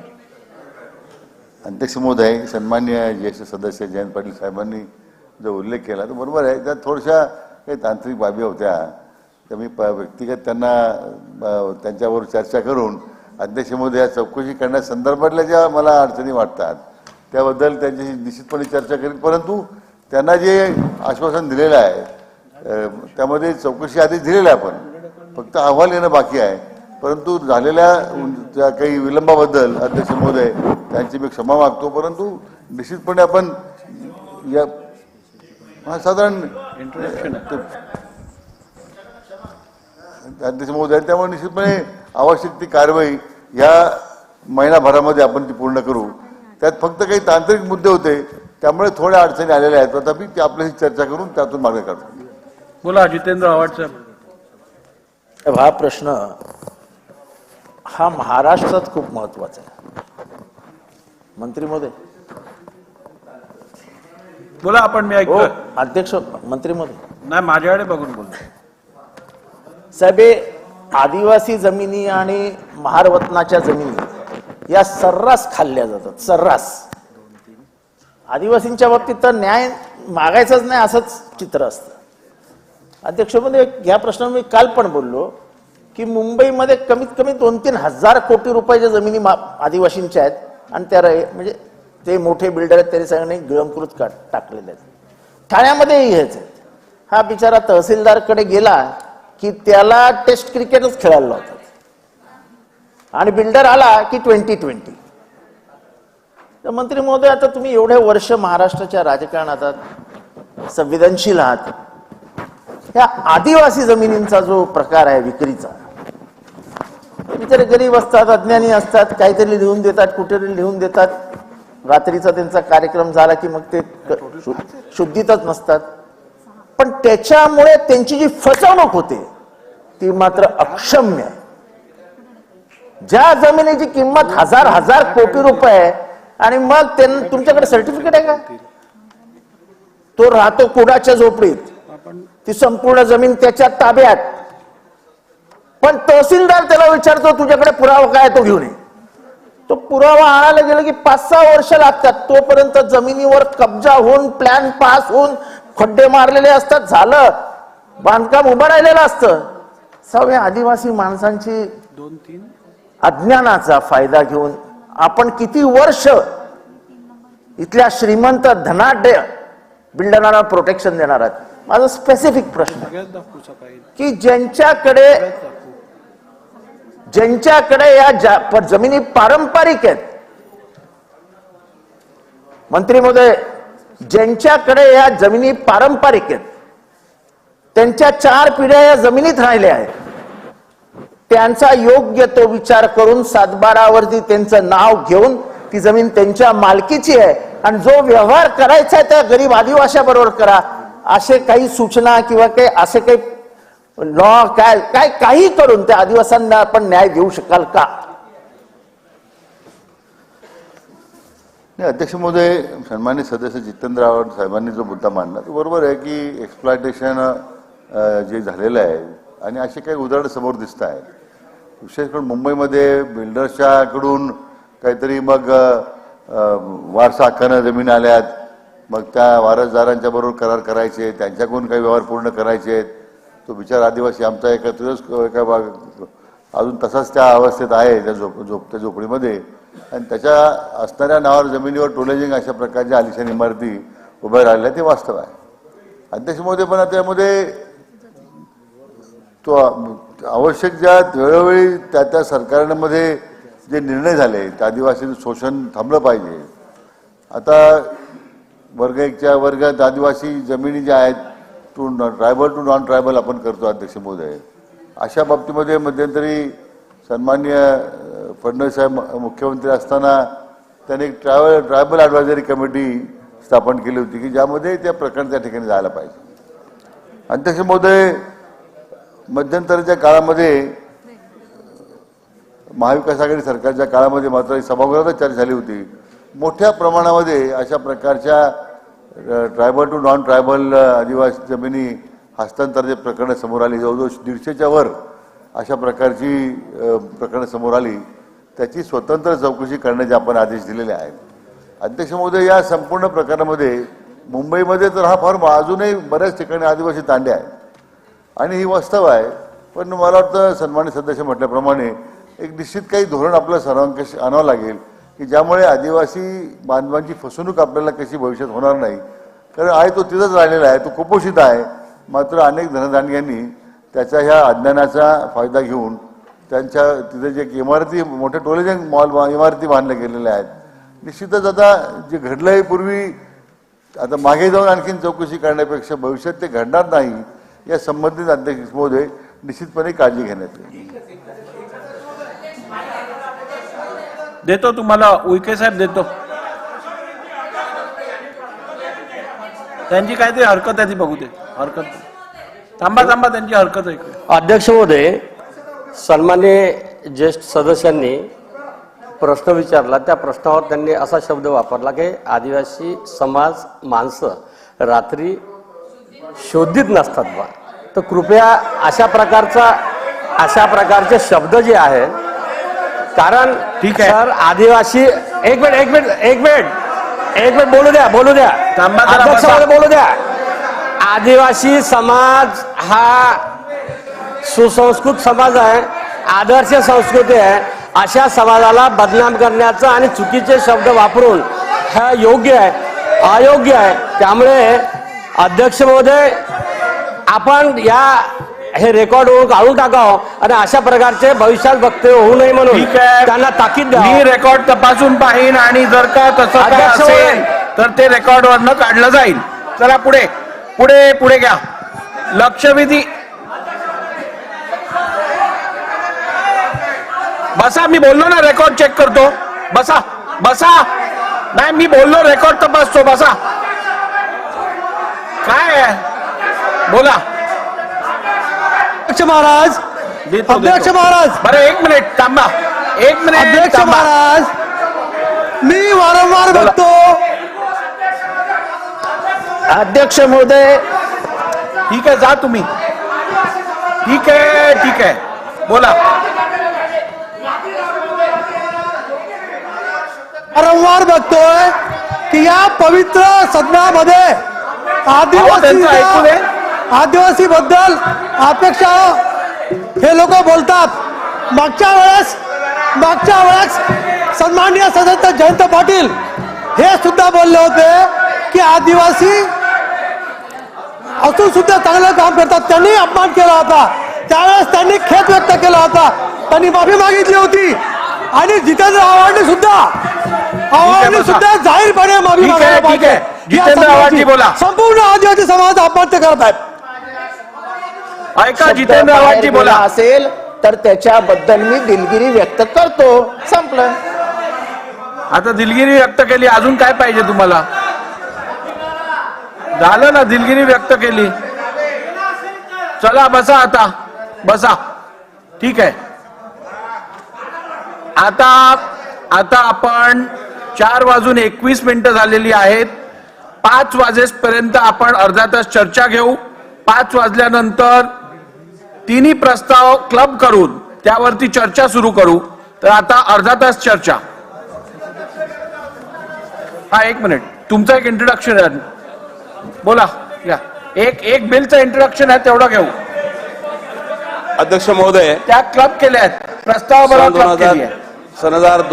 2023 चे विधानसभा विधेयक क्रमांक 34 एवढं इंट्रोडक्शन महाराष्ट्र होतं. माथाडी हमाल व इतर श्रमजीवी कामगार नोकरीचे नियमन व कल्याण आणि महाराष्ट्र खाजगी सुरक्षा रक्षक नोकरीचे नियमन व कल्याण सुधारणा विधेयक 2023 मांडण्यास मला सभागृहाची अनुमती मिळावी. प्रस्ताव असा आहे की सन 2023 चे विधानसभा विधेयक क्रमांक 34 महाराष्ट्र माथाडी हमाल व इतर श्रमजीवी कामगार नोकरीचे नियमन व कल्याण आणि महाराष्ट्र खाजगी सुरक्षा रक्षक नोकरीचे नियमन व कल्याण सुधारणा विधेयक 2023 मांडण्यास अनुमती देण्यात यावी.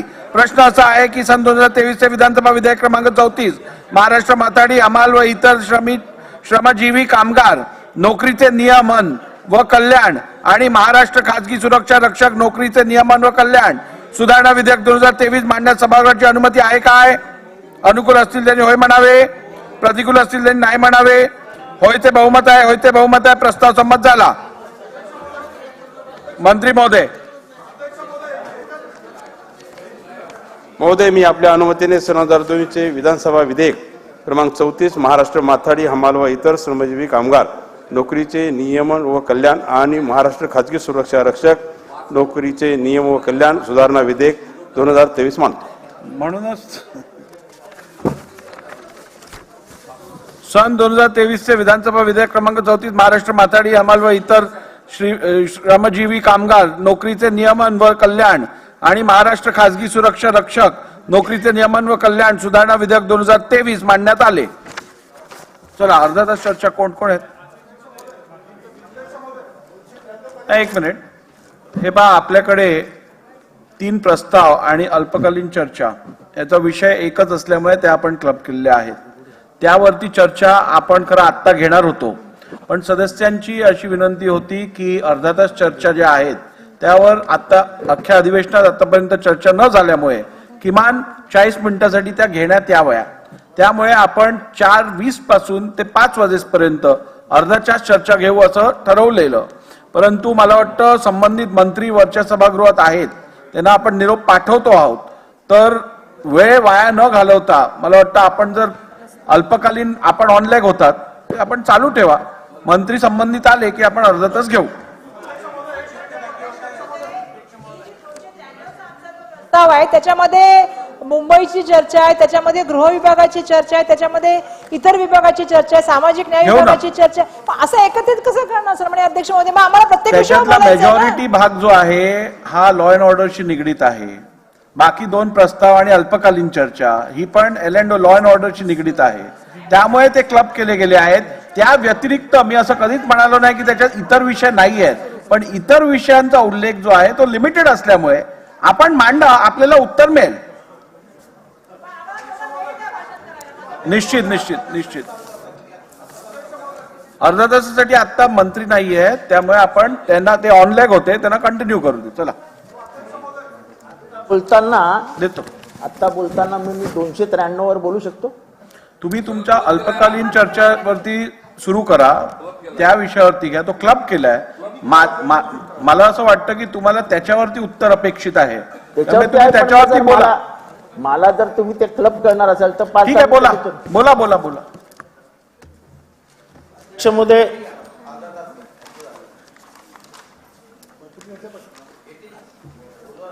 अध्यक्ष महोदय, एक धक्कादायक एक बाब समोर येते. जानेवारी 2023 ते मार्च 2023 या 3 महिन्यांच्या कालावधीत राज्यभरातून 5,610 तरुणी महिला बेपत्ता झालेल्या असणे,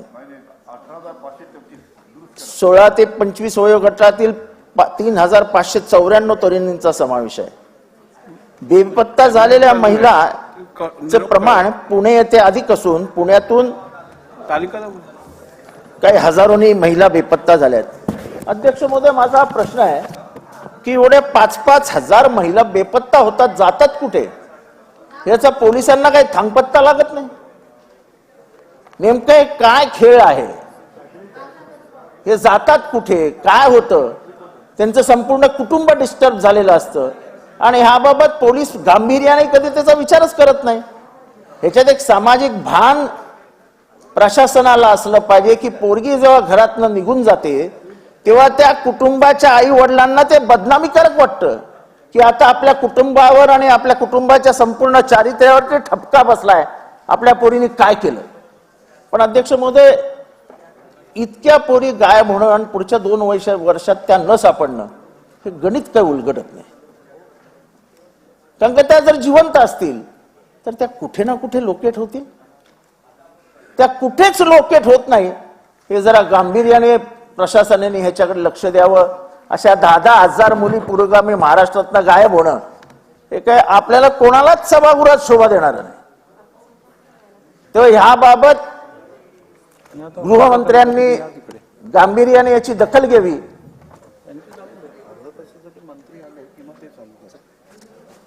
मंत्री खाडेसाहेब आहेत ना, आपण आहात.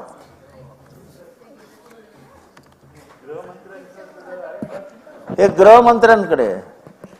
गृहमंत्र्याची जबाबदारी कोणाकडे आहे?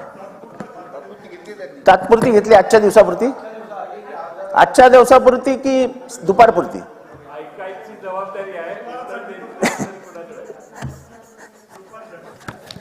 अध्यक्ष महोदय, माझा प्रश्न एवढाच होता की एका वर्षात 5,000 मुली गायब होतात, ते गेल्या कुठे? सीतेसारख्या जमिनी दुभंगून आत्महत्येला नाही गेला ना? पोलिसांना यांचा काहीच थांगपत्ता लागत नाहीये. आपल्या भगिनी आहेत त्या. मी कालच सांगितलं की हे सगळं वाचताना, हे सगळं लिहिताना लाज वाटत होती, लाज. एका क्षणाची पत्नी अनंत काळाची माता असते, महाराष्ट्राच्या साहित्यात लिहून ठेवलंय. ती एका क्षणाची पत्नी या झालेल्या माता गेल्या कुठे? आणि कधीच तुम्ही याच्यावर गांभीर्याने उत्तर देत नाही. फिगर नवीन आहे, 19,533 वाढतच चालली आहे. खाडे साहेब, तुम्ही गरीब कुटुंबातनं मिरजेतनं झालेले आमदार आहात. गरीबाच्या घरची पोर जेव्हा पळून जाते ना, तेव्हा तिची आई 1-1 वर्ष घराच्या बाहेर पडत नाही.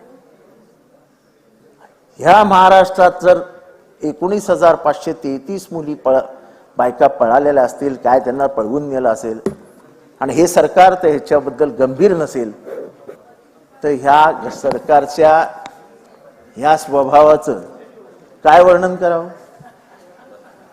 आणि त्यामुळे अध्यक्ष महोदय, आपण ह्या म्हणजे आता प्रत्येक महिन्याला सरासरी 2,000 पेक्षा जास्त मुली बेपत्ता होत आहेत. प्रत्येक दिवशी 70 पेक्षा जास्त मुली बेपत्ता होत आहेत. नोकरी, लग्न, प्रेमाचा आमिष दाखवून मुलींची दिशाभूल करणं हे सगळं होतच राहतं. हा माणूस सर केला जातो. त्या लिव्ह इन रिलेशनशिप मध्ये मीरा भायंदर मध्ये तो कोण साने आणि वैद्य नावाचे, साने पुरुष आणि वैद्य नावाची बाई होती, तिचे तुकडे केले. तुकडे म्हणजे एखादा निष्णात कसाई बकरा कापू शकणार नाही त्या पद्धतशीरपणाने त्या आमच्या वैद्य नावाच्या भगिनीचे तुकडे केले. एक तुकडा फ्रीज मध्ये ठेवला, एक तुकडा कुकर मध्ये उकडवून ठेवला. ही कुठली विकृती? अध्यक्ष महोदय, हे काय म्हणजे काय चालू आहे? एकंदरच पोलिसांची कमी झालेली दहशत ह्याला कारणीभूत ठरते.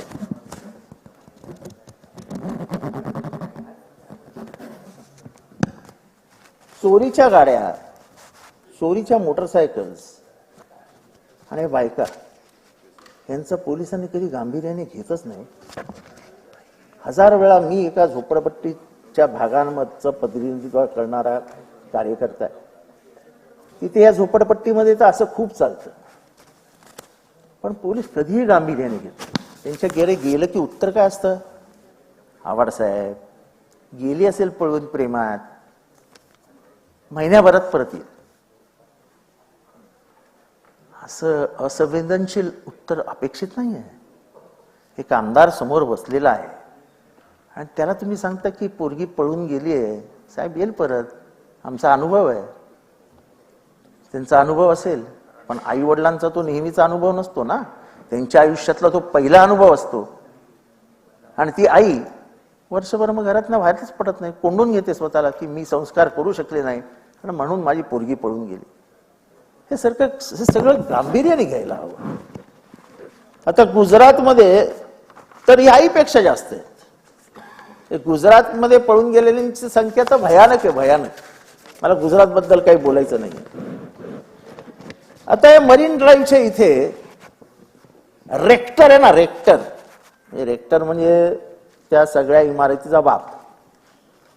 त्या रेक्टरशी ओळख असलेला एक माणूस त्या बिल्डिंगमध्ये कुठेही जाऊ शकायचा. कित्येक पोरींनी लिहून कळवलेलं की अतिशय वाईट नजरेने आमच्याकडे बघतो. प्रशासनालाही कळवलेलं होतं. वेळेच कारवाई न झाल्यामुळे एक दिवशी हा नराधम वरती गेला, पोरीवरती बलात्कार केला, तिचा खून केला आणि स्वतः जाऊन गाडी पुढे झोपला आणि तोही मेला. माझं म्हणणं एवढं आहे, रेक्टरला का माफ करताय? रेक्टरला का माफ करताय? कोण आहे तो रेक्टर? कोण आहे ऍडमिनिस्ट्रेशन हेड? जो 11 नंतर पुरुषांना वरती जायला परमिशन देतो तो कोण आहे? साधारण 8 वाजता गेट्स लावली जातात कुठल्याही महिला वसतिगृहाची. हा माणूस 11 नंतर गेला कसा? त्या रेक्टरची काही चौकशी झाली, काही बदली झाली, काही तिच्यावर कारवाई झाली, तिला काही जबाबदार धरण्यात आलं? काही झालेलं नाही. त्यामुळे प्रशासनातर्फे निरोप येतो, आपल्या कृतीत ना काही होणार नाही, काळजी करू नका, थांबा. मी हे कोणाचं शासन आहे ह्याच्यावर बोलत नाहीये, पण शासन म्हणून जी कुऱ्हाड चालवायला आली ती जर चालली नाही तर ह्याचे परिणाम पुढच्या येणाऱ्या प्रत्येक शासनाला भोगावे. हे तुम्ही आहात म्हणून मी भाषण करत नाही. हे कुठलंही शासन असो, त्यांच्या दृष्टीने हा त्यांच्या माथेवर बसलेला ठपका आहे. जन्मभर लोक विसरणार नाहीत की ह्या काळामध्ये मुंबईत असं असं झालं होतं. भीतीच नाहीशी होत चाललेली आहे. हे जे मी आता म्हटलं, आजकाल टीव्ही म्हणजे ह्याचा दोष प्रशासनाला कितपत द्यायचा, तुम्हाला कितपत द्यायचा आहे प्रश्नचिन्ह आहे.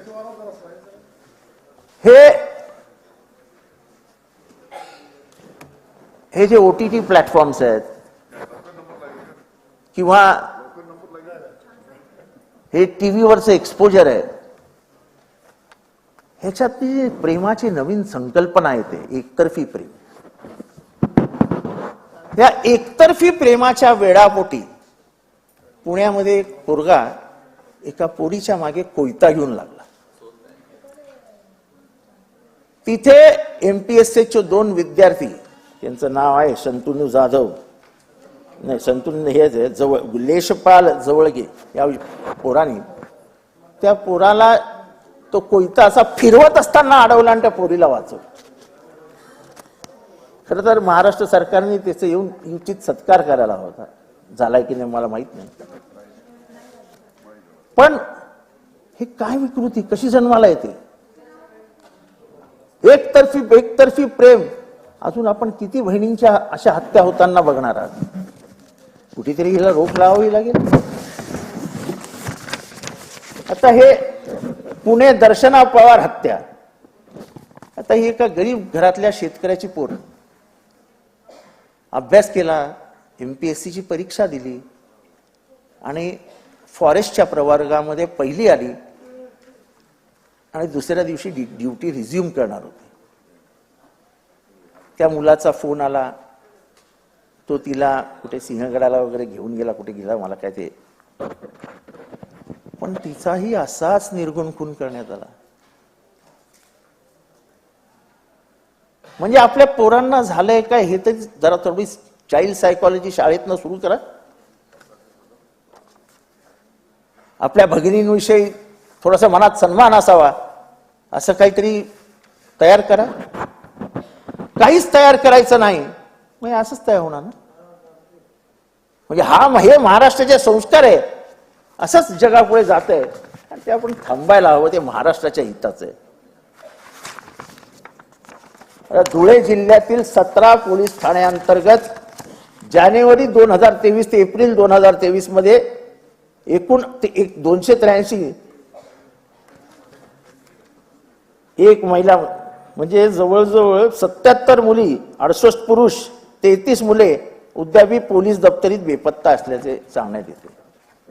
मला वाटतं तुम्ही एक व्हाईट पेपर काढावा आणि प्रत्येक जिल्ह्यातनं किती मुली बेपत्ता झाले आहेत, उगाच आकड्यामध्ये हे नको की मी 18 ते 20 ते 22, खरं काय हे महाराष्ट्राला कळवावं.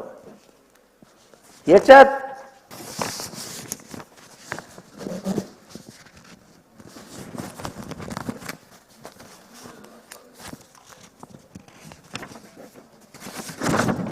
ह्याच्यामध्ये अजून एक मोठं रॅकेट चालतं खाडे साहेब, ते आहे सेक्स्टॉर्शनचं. ह्या सेक्स्टॉर्शनच्या रॅकेटमध्ये हरियाणा, मध्य प्रदेश, उत्तर प्रदेश, राजस्थान या 4 भागातनं असाच एक व्हिडिओ कॉल येतो. व्हिडिओ कॉल आता पटकन कोणी व्हिडिओ कॉल आला की दाबतो आणि बघतो. बघितल्यावर त्या माणसाचा फोटो घेतला जातो. मागे एक पोरगी वेगळ्या अवस्थेत उभी असते आणि त्या फोटोवरती त्याला ब्लॅकमेल केलं जातं. अध्यक्ष महोदय, मुंबईमध्ये 4 आत्महत्या झाल्यात, त्याच्यावरनं 4 आत्महत्या, करोडो रुपये उकळले जातात. खर तर पोलीस तुमच्याकडे एवढ्या यंत्रणा शाबूत आहेत की तुम्ही आमचे सगळ्यांचे फोन टॅप करता. पेगॅसस नावाचे हे जे आहे या सगळ्यांचा वापर केला तर कुठला फोन कुठे आहे, त्याचं लोकेशन कुठे 5व्या मिनिटाला कळू शकतं. तुमच्याकडे कंप्लेंट आल्यानंतर तातडीने त्या पोलीस स्टेशनला सांगू शकता की हे लोकेशन आहे, हे टावर आहे, जा तिथे. एवढं मॅपिंग आता परफेक्ट झालेलं आहे, पण आपण काहीच करत नाही. त्यामुळे हे सेक्स्टॉर्शनचे जे प्रकरण मुंबईत चालू आहे त्याला काही मर्यादाच राहिलेला नाही. अध्यक्ष महोदय, या मुलींच्या अत्याचाराबद्दल बोलत असताना एक अतिशय महत्वाच्या विषयाला हात घालतो की मासिक पाळी ही महिलांच्या दृष्टीने एक समस्या.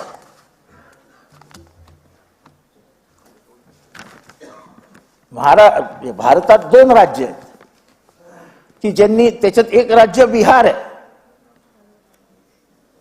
म्हणजे प्रोग्रेसिव्ह स्टेट महाराष्ट्र म्हणायचं, मागास स्टेट बिहार म्हणायचं.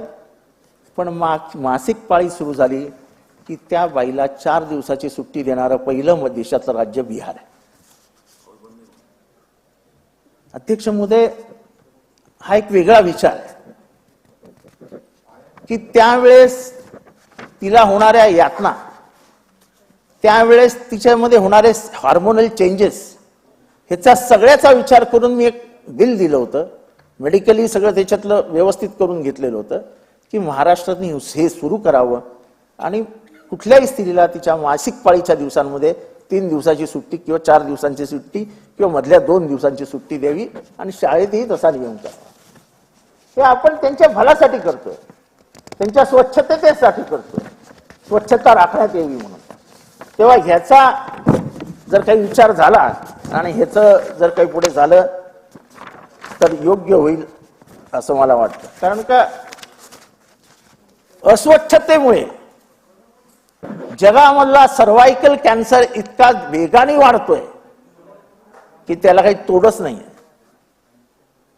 आणि सर्वायकल कॅन्सरवरचा जर लेट झाला उपाय तर समूह मृत्यूची दरी उघडीच आहे. त्यामुळे आपल्या भगिनींच्या प्रेमापोटी मी हे बोलतोय की महाराष्ट्रातल्या तमाम भगिनी यापासून लांब राहिल्या पाहिजेत. सरकारने त्याच्यावर काम केलं पाहिजे म्हणून मी हे बोलतोय. बाल लैंगिक गुन्ह्यांमध्ये राज्यात विविध भागात वाढ झाली आहे. ठीक आहे, पण लाजिरवाणी गोष्ट ही आहे की महाराष्ट्राच्या नकाशावर आपण दुसरे आहोत.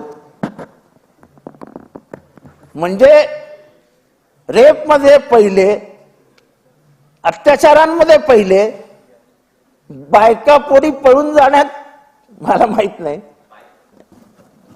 पण हे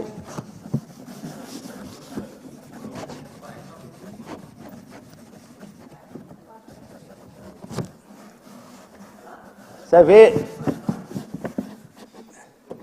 दुसरा क्रमांक लैंगिक गुन्ह्यात आपल्याला काहीच वाटत नाही. याचा अर्थ पोलिसांची भीतीच नाही ना. एखाद्या लैंगिक गुन्ह्याचा प्रकार गेलाच पोलीस स्टेशनला तर त्याला इतकी थर्ड डिग्री दिली पाहिजे की पुढच्याने विचारच करता कामा नये. साला काय अरे आता लंगडच झालं बाहेर. साहेब ही जोपर्यंत आपण दहशत निर्माण करू शकत नाही तोपर्यंत अशा प्रकारच्या गुन्ह्यांवरती आपण काही बंधनं आणू शकू असं मला वाटतच नाही. अध्यक्ष महोदय, सगळ्या सूचना तुम्ही क्लब केलेल्या आहेत. अध्यक्ष महोदय, बार साधारण 1:30 बजे असतो ना. बार कितना बजे असतो? 1:30 बजे तक ना. बार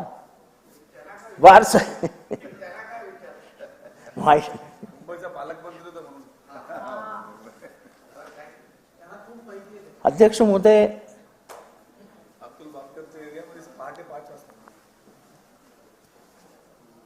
1:30 वाजतेचं टायमिंग मुंबईमधले बार 5-5 वाजेस्तोर चालू राहतात. ठाणा आणि मुंबई हे आगर झालेलं आहे. पनवेल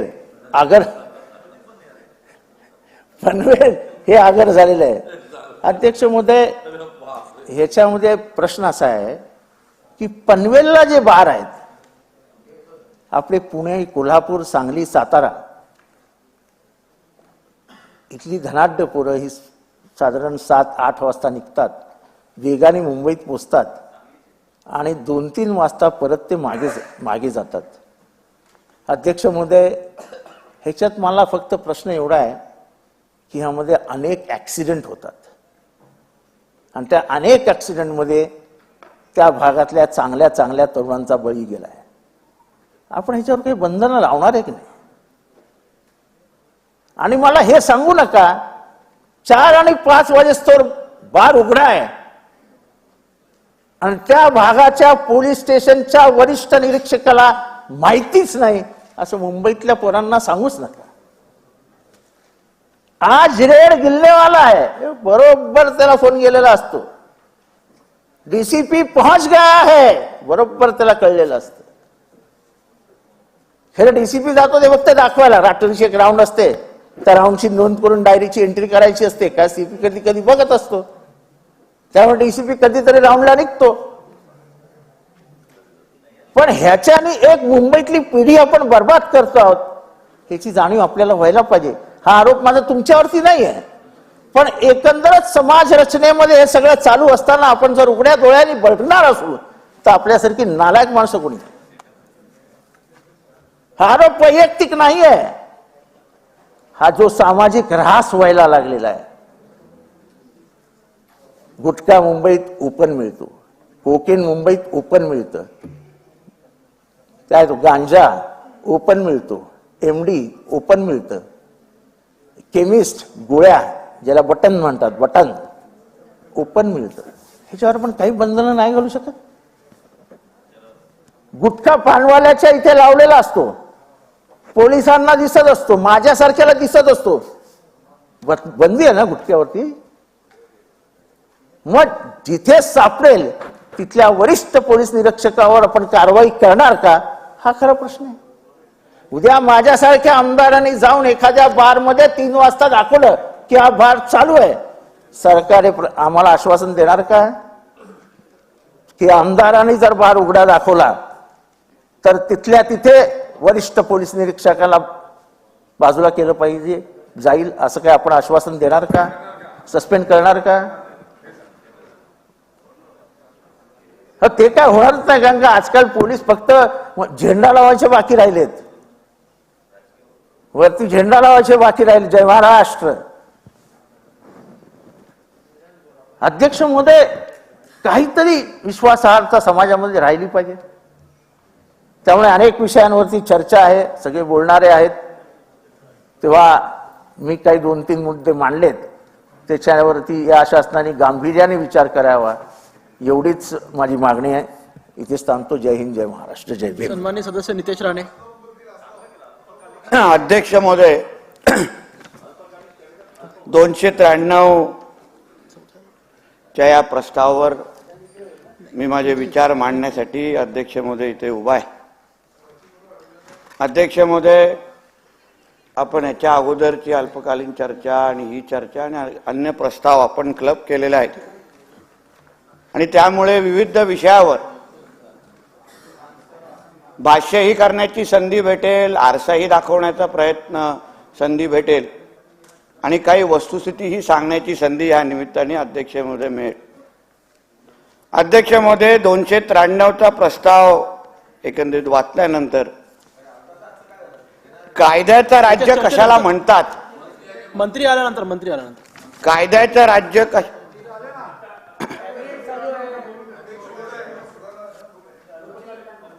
अल्पकालीन चालू आहे सध्या. अध्यक्ष महोदय, कायद्याचं राज्य कशाला म्हणतात याचं उत्तम उदाहरण हा प्रस्ताव वाचल्यानंतर आपल्याला कळेल.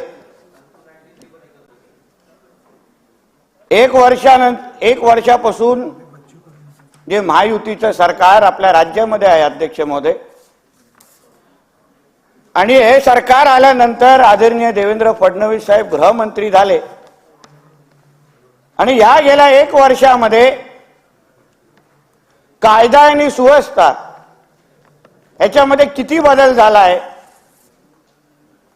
लोकांच्या मध्ये पोलिसांच्या बाबतीमध्ये विश्वासार्हता किती वाढलेली आहे, पोलिसांच्या डिपार्टमेंटमध्ये मनोधैर्य कसं वाढलंय, याच्या सगळ्याचं प्रतिबिंब आपल्याला ह्या प्रस्तावामध्ये वाचायला भेटेल. अध्यक्ष महोदय, अध्यक्ष महोदय, कन्व्हिक्शन रेट ज्याला आपण म्हणतो ते आज या 2023 मध्ये आपल्या समोर भाषण करत असताना कन्व्हिक्शन रेट आपल्या राज्याचं हे 55.36% आलेलं आहे. अध्यक्ष महोदय, याचा अर्थ असा आहे की कुठलीही केस पोलीस डिपार्टमेंटकडे आल्यानंतर त्याला न्याय देण्याची प्रक्रिया किती पटीने वाढलेली आहे हेच या आकड्यावर आपल्याला कळेल. अध्यक्ष महोदय, अध्यक्ष महोदय, असंख्य बदल या गेल्या 1 वर्षामध्ये पोलीस खात्यामध्येही झालं, जनतेमध्येही विश्वासार्हता वाढली, म्हणजे सगळ्याच बाबतीमध्ये नार्कोटिक डिपार्टमेंट असेल, फॉरेन्सिक लॅबचे विषय असतील, लहान बालकांचा विषय असेल किंवा महिलांसाठी हेल्पलाईनचा विषय असेल, सगळ्याच बाबतीमध्ये अध्यक्षमध्ये फार मोठ्या प्रमाणामध्ये बदल आपल्याला या निमित्ताने दिसेल. अध्यक्ष, काल एक बातमी वाचायला मिळाली जिथे महाराष्ट्राच्या गृह मंत्रालयाने ATSला आपल्या राज्यामध्ये जे अनधिकृत पद्धतीने जे बांगलादेशी आणि रोहिंग्या आले आहेत त्यांना ट्रॅकडाऊन करून कारवाई करण्याचे आदेश दिले. अध्यक्ष, ह्याच्यानेच आपल्याला अध्यक्ष मध्ये कळेल की कारभार आणि पोलीस खात्यामध्ये किती बदल झालाय. त्याच्या अगोदरच्या 2.5 वर्षाच्या सरकारमध्ये अध्यक्ष महोदय आपल्याला आठवत असेल की याच सभागृहामध्ये आदरणीय देवेंद्र फडणवीस साहेब विरोधी पक्ष नेता म्हणून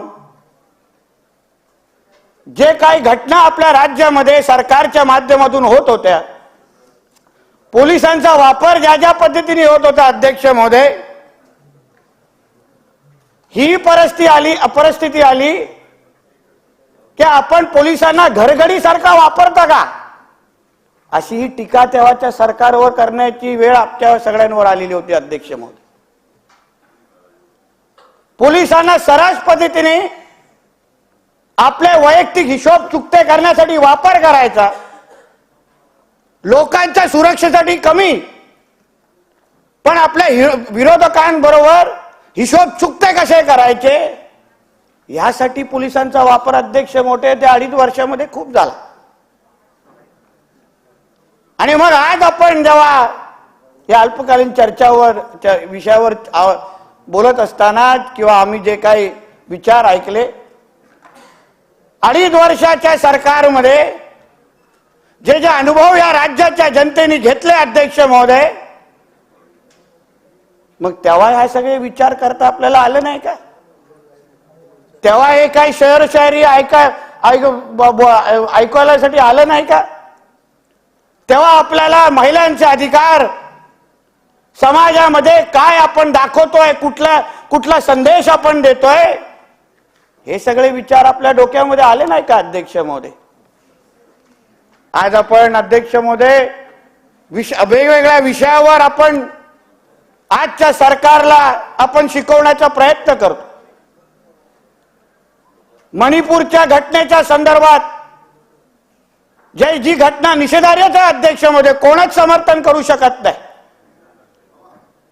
देशाचे आदरणीय पंतप्रधान त्यांनीही संसदेचं अधिवेशन चालू होण्या अगोदर स्पष्ट शब्दात सांगितलं की ज्यांनी पण ती मणिपूरचे तो व्हिडिओमध्ये जे कोण गुन्हेगार दिसतायत, जे कोण नराधम दिसतायत, त्यांना योग्य शिक्षा दिली जाईल, असा स्पष्ट संदेश देशाच्या आदरणीय पंतप्रधानांनी दिला.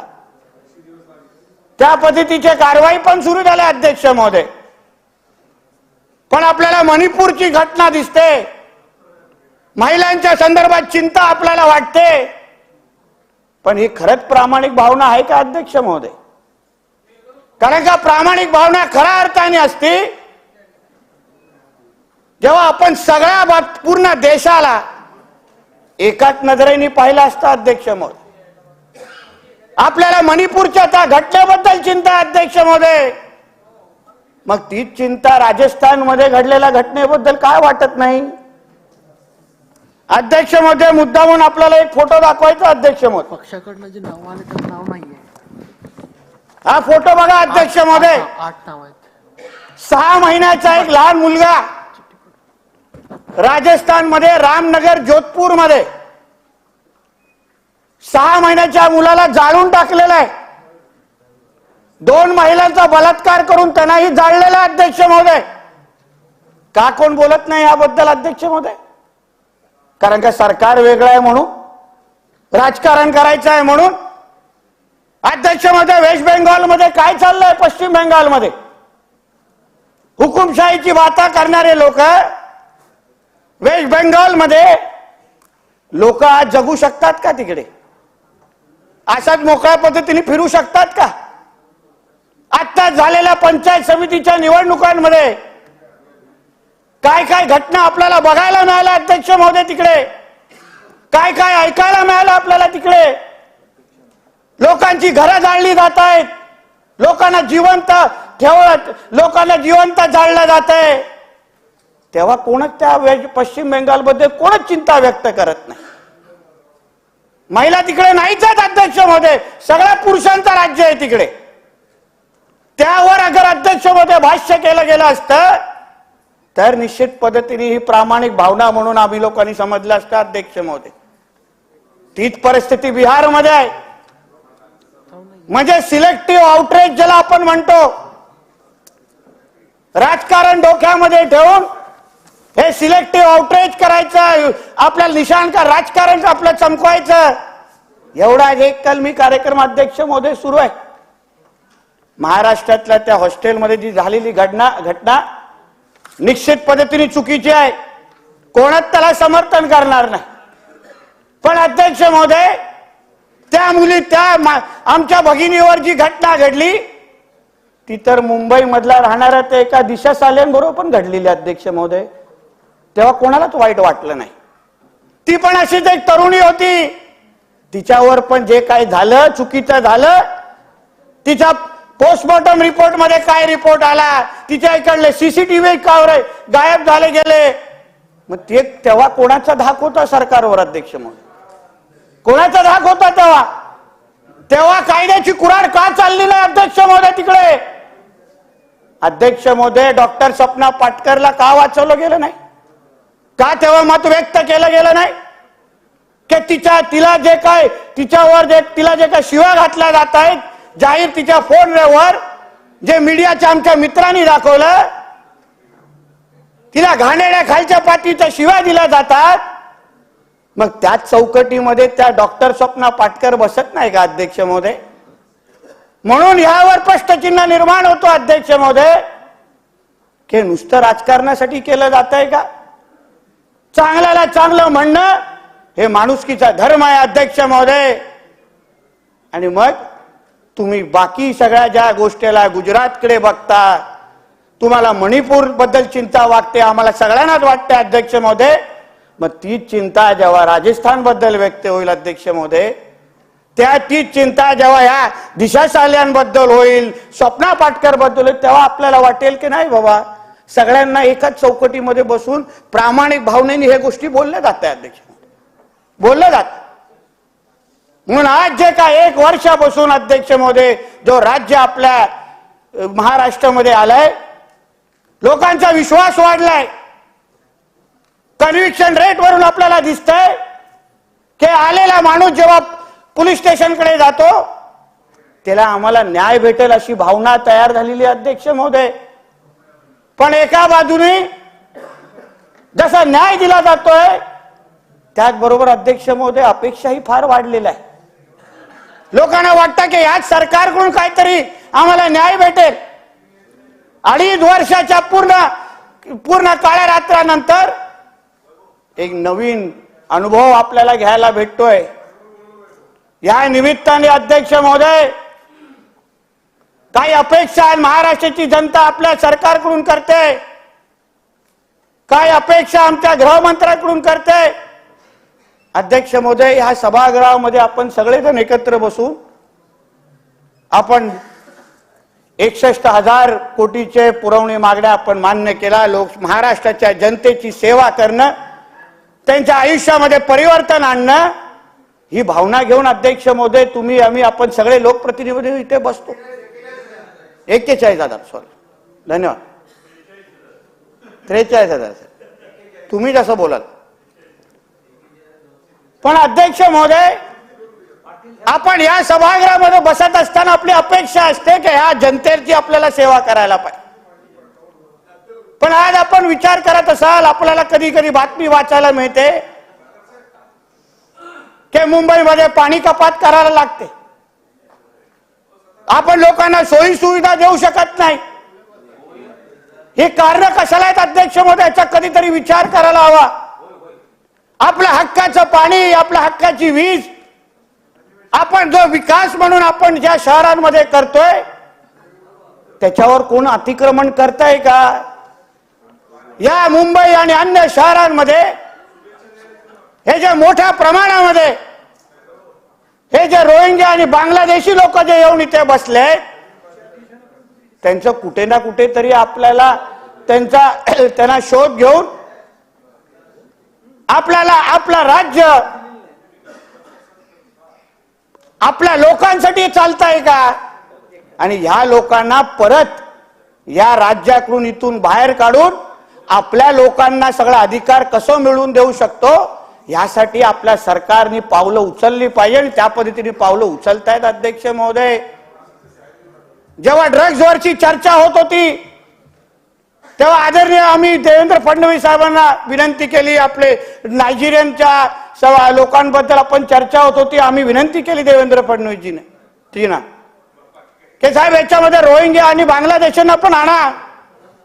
ड्रग्सचा जो इथे मोठा कारभार चालतो मुंबई सारख्या शहरांमध्ये आणि जो तो पैसा जो कमावला जातो तो आपल्या देशाविरुद्ध राज्याविरुद्धच्या ऍक्टिव्हिटीज मध्ये वापरला जातो.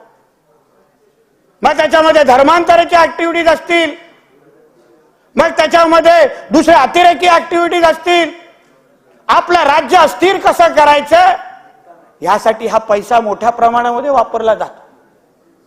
अध्यक्ष महोदय, या ज्या मोठ्या प्रमाणामध्ये आमच्या भगिनी मुली जे गायब होण्याचा जो प्रकार आपल्याला दिसतोय, आमच्या मित्रांनी विचारलं की हा नेमकं कुठे जातात हे शोधलं पाहिजे. पोलीस खात्याने खरंच शोधलं पाहिजे.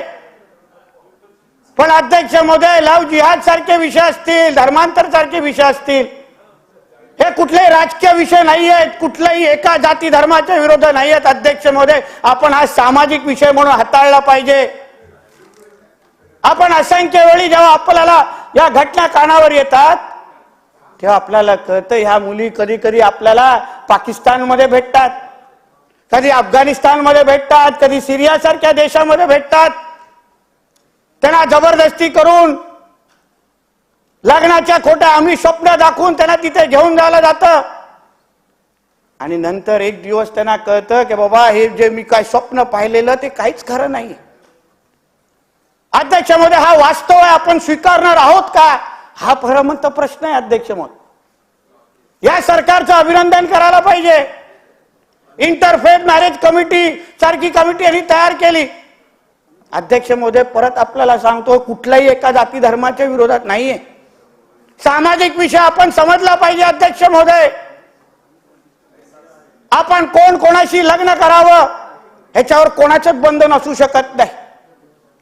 आपल्याला अधिकार या संविधानाने दिला. अध्यक्ष महोदय, पण तुम्ही लग्न अगर खोटं बोलून करत असाल, लग्नानंतर धर्म बदलण्याचा जबरदस्ती करत असाल तर त्याच्यावर अध्यक्ष महोदय आपण विचार करायला पाहिजे. मी कुठल्याही धर्माच्या नाव घेतलेलं नाहीये. मला अध्यक्षांनी बोलत, हा सामाजिक विषय है, राजकारण करू नका. आपण चालू राहू द्या. आप बहुत बात कीजिए ना, आपके पास बहुत इंफॉर्मेशन है, मैं किधर बोल रहा हूं. पण अध्यक्ष महोदय, पण आपण हे विचार करायला हवा, आपण खोटं बोलून का करतोय, त्या मुलीला का फसवतोय. ती बिचारी आपल्याला विश्वास ठेवून त्या मुलाबरोबर राहण्याचा निर्णय घेते आणि लग्नानंतर वेगळीच परिस्थिती बघायला भेटते, तिला वेगळाच अनुभव येतो. अध्यक्ष महोदय, काही केसेस मध्ये मी स्वतः गेलेलो आहे, स्वतःच्या अनुभवाने बोलतोय. अध्यक्ष महोदय, त्या आई वडिलांवर काय होतं, तिच्यावर जे जे काय प्रकार केले जातात त्या अध्यक्ष महोदय इथे आपण सांगू पण शकत नाही. त्या मुलगीला जेव्हा शुद्धीमध्ये ती मुलगी येते, ते कुठल्या तरी दुसऱ्या राज्यात देशात असते. तिच्या समोर बसलेला व्यक्ती हा तिचा नवरा पण नसतो, ती त्याला ओळखत पण नसते, पण तिच्याकडे दुसरा पर्याय पण राहत नाही. अध्यक्ष म्हणजे ह्या नेमक्या मुली जातात कुठे, हा जो प्रश्न जो आपल्या सगळ्यांसमोर आहे त्याच्यात उत्तर आपल्याला ह्याच्यात शोधलं पाहिजे. अध्यक्ष कारण ह्याच्यात जेव्हा आपण खोलामध्ये जाऊ तेव्हा आपल्याला कळेल की हे जे काय ऍक्टिव्हिटीज आपल्या अवतीभोवती सुरू आहेत त्याचं मूळ कारण ह्या सगळ्या गोष्टी आहेत. हे जे काय मोठं षडयंत्र आपल्या देशाच्या विरुद्ध सुरू आहे. आज अध्यक्ष महोदय, युरोपमध्ये काय सुरू आहे तुम्ही सांगा मला. युरोप का जळत आहे, फ्रान्समध्ये काय चाललंय, बेल्जियम मध्ये काय चाललंय, स्वित्झर्लंड मध्ये काय चाललंय. हे जे काय अनधिकृत पद्धतीने हे जे काय आपल्या राज्यामध्ये जे रोहिंग्या आणि बांगलादेशी येऊन राहतात तसाच विषय अध्यक्ष महोदय तिथे झालाय. ते येतात, काही काम करायला तयार होतात, कुठल्याही पद्धतीचं काम करतात, कितीही पैसे बोलतात, आपल्या बरोबर अवतीभोवती राहणार, हळूहळू अधिकार दाखवायचा प्रयत्न करणार आणि एक दिवस आपल्यावरच ताबा घ्यायचा प्रयत्न करतात. हेच अनुभव आज युरोप घेत आहे, आज हेच अनुभव फ्रान्स घेत आहे. आपण आपला देश म्हणून, राज्य म्हणून अध्यक्ष महोदय हा निर्णय घेतला पाहिजे की जे आज युरोपमध्ये सुरू आहे ते माझ्या भारतामध्ये, माझ्या महाराष्ट्रामध्ये होता कामा नये. हा निर्णय घेतला पाहिजे. अध्यक्ष महोदय, त्या दिशेने आपली पावलं पडली पाहिजे. अध्यक्ष महोदय, ऑनलाईन गेमिंग हा फार चिंतेचा विषय. अध्यक्ष महोदय, धर्मांतर कुठे होतं, काय होतं, आखाड्याच्या मध्ये जायचंच नाही. अध्यक्ष महोदय, पण वास्तव आहे आणि धर्मांतर करण्याचे जे विविध प्रकार जे सुरू झाले त्यासाठी आमचं वारंवार आग्रह आहे अध्यक्ष महोदय सरकारकडे की अन्य उत्तर प्रदेश असेल, गुजरात असेल, कर्नाटक असेल, तिथे जसा धर्मांतर विरोधी कायदा आहे तशा पद्धतीचा एक सक्षम आणि कडक कायदा आमच्या राज्यामध्ये पण आणणं. अध्यक्ष महोदय, हा लव जिहादचे धर्मांतरचे जे विषय, हे नवीन नवीन भयानक विषय अध्यक्ष महोदय ह्या माध्यमातून ऐकायला मिळतात. अध्यक्ष महोदय, मोबाईल गेमिंगच्या माध्यमातून हल्ली आपण ऐकलं असेल की मुलांचं धर्मांतर मोठ्या प्रमाणामध्ये हल्ली झालं. महाराष्ट्राच्या कुठल्या तरी जिल्ह्यात झालं. त्यांना सांगितलं गेलं तर तू हा गेम खेळ, तुला जिंकायचं असेल तर अशा अशा पद्धतीचे तुला धर्माच्या विचार स्वीकारायला लागतील. हे तू स्वीकारलंस, तू त्या गेम मध्ये तुला एवढे पैसे मिळतील, तू एवढा मोठा होशील, असं आम्हीच दाखवलं गेलं आणि धर्मांतर केलं गेलं. अध्यक्ष महोदय, तुम्हाला आश्चर्य वाटेल, मी तिकडच्या पोलीस अधिकाऱ्यांशी बोललो, त्यांना विचारलं की नेमकं कुठले मोबाईल गेम खेळतात आणि ह्याचे कसं कुठल्या मोबाईल गेम खेळून त्यांचं धर्मांतर केलं. अध्यक्ष महोदय, हे 2 गेमच्या बद्दल तरी मला, वेलोरंट आणि फॉर्टनाईट, हे 2 गेम आहेत. तुम्हाला आश्चर्य वाटेल अध्यक्ष महोदय, माझा 7 वर्षाचा मुलगा माझ्या बाजूला बसलेला, मी त्याला विचारलं, रे बाबा हे तू 2 गेम, 7 वर्षाचा अध्यक्ष, हे दोन्ही गेम त्याला माहिती होते अध्यक्ष महोदय. म्हणजे हे गेम डाउनलोड होतात कसे, आणि हे गेम अगर 7-7, 8-8 वर्षाच्या मुलांपर्यंत अगर पोहोचत असतील आणि ह्यांच्या माध्यमातून अध्यक्ष महोदय अगर आपण धर्मांतर सारखे विषय होत असतील तर सरकार म्हणून या अशा पद्धतीच्या मोबाईल गेमवर आपण बंदी कशी टाकू शकतो यावर आपण खरंच विचार करायला पाहिजे अध्यक्ष महोदय.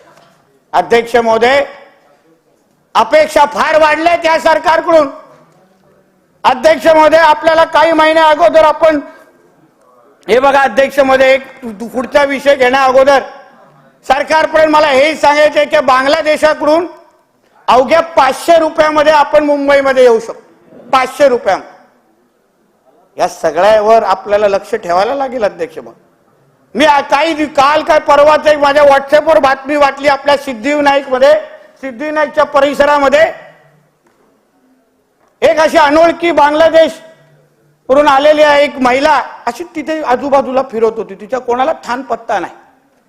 तिला विचारलं तर तिला कुठून आली काय आली माहीतच नाही. पोलीस पुढची चौकशी करताय.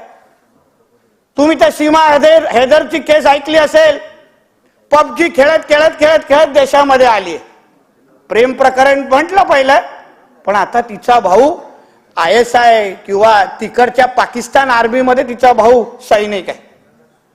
म्हणून ह्या मोबाईल गेमचा उद्या आपल्याला आव्हान कसं तयार होत आहे, कशा वेगवेगळ्या माध्यमातून आपल्या देशाच्या सुरक्षेच्या विरुद्ध षडयंत्र रचलं जात आहे. अध्यक्ष महोदय, ह्यावर आपण खरंच विचार करायला हवा. म्हणून सरकारकडे आम्हाला ह्या सगळे विषय अध्यक्ष महोदय द्यायचे. अध्यक्ष महोदय, अतिक्रमण कसं होतं, काय होतं, असंख्य उदाहरण आहे. मी अध्यक्ष महोदय काही आठवड्या अगोदर मालेगावला गेलेलो, मालेगाव शहरामध्ये. तिथे भोईकोट नावाचा किल्ला आहे, ऐतिहासिक किल्ला अध्यक्ष महोदय. तिच्या त्या बाउंड्रीच्या लागूनच म्हणजे एवढ्या तिकडे अतिक्रमण झालेलं अध्यक्ष महोदय, एवढं अतिक्रमण की 6 महिन्यानंतर किल्ल्याच्या आतमध्ये आपल्याला अतिक्रमण होत असताना दिसेल. माझ्या बरोबर अध्यक्ष महोदय म्युन्सिपल कमिशनर होते त्या भागातले, शहरातले. माझ्या हातात अध्यक्ष महोदय लोकायुक्ताची ऑर्डर आहे. या लोकायुक्ताच्या ऑर्डर मध्ये स्पष्ट लिहिलंय, लोकायुक्ताची ऑर्डर मध्ये अध्यक्ष महोदय स्पष्ट लिहिलंय की ह्या जे काय अतिक्रमण आहे त्या अतिक्रमणमध्ये राहणाऱ्या लोकांना तुम्ही दुसऱ्या जागी शिफ्ट करा आणि ते अतिक्रमण काढून टाका. कोणालाही बेघर करण्याचं ह्याच्यामध्ये लिहिलेलं नाही, कोणाची इच्छा नाही. मुद्दा एवढा जाता की ह्या लोकांना तुम्ही दुसऱ्या जागी शिफ्ट करा. आणि आता ही ऑर्डर 2022ची आहे. हिम्मत करत नाही. का हिम्मत करत नाही? कशाला हात टाकत नाही? कशाला नियम पाळायला जात नाही? कोणाची भीती दाखवली जाते? अध्यक्ष महोदय, हाच मुद्दा आमचा आहे. हीच अपेक्षा डिपार्टमेंटकडून आणि सरकारकडून आहे. लोकायुक्ताची ऑर्डर अगर फॉलो होत नसेल तर मग कसली भीती दाखवून आपण या सगळ्या गोष्टी करतोय, कशाला आपण धाक दाखवतोय, यावर अध्यक्ष महोदय कारवाई होणं हे अपेक्षित आहे. अध्यक्ष महोदय काही वर्षापासून जे काय अनधिकृत भोंगे आपल्या राज्यामध्ये वाचतात त्यावर फार चर्चा झाली. अध्यक्ष महोदय राजकारणी झालं, लोकांनी विविध प्रतिक्रिया पण व्यक्त केली. अध्यक्ष महोदय हायकोर्टची ऑर्डर आहे की जे अनधिकृत भोंग्यांच्या संदर्भात भूमिका घेतली पाहिजे, बंद झाले पाहिजे, लोकांना याचा त्रास होतो. पण अध्यक्ष महोदय ह्यावर राज्य सरकारने पोलीस खात्याला गांभीर्याने लक्ष देण्यासाठी सांगितलं पाहिजे. कायद्याचं राज्य आहे ना, एकासाठी जो कायदा आहे तो दुसऱ्याला पण लागू होतो, एकाला धर्माला लागू होतो तो दुसऱ्याला पण लागू होतो. तर मग ह्या पद्धतीने हायकोर्टची ऑर्डर फॉलो का होत नाही यावर राज्य सरकारने विचार करून त्या अनुसार कारवाई करणं अध्यक्ष महोदय अपेक्षित आहे. असंख्य जे अतिक्रमणाबद्दल आपल्याशी बोलतोय, कायरांच्या जमिनी असतात, कन्क्लूड करा दादा. ग्रीन जो थोडक्यातच आहे. तर माझ्या पक्षातून कोण आक्षेप घेणार नाही, पण ठीक आहे, कोण आक्षेप देत असतील तर माझ्याशी बोलतील. अध्यक्ष महोदय असंख्य अतिक्रमणाची जमीन आहेत.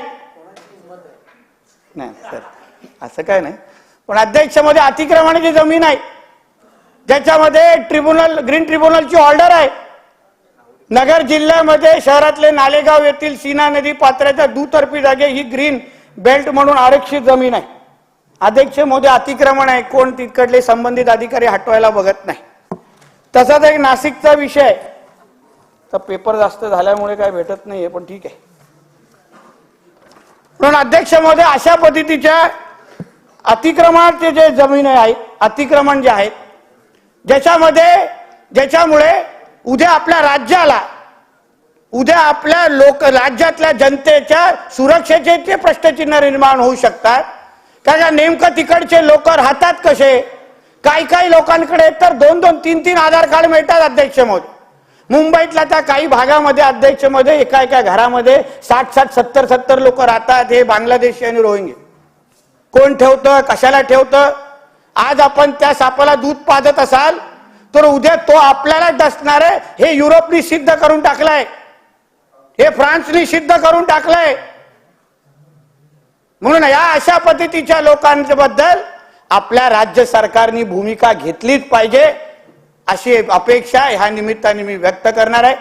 अध्यक्ष महोदय ह्या सगळे विषय जे मी आपल्या समोर मांडले हे सामान्य जनतेची अपेक्षा आज ह्या सरकारकडून आहे. कारण का गेल्या 2.5 वर्षामध्ये स्वतःचे हिशोब चुकते करण्यापलीकडे पोलिसाचा कुठेच वापर झाला नाही. विरोधकांचं घर तोडायचं, विरोधकांना केंद्रीय मंत्र्यांना जेवणावरून उठवायचं, कुठल्या पत्रकारांना सकाळी 5 वाजता जाऊन अटक करायचं, ह्यासाठीच पोलीस होते. अध्यक्ष महोदय ह्यासाठीच प्रशासन होतं. पण आत्ताचं असलेलं महायुतीचं सरकार हे लोकांसाठी आहे. पोलिसांचा वापर हा लोकांच्या सुरक्षेसाठी होईल. ज्या काय आमच्या माता भगिनी जिथे पण असतील, अध्यक्ष महोदय मी विश्वासाने सांगू शकतो आमच्या महायुतीचे सरकार आणि आमचे गृहमंत्री साहेब त्यांना योग्य वेळी परत आपल्या घरात सुखरूप आणतील एवढा विश्वास तुम्हाला मी या निमित्ताने व्यक्त करू शकतो. कारण का तशी यंत्रणा लागलेली आहे. म्हणून कितीही आपण अशा चर्चेच्या निमित्ताने आमच्या माता भगिनींच्या बद्दल चिंता व्यक्त कराल, पण ती चिंता करण्याचे दिवस गेले. आता त्या मुलींना परत आणण्याचे दिवस आलेले आहेत एवढं ह्या निमित्ताने मी सांगतो. आणि जसं आपण मणिपूर बद्दल चर्चा करता, चिंता व्यक्त करता, जेव्हा आपण राजस्थान बद्दल चिंता व्यक्त कराल, पश्चिम बंगाल बद्दल चिंता व्यक्त कराल, तेव्हा खऱ्या अर्थाने तुम्हाला या देशाच्या मुलीच्या बद्दल चिंता आहे एवढंच या देशाची भावना आणि सभागृहाची भावना असेल एवढंच या निमित्ताने सांगतो. इथेच थांबतो. धन्यवाद. आदरणीय वर्षाताई गायकवाड. महोदय अल्पकालीन चर्चा आणि 293च्या चर्चेवर भाग घेण्यासंदर्भामध्ये मी बोलत आहे. मी माझ्या आधी सन्माननीय वक्ते जितेंद्र आव्हाड साहेबांचं भाषण ऐकलं, सन्माननीय नितेश राणे साहेबांचं भाषण ऐकलं.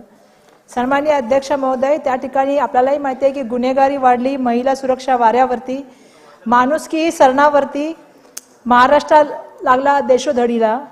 मला माहिती आहे, नाही बंधुत्व, नाही आपुलकी, नाही संवेदना. जर या सभागृहात जर संवेदना नाही मिळाली सन्माननीय अध्यक्ष महोदय, तर आम्ही संवेदना शोधायची कुठं महिलांनी, हा माझा या ठिकाणी सर्वप्रथम प्रश्न आहे. सन्माननीय अध्यक्ष महोदय, मी सन्माननीय नितेश राणे साहेबांचं भाषण ऐकत होते. त्यांनी त्यावेळेला मणिपूरच्या घटनेचा उल्लेख केला.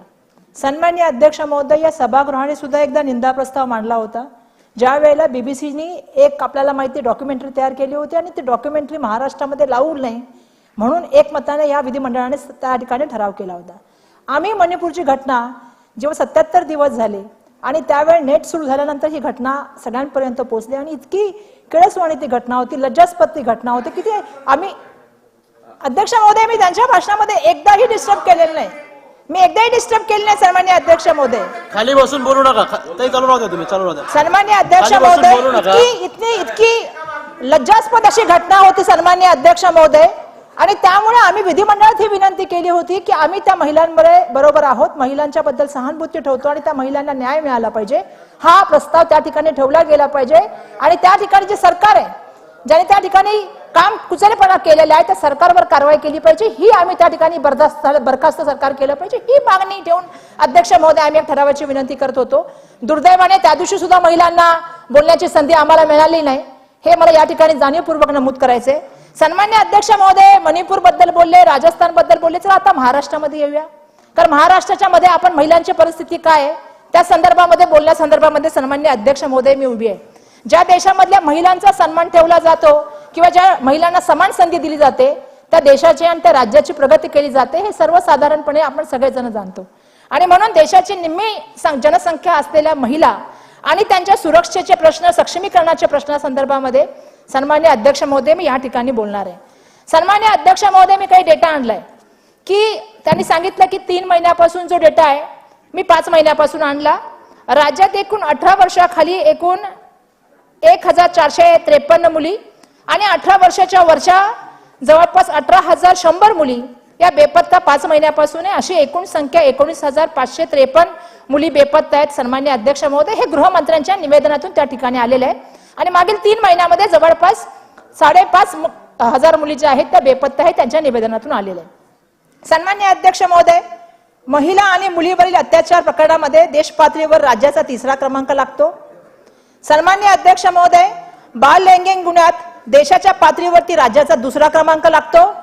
सन्मान्य अध्यक्ष महोदय, महिलांवरील अत्याचारात 216% या ठिकाणी वाढ झालेली आहे. हा गृह विभागाचाच त्या ठिकाणी निवेदनाचा तो त्या ठिकाणी सहभाग आहे. सन्मान्य अध्यक्ष महोदय, कामावर जाणाऱ्या महिलांवरील अत्याचारामध्ये 139% वाढ झालेली आहे. म्हणजे आपण सगळेजण मान्य करतोय की महाराष्ट्रामध्ये दिवसेंदिवस ज्या महिला आहेत त्यांच्यावरती अत्याचारामध्ये वाढ होत आहे. आणि अशा वेळेला या सभागृहाच्या माध्यमातून आमची अपेक्षा ही असते की या मुलींचे प्रश्न, या महिलांचे प्रश्न या ठिकाणी यावेत आणि त्यांच्यासाठी आपण काय धोरणात्मक घेऊन जाणार आहोत ही या ठिकाणी त्या ठिकाणी चर्चा व्हावी, अशी सन्मान्य अध्यक्ष महोदय आमची इच्छा असते. सन्मान्य अध्यक्ष महोदय, मी भाषण ऐकत असताना त्यांनी उल्लेख केला की सावित्रीबाई फुले मधल्या हॉस्टेलच्या घटनेचा आणि सन्मान्य जितेंद्र आव्हाड साहेबांनी पण त्या घटनेचा उल्लेख केला की त्या वॉर्डनवरती का त्या ठिकाणी ऍक्शन घेण्यात आली नाही.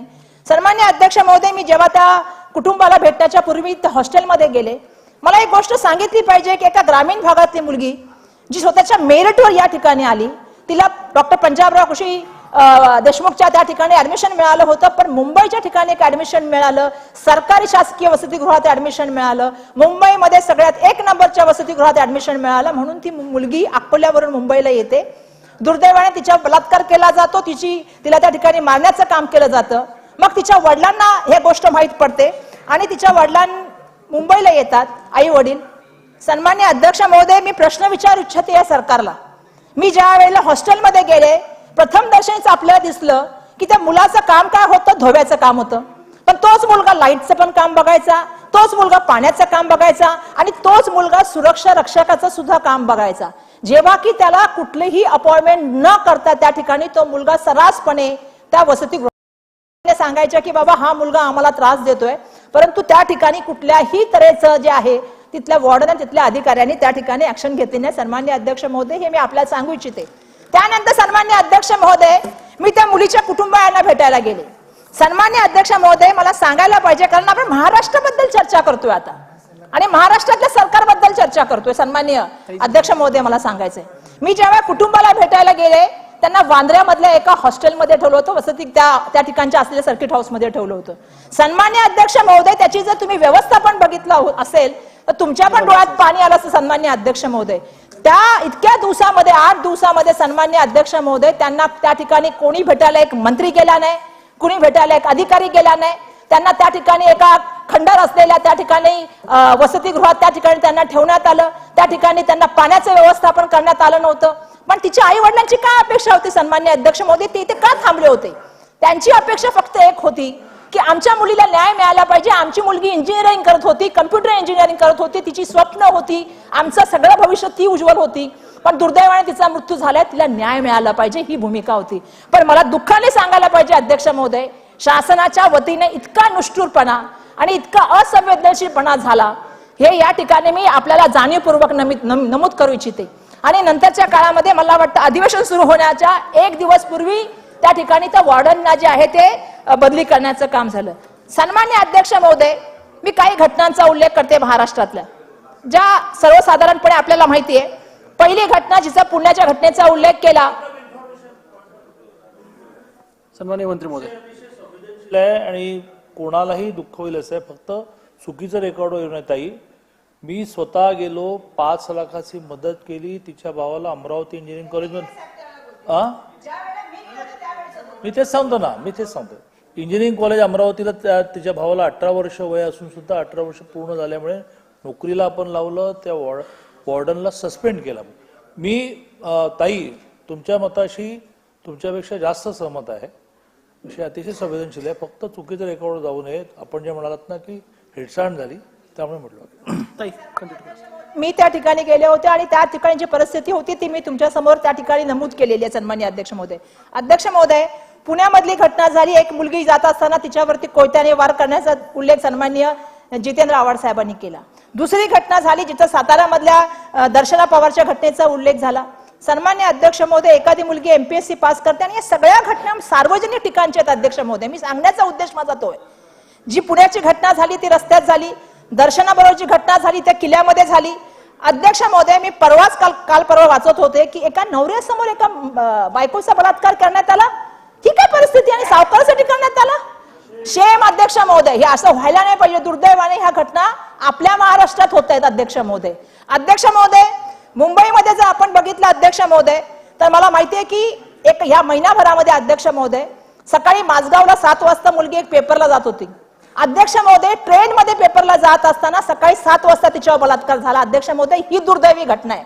अध्यक्ष महोदय, बॉम्बे सेंटरला एक महिला जात असताना ट्रेन मध्ये गर्दूला शिरला आणि त्या महिलेची छेडछाड करण्याचं काम केलं. अध्यक्ष महोदय, ही दुर्दैवी घटना आहे. अध्यक्ष महोदय, जेव्हा चेंबूरमध्ये एक साकी नाक्यामध्ये महिला गाडीमध्ये चालली होती, रिक्षामध्ये, तिचा गळा कापण्यात आला. अध्यक्ष महोदय, ही दुर्दैवी घटना आहे. अध्यक्ष महोदय, वरळीमध्ये पोत्यामध्ये महिलेचे तुकडे सापडले, सीफेस वरती. ही दुर्दैवी घटना आहे. जर महिला सीफेस वर सुरक्षित नाहीत, जर महिला ट्रेन मध्ये सुरक्षित नाहीत, जर महिला रस्त्यावर सुरक्षित नाहीत, जर महिला रिक्षामध्ये सुरक्षित नाही, तर सन्माननीय अध्यक्ष महोदय, या सार्वजनिक ठिकाणामध्ये महिला कुठे सुरक्षित आहेत हे या ठिकाणी मला सांगायचंय. आणि म्हणून या सभागृहाच्या माध्यमातून आज सगळ्या महिला इथे बघत आहेत की आम्ही कुठे सुरक्षित आहोत. अध्यक्ष महोदय, आम्ही बघितलं, परवा आम्ही मोठ्याने प्रश्न विचारला आदिवासी महिलेचा. इगतपुरीमध्ये एक महिला डिलिव्हरीसाठी हॉस्पिटलमध्ये गेली, प्राथमिक आरोग्य केंद्रामध्ये तिला सुविधा मिळाली नाही म्हणून 3 किलोमीटर तिला जावं लागलं. अहो, जवान मोखड्यामध्ये एखाद्या आदिवासी महिलेला बाळंतपणासाठी जावं लागलं जाऊन. म्हणजे ही जर परिस्थिती महिलांची असेल तर या सभागृहात चर्चा करायची नाही तर काय करायची? सातत्याने एक प्रश्न विचारला जातो की मानसिकता बदलली पाहिजे. जितेंद्र आव्हाड साहेबांनी सांगितलं की शाळेमध्ये तुम्ही त्या ठिकाणी मार्गदर्शन करा, मुलांना काय केलं पाहिजे. सन्मान्य अध्यक्ष महोदय, मानसिकता आपण सुरुवातीपासून जर बदलली तर समाजाची सुद्धा मानसिकता बदलेल. दुर्दैवाने आपल्याकडून काय काय स्टेटमेंट होतात, सन्मान्य आमदार महोदयांकडून स्टेटमेंट होतात की पुरुष पालकमंत्री हा महिला पालकमंत्र्यापेक्षा चांगलं काम करेल. आपल्याकडून स्टेटमेंट होतात महिला एमपीच्या विरोधामध्ये, महिला आमदारांच्या विरोधामध्ये. आपल्याकडून 1 वर्ष महिलांना मंत्रिपद दिलं जात नाही. त्यामुळे सन्मान्य अध्यक्ष महोदय, महिला सक्षमीकरण जर करायचं असेल तर त्या ठिकाणी अशा गोष्टींना मोठ्या प्रमाणामध्ये संधी दिली गेली पाहिजे आणि मानसिकता बदलण्यासाठी त्या सन्मान्य अध्यक्ष महोदय काम केलं पाहिजे. शाह केसमध्ये आपल्या सर्वांना माहिती आहे, त्या ठिकाणी बलात्कारांचे जे गुन्हेगार होते त्यांना सोडण्यात आलं, त्यांचा सत्कार करण्यात आला. ही मानसिकता कशी चालणार? किरीट सोमय्या साहेबांची मानसिकता कशी चालणार? सन्मान्य अध्यक्ष महोदय, या गोष्टी यासाठी उल्लेख करते कारण या गोष्टीचा दूरगामी परिणाम हा समाजावर होत असतो आणि समाजामध्ये जर आपल्याला बदलाव करायचा असेल तर आपल्या सगळ्यांना बदलाव करण्याची आवश्यकता आहे. आपल्या मुलींना कुठेही गेल्या तरी त्यांना सुरक्षित वातावरण दिलं पाहिजे, त्यांचं सक्षमीकरण झालं पाहिजे. ही भूमिका ज्यावेळी आपण घेऊन जाणार त्याच वेळी सन्मान्य अध्यक्ष महोदय आपण ह्या महाराष्ट्राला प्रगत आणि पुरोगामी महाराष्ट्र म्हणू. कारण महाराष्ट्राला एक वेगळी परंपरा आहे अध्यक्ष महोदय. राजमाता जिजाऊ, क्रांतिज्योती सावित्रीबाई फुले, पुण्यश्लोक अहिल्याबाई होळकर, रमाई यांची एक वेगळी परंपरा असलेल्या या महाराष्ट्रामध्ये मला असं वाटतं की मी काही उपाययोजना सुचवणार आहे सन्मान्य अध्यक्ष महोदय. सन्मान्य अध्यक्ष महोदय, आम्ही शक्ती कायदा केला, एकमताने या ठिकाणी मंजूर केला. दुर्दैवाने सन्मान्य अध्यक्ष महोदय अजून तो आपल्याला माहिती आहे की कुठे अडकलेला आहे. या ठिकाणी आपल्याला एकदा तरी निर्णय घ्यावा लागेल. सन्माननीय उपमुख्यमंत्री महोदयांची खूप दिल्लीमध्ये चालतं असं मी ऐकलंय. एकदा त्यांनी जावं आणि दिल्लीमध्ये सांगावं की हा कायदा जोपर्यंत कायद्याची पकड आणि समाजाचे व्यवस्थापन आणि पोलिसांची यंत्रणा सक्षम होणार नाही तोपर्यंत अध्यक्ष महोदय आम्हाला न्याय मिळणार नाही असं आमचं मत आहे. त्यामुळे हा कायदा लवकरात लवकर महामहिम राष्ट्रपतींकडून कसा सही करता येईल हा माझी पहिली त्या ठिकाणी सन्माननीय अध्यक्ष महोदय आपल्याला विनंती आहे. दुसरी अशी विनंती आहे सन्माननीय अध्यक्ष महोदय की आम्ही मुंबईमध्ये बघितलं किंवा महाराष्ट्रामध्ये बघितलं आपल्याला सेफ्टी झोन त्या ठिकाणी आयडेंटिफाय करावे लागतील. आज कुठे ना कुठे एक वातावरण तयार झालेलं आहे की त्या ठिकाणी आपल्याला कुठे सेफ्टी झोन आहे. रात्री म्हटले की या ठिकाणी जायला नको, दिवसात जावं तिथे योग्य आहे, ही एक भूमिका झालेली आहे. त्यामुळे कुठे ना कुठे पोलीस यंत्रणेनं त्या ठिकाणी सेफ्टी झोन कसं करता येईल, ज्या ठिकाणी आज आपण म्हणतो की रात्री जाताना महिलांनी त्या ठिकाणी जाऊ नये, त्या दृष्टिकोनातून काम करण्याची आवश्यकता आहे. सन्माननीय अध्यक्ष महोदय, खरं आपण निर्भया पथक केलं, त्यांना एवढं आपण मोठ्या प्रमाणामध्ये त्या ठिकाणी ट्रेनिंग दिलं, आमच्याकडे ते बाईक दिल्या, त्या ठिकाणी मोठ्या प्रमाणामध्ये महिलांना सांगितलं की आता निर्भया पथक आहे. कधीतरी त्यांची रात्री परेड करा, रात्रीमध्ये महिलांना सुरक्षित कसं वाटेल त्या दृष्टिकोनातून त्यांची रात्री परेड करा, रात्री काहीतरी कार्यक्रम असे ऑर्गनाईज करा ज्याच्या माध्यमातून एक सुरक्षित वातावरण त्या ठिकाणी निर्माण होईल. सन्मान्य अध्यक्ष महोदय, या मुलींसाठी आम्ही एक अभियान करत आहोत कारण समाजाची जबाबदारी, पक्षाची जबाबदारी म्हणून आमची सुद्धा जबाबदारी आहे. फक्त शासनाला सांगणं ही जबाबदारी आमची नाहीये, तर ती आमची सुद्धा जबाबदारी. आम्ही सगळ्या संघटना, ज्या सामाजिक संघटना आहेत, ज्या महिला संघटना आहेत, कारण ह्या 5,500 ज्या मुली गायब झालेल्या आपण सातत्याने चर्चा करतो, ज्याच्या पोलिसांकडे रेकॉर्ड अजून काही नाही माहित नाहीये, त्या मुली महाराष्ट्राच्या मुली आहेत, त्या मुली आमच्या मुली आहेत. त्यामुळे या मुलींना शोधणं ही जबाबदारी आमची सुद्धा आहे आणि म्हणून आम्ही येणाऱ्या काळामध्ये चला शोधू आपल्या मुलींना. या माध्यमातून आपण सगळ्यांनी एकत्रपणे प्रयत्न केला पाहिजे की ह्या मुली कुठे आहेत, त्या सुरक्षित आहेत का नाहीत, त्यांच्या आई वडिलांची परिस्थिती काय, त्यांना कोणत्या गोष्टीची मदत आवश्यकता आहे, त्या मुलींना कुठल्या गोष्टीची मदतीची आवश्यकता आहे. आणि सन्मान्य अध्यक्ष महोदय, जोपर्यंत आपण हे करणार नाही तोपर्यंत अध्यक्ष महोदय आपण आपल्या मुलींना त्यांच्या घरापर्यंत आणू शकणार नाही आणि त्यांचा शोध लावू शकणार नाही. कारण शेवटी हे आपल्यासाठी पण भूषणावर नाहीत की आपल्या मुली गायब होत चाललेल्या आहेत आणि म्हणून आमचं हे या ठिकाणी सांगणं आहे. दुसरं मला सन्मान्य अध्यक्ष महोदय म्हणायचं की आपल्या ऍडव्हर्टाइजमेंट असतात किंवा आपले जे पण गेम्स असतात, नेहमी दाखवताना महिलांना एका वेगळ्या दृष्टिकोनातून दाखवलं जातं. मी काही जाहिराती बघितल्या ज्या मी नेहमी अप्रिशिएट करते की एक वॉशिंग पावडरची जाहिरात होती ज्याच्यामध्ये मुलगा येतो तर आई म्हणते मुलगीच का वॉशिंग पावडर टाकणार, जा तू पण जा घरचं काम कर, तू पण हे कर. ही मानसिकता छोट्या छोट्या गोष्टीतून असते. दुर्दैवाने ऍडव्हर्टाइजमेंट पत्त्याची असेल, ऍडव्हर्टाइजमेंट गेमची असेल, याच्यामध्ये सुद्धा महिलांना आणून त्या ठिकाणी जे आहे त्याला ग्लॅमरस करण्याच्या माध्यमातून कुठेतरी महिलांची एक इमेज वेगळ्या तऱ्हेने नेण्याचा प्रयत्न केला जातो. आणि म्हणून माझी एक या ठिकाणी आपल्याला नम्रतेचं विनंती आहे की सामाजिक बदल हे समाजाच्या वातावरणातून सगळ्या गोष्टीतून करण्याची आवश्यकता आहे आणि त्या दृष्टिकोनातून मला असं वाटतं की आपल्याला येणाऱ्या काळामध्ये काम करावं लागेल. खरं सांगायचं झालं तर शासनाच्या माध्यमातून साहेब तुम्ही सांगितलं मला की आर्थिक मदत केली, धन्यवाद. कारण त्या कुटुंबामध्ये ती एकटीच मुलगी होती जी त्या ठिकाणी पुढे जाऊन कमवणारी होती आणि तिची स्वप्नामध्ये त्यांचं सगळं कुटुंब ते जगत होतं. कारण तुम्हालाही माहिती की त्यांची एकुलती एक ती मुलगी होती आणि त्यांना एक मुलगा आहे. त्यामुळे मी तुमचं या ठिकाणी धन्यवाद मानते की तुम्ही जर केलं असेल तर, कारण माझा तो मुद्दा एक होता महत्वाचा.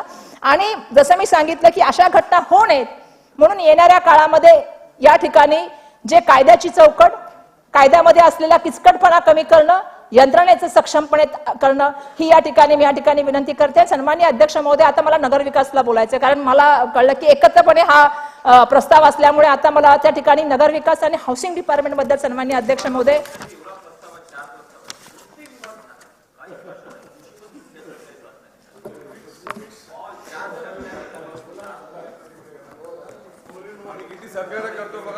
नाही. सन्माननीय अध्यक्ष महोदय, मी आता दुसऱ्या विषयावर बोलते. तो माझा मतदारसंघाचा विषय आणि खूप महत्वाचा विषय. सन्माननीय अध्यक्ष महोदय, आपल्यालाही माहिती आहे की आता सध्या जो आहे तो मित्रकाळ चालू आहे. निवेदन थोडंसं मंत्री महोदयांचं निवेदन आहे. संसदीय कार्यमंत्री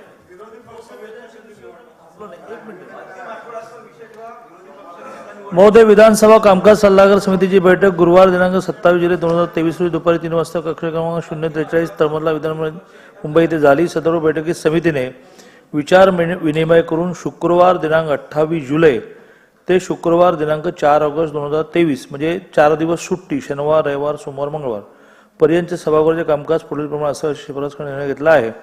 शुक्रवार दिनांक 28 शासकीय कामकाज, अशासकीय कामकाज विधेयके, शनिवार 29 सुट्टी, रविवार 30 सुट्टी, सोमवार बैठक होणार नाही, मंगळवार बैठक होणार नाही. बुधवार शासकीय कामकाज, गुरुवार दिनांक 3 1 शासकीय कामकाज, 2 विरोधी पक्षाचा प्रस्ताव, अंतिम आठवडा प्रस्ताव, शुक्रवार दिनांक 4 शासकीय कामकाज, अशासकीय कामकाज ठराव. महोदय, कामकाज सल्लागार समितीने केलेल्या शिफारसी सभागृहाने संमत कराव्यात अशा मी आपल्या अनुमतीने प्रस्ताव मांडतो. प्रश्न असा आहे की कामगार सल्लागार समितीने केलेल्या शिफारसी सभागृहाने संमत कराव्या. अनुकूल असतील त्यांनी होय म्हणावे, प्रतिकूल असतील त्यांनी नाही म्हणावे. होळीचे बहुमत प्रस्ताव संमत झाला.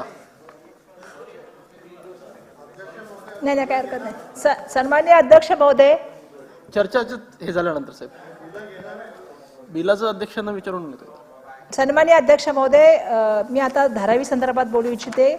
सन्माननीय अध्यक्ष महोदय, की आपण बघतोय की मुंबई महानगरपालिकेमध्ये जसं कब्जा राज झालेले आहे त्याचप्रमाणे एक कब्जा राज आता धारावीला पण त्या ठिकाणी सुरू आहे. सन्माननीय अध्यक्ष महोदय, खरं तर बंदरे गेली, विमानतळं गेली, रस्ते गेले, कोळसा गेला, त्या ठिकाणी देशाचे संरक्षणाचे गेले आणि आता एक रिअल इस्टेटमध्ये सुद्धा एक नवीन एंट्री झालेली आहे. सन्माननीय अध्यक्ष महोदय, की आपल्या सर्वांना माहिती आहे की धारावीचं जे आहे ती टेंडर प्रोसेस झाली 2018ला झाली. सन्माननीय अध्यक्ष महोदय, आम्ही ग्लोबल टेंडर त्या ठिकाणी मागितलं. त्या ठिकाणी अध्यक्ष महोदय टेंडर लागलं आणि जे 7,200 करोडचं टेंडर लागलं आणि त्यावेळी जवळपास 19 बिडरनी त्या टेंडरमध्ये भाग घेतला होता. सन्माननीय अध्यक्ष महोदय, मग सांगण्यात आलं की रेल्वेची जमीन नाहीये, त्यामुळे आता हे टेंडर कॅन्सल करा, नव्याने पुन्हा टेंडर करा.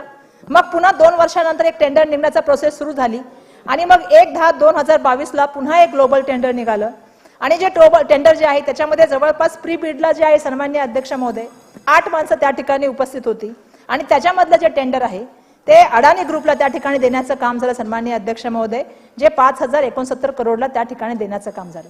सन्माननीय अध्यक्ष महोदय, पहिल्यांदा आम्ही सभागृहाच्या माध्यमातून सातत्याने हा प्रश्न विचारला की बाबा ही जी आहे ही मागच्या टेंडरपेक्षा पहिल्यांदा असं बघितलं की टेंडर कमी आलं आणि टेंडर कितीने कमी आलं. सन्माननीय अध्यक्ष महोदय, 2,132 करोडने त्या ठिकाणचं टेंडर कमी आलं. सन्माननीय अध्यक्ष महोदय, 800 करोड मला जी माहिती आहे की जुनं टेंडर झालं होतं तेव्हा ते 800 करोड ते लोक द्यायला तयार होते, परंतु 800 करोड यावेळेला राज्य सरकारने भरले. सन्माननीय अध्यक्ष महोदय,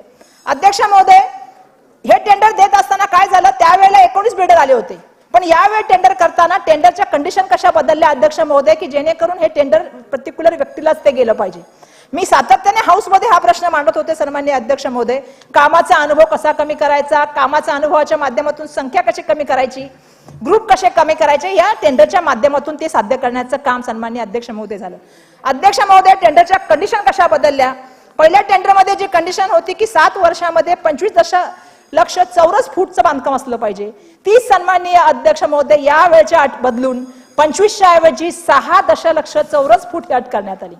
समूहाची जी अट होती 8 लोक एकत्र येऊन करू शकतात ती बदलून 2 लोक करण्यात आलं.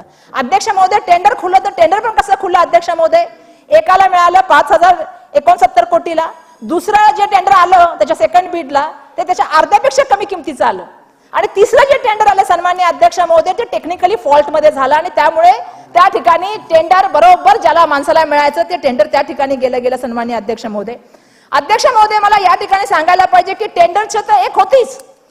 आम्ही सातत्याने हाऊसमध्ये मागच्या अधिवेशनामध्ये मला माहितीये मी या ठिकाणी बसून सन्माननीय अध्यक्ष महोदय हिंडनबर्गच्या रिपोर्ट नंतर लक्षवेधी विचारली. मी सांगितलं यांच्याकडे सामाजिक आणि यांच्याकडे आर्थिक पत नाहीये, यांचा रिपोर्ट जो आलेला आहे त्याच्याबद्दल आमच्या मनात साशंका आहे, म्हणून त्यांना वर्क ऑर्डर दिली जाऊ नये ही विनंती सन्माननीय अध्यक्ष महोदय आम्ही केली होती. परंतु दुर्दैवाने अध्यक्ष महोदय मला सांगायला पाहिजे की बरोबर 13 तारखेला 14 तारखेच्या दुसऱ्या 13 तारखेला हा निर्णय झाला आणि अडाणींना त्या ठिकाणी वर्क ऑर्डर देण्याचं काम झालं. सन्माननीय अध्यक्ष महोदय, माझ्या मतदारसंघामध्ये याच्याबद्दल खूप असंतोषाचे वातावरण आहे. याचं कारण असे की इतक्या दिवसामध्ये आमच्या बरोबर त्या ठिकाणी लोकांच्या बरोबर लोकांचे प्रश्न आहेत. आज त्यांची संख्या सांगितली जाते, आम्ही सांगतो सर्वे पुन्हा करा. सन्माननीय अध्यक्ष महोदय 95च्या सर्वेला घेऊन त्या ठिकाणी काम चालू आहे. आमचं म्हणणं आहे की माननीय उच्च न्यायालय आम्हाला 2011 पर्यंतचं प्रोटेक्शन दिलेलं आहे. आमच्याकडे असलेले लेदरचा उल्लेख आहे, आमच्याकडे असलेलं गारमेंट आहे, आमच्याकडे असलेले पॉटरीचे आहे, आमच्याकडे छोटे छोटे लघु उद्योग आहेत. त्याच्या बाबतीत कुठली चर्चा होत नाही. परंतु जर आपण बघितलं, ज्याचा आता मी उल्लेख करणार आहे, सगळा फायदा हा फक्त अडाणी ग्रुपला कसा देता येईल या दृष्टिकोनातून राज्य शासनाच्या माध्यमातून प्रयत्न चालू आहेत. मला परवा सांगायला पाहिजे की देशाचे पंतप्रधान हे राज्याच्या मुख्यमंत्री महोदयांना भेटले आणि त्यांनी देशाच्या प्राईम मिनिस्टर आणि राज्याच्या मुख्यमंत्र्यांना काय विचारला प्रश्न की धारावीचे पुनर्वसन वेगाने पूर्ण व्हावे. म्हणजे महाराष्ट्रामध्ये कष्टकरी शेतकरी हे सगळे विषयापेक्षा धारावीचं पुनर्वसन पूर्ण वेगाने केलं पाहिजे हा प्रश्न देशाच्या, आणि मी नाही बोलते अध्यक्ष महोदय, हे राज्याचे मुख्यमंत्र्यांनी पत्रकार परिषदेत सांगितलं की मला हा प्रश्न विचारला गेला. आता मला अध्यक्ष महोदय या ठिकाणी सांगायचंय की यामध्ये कशा तऱ्हेने मोठ्या प्रमाणामध्ये डीआरपीचा वापर हा स्वतःच्या फायद्यासाठी केला जाऊ शकतो आणि मित्रकाळांना कशी मदत करता येऊ शकते हे आपल्याला या पूर्ण रिपोर्ट मधून मला सन्माननीय अध्यक्ष महोदय आपल्याला सांगायचंय. सन्माननीय अध्यक्ष महोदय, डीआरपीचं टेंडर लागल्यानंतर आता काही डीसीआर जे आमचे रूल आहेत त्याच्यामध्ये पोस्ट फॅक्टो काही अवास्तव असे मोठे बदल त्या ठिकाणी प्रस्तावित करण्याचं ठरवलेलं आहे. आणि हे कोणासाठी करण्याचं ठरवलेलं आहे हे आता आपल्याला नव्याने मला सांगायची गरज नाही की हे बदल कोणासाठी करण्याचं ठरवलेलं आहे. आता पहिला बदल काय सुचवलाय सन्माननीय अध्यक्ष महोदय?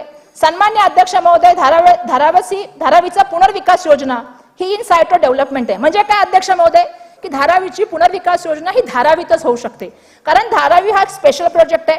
त्यासाठी सन्माननीय अध्यक्ष महोदय ग्लोबली 4चा FSI दिलेला आहे आणि त्याच्यामुळे काय झालेलं आहे सन्माननीय अध्यक्ष महोदय, त्याचा जो DCR आहे त्या DCR नुसार TDRचा निर्मित होणे अशी कुठलीही त्या ठिकाणी तरतूद नाहीये सन्माननीय अध्यक्ष महोदय. म्हणजे त्या ठिकाणी कुठलाही TDR डेव्हलप होऊ शकत नाही, कारण सगळा इन्स्टिट्यूट तुम्हाला आतमध्येच त्या ठिकाणी सगळं डेव्हलपमेंट करायचंय. आता हा मोठा प्रश्न आहे, त्यामुळे आता नवीन TDR घोटाळा या ठिकाणी निर्माण झालेला आहे. कशा तऱ्हेने सन्माननीय अध्यक्ष महोदय हा घोटाळा निर्माण झाला हे मला आपल्याला सांगायचंय की त्या ठिकाणी TDR निर्मित होऊ शकत नाही. मग त्यांनी काय केलं की त्यांनी असं सांगितलं की आता याच्यामध्ये बदलाव केले पाहिजे DCR मध्ये. आणि DCR मध्ये काय बदलाव केले पाहिजे सन्माननीय अध्यक्ष महोदय? पहिला जो त्यांनी मुद्दा मांडलेला आहे तो त्याच्यामध्ये असा मांडलाय की या नियमावलीमध्ये एक जे सगळे TDR जे येणार आहेत त्यातले 40% सगळे TDR हे धारावीच्या SPOनी खरेदी करावे आणि मुंबई मधल्या सगळ्या विकासकांनी हे 40% DDR जे आहेत ते SPV कडून म्हणजे अडाणीकडून आवाच्या सावाने त्या ठिकाणी खरेदी करावेत. सन्मान्य अध्यक्ष महोदय, एवढा मोठा बदलाव हा आपल्याला पोस्ट फॅक्टो मध्ये करता येऊ शकतो का TDR मध्ये? जेव्हा टेंडर मध्ये ती कंडिशन नव्हती त्यावेळेला सन्मान्य अध्यक्ष महोदय. अध्यक्ष महोदय, आमच्याकडे असं आहे ना सन्मान्य अध्यक्ष महोदय की कसे कसे कायदे बदलले जातात. हे मॉडिफिकेशन करताना सन्मान्य अध्यक्ष महोदय कुठली सजेशन मागवली नाही, कुठली ऑब्जेक्शन मागवली नाही, त्या ठिकाणी सूचना हरकती मागितल्याशिवाय अशा गोष्टी करू नये असं न्यायालयाचं मत आहे. तरी सुद्धा सन्मान्य अध्यक्ष महोदय, माझं शासनाला मत म्हणजे माझं विनंती आहे की दबावाला बळी न पडता 154A च्या अंतर्गत ह्या गोष्टी करू नये. कारण आज आपण मुंबईला सगळ्या विकासकांना तुम्ही 40% सक्तीने जे आहे ते TDR धारावीतून घ्या म्हणजे SPV कडून घ्या अशी आपण सक्ती करताय सन्मान्य अध्यक्ष महोदय, हे या ठिकाणी सांगायला पाहिजे. सन्मान्य अध्यक्ष महोदय, जेव्हा TDR जनरेट होत नाहीत त्यावेळेला काय केले DCR मधल्या तरतुदीनुसार DRPच्या अधिनियम क्षेत्रातील TDR मनाई आहे. कारण का अध्यक्ष महोदय, आमचे TDR जनरेट पण होत नाही, आमचे TDR लोड पण होत नाहीत. लोड यासाठी सन्मान्य अध्यक्ष होत नाही क्योंकि आम्हाला इन्सेंटिव्ह ऍडिशनल FSI त्या ठिकाणी देण्यात आलेला आहे आणि तो इन्सेंटिव्ह ऍडिशनल FSI दिल्यामुळे आमच्याकडे TDR लोड करता येत नाही. याच्यामुळे काय केलं सन्मान्य अध्यक्ष महोदय की त्यांनी आता नवीन प्रस्ताव तयार केलाय. त्यांनी असा प्रस्ताव ठेवलेला आहे की ही अट शिथिल करून बाजार भावाच्या 50% दराने TDR समूहाला उपलब्ध करून दिले पाहिजेत. म्हणजे बाजार भावाच्या 50% दराने TDR ते विकत घेणार. जर ते आमच्याकडे लोडच करू शकत नाहीत मग ते TDR मुंबई मधल्या इतर माणसांना इतर विकासकांना ते 50% भावाने विकत घेणार आणि नंतर मग ते ज्या मूळ बोलेल भावाने त्या भावाने त्या ठिकाणी TDR देण्याचं काम करणार. सन्मान्य अध्यक्ष महोदय, म्हणजे तुम्ही विचार करा की कशा तऱ्हेने एका तऱ्हेने सक्ती करायची आणि दुसरं सन्मान्य अध्यक्ष महोदय, आमचे जे TDR होणार समजा झाले तरी स्लमचे ते स्लम TDR पाहिजेत. पण ते स्लम टीडीआर नाही सांगतात, ते मागणी करतात की जनरल टीडीआर करा. आणि जनरल टीडीआर करून सन्मान्य अध्यक्ष महोदय त्याच्यामधले मुंबई मधल्या सगळ्या विकासकांनी 40% टीडीआर सक्तीने खरेदी करावे एसपीयूच्या माध्यमातून, ही त्यांची मागणी आहे सन्मान्य अध्यक्ष महोदय. अध्यक्ष महोदय इथले पुष्कळशे लोक काम करतात विकासकात आणि त्या विकासकाबरोबर काम करतात. त्यांना माहिती आहे की प्रत्येक विकासकाला मुंबईच्या इंडेक्सेशन आहे की एक डेव्हलपमेंट मधला टीडीआर तुम्ही मुंबईच्या उत्तर दिशेला करू शकता, पण अडाणी साहेबांसाठी इंडेक्सेशन कॅन्सल करण्यात आलेलं आहे. अडाणी साहेबांसाठी असा निर्णय घेतलाय की त्यांनी कुठे करावं ते साऊथला पण मागतायत. म्हणजे स्लमचा टीडीआर जनरल करायचा, जनरल करून 40% मुंबईच्या सगळ्या विकासकांनी खर्च करायचा, त्यांच्याकडून घ्यायचा आणि तो टीडीआर त्यांनी सगळ्यांना द्यायचा मनमाने भावाने. म्हणजे सन्मान्य अध्यक्ष महोदय, खरं तर ह्या विकासाच्या माध्यमातून आपल्या सर्वांना मी सांगू इच्छिते की कोणासाठी हे सगळं चाललेलं आहे आणि कशासाठी हे चाललेलं आहे. खरं तर 24,000 करोडचा प्रोजेक्ट त्यांच्याकडे तेवढे आता तुम्हाला माहिती सन्मान्य अध्यक्ष महोदय 42,000 करोड रुपये त्यांनी कुठून उभे केले? त्यांनी बँकेतून LIC हे सगळ्या यंत्रणेतून उभे केले. त्यांच्याकडे पैसे तरी आहेत का? आणि म्हणून मग त्यांना कसे पैसे मिळवता येतील हा त्याचा मागचा पूर्णपणे डाव आहे असं आमचं मत आहे. धारावी मधल्या कुठल्याही माझ्या माणसाला विचारा तुम्ही, बीकेसीचं एक्सटेन्शन हीच त्यांची संकल्पना आहे, पण आमची धारावी ही बीकेसी पेक्षा वेगळी आहे सन्मान्य अध्यक्ष महोदय. आमच्या धारावीचं वेगळं पण टिकलं पाहिजे, तिथल्या लोकांना घरं मिळाली पाहिजेत.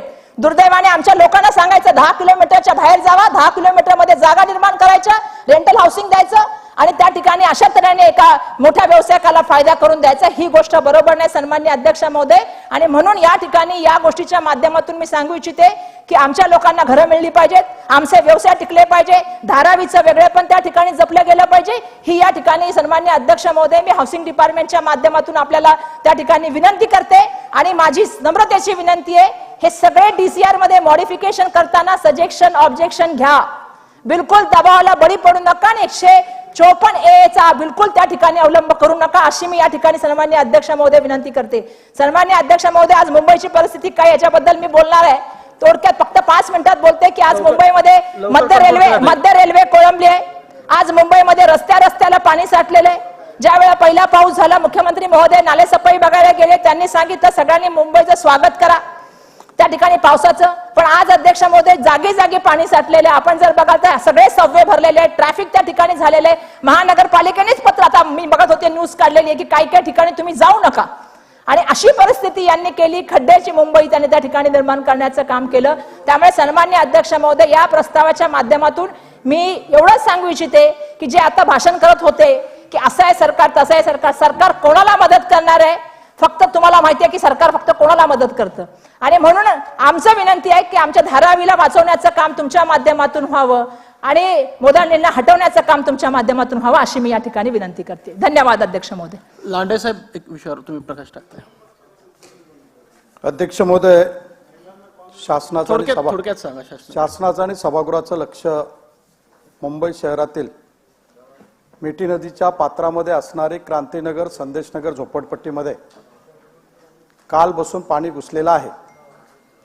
अध्यक्ष महोदय, गेले अनेक वर्ष या मिठी नदीच्या पात्रामध्ये असणारी क्रांतीनगर संदेशनगर झोपडपट्टी, या झोपडपट्टीसाठी शासनाने एक प्रकल्प राबवला. या प्रकल्पाच्या माध्यमातून 2008-9ला त्यांच्यासाठी इमारती बांधल्या, घरं बांधली.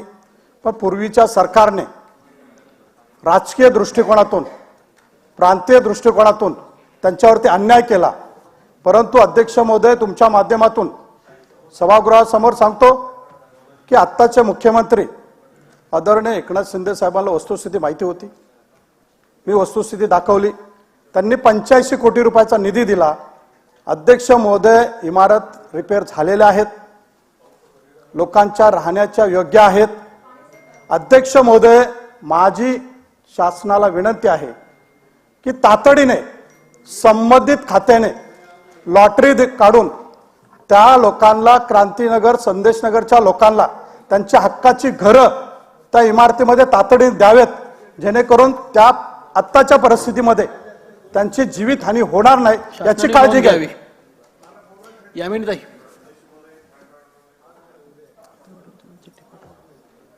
अध्यक्ष महोदय, धन्यवाद. अध्यक्ष महोदय, 293 वर आपण मला बोलण्याची संधी दिलीत.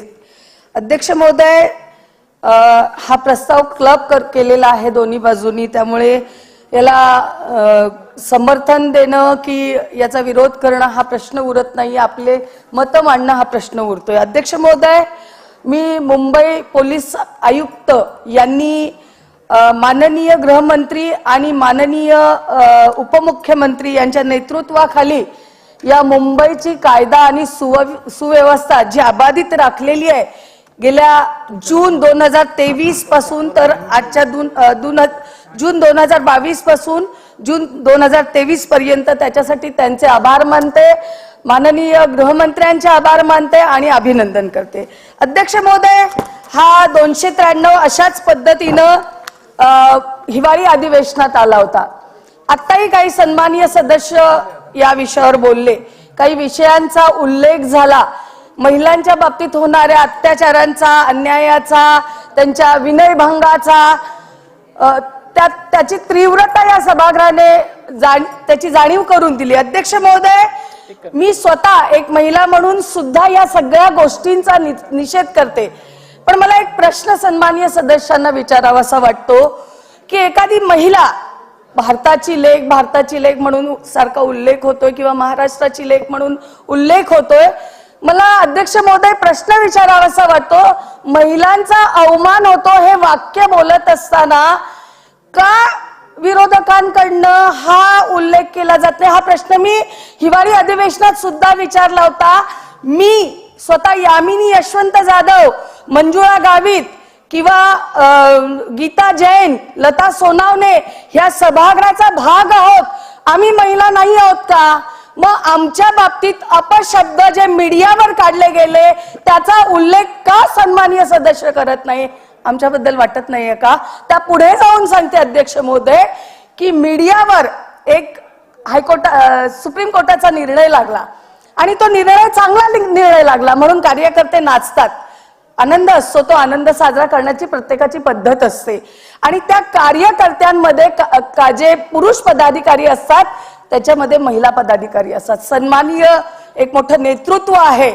वर्षातही खास आपल्याला उल्लेख करते, नाव घ्यायचं नसतो, पण आपण महिलात म्हणून उल्लेख करते आणि स्पष्ट शब्दात बोलते इथे, कारण हे शब्द सभागृहात वापरणं गरजेचं वाटतंय म्हणून बोलते की टीव्हीवर त्याचा उल्लेख केला गेला की नागडे होऊन नाचतायत, अंडर गारमेंट काढून नाचतायत, त्या जमावामध्ये महिला होत्या. का कधी तुम्हाला या बाबतीत बोलावंसं वाटलं नाही? महिलांच्या बाबतीत म्हणजे कुठल्या? फक्त ज्यांचं फिजिकली मॉलिस्टेशन होतं, ज्यांना उघड्यावर आणलं जातं, फक्त त्यांचा संवाद होतो का?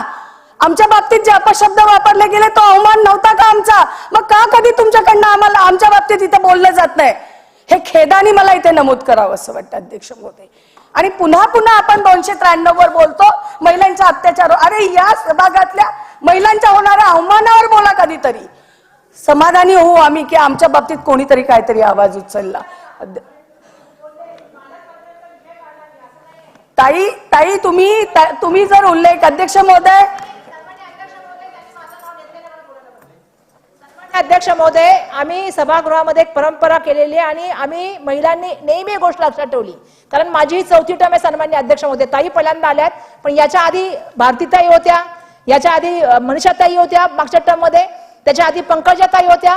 तुम्हाला माहिती आहे अध्यक्ष महोदय, तिकडे महिलांच्या काय आले तर आम्ही या ठिकाणी त्या ठिकाणी सपोर्ट करण्याचं काम करतो. आम्ही नेहमी सांगतो की पक्षविरहित महिला म्हणून आम्ही एक आहोत, महिलेला संधी मिळाली पाहिजे ही सुद्धा भूमिका आम्ही त्या ठिकाणी मांडली. त्यामुळे ताईंचा कुठेतरी गैरसमज होतोय, आम्ही असल्या कुठल्याच वृत्तीला सपोर्ट करणार नाही. महिलांना मंत्रीपद दिलं पाहिजे याही पेक्षा महत्वाचं आहे. मंत्रीपद मिळवण्यासाठी आम्ही इथे आलेलो नाही आहोत, सन्मान होण्यासाठी आलोय आणि मंत्रीपद मिळवण्यापेक्षा जो अवमान आमचा झालेला आहे त्या बाबतीत उल्लेख झाला असता तर मला समाधानी वाटलं असं. आपल्या भावना दुखावल्या गेल्या असतील तर मी शब्द मागे घेते, पण हे गरजेचं आहे. अध्यक्ष महोदय, या 22 जून ते 23 जून पर्यंत विविध गुन्ह्यांमधली जी कमी म्हणजे त्याचं खाली डिक्रिएशन जे होत आहे त्याचा नंबर आहे 29,038. त्याच्यानंतर अध्यक्ष महोदय, विविध गुन्ह्यांच्या अनुक्रमे विनयभंगाचा म्हणजे मी अनुक्रमे घेते 229, दरोडे 211, चोरी 7,387, गाड्या चोरी 337, रेप केस 9, हे रेट घटलेले आहेत अध्यक्ष महोदय. अध्यक्ष महोदय, महिलांसंदर्भातल्या गुन्ह्याच्या 304 या पटीने ते कमी, म्हणजे त्यांचा जो नंबर होता त्याच्यात 304 कमी झालेले आहेत अध्यक्ष महोदय. अध्यक्ष महोदय, पॉस्को संदर्भाचे गुन्हे जे आहेत ते 93% त्याची उकल झालेली आहे आणि रेपची 96% त्याची उकल झाली आहे. याचा अर्थ पोलीस डिपार्टमेंट काम करतंय. आणि मला असं वाटतं की आपण ज्या वेळेला पोलीस डिपार्टमेंटच्या त्रुटी दाखवतो त्यावेळेला त्यांच्या चांगल्या कामाला सुद्धा त्यांची पाठ थोपटणं गरजेचं आहे, कारण कायदा सुव्यवस्था ही त्यांच्या मानसिकतेवर आणि मानसिक स्थितीवर अवलंबून असे. आपण जर पाठ थोपटली त्यांना वाटतं मी चांगलं काम केलंय. अध्यक्ष महोदय, पोलिसातला माणूस मी पाहिलाय. नागपाडा पोलीस स्टेशनचे जे वरिष्ठ पोलीस निरीक्षक आहे, एका मुलीचं, लहान मुलीचं रेप झालं, एक 24 तासाच्या आत गुन्हेगार पकडला गेला आणि त्या पोलीस स्टेशननी त्या मुलीला दत्तक घेतलेलं आहे. पोलिसातला माणूस मी पाहिला अध्यक्ष महोदय. प्रत्येक वेळेला पोलिसांना चिमटेच काढणं गरजेचं नाहीये.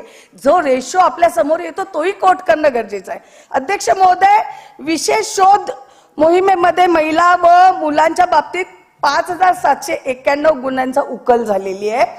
त्याच्यातले ऑपरेशन मुस्कान अंतर्गत 190 व रियुनिटद्वारे 487 लोकांचा शोध घेऊन त्यांना त्यांच्या घरी पाठवलं गेलेलं आहे. अध्यक्ष महोदय, पोलीस जी परिषद 20 परिषद हा कायदा सुव्यवस्थे बाबतीत चोख नियोजन करत आहे आणि या त्यांच्या चोख नियमामुळे आपली या मुंबई पोलिसांची मान आणि महाराष्ट्र पोलिसांची मान खूप उंचावलेली आहे. अध्यक्ष महोदय, त्याचबरोबरीनं ज्येष्ठ नागरिकांचे ठिकठिकाणी मेळावे घेतले जात आहेत. त्यांना कम्फर्टेबल केलं जातंय की आम्ही तुमच्यासाठी आहोत, तुमच्या समस्या कुठल्या असतील तर आमच्याकडे येऊन सांगा आणि त्यांच्या समस्यांवर निराकरण केलं जातंय. किंबहुना त्यांचे अधिकार या बाबतीतचे त्यांना समजावून सांगितले जात आहेत. महिलांच्या बाबतीत त्यांच्या तक्रारी आहेत. 15 दिवसातून पोलीस डिपार्टमेंट किंवा तो संबंधित पोलीस ठाणं हे त्यांना बोलवतंय. त्यांच्या तक्रारी बाबतीत काय झालंय किंवा ज्यांच्या बाबतीत त्यांनी तक्रार केलेली आहे ते त्यांना कुठे धमकावतायत काय याचा आढावा घेतला जात आहे. म्हणजे पोलीस डिपार्टमेंट काम चांगलं करतंय. अध्यक्ष महोदय, ड्रग्सच्या बाबतीत बोललं गेलं. ऑफकोर्स मी या विषयावर सतत बोलतेय, ड्रग्सवर सतत बोलते आणि माझी पूर्ण दक्षिण मुंबई ही ड्रगनी व्यापलेली आहे. नायजेरियन लोकांचा आणि बांगलादेशी लोकांचा सुळसुळाट. साहेब, अध्यक्ष महोदय, अशी भाजी विकत घेताना इकडे कधी ते ड्रग पॅडलर्स ड्रग विकतात हे कळत नाहीये. पण अध्यक्ष महोदय, हे अंमली पदार्थ जे सापडतात, छापा घालतो आपण, तर त्याचं पृथक्करण होणं गरजेचं आहे आणि ते पृथक्करण जर लवकर झालं तर गुन्ह्याची उकल किंवा त्याला सजा लवकर होईल. त्याच्यासाठी मी एक मागणी करते की अद्ययावत लॅब या पृथक्करणासाठी पोलीस डिपार्टमेंटला द्यावी जावी. अध्यक्ष महोदय, एकूण 5,000 कोटीचं ड्रग या वर्षामध्ये नष्ट करण्यात आलंय आणि 41.5 कोटीचं ड्रग पकडलं गेलंय. म्हणजे ड्रगवर काम होतंय, नाही असं नाही. पोलीस डिपार्टमेंट म्हणजे CP, additional CP, ACP, DCP सगळे, अगदी पोलीस वरिष्ठ पोलीस निरीक्षक वेगवेगळ्या काउन्सिलिंग कॅम्प्स घेतात. मी स्वतः साहेब त्या कॅम्प्सना हजर राहिलेली आहे आणि मुलांना, शाळेतल्या कॉलेजातल्या मुलांना, शाळेतल्या मुलांना आपण काउन्सिलिंग करतोय. काम होतंय, पण हे अतिप्रभावी आणखीन होण्यासाठी काहीतरी आणखीन ठोस उपाययोजना या बाबतीत होणं गरजेचं आहे. अध्यक्ष महोदय, काही गोष्टी अशा असतात की जिथे आपण ज्या कार्यालयात काम करतो आणि त्या कार्यालयात काम करत असताना आपल्याला सुखसुविधा किंवा तिथले वातावरण जर पूरक असेल, त्या फॅसिलिटीज पूरक असतील तर मला वाटतं ते काम योग्यरित्या होतं. हा संबंध कायदा सुव्यवस्थेशी लावताना पोलीस डिपार्टमेंट जर मानसिक दृष्ट्या स्वस्थ असेल, त्यांच्या मनामध्ये कुठले संभ्रम नसेल, घरातली कुठली टेन्शन्स नसतील, तर मला वाटतं ते लोक खूप चांगल्या पद्धतीनं आणखीन याच्यामध्ये प्रभावी काम करू शकतील. आणि त्याच्यासाठी अध्यक्ष महोदय, काही ठिकाणी पोलीस वसाहती आहेत, डिलॅप्टेड सांगतात आणि त्यांना खाली करायला सांगतात. माझ्याकडे शिवडी पोलीस स्टेशनचं तिथे वसाहत आहे. अध्यक्ष महोदय, त्याला स्थलांतरित करताना म्हणजे काहीतरी विचार करायला पाहिजे की जिथे स्थलांतरित करतोय ती घरं राहण्यायोग्य आहेत का, त्यांची मुलं कुठल्या शाळेत आहेत, त्यांचं काय होईल, या पद्धतीनं थोडा तरी विचार करणं खूप गरजेचं आहे. दुरुस्ती अध्यक्ष महोदय 100% पालकमंत्र्यांचे इथे आभार मानते की मुंबईमधल्या सगळ्या पोलीस वसाहतींना त्यांनी दुरुस्तीसाठी फंड दिलाय, पण ती दुरुस्ती लवकरात लवकर आणि योग्य व्हावी, कारण बाहेरचा पाऊस पाहता हा धोका इथे जास्त मोठा निर्माण झालेला आहे. अध्यक्ष महोदय, ट्रॅफिकच्या बाबतीत मी सांगेन की ट्रॅफिकच्या बाबतीत असं होतंय की वर्षानुवर्ष काही रोड आहेत त्याच्यावर काही बसेस आहेत, स्कूल बसेस असतात प्रायव्हेट स्कूलच्या, काही ट्रक आहेत, काही ट्रेलर्स आहेत, हे असे उभे असतात. त्याच्यापैकी मी कोट करेन माझ्या विभागातलं जिनाबाई मुळजी राठोड मार्ग, बॅरिस्टर नाथ पै मार्ग, डॉक्टर बाबासाहेब आंबेडकर मार्ग, नामजोशी मार्ग, MD नाईक मार्ग, PD मेलो मार्ग, clay road, Maulana Azad road, मौलाना शौकत अली रोड. अध्यक्ष महोदय, हे वर्षानुवर्ष जी वाहनं तिथे तशीच अनधिकृतपणे पार्क केली जातात, याच्या मागून ड्रग्ज आणि याच्या मागून रेप होण्याच्या शक्यता असतात, किंबहुना होतात. तर याच्याकडे लक्ष देणं अतिशय गरजेचं आहे. अध्यक्ष महोदय, काही पोलीस ठाणी ही ब्रिटिश काळातली आहेत आणि ती हेरिटेज मध्ये गिनली जातात. त्यांची डागडुजी, त्यांची दुरुस्ती आम्ही करू शकत नाही. महिलांसाठी आणि पुरुष पोलीस वर्गांसाठी त्यांना तिथे आतमध्ये टॉयलेट बांधून देऊ शकत नाही. तर ही पोलीस जी ठाणी आहेत ती अद्ययावत होणं गरजेचं आहे आणि त्यांना शौचालय आणि चेंजिंग रूम देणं गरजेचं आहे. विशेषतः महिलांना अध्यक्ष महोदय, त्यांच्या मासिक पाळीमध्ये स्वच्छता राखण्यासाठी जर स्वच्छ शौचालयच त्यांना ड्युटी आवर्स मध्ये मिळालं नाही. आज पावसामध्ये पोलीस महिला भिजतायत, काही महिला आपल्या पिरियड मध्ये असतील, भिजल्यानंतर त्यांची अवस्था काय होते, मग अशा वेळेला त्यांना चेंजिंग रूम आणि स्वच्छ शौचालय मिळणं खूप गरजेचं आहे असं मला वाटतं. अध्यक्ष महोदय, एक प्रश्न मी मांडला होता, एक प्रस्ताव मांडला होता. मी माननीय गृहमंत्र्यांचे खूप आभार मानते की गेल्या पावसाळी अधिवेशनात त्यांनी निर्णय केला होता की गर्भवती पोलीस महिलांना पहिल्या महिन्यापासून साडी परिधान करायला मुभा द्यावी. अध्यक्ष महोदय, हा निर्णय झालेला आहे. मला वाटतं याची अंमलबजावणी गृहमंत्र्यांना मी विनंती करेन लवकरात लवकर झाली तर मला वाटतं तोही एक कायदा सुव्यवस्थासाठी चांगला उपाय असेल की त्यांची मानसिक दृष्ट्या ते लोक चांगले असतील. अध्यक्ष महोदय, शेवटचा पण सगळ्यात महत्वाचा असा पोलीस नौका विभागाचा विषय. अध्यक्ष महोदय, माझ्याकडे दारुखाना एरियामध्ये लकडा बंदरला हेडक्वार्टर आहे पोलीस नौका विभागाचं. तिथून पेट्रोलिंग केलं जातं ईस्टर्न वेस्टर्न कोस्टल सीचं. अध्यक्ष महोदय, 26/11चा विषय मी पुन्हा इथे घेते. ज्या मार्गाने हल्ला झाला होता हा समुद्र मार्गाने झाला होता.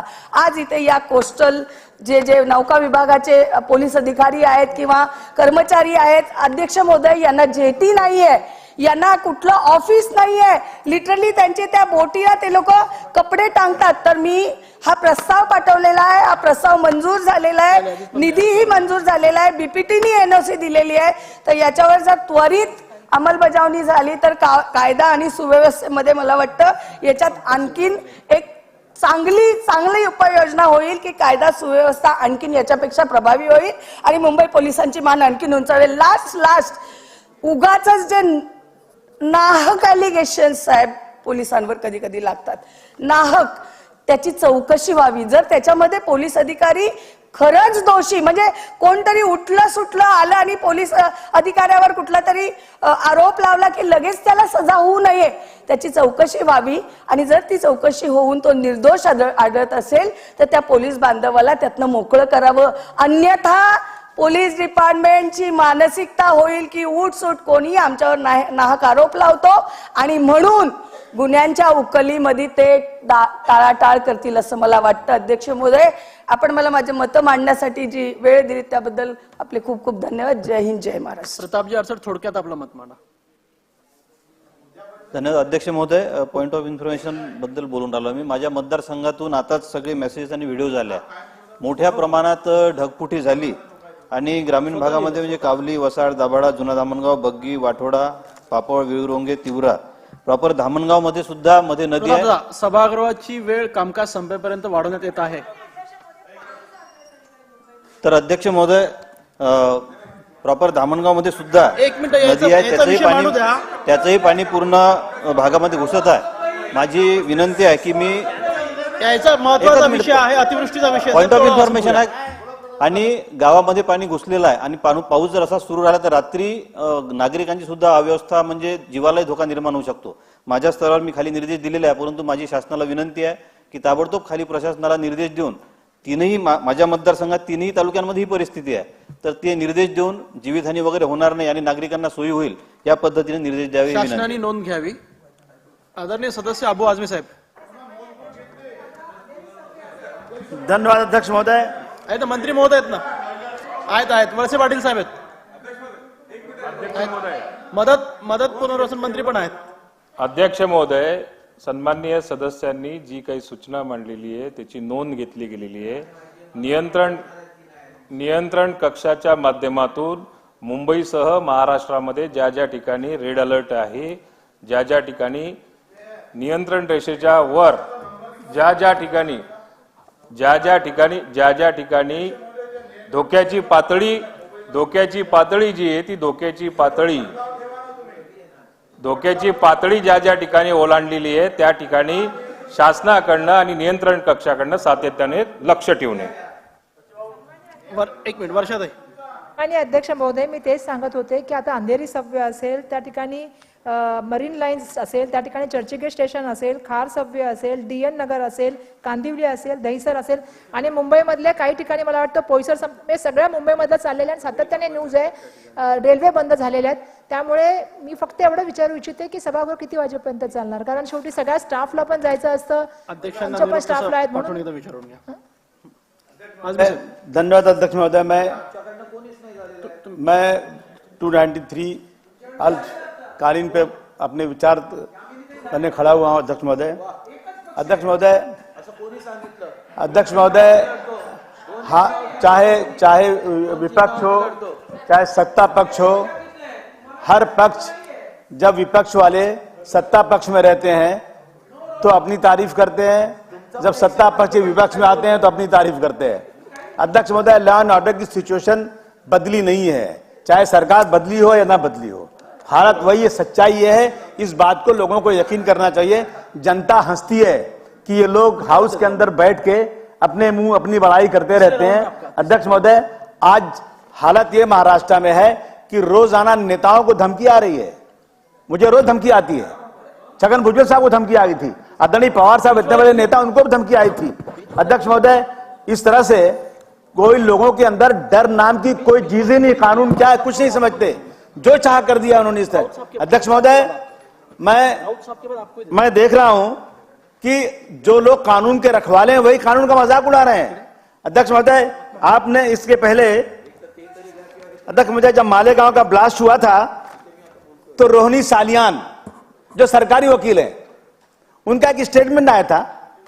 रोहिणी सालियान मतलब कि जज के पास वकील, जो ये सरकारी वकील होते हैं वही गवाह पेश करते हैं, वही एविडेंस पेश करते हैं, और उनका बयान है कि मुझे ऊपर से दबाव है कि मालेगांव के ब्लास्ट के मुजरिमों के साथ जो नरमी बरतो. अरे क्या मजाक है. अब सुनिए ना, बात कभी की भी है, वही हालत चल रही है आज भी, वो केस खत्म नहीं हुआ. सुनिए सर, और उसके बाद सुनिए सर, उसके बाद एटीएस ने जो करकरे साहब ने इंक्वायरी किया था, एटीएस ने उन सारे गवाह, अभी केस चल रहा है, खत्म नहीं हुआ, एटीएस ने उन सारे गवाहों को लाकर 164 का बयान. अध्यक्ष मुझे जो संरक्षण दीजिए, क्यों ये स्टोर कर रहे हैं. शांतता ठेवा, बसून बोलू. सुनिए सच्चाई. 164 का बयान एटीएस ने मजिस्ट्रेट के सामने करा दिया. जब एक बार बयान हो गया ना तो वो पत्थर की लकीर हो गई, बयान बदल नहीं सकती. अब एनआईए आ गई इसमें बीच में. अब देखिए जरा, उसमें साध्वी प्रज्ञा सिंह, पुरोहित, पांडे, ये लोग मुजरिम है उसके अंदर. और जब ये आ गए, अब आ गई ये एनआईए ने फिर बुलाया. ये महाराष्ट्र की पुलिस का अपमान है. कोर्ट में 164 का बयान होने के बाद दोबारा बयान हो रहा है. और क्या कह रहे हैं गवाह लोग जिन्होंने 164 का बयान दिया था, वो कहते हैं मुझे बंदूक लगा करके बयान दिलवाया गया था. यानी मतलब कि महाराष्ट्र की पुलिस ने जबरदस्ती बयान दिलाया था. और अब ये तैयारी है कि इन 35 गवाहों को होस्टाइल करने के बाद ये जो है साध्वी प्रज्ञा सिंह, पुरोहित, पांडे सबको छोड़ देना है. जिस तरह से गुजरात में जो हुआ है एक बलात्कारी को जिस तरह से छोड़ दिया गया है, मैं समझता हूं कि ये शर्म की बात है। ये बिल्कुल से लॉ एंड ऑर्डर की सिचुएशन खराब है। मैं अभी यहां गिनाने शुरू कर दूं अध्यक्ष महोदय। अभी हमारे साथी भाषण कर रहे थे, मार्च 2023 में, मार्च 2023 अभी तो गया है ना, 5610 लापता औरतें हैं, महिलाएं औरतें हैं। और केरल का बहुत बड़ी एक फिल्म बनी थी केरल की, इतनी हजार औरतें चली गई। जब उस पर इंक्वायरी हुई, बोलो नहीं 3 औरतें गई, 3 सिर्फ गई वहां पे। और क्या हुआ, अभी तैयार रहिए, अभी और फिल्म बनना चाहिए।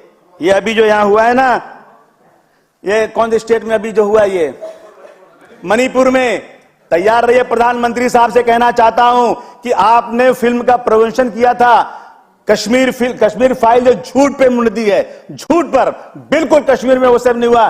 कश्मीर की आरटीआई आई हुई है, आरटीआई जम्मू एंड कश्मीर की पुलिस ने आरटीआई दिया हुआ है कि 30 सालों में सिर्फ और सिर्फ 89 पंडितों को शहीद किया गया है, बाकी सारे मुसलमान 700-800 मारे गए। ये झूठ के ऊपर हो रहा है। अध्यक्ष महोदय, लॉ एंड ऑर्डर की सिचुएशन बहुत खराब है। अध्यक्ष महोदय, महिलाओं के लिए कानून बनाना है। मुद्दा, एक मिनट आजमी साहब, हरकतीचा मुद्दा है। अरे क्यों चिल्लाते हो, क्यों चिल्लाते हो? सदस्य अबू आजमी यांनी बोलताना सिर्फ 89 म्हटलं अध्यक्ष महोदय, सिर्फ 89, अध्यक्ष महोदय सिर्फ 89 काश्मीरी पंडित असा उल्लेख केला अध्यक्ष महोदय। ही बाब योग्य नाही अध्यक्ष महोदय। हे सिर्फ शब्द कसा लावला अध्यक्ष महोदय यांनी? शब्द परत घ्यावे अध्यक्ष महोदय, हे रेकॉर्डवरून काढून टाकावे अध्यक्ष महोदय। आजमी साहब कंक्लूड करा। चिल्लाने की क्या बात है? कंक्लूड करा सर, इसमें शोर करने की क्या बात है? इसमें ऑब्जेक्शन क्या है? कंक्लूड करा कंक्लूड कीजिए, आप कंक्लूड कीजिए। अध्यक्ष महोदय, मेरी इच्छा है, अध्यक्ष महोदय, धर्म के खिलाफ जो बोलने से हो रहा है, धार्मिक नेताओं लीडरों के बारे में, मजहबी लीडरों के बारे में, देवी देवताओं के बारे में, बड़े बड़े लीडरों के बारे में बोलने से देश का महाराष्ट्र का लैंड ऑर्डर बर्बाद हो रहा है। मेरी मांग है सर, 153A नहीं बल्कि एक ऐसा कानून बनाया जाए जो नो बेलेबल हो। अध्यक्ष महोदय, उसमें बेल नहीं होना चाहिए। ये पूरा का पूरा माहौल देश का, महाराष्ट्र का खराब हो रहा है। हेट स्पीच के ऊपर ऐसा कानून बनाया जाए जो आतंकवाद का कानून होता है, उनकी जमानत भी होना चाहिए। अध्यक्ष महोदय, मैं निवेदन करना चाहता हूं कि अगर महाराष्ट्र में लॉ एंड ऑर्डर की सिचुएशन संभाल के रखना है तो सबसे पहले यह कानून बनाया जाए कि हेट स्पीच के खिलाफ बहुत जबरदस्त तरीके से कानून हो। और ये जो टीवी वाला है सर, आरएसएस का टीवी चौहान, उसका चौहान, उसके ऊपर 1800 FIR है, 1845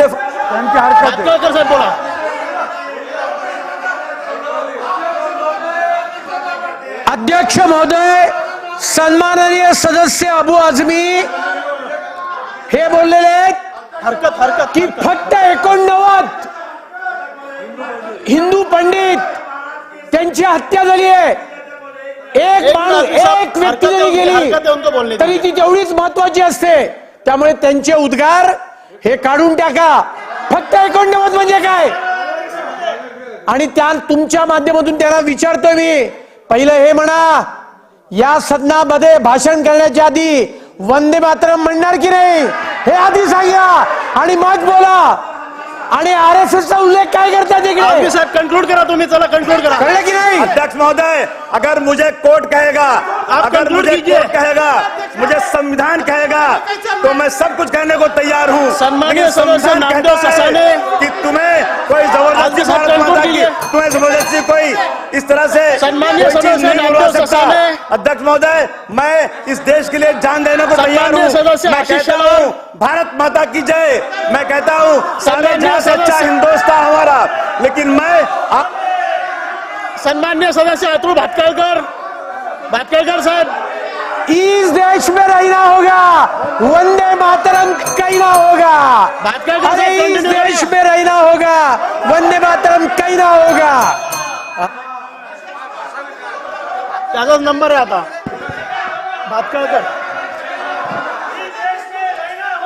भातखळकर साहेब, आपला नंबर आहे, आपला नंबर आहे।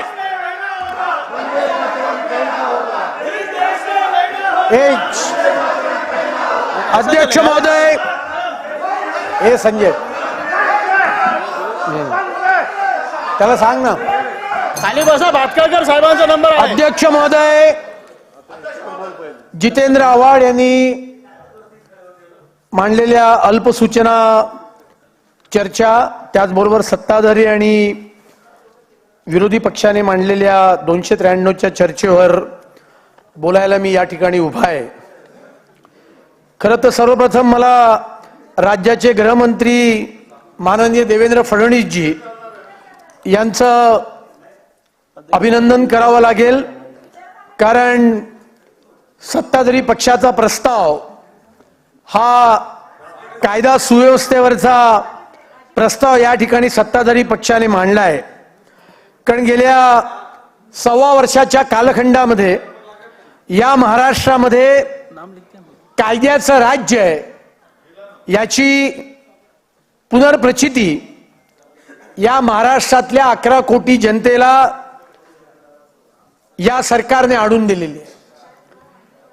आणि कायदा सुव्यवस्था अबाधित राखण्याकरता सरकारने अनेक पावलं उचलली आणि म्हणूनच सत्ताधारी पक्षाच्या प्रस्तावामध्ये कायदा सुव्यवस्था या विषयाची चर्चा आहे। अल्प सूचना चर्चेमध्ये महिलांच्या अत्याचाराविषयी महिला भगिनी राज्यातून गायब आहेत याच्याविषयी उल्लेख केला गेला आणि आपल्या राज्यातल्या महिला या गायब होत असतील, त्यांच्यावर अत्याचार होत असतील तर त्याची दखल या सदनाने आणि राज्यातल्या प्रत्येक व्यक्तीने घेतली पाहिजे। आणि त्यामुळे महिला गायब असतील तर त्या संदर्भात सरकार जरूर पावलं उचलेल, ती उचललीच पाहिजेत। पण अध्यक्ष महोदय, प्रस्तावावर बोलत असताना असं काही वातावरण निर्माण केलं गेलं की महिला गायब होण्याचं प्रमाण हे जेव्हा राज्यामध्ये एकनाथ शिंदेजी मुख्यमंत्री झाले, माननीय देवेंद्रजी उपमुख्यमंत्री झाले, तेव्हापासूनच या राज्यामध्ये भगिनी वर्ग हा गायब आहे अशा पद्धतीचं चुकीचं वातावरण निर्माण करण्याचा प्रयत्न केला। मला आनंद वाटला असता की जर का विरोधी पक्षाच्या सदस्यांनी महिलांच्या प्रश्नावर अराजकीय भूमिका घेऊन आपले विचार व्यक्त केले असते। मणिपूरचा उल्लेख केला गेला, जरूर करावा। मणिपूर मधली घटना ही माणुसकीला काळीमा फासणारी, महिलांवरच्या अत्याचाराचा प्रत्येकाने निषेध केला आणि प्रत्येकजण निषेध करेल। पण याविषयी चर्चा करत असताना राजस्थान मधल्या घटनांचा उल्लेख का केला जात नाही? मणिपूर मधल्या घटनांचा उल्लेख करावा, केलाच पाहिजे। राजस्थान मधल्या घटनांचा उल्लेख का नाही? आणि अध्यक्ष महोदय, राजस्थानच्या राज्यामध्ये महिलांवर मोठ्या प्रमाणावर अत्याचार होत आहेत। महिलांना संरक्षण देण्यामध्ये तिथलं राज्य सरकार, काँग्रेसचं सरकार अयशस्वी झालं, हे तिथला भारतीय जनता पार्टीचा सदस्य म्हणत नाहीये, तर राजस्थान मधले काँग्रेसचे मंत्री राजन गुड हे त्या ठिकाणी भर विधानसभेत त्या ठिकाणी महिलांवरच्या अत्याचारांच्या संबंधात बोलतात आणि मोहब्बत की दुकान चा उद्घोष करणाऱ्या काँग्रेसच्या नेत्यांनी त्यांना काय दिलं? त्यांना मंत्रिमंडळातून हकलून दिलं. अरे महिलांच्या अत्याचारावर जर का सरकारमधला एक मंत्री बोलत असेल तर त्याची गंभीर दखल घेऊन कारवाई करायला पाहिजे होती. पण कारवाई कोणावर केली? मंत्र्यानं हकलून दिलं. अध्यक्ष महोदय, पश्चिम बंगालमध्ये काय घडलं? तुम्ही मणिपूर बोलला ना, म्हणून मी सांगतोय. कळलं की नाही? मणिपूरच्या घटनेचा आम्ही निषेधच केलाय.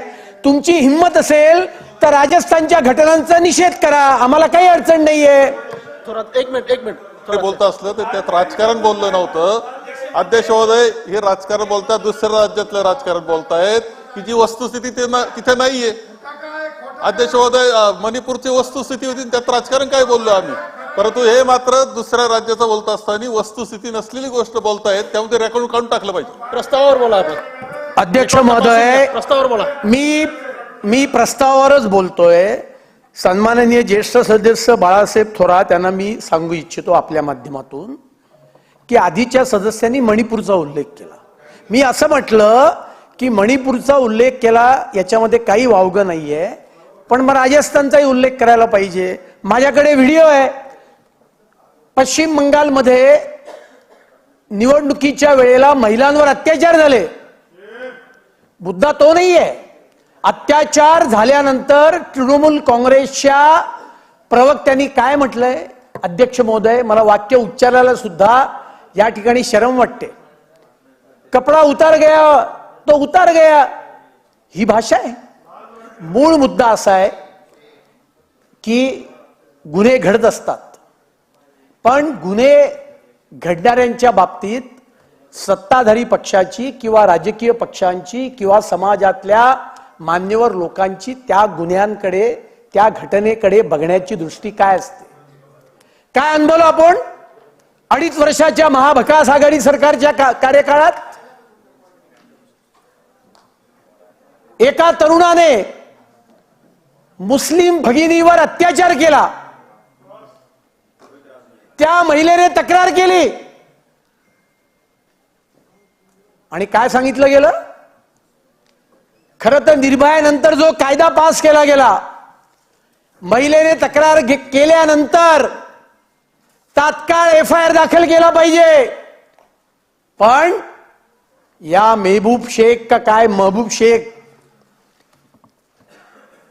त्या महिला भगिनीने पत्रकार परिषद घेतली, तरी सुद्धा त्यावेळेच्या राज्यातल्या सरकारने कायद्याच्या विरोधात जाऊन बलात्काराचा आरोप केल्यानंतर सुद्धा FIR सुद्धा घेतला नाही. आणि हे स्वतःला पुरोगामी महाराष्ट्राचे वारसदार म्हणत आहेत. अध्यक्ष महोदय, यावरनं या घटनांकडे बघण्याची यांचा दृष्टी काय आहे? या सदनाच्या सदस्य आता बोलत होत्या, यामिनीताई जाधव यांच्याच पक्षाचे एक विश्व प्रवक्ते आहेत.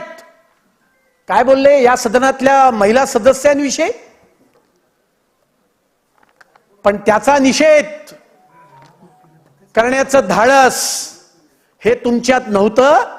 म्हणून मी हे म्हणतोय की तुमची भूमिका ही महिलांवरच्या प्रेमातून नाहीये, ही केवळ आणि केवळ राजकीय भूमिका आहे. आणि मला या गोष्टीचंही खंत वाटते की राजकारण करण्याकरता सुद्धा विषय कुठला निवडला तर महिलांवरच्या अत्याचाराचा.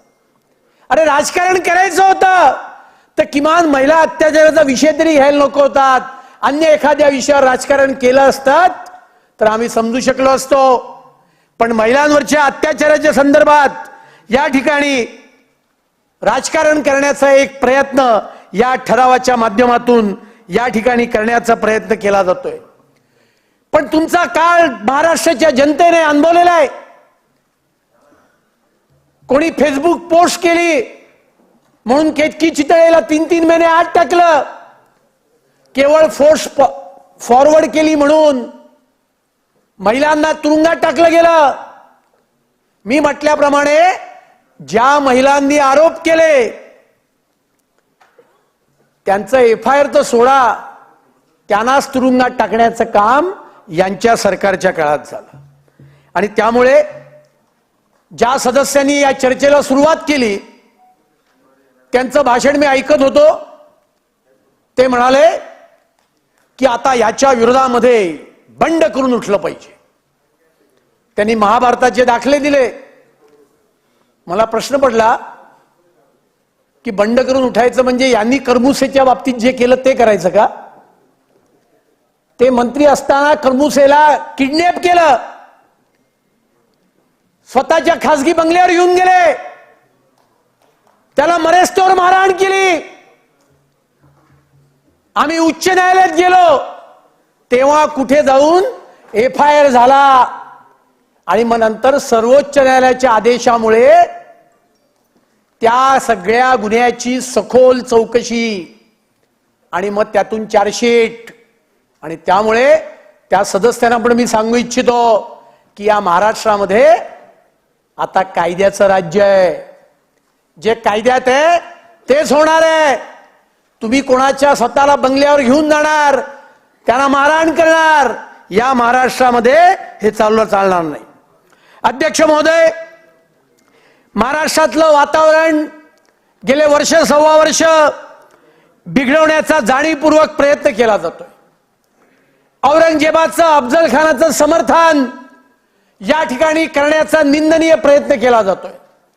अफजल खान ज्याने पंढरपूरचं विठोबाचं मंदिर तोडलं, ज्याने तुळजाभवानीचं मंदिर ध्वस्त करण्याचा प्रयत्न केला, तो अफजल खान हा केवळ स्वराज्यवाढी करता महाराष्ट्रात आला होता अशी खोटी मांडणी या महाराष्ट्रामध्ये केली जाते आणि महाराष्ट्रातलं सामाजिक वातावरण बिघडवण्याचा प्रयत्न केला जातो. कोणीतरी औरंगजेबाची स्तुती करतं, एका दिवसाच्या आत अन्य गावांमध्ये डीपीवर औरंगजेबाचा फोटो येतो. मग औरंगजेबाची स्तुती स्तवन करणारे लेख पोस्ट फिरायला लागतात. माझी या चर्चेच्या निमित्ताने माननीय गृहमंत्र्यांकडे मागणी आहे की या राज्यामध्ये एक कट्टर राष्ट्रवादी हिंदुत्ववादी सरकार आल्यानंतर या राज्यातला सामाजिक सलोखा बिघडवण्याचा प्रयत्न काही मंडळी करतायत का? कारण या सरकारने सत्तेवर आल्यानंतर प्रतापगडाच्या पायथ्याशी अफजल खानाच्या कबरीच्या नावाखाली अफजल खानाचं कौतुक करणारी जी प्रचंड मोठं बांधकाम केलं होतं, ते बांधकाम तोडण्याचं काम कोणी केलं असेल तर ते शिंदे फडणवीस सरकारने या राज्यामध्ये केलं. आणि अध्यक्ष महोदय, त्यामुळे काही जातीयवादी लोकांच्या मनात या सरकारला बदनाम करण्याचं षडयंत्र आहे का? एक राजकीय नेते तर त्यांच्या कार्यक्रमात बोलून गेले, आगामी वर्ष हे महाराष्ट्रामध्ये दंगलीचं वर्ष आहे.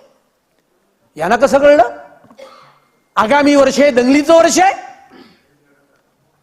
हेट स्पीचची भाषा करतात. आगामी वर्ष दंगलीचं वर्ष आहे हे वाक्य हेट स्पीच मध्ये येत नाही. हेट स्पीच विषयी बोलताना तो उमर खलीद पुण्यामध्ये येतो. यांच्या सरकारच्या काळात हिंदू समाज हा सडलेला समाज आहे, सडका समाज आहे असं म्हणतो आणि तो निघून जातो. त्याच्यावर FIR करण्याचं धाडस त्यावेळेच्या सरकारमध्ये नव्हतं. हे हेट स्पीच नाहीये. आणि त्यामुळे या निमित्ताने पहिली मागणी आहे की महाराष्ट्रामध्ये अशा कुठल्या शक्ती कार्यरत आहेत ज्या महाराष्ट्रामध्ये जातीय तणाव निर्माण करण्याचा प्रयत्न करतायत, कटकारस्थान करतायत, या अँगल बंद सुद्धा या सर्व स्टेटमेंटची चौकशी केली पाहिजे. आणि हे कोणी कारस्थान करत असेल तर त्यांना उघड करून त्यांना कठोरातली कठोर शिक्षा दिली पाहिजे. ही माझी या चर्चेच्या निमित्ताने मागणी आहे. अध्यक्ष महोदय, आधीच्या राज्याच्या सरकारच्या काळात काय होत होतं ते मुख्यमंत्री असे महाराष्ट्राने एक पाहिले की ते IBचं ब्रीफिंग घेत नव्हते. राज्याचा प्रत्येक मुख्यमंत्री गृहमंत्रीला रोज IBचं ब्रीफिंग असतं की गेल्या 24 तासात काय घडलं महाराष्ट्रात, पुढच्या 24 तासात काय घडेल. पण हे महाशय आयबीचं ब्रीफिंग घ्यायचे नाहीत. ब्रीफिंग कोणाचे घ्यायचं? सचिन वाझे, एपीआय लेवलचा मनुष्य. आप सही सेक्युलर रहते थे ना, तो जिस दिन ख्वाजा यूनुस को मारने वाले सचिन वाझे को काम पे वापस लिया, उस दिन इस सदन में खड़े होकर ये सरकार का समर्थन वापस लेते थे. लेकिन आपकी पोल तो खुल गई. सचिन वाझे को हमने काम पे नहीं लिया, लेकिन आपके समर्थन के सरकार ने वापस लिया. और क्राइम ब्रांच इंटेलिजेंस यूनिट ये भी दे दिया. और इसके लिए आपका समय आएगा तब जरूर दीजिए, समझे कि नहीं. और इसके लिए ये इनका सेक्युलरिज्म का नाटक है और इनका महिला अत्याचार के खिलाफ ये जो बात कर रहे हैं ये भी इनका एक राजनीतिक प्रयास है, बाकी कुछ नहीं है. अध्यक्ष महोदय, लव जिहादचा उल्लेख झाला.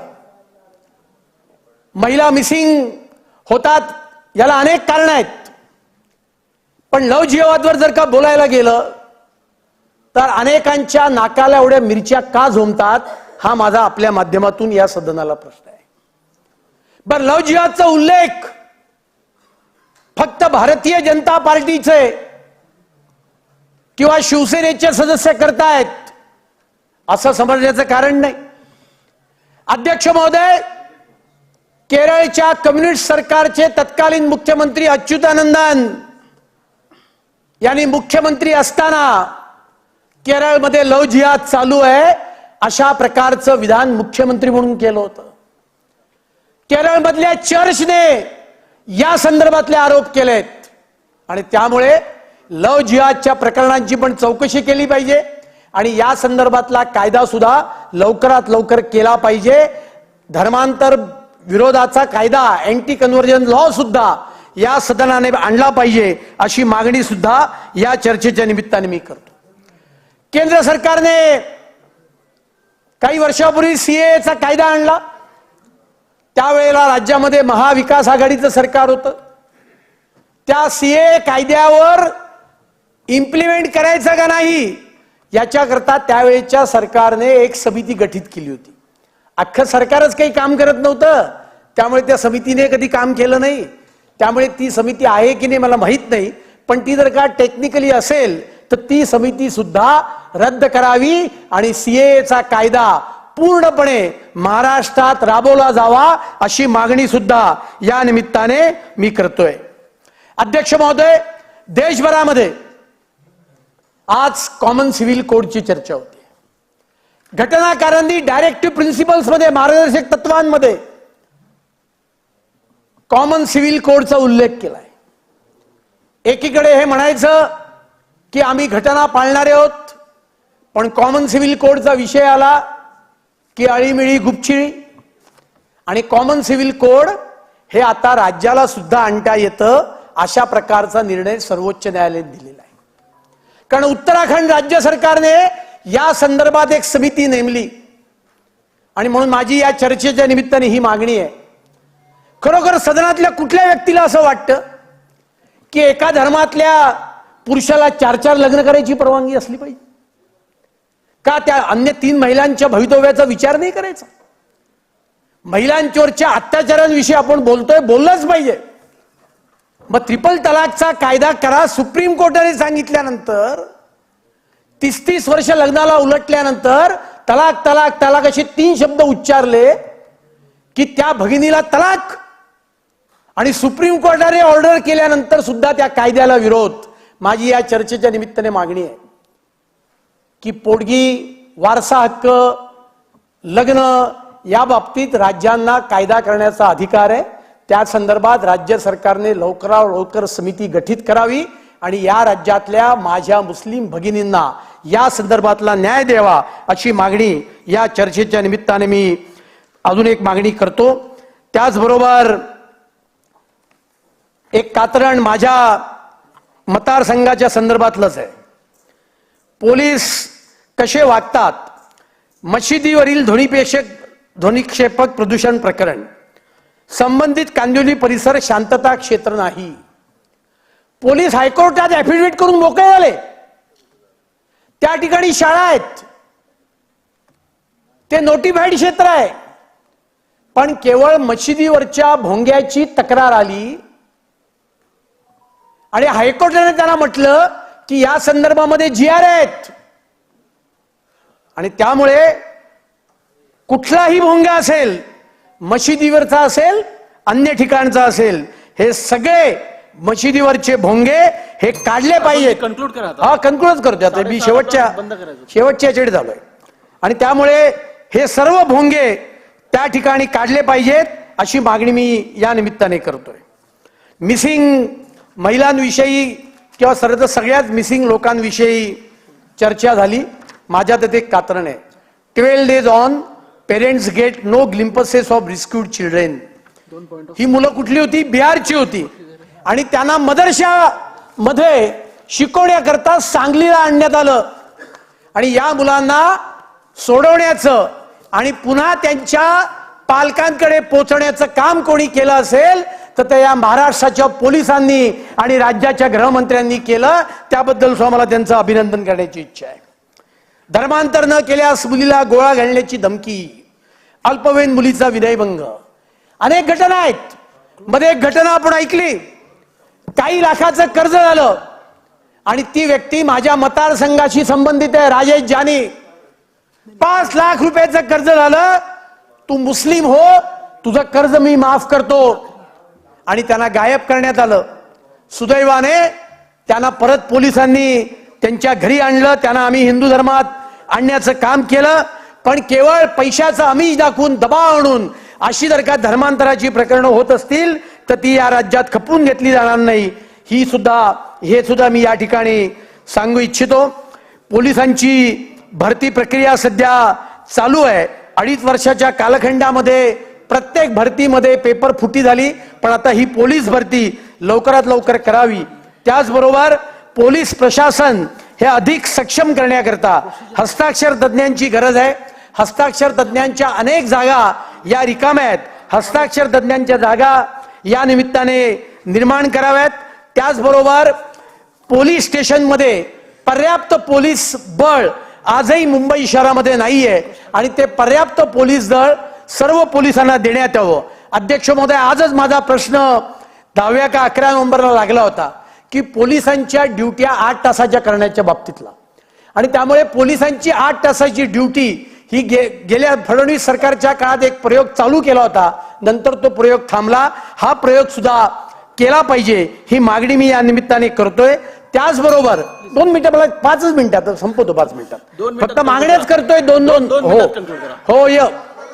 आणि त्याच्यामुळे माननीय देवेंद्र फडणवीसांच्या मुख्यमंत्री पदाच्या काळामध्ये सरकारने एक GR काढला होता की पोलीस स्टेशनला, आमच्या सगळ्यांचा अनुभव आहे की एकच पोलीस बळ हे लॉ अँड ऑर्डर करता आणि गुन्हे अन्वेषणाकरता त्या ठिकाणी वापरलं जातं.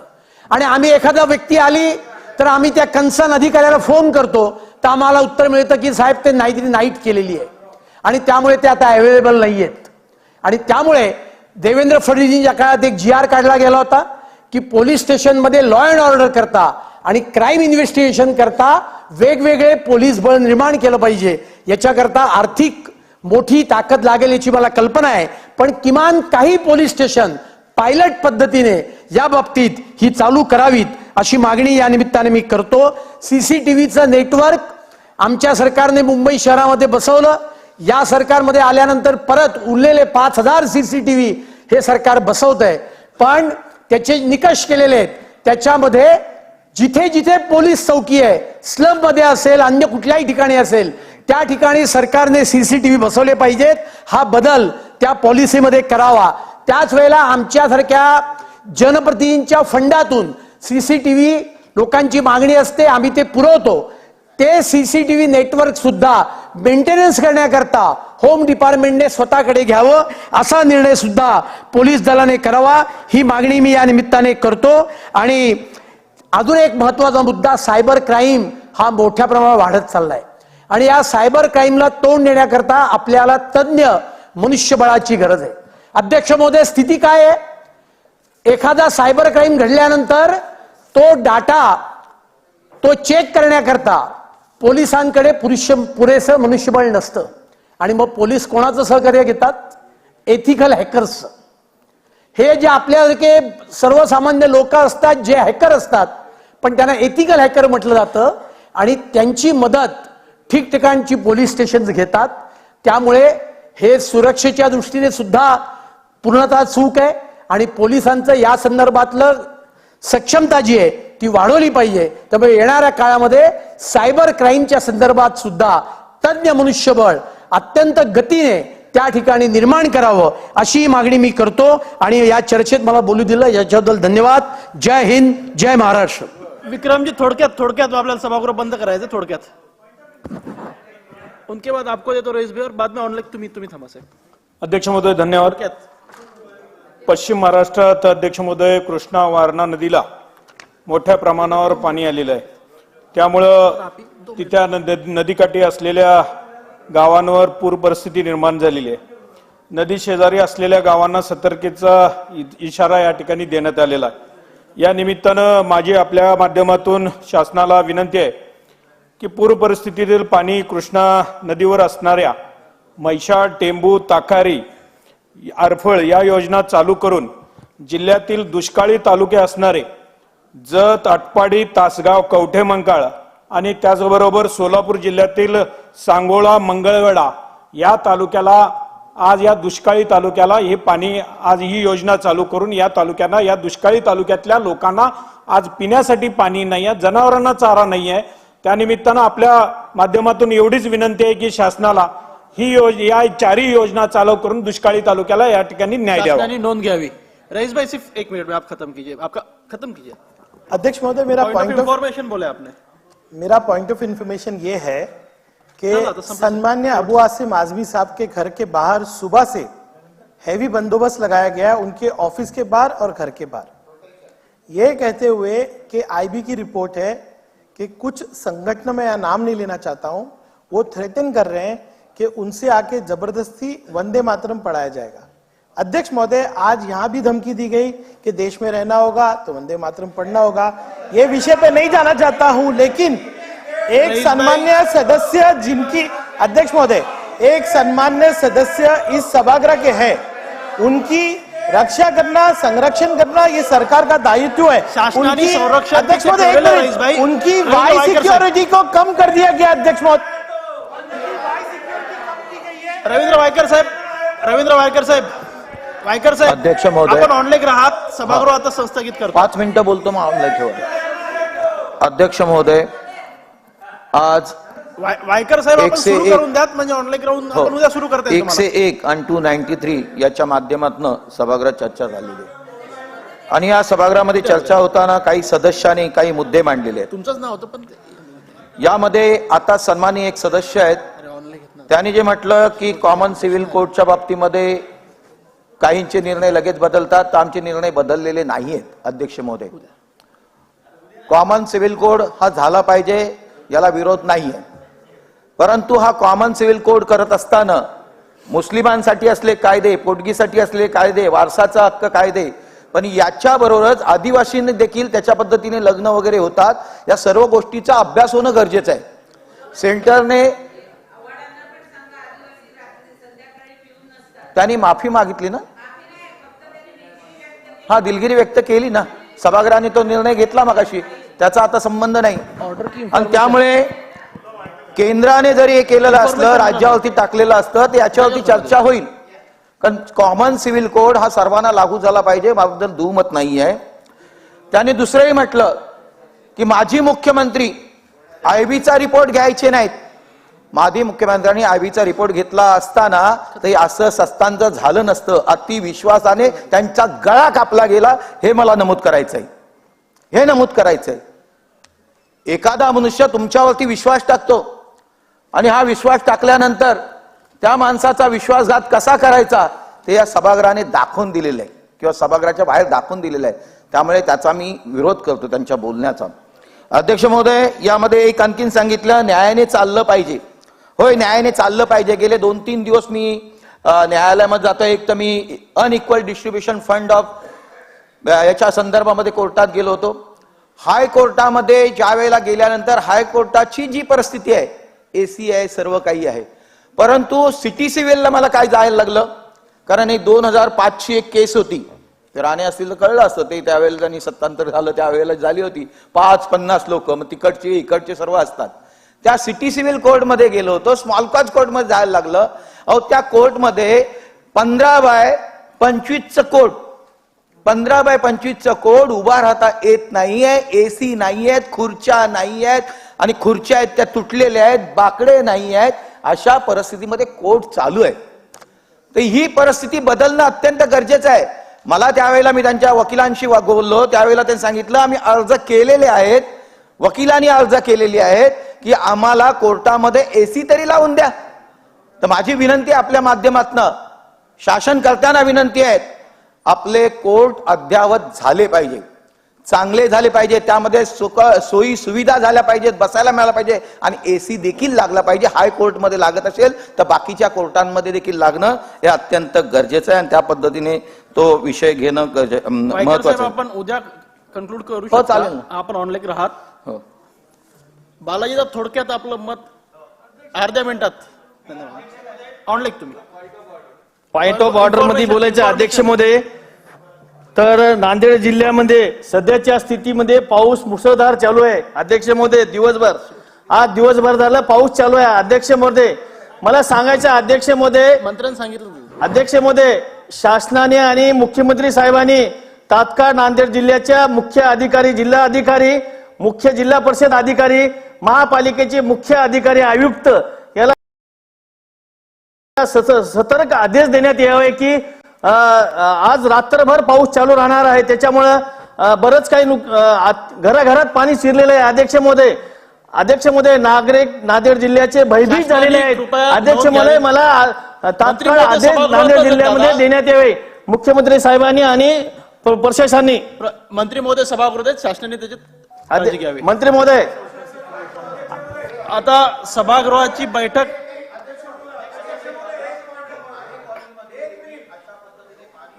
आदरणीय मदत व पुनर्वसन मंत्री आपल्या सभागृहात बसलेले आहेत. कृपया आपण त्यांच्याशी बचूबा बोलून घ्या, ते इथेच बसलेले आहेत. त्यात सभागृह आपण संस्थगित करतो. अरे नाही साहेब,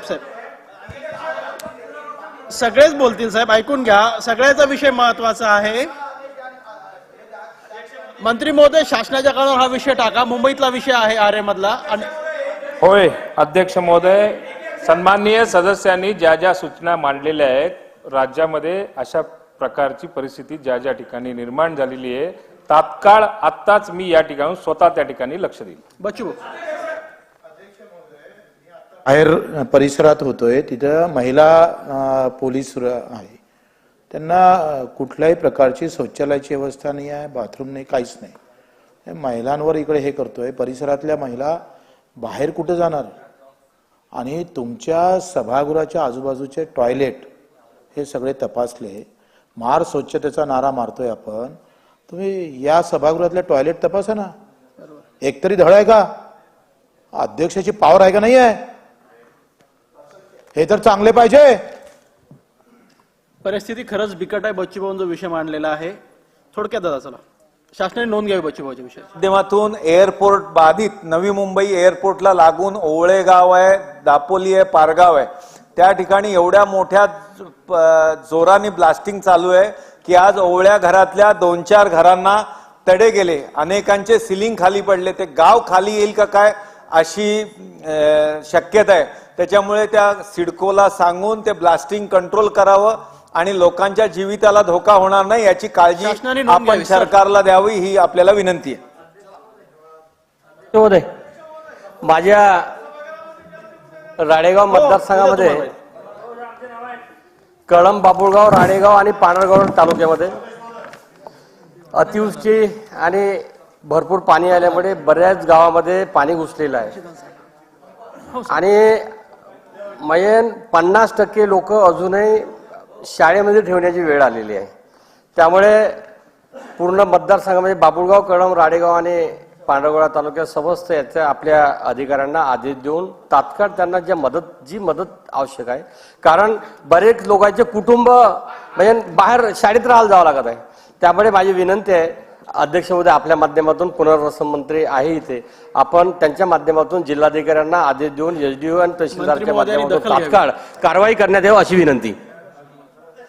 सभागृहाची बैठक आता स्थगित होत आहे. शुक्रवार दिनांक 28 जुलै 2023 रोजी सकाळी 9:45 ते 10:45 या वेळेत सभागृहाची विशेष बैठक भरेल. त्यात लक्षवेधी सूचना चर्चेला घेण्यात येतील. सभागृहाची नियमित बैठक सकाळी 11 वाजता भरेल.